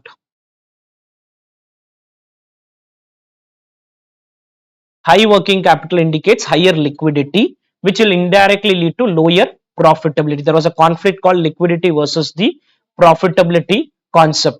So I cannot say what is optimum working. See, at your home, just because I want to be cautious, I cannot keep some 20 lakh cash saying that anything can come, let's keep 20 lakh cash. You cannot keep randomly so much amount at home, because if you keep very high amount of cash, you don't earn any interest on that. You don't earn any interest on that. And you cannot keep very low also, because you know the kind of expenses every day, you know what expenses you incur. So you need an optimum amount, but too high is also bad and too low is also bad. That is what the concept is going to broadly talk about. How is it going to be determined? Determinants are multiple. It is based on sales, based on how much inventory you want to maintain, how much cash you want to maintain, what kind of credit period you want to give, what kind of credit period you're going to get from your supplier. So basically, whatever the components of working capital. In current asset you had debtor, inventory, cash. In current liability you had creditor. Optimum working capital refers to the level of working capital which is required for smooth operation. Current ratio along with asset test ratio are considered best indicator. It's understood. Now here they have mentioned something and then see later. Current ratio of 2 for a manufacturing firm implies that the firm has optimum amount of working capital, and asset test ratio of at least 1. What is current ratio of 2 time and asset test ratio of 1 time is your quick ratio, that is other than inventory, at least quick asset should be equal to current liability, and along with inventory you should have 2 times. Then comes the next thing. However, a company, this is the disclaimer because nobody will give a conclusion. However, a company can operate even with a lower current ratio if the inventories are easily saleable, sundry debtors can be quickly realized. In a nutshell, firm should have adequate working capital. Both excessive as well as inadequate can be dangerous. Excessive as well as this 2 times 1 time, maybe I'll give a note in the class if at all it comes in MCQ. I don't expect them to test something like this because there's nothing like an ideal current ratio. In my professional experience, I have at least asked 15 candidates in interview this question: what is an ideal current ratio? And moment somebody gives an answer, we internally think that he has given us the wrong answer, because we don't expect an answer for that. We expect you to tell, because there cannot be anything ideal. There cannot be anything ideal. HUL, which is a FMCG company, a very strong company, can have even a current ratio lesser than 1 time, because they are very comfortable. They know how they can meet their liabilities. They are not worried about meeting their liabilities, and they do not maintain much inventory. They do not give any credit to their customer. They are a dominant company. For example, Bharadwaj Institute may work at a less than 1 time, saying that we are not going to give any credit to our students. We do not maintain any inventory.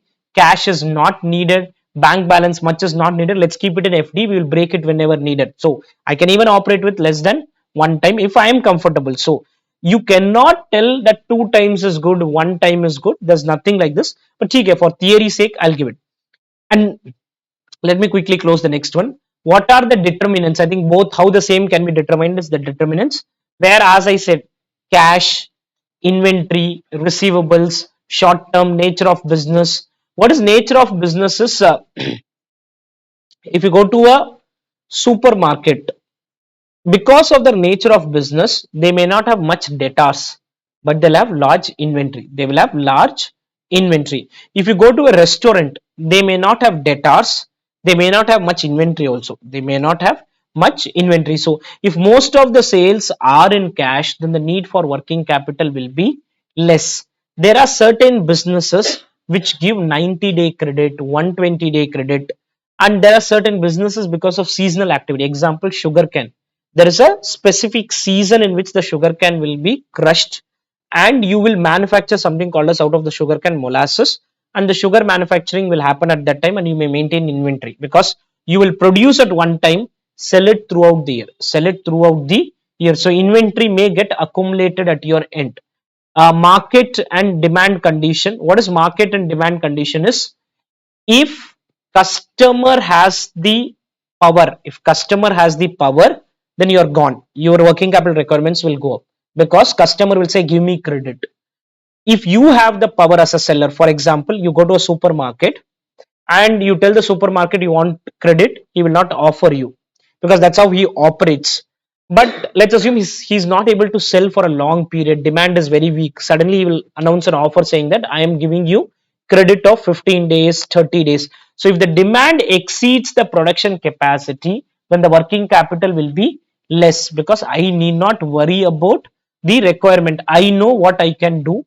Technology and market policy, this is where that seasonal part I was talking about.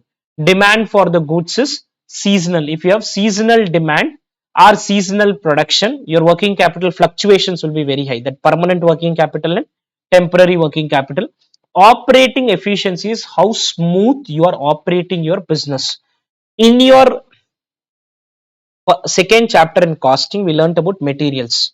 In material, you learned about a lot of techniques of material control, EOQ, inventory levels, safety stock. If you are efficiently doing all of that properly, your raw material inventory will go down. If you're efficiently doing all of that properly, your raw material inventory will go down. Your receivables will go down. In this chapter you will learn about 5 6 techniques to reduce the receivables. So if you are able to do all of them properly, your receivables will also start going down. So operating efficiency is very very critical. This last one is something which is general for everyone, basically called as inflation factor. If inflation is going up, obviously my revenues will go up. If revenues go, see, be very clear, your working capital is dependent on revenues only. When you prepare a cost sheet, the cost sheet has the first item called as units sold or units produced. That's the first item. If you double your production, every cost will double, automatically everything will double. Your debtors will double because debtors is based on sales. Inventory will double because that is based on COGS. So everything is going to double. Now go to the theory part. Optimum working capital.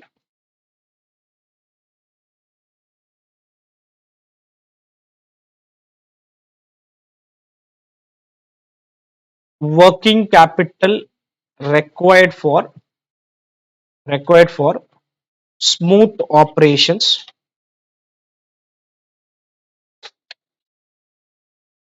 required for smooth operations. It should not be excessive as well as inadequate. It should not be excessive as well as inadequate.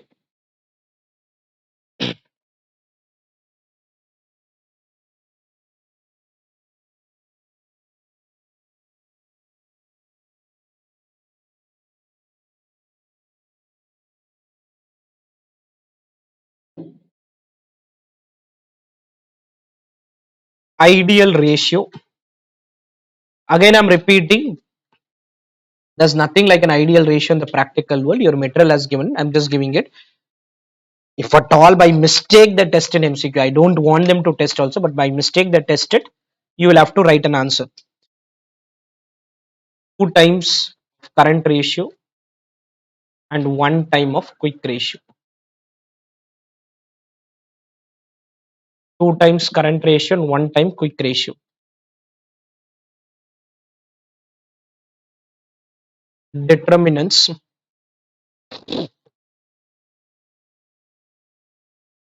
Policy on cash maintenance. Policy on cash maintenance.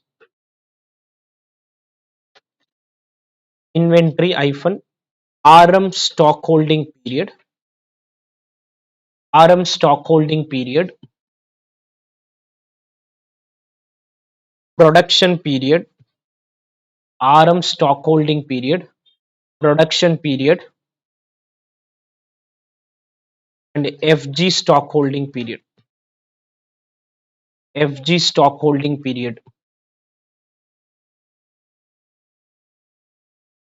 debtors credit policy. Learned about different credit policies which an organization can follow.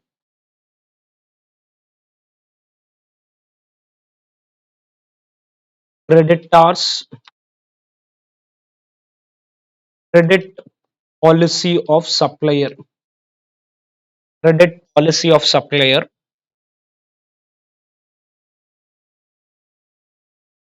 Apart from this, seasonality in demand or production, both are headache. Production seasonality as well as demand seasonality. Demand is seasonal, then you have to produce throughout the year and sell it at that time. If production is seasonal, you'll have to produce at that time and then sell it throughout the year. Both will lead to more inventory. Demand conditions.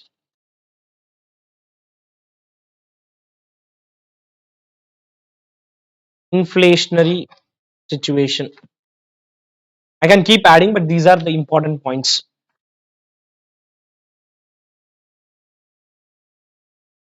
You can just say demand versus production capacity. Maybe just change it that way. Demand versus the production capacity. Demand versus the production capacity.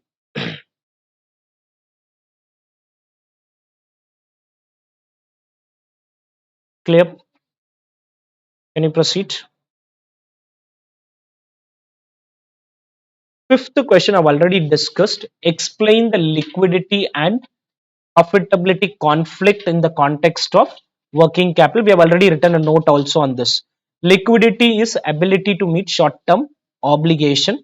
Profitability is the ability to make profit. Liquidity is measured through current ratio and quick ratio. Profitability through ROA, ROE, all that is done. Hence, a trade-off is required between liquidity and profitability, which increases the profitability without disturbing the day-to-day functioning. This requires three E's. Now, this three E's is just a technically a framework in the practical world. What is three E's is economy, efficiency, and effectiveness. Anything which an organization does, not specific only to this, anything which you at final level you learn this in strategic cost management, but economy, efficiency, and effectiveness is very critical. Economy is cost basis. Efficiency is using lowest resources, using the lowest possible resources, and effectiveness is getting the end result. Effectiveness is getting the end result. For example, Bharadwaj Institute says that we will provide our classes at the lowest price, that is economy. Efficiency is we complete our syllabus before time. Effectiveness is the most important part. Effectiveness is finally you are passing or not. I give economy, I give efficiency, but in the end you are not clearing, then we are not effective. It doesn't really matter. So effectiveness is the most critical part. Effectiveness is getting the results, getting the results. When you get the results, if you can get it with economy and efficiency, it becomes a great. That's technically called a VFM, value for money. This, if all the three happens together, it is called value for money. Nothing much for you to write. Okay, what are the factors influence the amount of working capital? I don't know why a separate question. I've already written this. Determinants of working capital is what? Factors influencing the working capital. Nature of industry, types of product, manufacturing versus trading versus service, volume of sales, credit policy. In this credit policy part, I've already discussed. Nature of industry, I've already discussed seasonal versus non-seasonal. Let me discuss manufacturing versus trading versus service. If you are a manufacturing company, normally your working capital will be higher on the inventory side. On the inventory side, because you'll have raw material, you'll have WIP, you'll have FG, lesser on the debtor side, depending on the credit terms you are offering. But manufacturing company will normally have higher inventory. Will have normally have higher inventory. Trading company will have only the inventory as far as related to your finished product.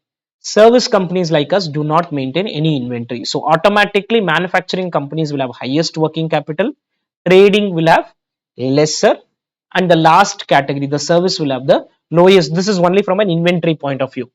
What is going to happen from a debtor point of view will depend on credit policy. A manufacturing company can have a liberal credit policy. A manufacturing company may not have a liberal credit policy. That depends. A trading company may decide whatever they want to do, and a service company may also decide what they want to do. Right? Factors influencing working capital. I don't know. It is same as determinants only to me.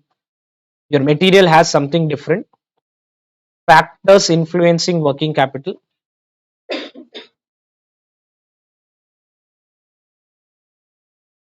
Nature of industry. Nature of industry. Type of product.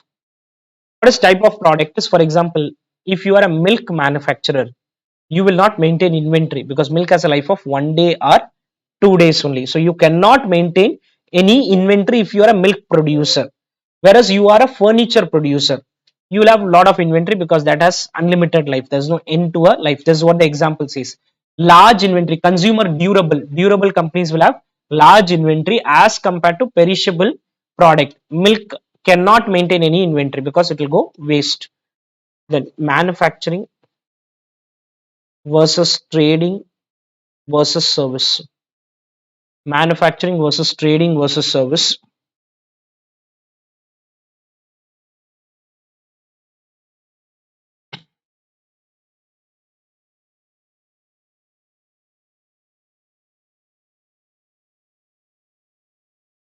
Credit policy, whether you're having a liberal credit policy or not a liberal credit policy, again it's your call. You want to maintain liberal, you maintain. You don't want to maintain, don't maintain. Volume of sales, I don't know, this is self-explanatory. As sales go up, automatically your working capital requirements will go up.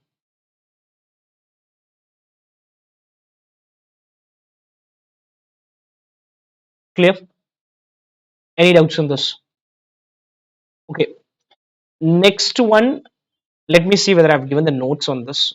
In the liquidity versus profitability conflict, I've already given aggressive, moderate, and conservative. The same thing. There are three approaches to working capital management. You have an aggressive working capital where you maintain less working capital. So when you maintain less working capital, profitability improves. This is what I had given here. Aggressive, high profitability, weak liquidity. Weak liquidity is maintaining lesser working capital. Investment is kept at minimal level in current asset, which means the entity does hold lower level of inventory. Strict credit policy. Okay, kind of self-explanatory. So you have three approaches. Either you go for an aggressive policy, or you go for a conservative policy, or you go for a moderate policy. All the three I have explained to you. What is operating cycle? Let me see if I have written note. I think we would have written notes on this also. Yeah, operating cycle is basically the time taken to convert the cash back into cash. Indicates the length of time taken for buying material, entering into stock, receiving the cash from sale of finished goods, which was nothing but cash becoming raw material becoming WIP becoming FG becoming debtors becoming cash. In this process, I told you to subtract the creditor days, where your raw material days was calculated based on RM consumed. In your cost sheet, you'll have to see after closing stock of raw material what you get, which is RM consumed. After closing WIP, you get net works cost or COP, net works cost or COP. After closing FG, you get COGS, and debtors is on credit sales, creditors is on credit purchases. Individual estimation also, I've already given you notes. There are two types of company. One who have which is a new company or doing a new project, and one which is an existing company. For an existing company, we do a shorter format. For a new company, we do a longer format where we write opening WIP, closing WIP, opening FG, closing FG, opening RM, closing RM. And we have two approaches: total cost approach or full cost approach, and the second one is the cash cost approach. In a cash cost approach, you ignore items like depreciation, which is non-cash, and ignore profits.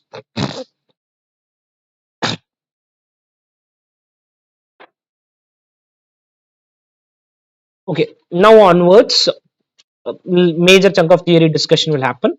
I'll go to an area called treasury management. Treasury is nothing but cash management. Let me first discuss full of the treasury management, whatever is needed, and then I'll start giving notes. So what is treasury management and what are its goals? Treasury management is nothing but managing money. The financial management, when we started initially, I gave a definition called financial management means managing money.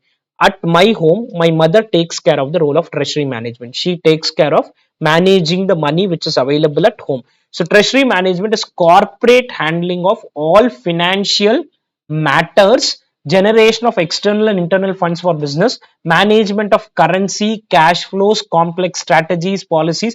You can keep any kind of a definition. It is nothing but managing the cash flows and managing the money, which is all treasury management is all about.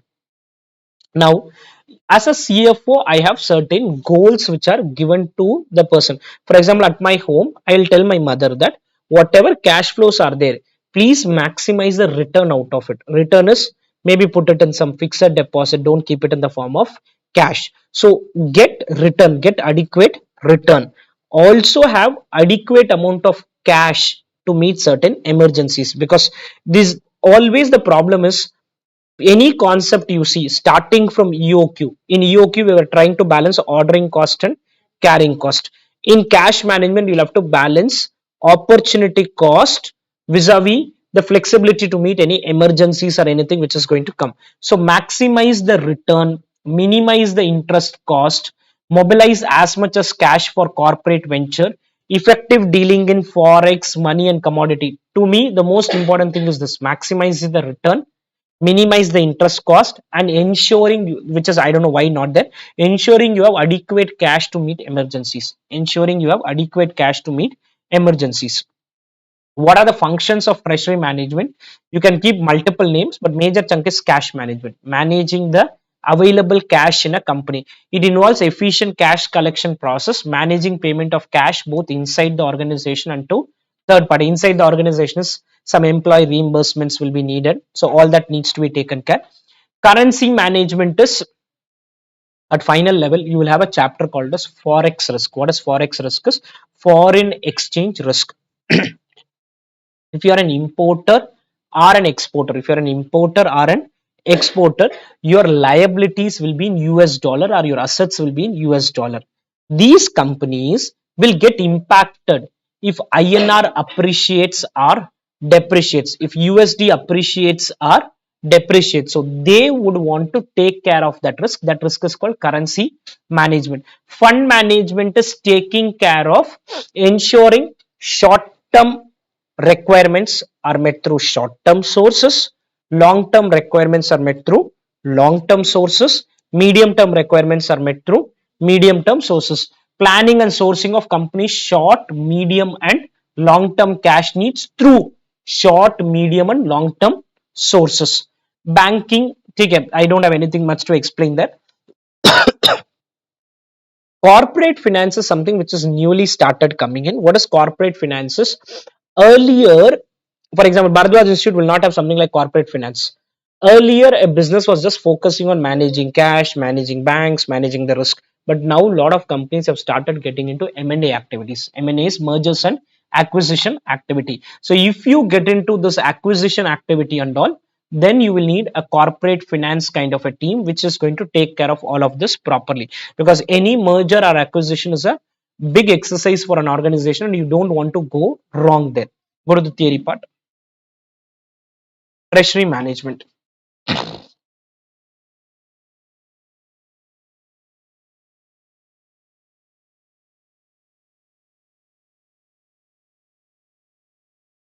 Treasury management is equal to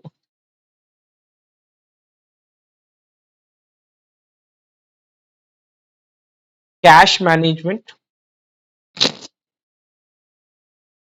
currency management, funding management, cash, currency, funding, cash flows management,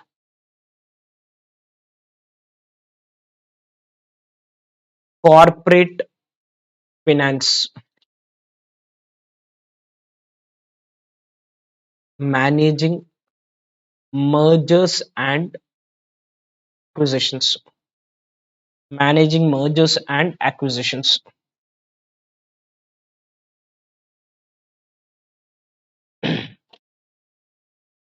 Goals: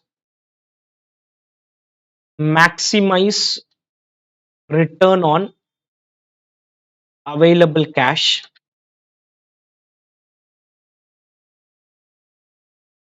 Maximize return on available cash. Minimize interest cost. Minimize interest cost. Minimize interest cost. Accelerating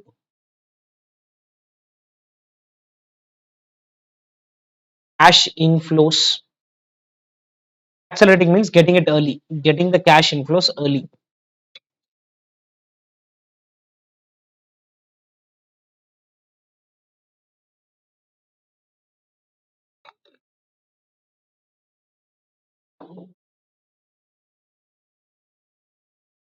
Adequate cash, adequate cash,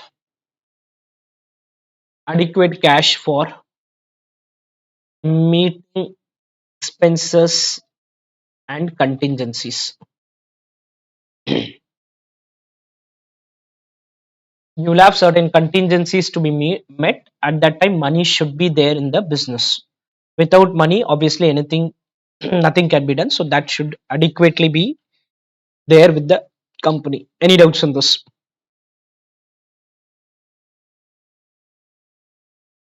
What is cash management and its objectives?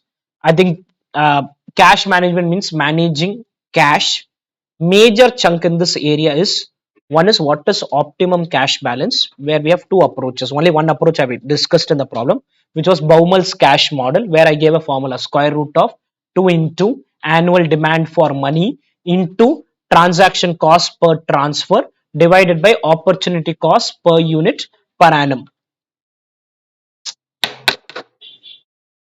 Apart from that, we have one more approach which fixes something called as a lower cash limit and an upper cash limit. For example, at my home, let's assume I fix 20,000 is the lower cash, 50,000 is the upper cash. If cash reaches more than 50,000, I'll go to the bank and deposit it. Okay, so that I'm below 50,000.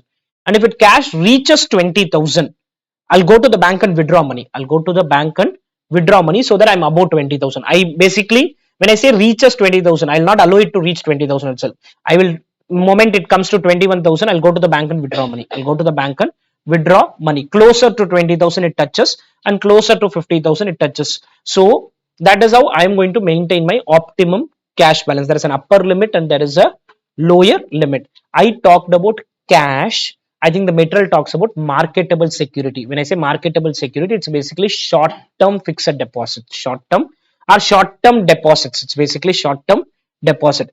Cash management is concerned with managing of cash flows into and out of the firm, within the firm, cash balances held by a firm at a point of time by financing deficit or investing surplus. Objective: provide adequate funds to each of its units. That is, an organization can have multiple branches, so adequate cash should be there.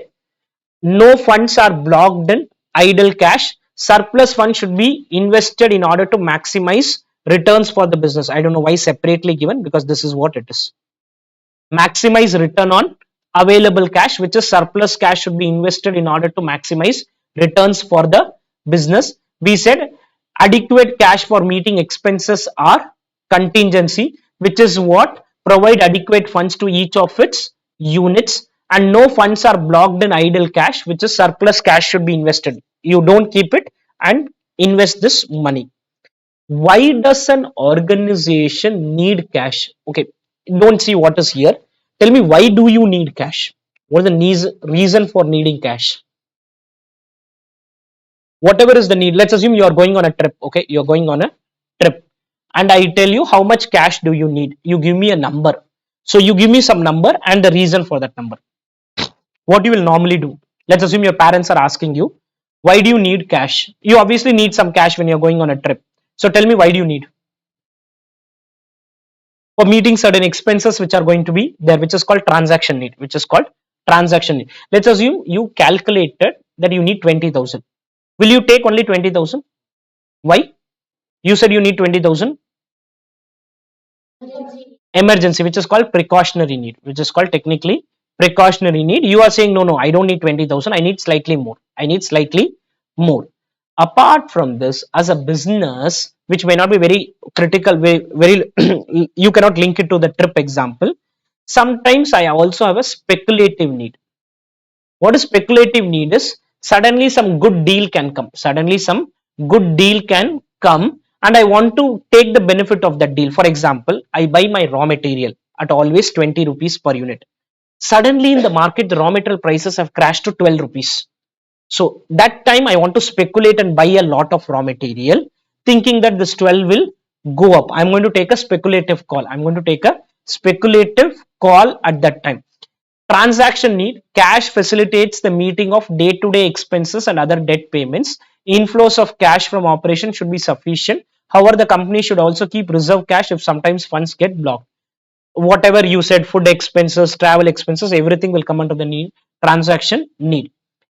Cash may be held to act as providing safety against unexpected event, which is called precautionary need. You said 20,000 I don't need, I need slightly more. That slightly more you can decide what you want to do. When we did working capital estimation, we said add reserve for contingencies or add extra provision. Speculative need is people going and taking a call. Cash may be held in order to take advantage of profitable opportunity that may be present themselves, which may be lost.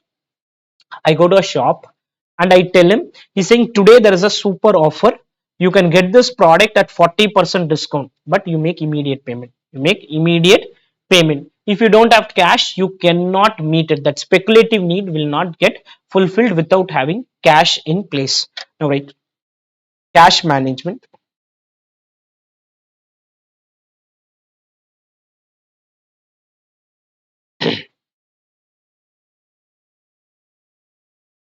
Managing cash inflows and outflows within and outside organization, within and outside organization.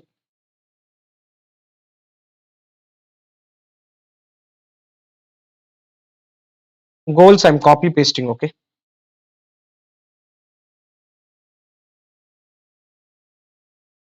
goals I've copy pasted.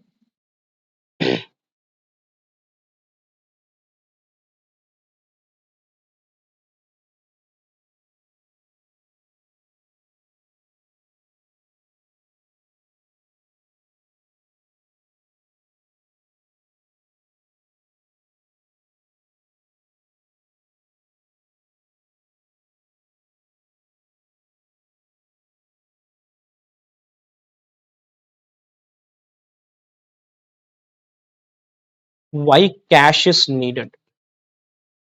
Why cash is needed?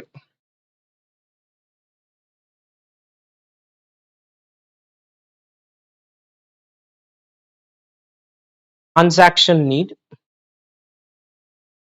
meeting daily expenses and debt repayments. That's called transaction need. You need money to meet the transactions which are going to happen. Speculative need, benefit from benefit from any sudden lucrative opportunity.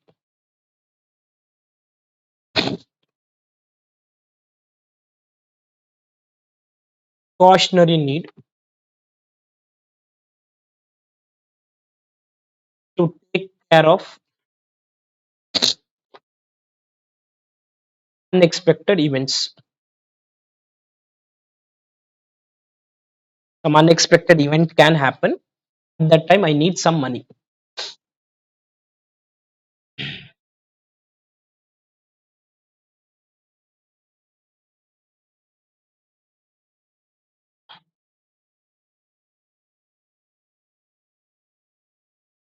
Most of the concepts can be easily linked with what is happening with you in practical world.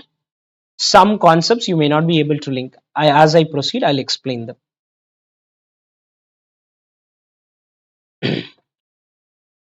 Doubts on this? Yep.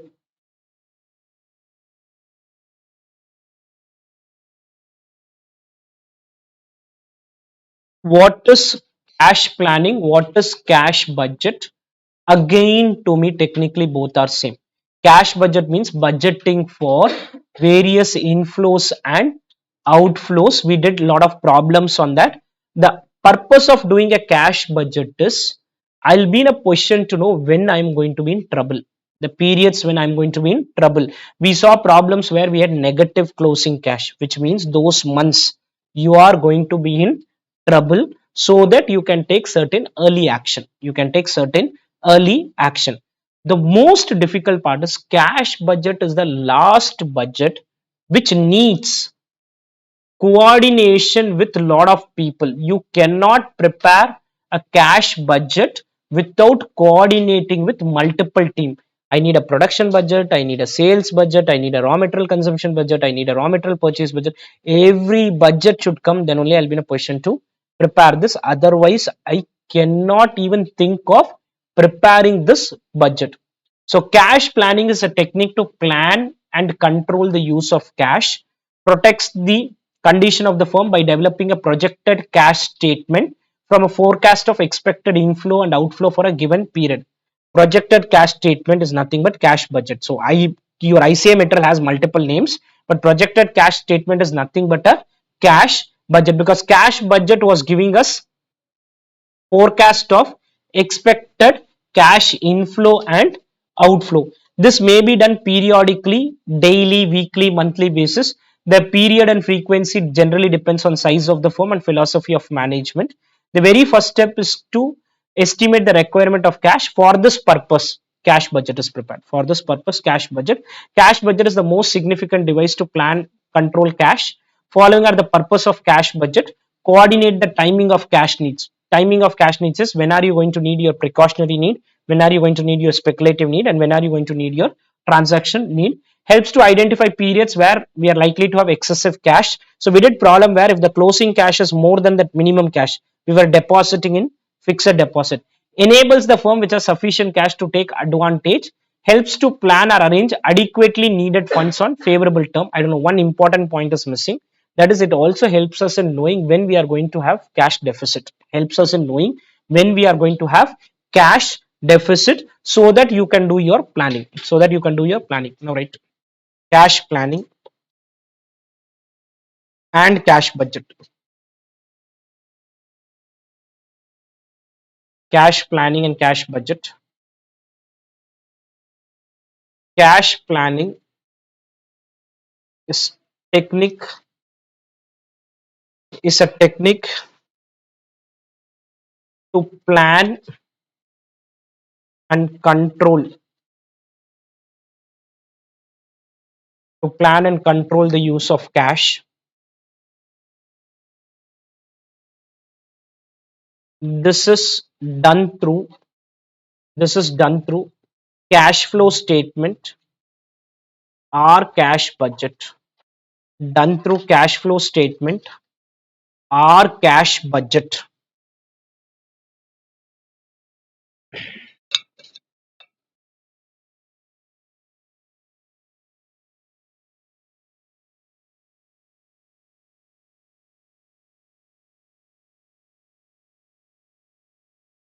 Done through cash flow statement or cash budget. Cash budget helps in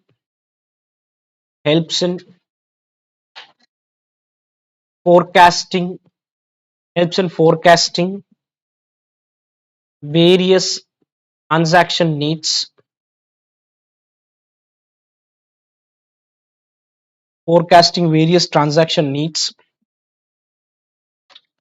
knowing periods of surplus cash,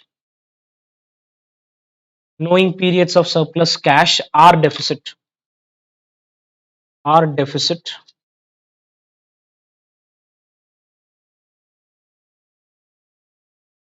investment of surplus cash, investment of surplus cash or usage of same for getting cash discounts or getting cash discounts.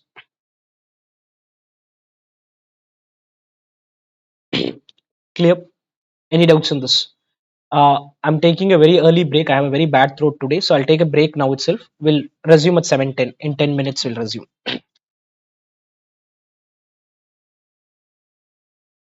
Okay, let's resume now. Uh, we're done, almost done with the cash management part. I think there are a few more concepts in cash management notes than receivables management I'll get to. Let's quickly discuss the balance. How can an organization manage cash collection and disbursement? What is managing cash collection and disbursement is cash collection should come as early as possible. Disbursement should happen as late as possible. That is, my inflow should be early, outflow should be as late as possible. That is what the objective is, to improve cash management. Same can be improved through a proper control of cash collection. Company would try to accelerate collection and decelerate or delay cash disbursement. That is, whatever payments, when I say payments, I'm not delaying it, but I want to make it only by the due date. I don't want to make it early. Now, for accelerating cash collection, let's take an example of Reliance Jio. Reliance Jio is providing internet facility to so many users. If you go back maybe 15 years back, at that time, if any company was making this plan, there were no online payments and all. People were manually giving checks. Checks used to go to that company, or maybe cash payments were made, and then the checks were deposited, and then the money was taken. Customer made the payment today. Company would receive that funds in the bank maybe after 7-8 days only, because the issue is, I will have to first send a mail of the check. The courier will take maybe some 2-3 days. Then that person will look at the check, make certain entries in the books of accounts, then send it for collection. Collection will take another 2-3 days. So whatever notes are given is in the context of that 10-15 years back. I don't know, none of them are practically relevant now. Concentration banking. What is concentration banking? Is number of collection center in different region. That is, you need not send the check to Bombay.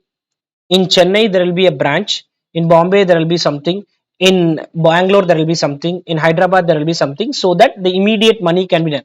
This system reduces the period between the time a customer mails is basically couriers is remittance, and the time when they become spendable funds with the company. I don't see this to be a very critical part.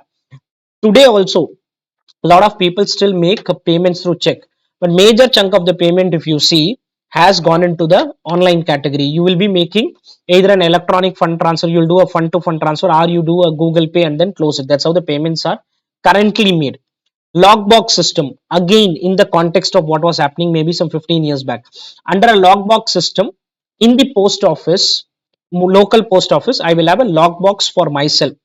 You as a customer go there, put your check there. That's all. You put your check, your payment is done. The bank representative will go multiple times, withdraw the amounts. He will share all the details and then deposit in the bank account. Immediately, the money will come in bank account. That is what lockbox system. The bank picks up the mail several times a day and deposits the checks in the company's account. Controlling payments is ensuring that I maximize my outflows, or I delay my outflows to the due date.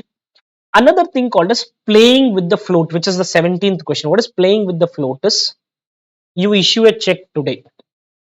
Again, practically all these are irrelevant. I issue a check today. I know that this will hit my bank account after 3 days only. Why after 3 days? Because I've issued it. It will come to you only after a day or two. Then you will deposit. Now, what this concept says is, you do not maintain any money today for making this payment. You maintain cash in bank account only after 2 days, so that when it comes, immediately the payment can be done. Today, don't maintain any cash, because this check will not be deposited. This is playing very risky, because even one day here and there it happens, check will bounce. The check will bounce in case the deposit happen a day earlier, you are not able to So a lot of companies don't get into all this headache and all. They don't want to get into all this. What says is availability of cash can be maximized by playing the float.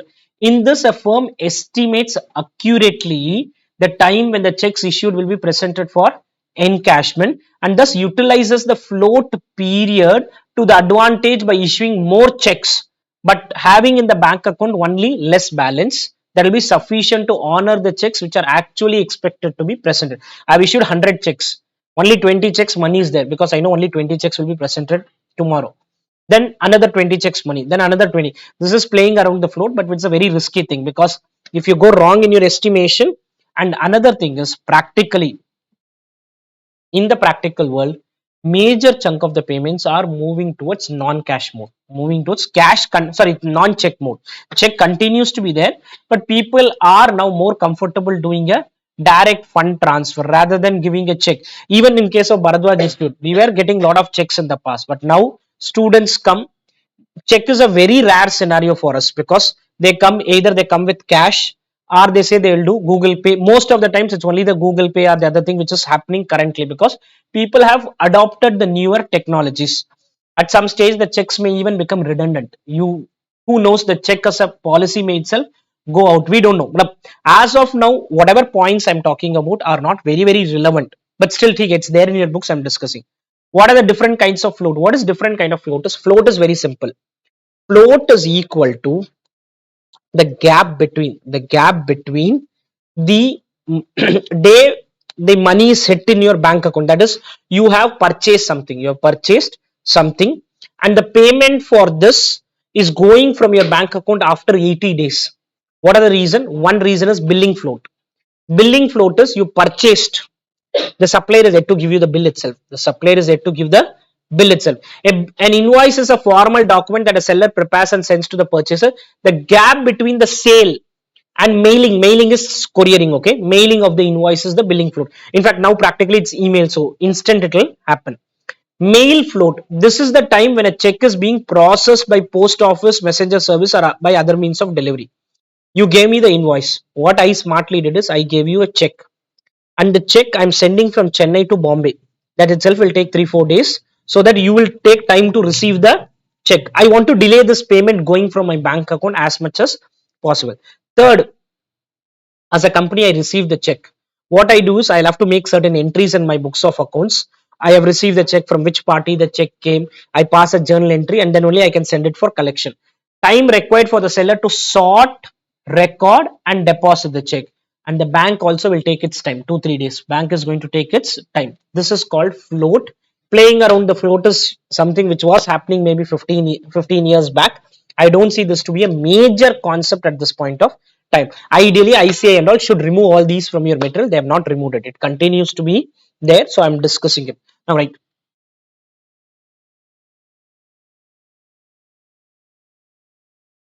Managing cash collection and disbursement.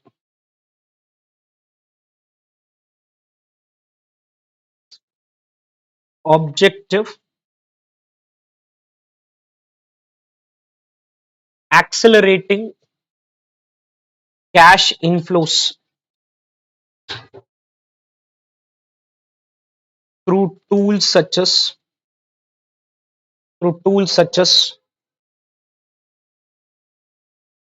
concentration banking. I'll not give full detail notes at all. Concentration banking, having multiple places for collecting customer checks. Having multiple places for collecting customer checks.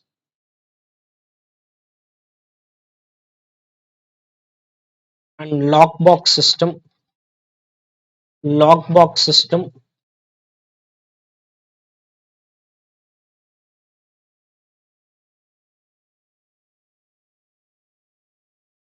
customer and deposit check.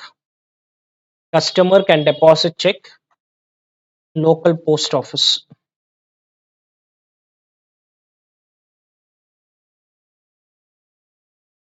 accelerating cash inflows through tools such as and and this is first thing, that is you want to accelerate the inflow, and decelerating cash payments by playing around the float by playing around the float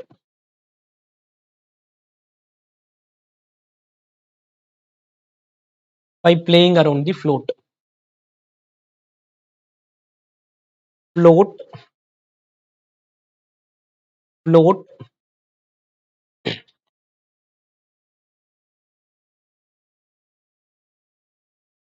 billing float. Again, I don't know if at all ICI suddenly asks some MCQ here.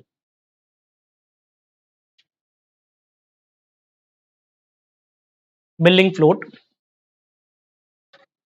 time taken by the seller to send invoice send invoice. Mail float,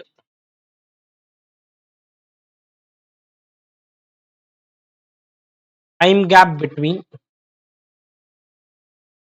courier of check by us courier of check by us, receipt of same by our supplier.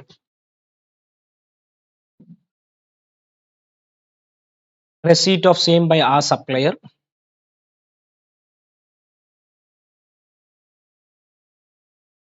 Check processing float.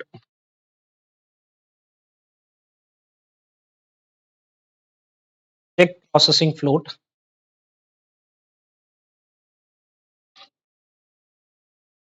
Time taken by the supplier record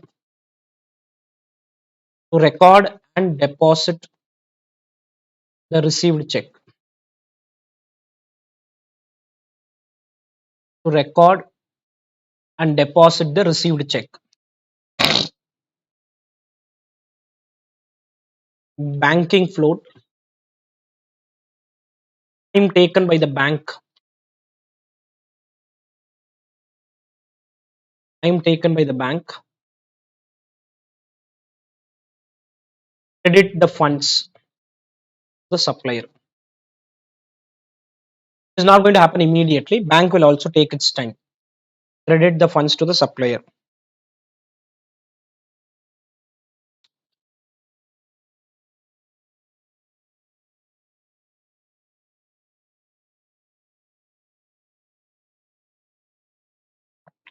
Clear? Even in MCQ, ICA is not going to ask direct theory MCQ. What will happen is there could be a problem where they could be talking about cash budget or something. There'll be a detailed question like we have been doing in the problem, and then they'll suddenly say, what is the closing cash of January? So you have to do a cash budget and find that. What is the closing cash of February? And suddenly the fourth or the fifth question will be, which of this is the mail float? And they'll give you four options. So one or two question can, that's how ideally they should test. So they will ask a 5 mark case scenario. It's not single MCQ like I give in the class. Those single MCQs just to test your concepts, that's all. But in a bigger question, they may add one component to test your knowledge.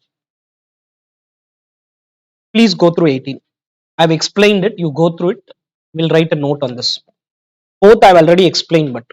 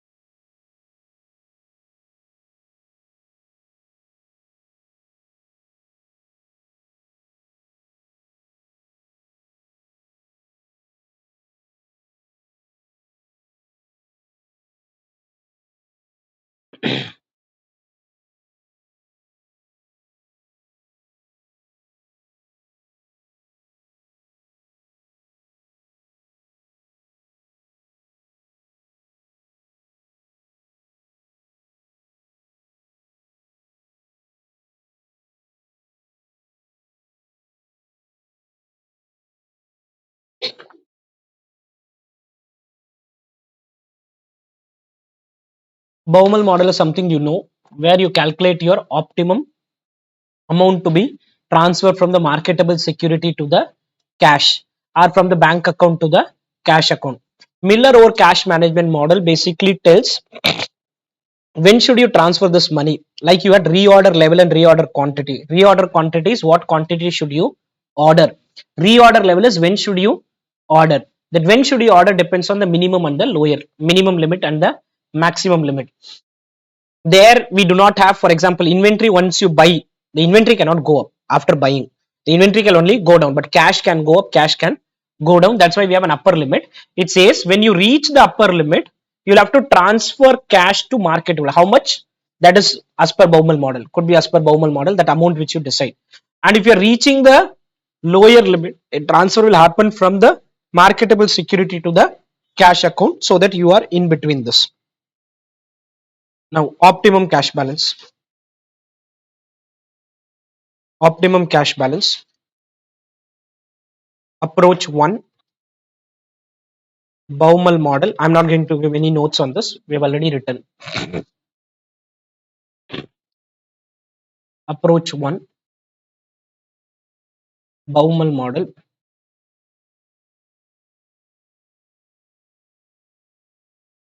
Approach 2, Miller. Again, this can come as MCQ. If I want, I can suddenly say that I am following this model. Cash has touched this level. Tell me, what should I do? Should I deposit or should I withdraw?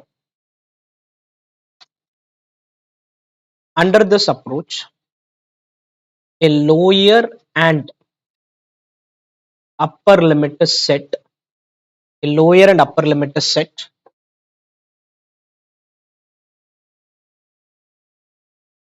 Whenever cash balance touches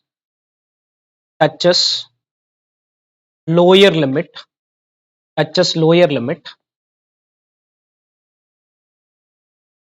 we will withdraw money from marketable security and put it in cash. Withdraw money from marketable security and put it in cash. If you touch the lower limit, this is going to happen. From marketable security and put it in cash. Whenever cash balance touches higher limit, upper limit,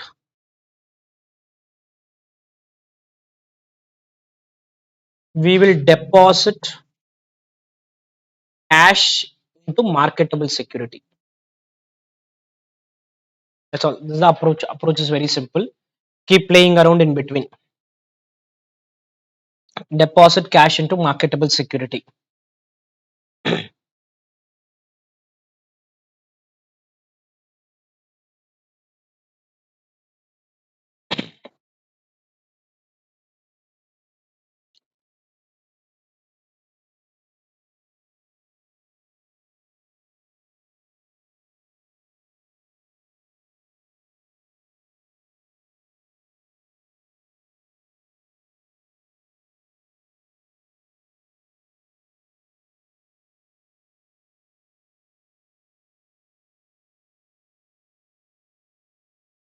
Clear?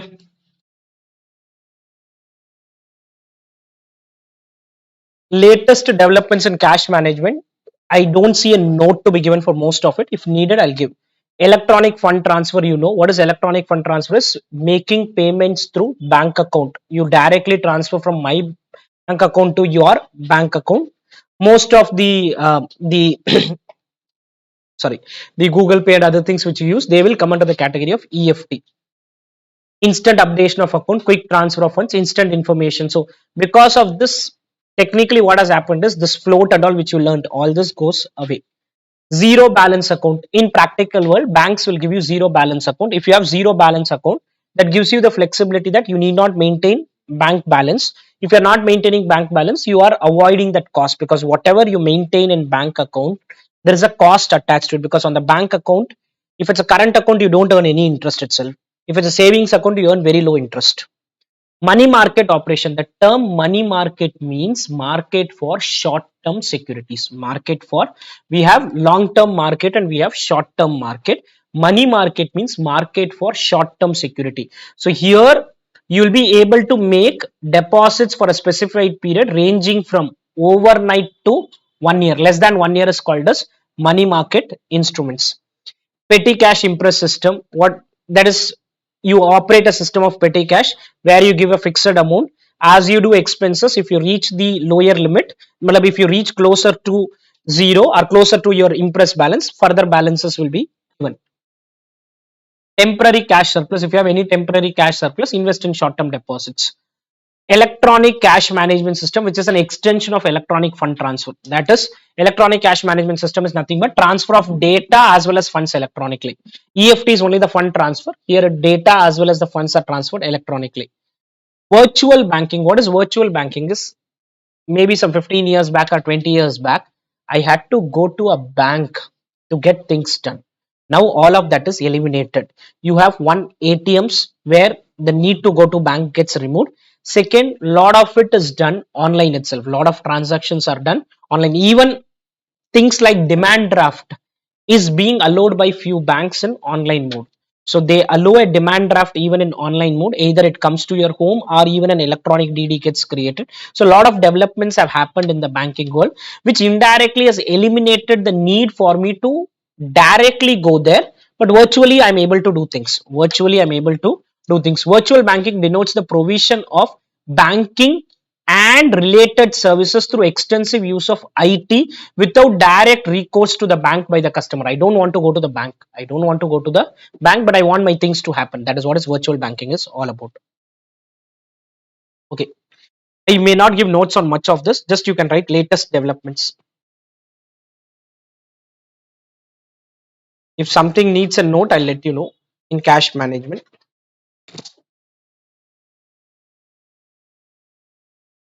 electronic fund transfer, no notes on this.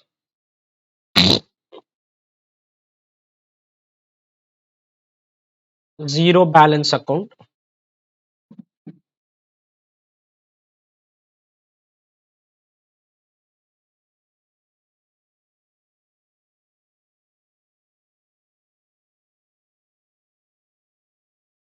money market operations, money market operations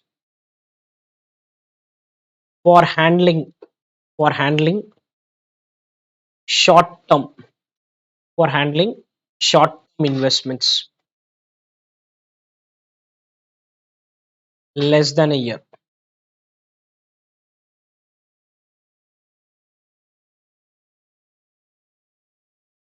Money market operation for handling short term investments less than a year.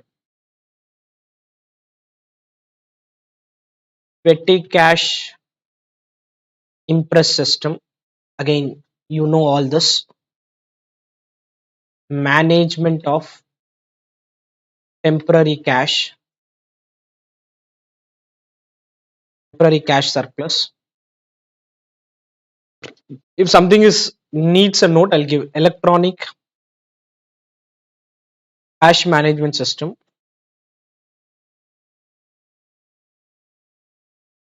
transfer of data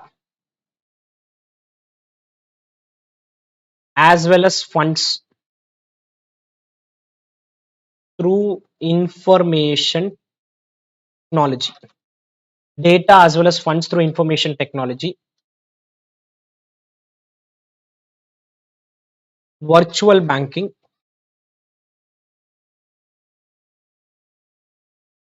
ability to perform, ability to perform banking operations without physically going to the bank.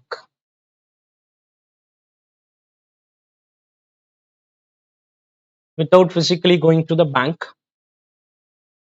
Tools used, ATM, internet banking. In fact, personally, I have not gone gone to my bank branch at least for the last 6 months, and even in the last 2 years, I would have gone to my bank only once or twice. I had some specific request. Otherwise, very rarely I go to my bank because most of the things happen without even visiting the branch. Internet as well as the ATM kind of takes care of it.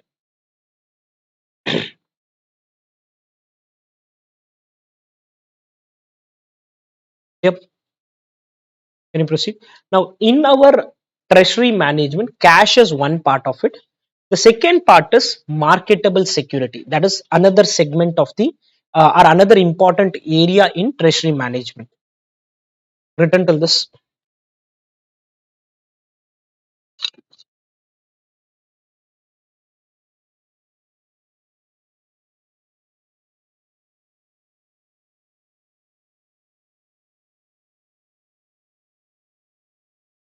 Can you proceed? How an organization maintain marketable security? Let's first understand the importance of marketable security. What is marketable securities? Security which can be immediately converted into cash. This in your accounting standard is a cash equivalent. It has to be equivalent to a cash. Why I still want to maintain something in marketable security is marketable security can give me some returns. It may not give a very high return, but at least some returns can be there.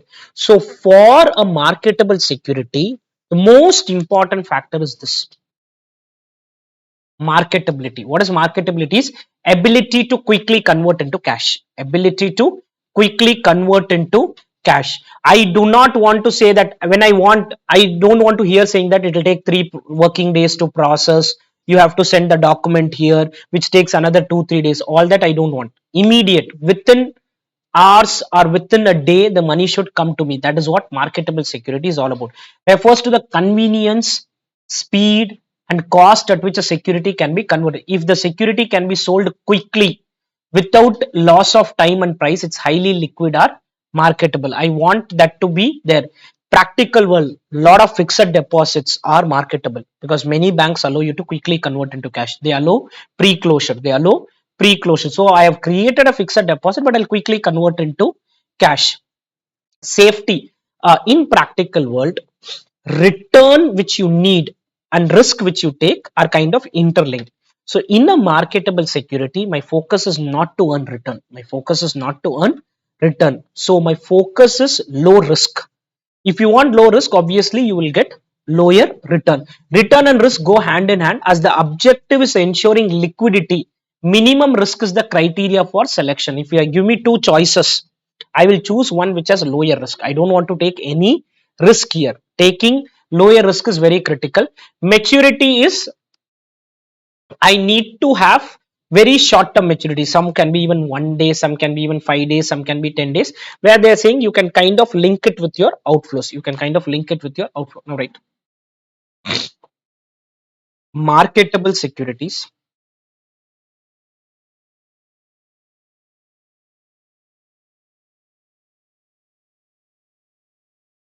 These can be these can be readily readily converted into cash, can be readily converted into cash,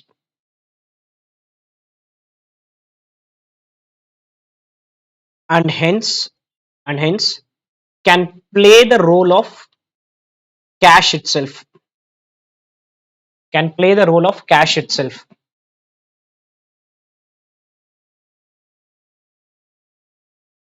Important characteristics are characteristics: marketable in bracket, ability to convert into cash, ability to convert into cash without loss of time and value, ability to convert into cash without loss of time and value, marketable,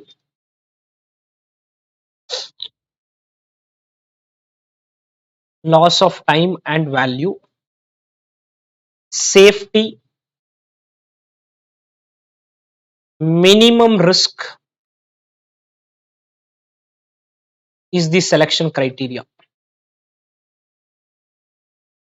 Minimum risk is the selection criteria. I want lesser risk. I don't want returns and all. Minimum risk is the selection criteria.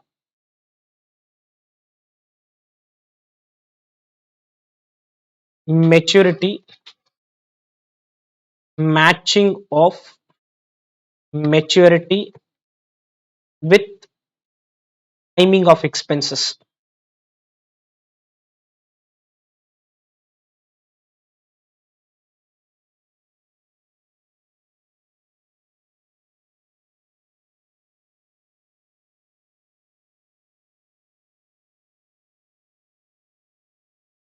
Clear?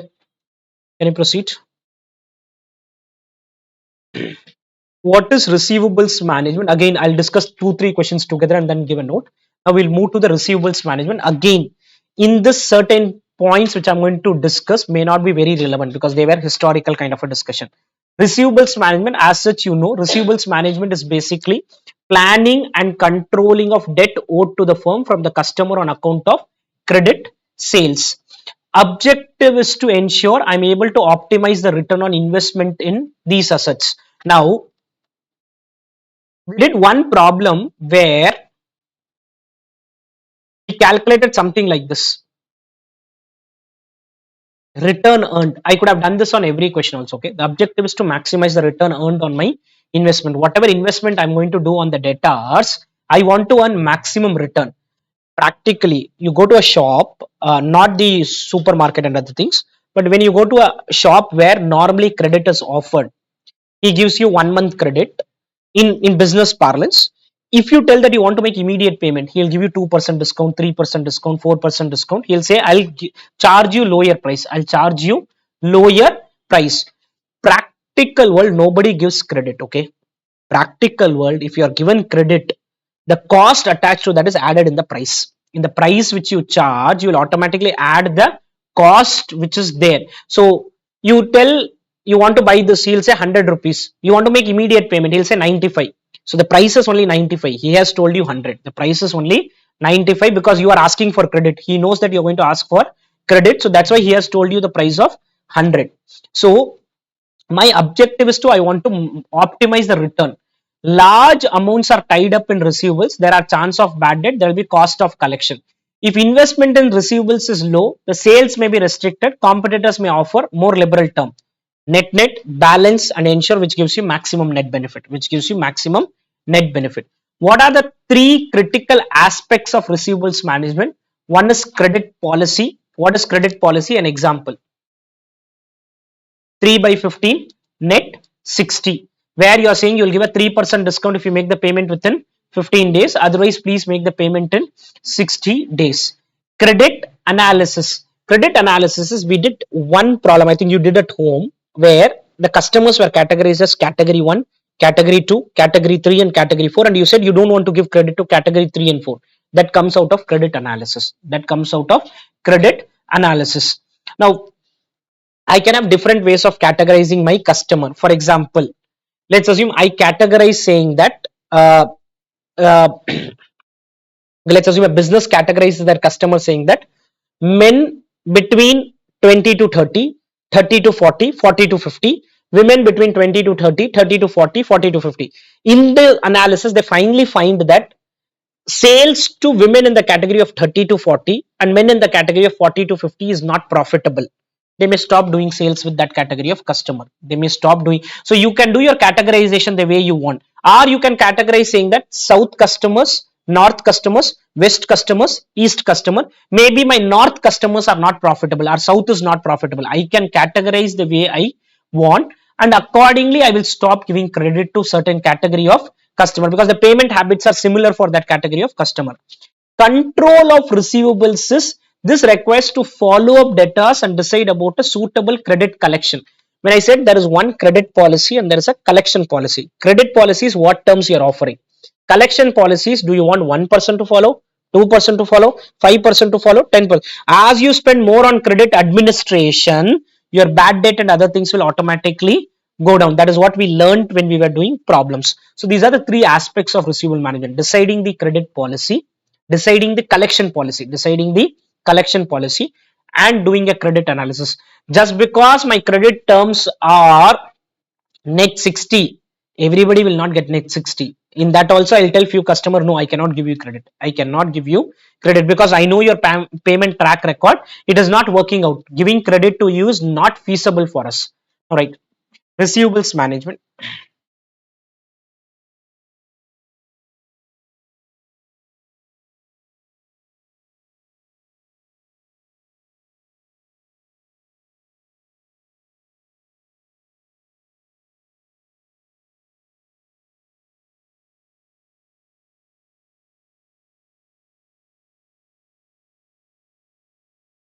Managing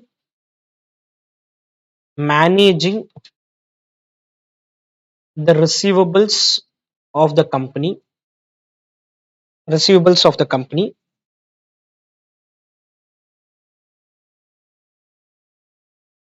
ensuring we don't have a very high investment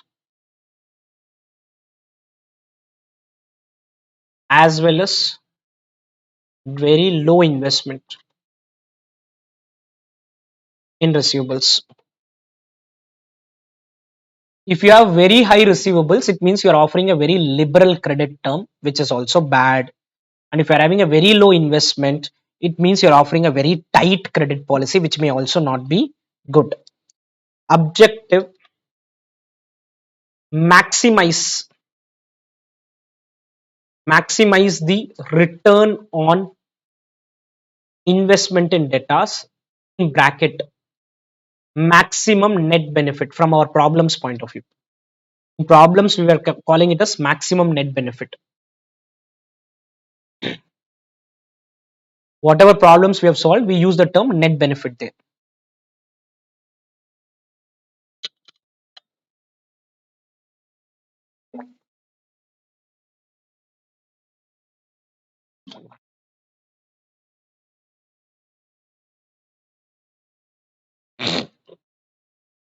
Three aspects: credit policy. I don't want to discuss anything there. Credit policy,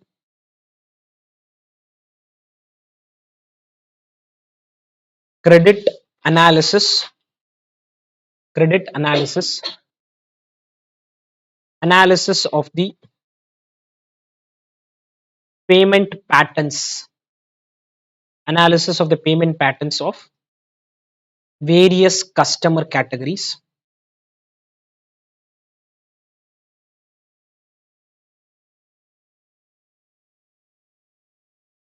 control of, which is nothing but deciding an optimum collection policy. Collection policy is different and credit policy is different. Collection is how much pressure you want to put on your customers. Credit is how much credit you want to give to your customers.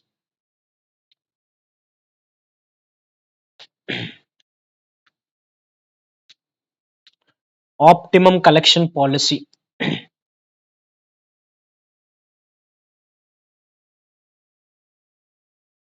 Clear? Can you proceed?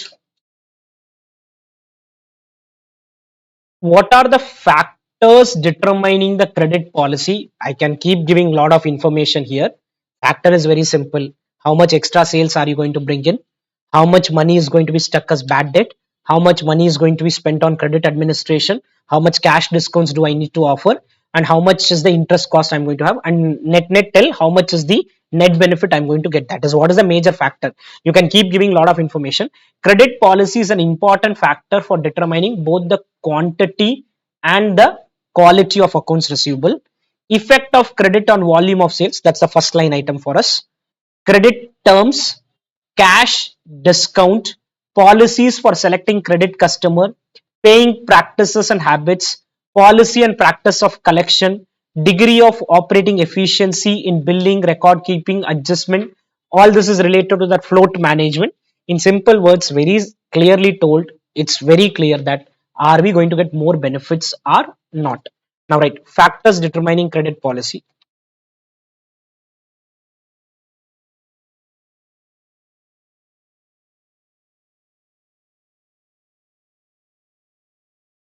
Benefits of extending credit. Benefits of extending credit in bracket extra sales should be higher than cost of providing credit. What is cost of providing? Cash discount, bad debt, credit administration, interest cost.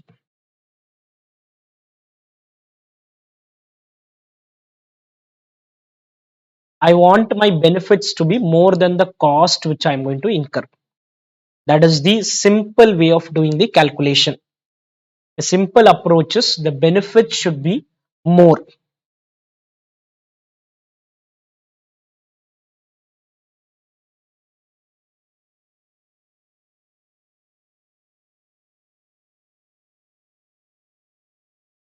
Clear?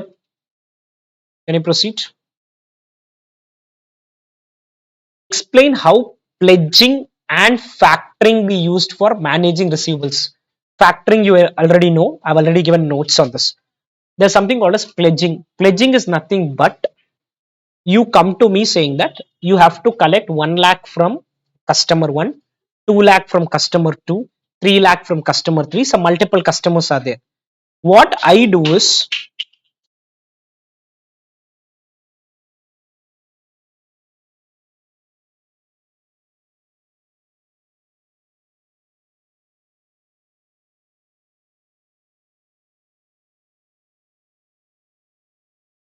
just give me a minute. I do something like this. I evaluate your customers and then I find who are the eligible customers against which I can give you a loan. Against which I can give you a loan. That is called pledging of receivables. You have given those receivables to me. You have given those receivables to me. Against that, you're taking a bank loan. If receivables go bad, it's your headache. It depends on the terms, but mostly it's the company's headache. They have to collect the money and give. So your receivables become pledged to me. Whatever money is collected from this guy will be first used for my loan repayment. Will be used for my loan repayment. That is called pledging.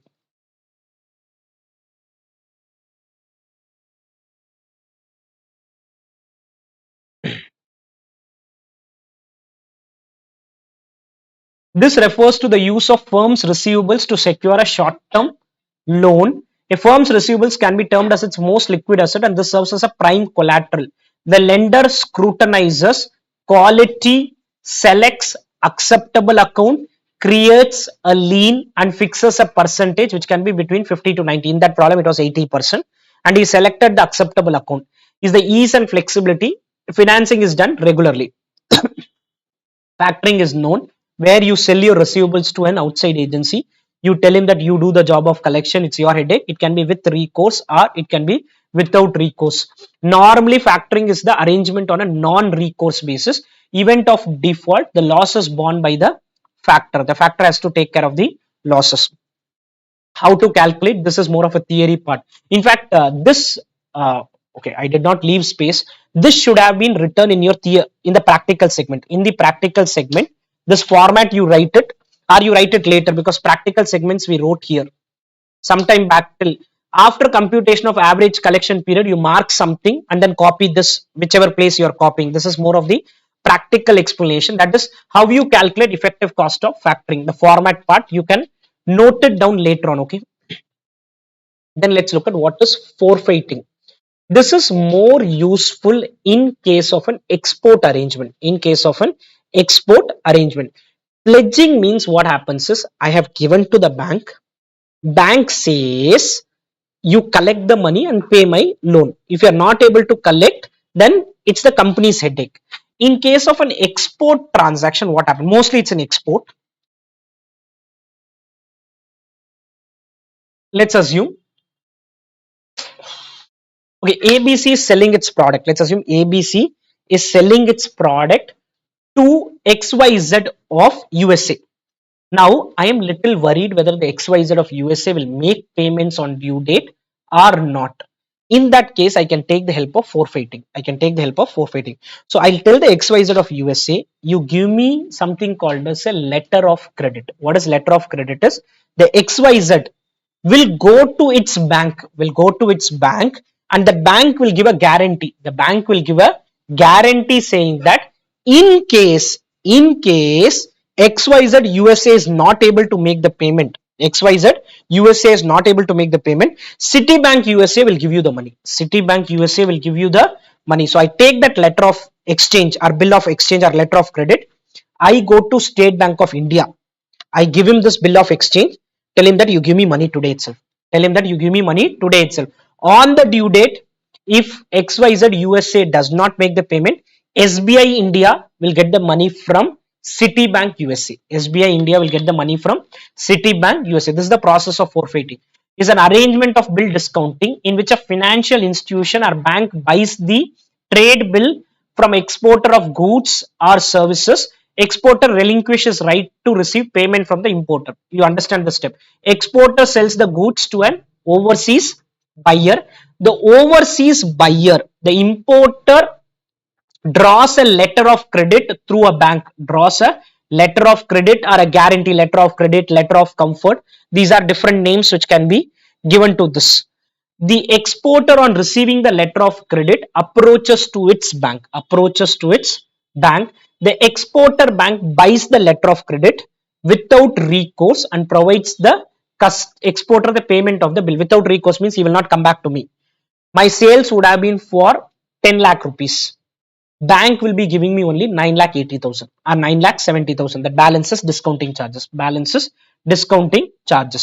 The Citibank USA will be charging XYZ USA to give letter of credit. Some commission charges they will charge. So that is XYZ USA's headache.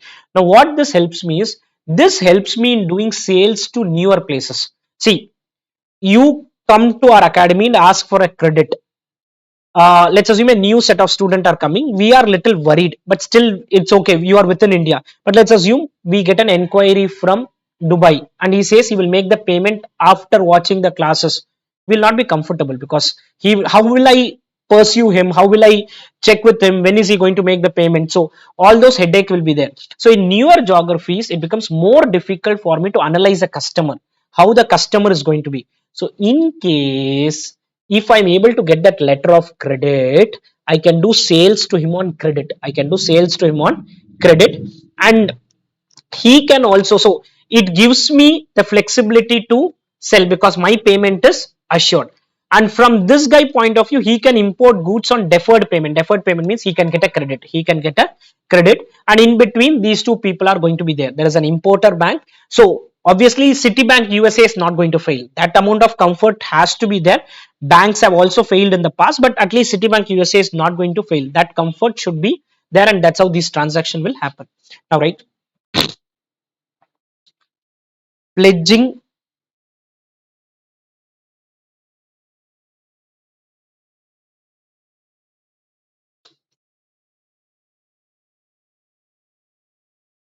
versus factoring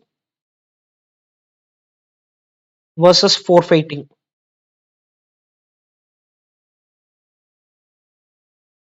Pledging, pledging,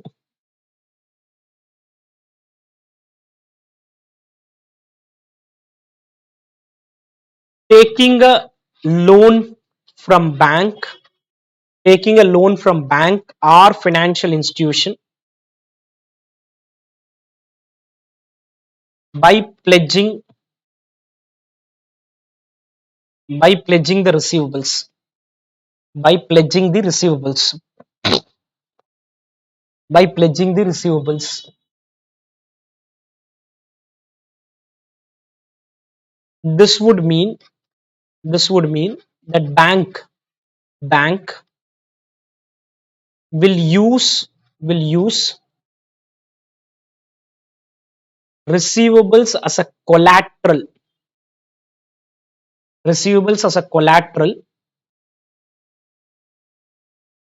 and extend loan. Receivables as a collateral and extend loan.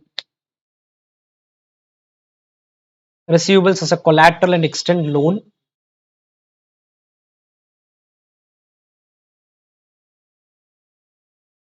bank will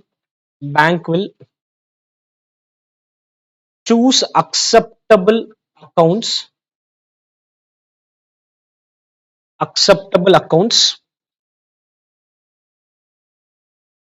and provide a specified loan 50 to 90% of the eligible amount.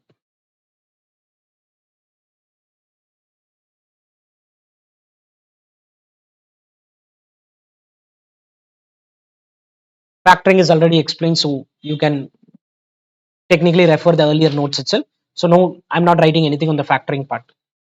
Forfeiting.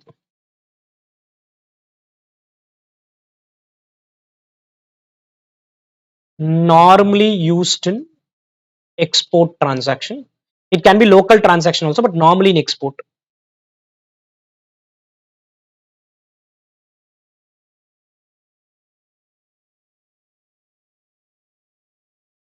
Discounting of bills. Discounting of bills on non-recourse basis. On non-recourse basis by the exporters bank. By the exporters bank. Steps in forfeiting.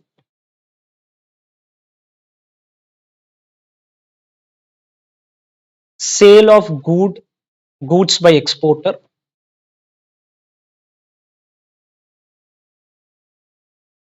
Sale of goods by exporter. Furnishing of or yeah, deposit submission of letter of credit by the importer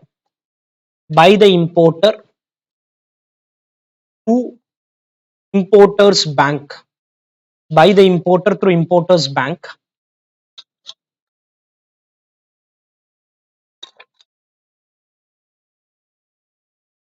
By the importer through importers bank.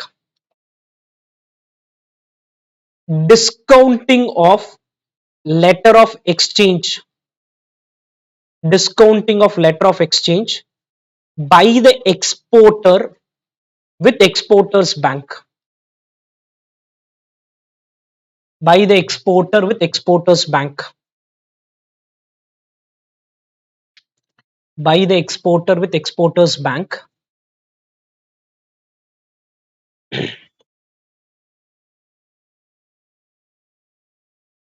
Receipt of money.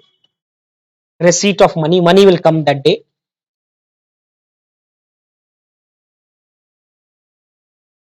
And last is payment by importer the exporters bank. Importer will make the payment to the exporters bank. Exporter is out of the scene now. He has got his money and he is out of the scene now. He wanted the money, he has got it, and that's all. He is saying, you can make the payment to my bank.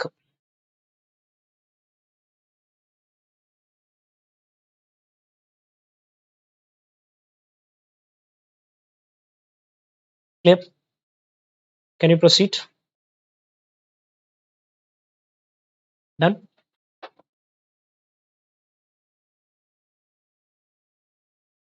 I think we are almost done.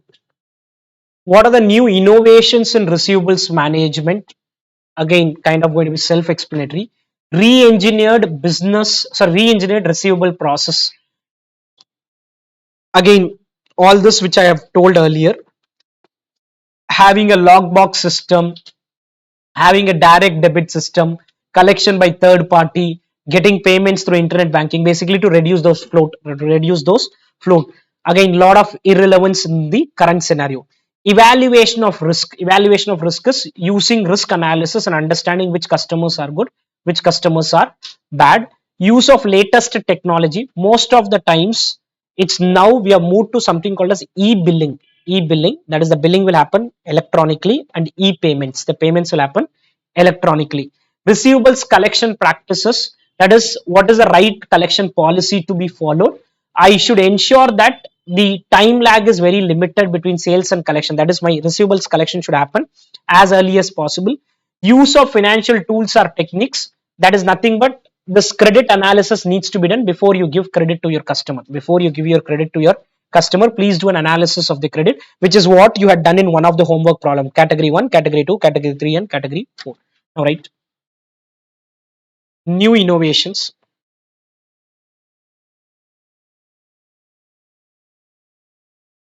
In receivables management.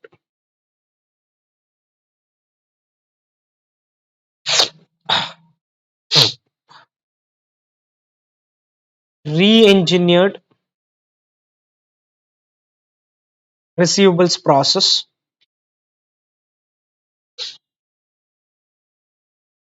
Centralization. Accelerating inflows. Re-engineered receivables process. Use of technology.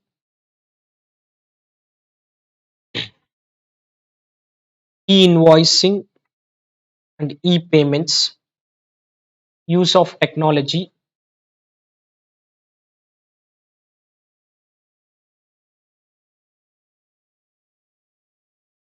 Receivables collection policy.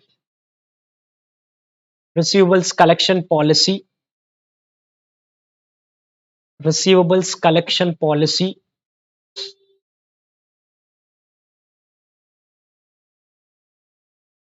Credit analysis. Credit evaluation. Credit limits. You will have to set certain credit limits for different category of customers.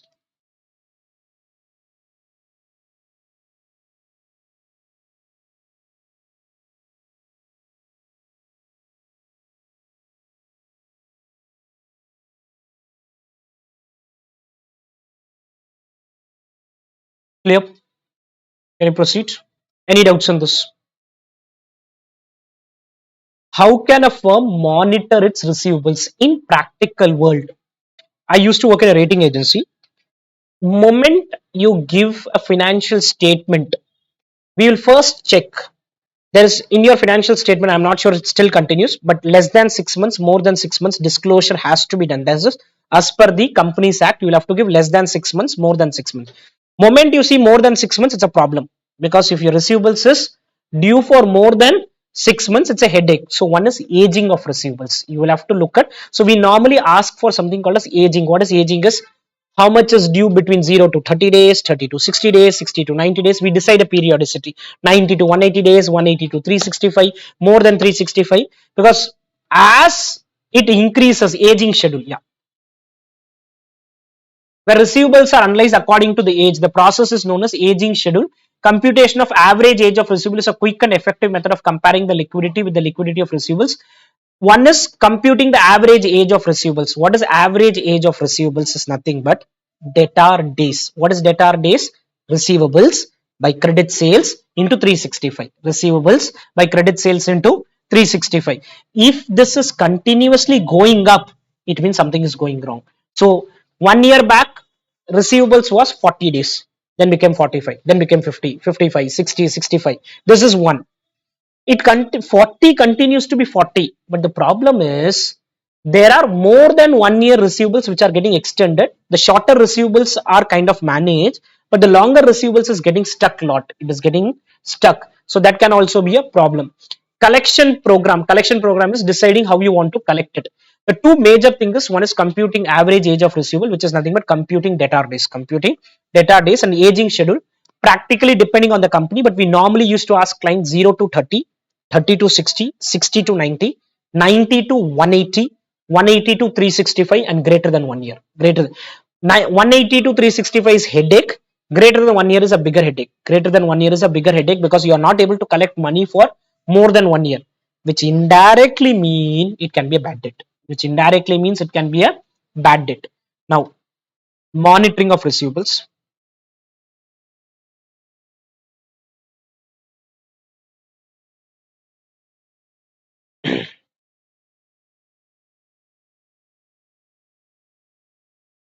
computation of average age of receivables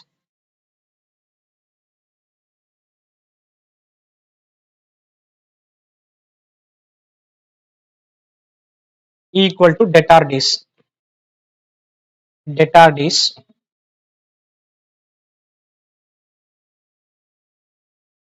aging schedule aging schedule classification of receivables into different buckets such as 0 to 30 days, 31 to 60 days, 61 to 90 days, 91 to 180 days,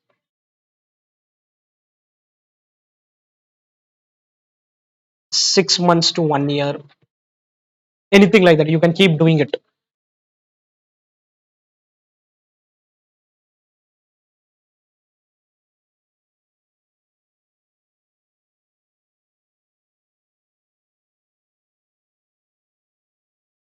And then proper collection policy. Just the credit terms alone will not do anything. It has to be supplemented with the proper collection policy. Without that, it will become very difficult for an organization to manage things. Clear? Can you proceed?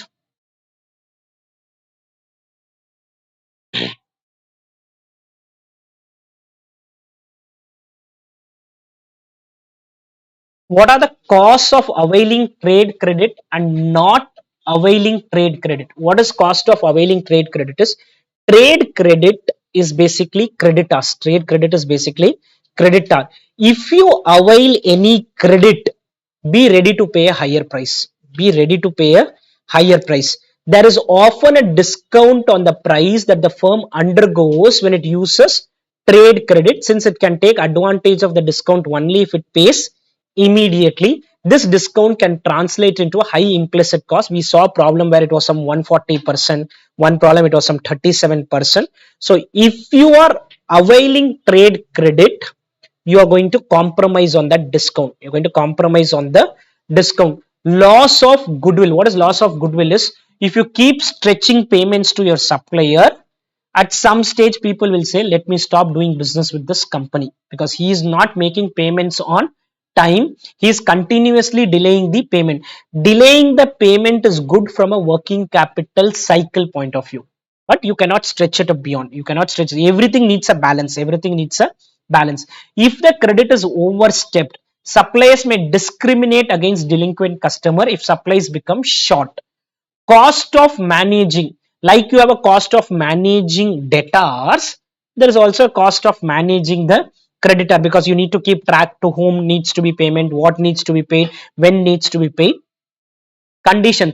Sometimes most of the suppliers insist for availing the credit facility should be of minimum size or even on regular basis. That is, you want credit facility, then please give me an order of at least 10,000 units. I don't need 10,000. I need only 5,000. But he says, if you want a credit facility, please give me 10,000 units order, which is against my EOQ. My EOQ says order 5,000 at a time, but I'm not following that, and I am saying it's okay. Cost of not taking trade credit. Cost of not taking trade credit is the most important is interest. This is the most important part. Trade credit is a type of interest-free loan. Therefore, failure to avail has an interest cost. The cost is further increased if interest rates are higher. As I've been telling from the beginning, anything on the asset side need a liability. What is there in the asset side is inventory. Against that, what will be in the liability side is creditors. You suddenly said, I'm not going to take credit. Then creditors will not be there. What will be there? Either your own funds or a bank loan. Own funds or a bank loan. So if you put a bank loan, obviously cost is going to be there. Impact of inflation. If inflation persists, then the borrowers are favored over the lenders with the level of interest rates not seeming totally to redress the balance. Okay, this is technical term, but I'll simple thing is, if inflation goes up, interest rates are going to go up. Interest rates are going to go up. And if interest rates go up, not taking a credit is going to be painful. Not taking a credit is going to be painful. Inconvenience, this is not a very big point. That is, sometimes it may also cause inconvenience if the supplier is geared to the deferred payment. That is, they are saying the supplier does not want immediate payment, which is, I don't see this to be a, most important part is only interest linked with inflation, interest linked with inflation. Now right, trade credit,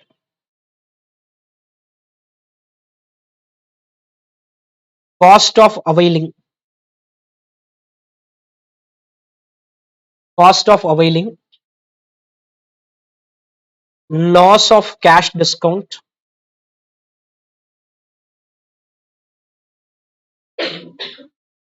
loss of goodwill, loss of cash discount, loss of goodwill,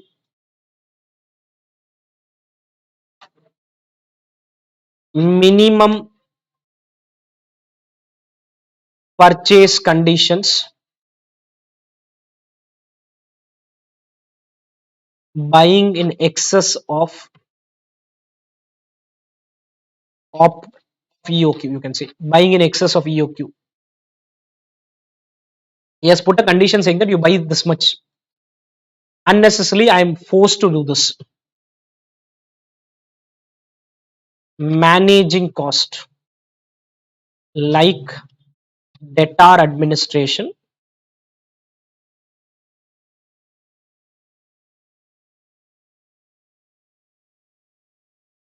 we need to do creditor administration as well.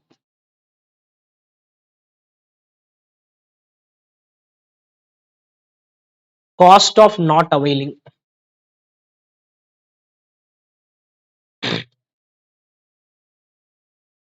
interest cost,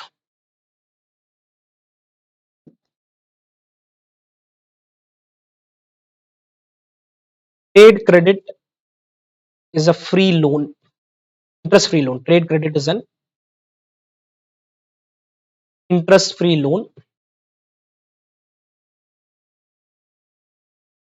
which will have to be replaced by a normal loan. You'll have to take a normal loan. If you take normal loan, you'll obviously spend.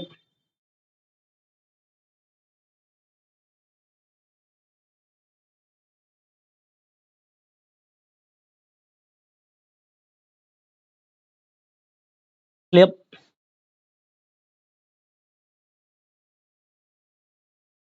Any doubts on this? Done.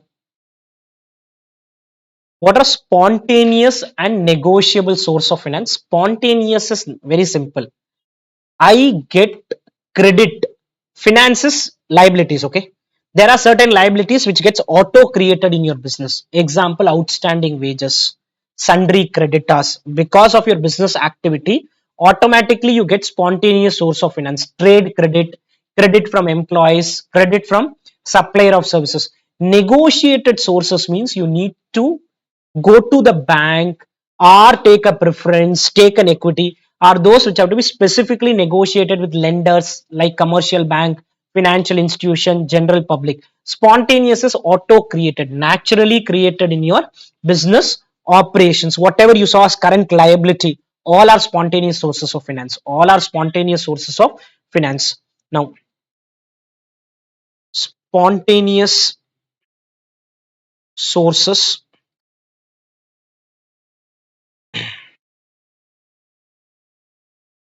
versus negotiated sources.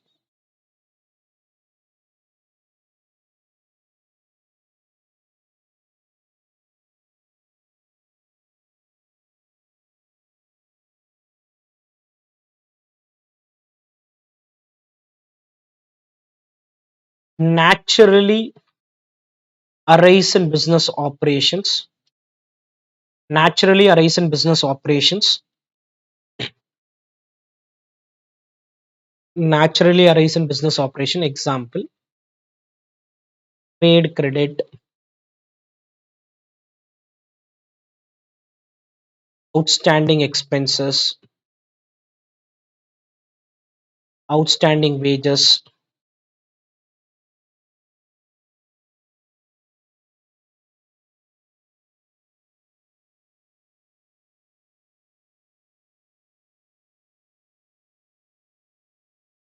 negotiated sources, specifically negotiated,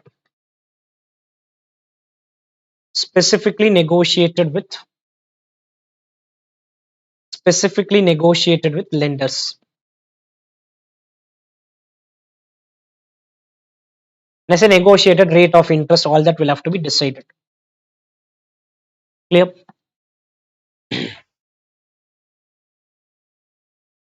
Explain the various sources of finance. Again, I'm not going to discuss this much. This either all your current liability, and in the second chapter, which was a fully theoretical chapter, you learn different instruments. All that will come. Trade credit, bills payable, accrued expense. The first three are spontaneous, okay? Spontaneous. Intercorporate loans and deposits, commercial paper, commercial paper. Just give me a minute. I think I would have discussed in that paper, in that chapter. Yeah, we have discussed all that in the other chapter, the commercial paper part. Funds generated from operation, public deposits, bills discounting, bills rediscounting. So we can just write it, but all this is already done in the earlier chapters. All right, various sources of finance.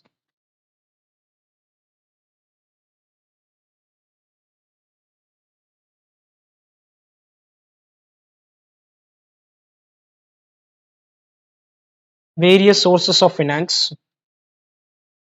I'll just note down as it is, that's all. Trade credit. In case you want to write any note on any of this, please leave space. For example, for commercial paper, you want to write extra notes, you leave space. If at all you want, I don't need any notes. Trade credit, bills payable,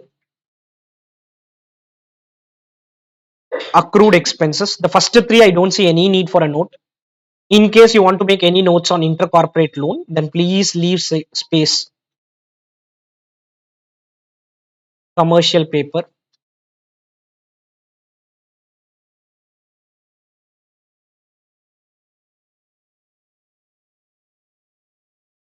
funds generated from. This is nothing but in your cash flow statement, you would have come across a term called cash flow from operations. Cash flow from operations. That is what is funds generated from operations of a company.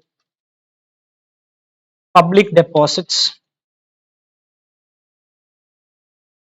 bills discounting,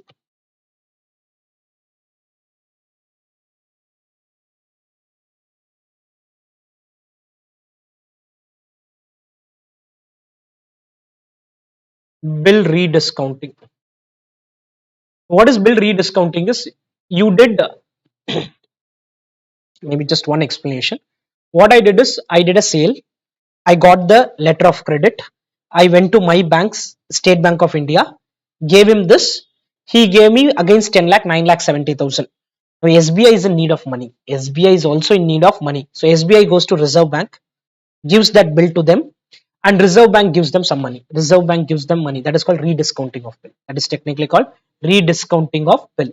The bill rediscounting was introduced by Reserve Bank in order to extend the use of bill exchange as an instrument of providing credit and the creation of a bill market. Under the bill rediscounting scheme, scheduled banks are eligible to offer bills of exchange to the Reserve Bank, for rediscount. In case State Bank says, I need money, please go and give it. MPBF we have already seen. What is MPBF? We already seen. So we are kind of done with the theory discussion. Only one chapter is pending, which I'll discuss in tomorrow's session. For the last chapter, I'll first do the practical problems. Theory may or may not get over tomorrow. I don't know. Even practical may or may not get over tomorrow. We'll see, depending on how much time it takes. In case it's going to take only extra 1 hour, basically I see around 3.5 hours time. But if it's going to be extra half an hour or something, that extra component alone will come as a recording to you, because I don't want to just keep a class for half an hour or something. So that extra component, we'll see tomorrow as things progress. We'll see at what stage we are able to complete dividendation. It's last batch I took for 3 hours. We got it over, but now I'm discussing theory and all, so it may take a little bit more time. I'll end with this then.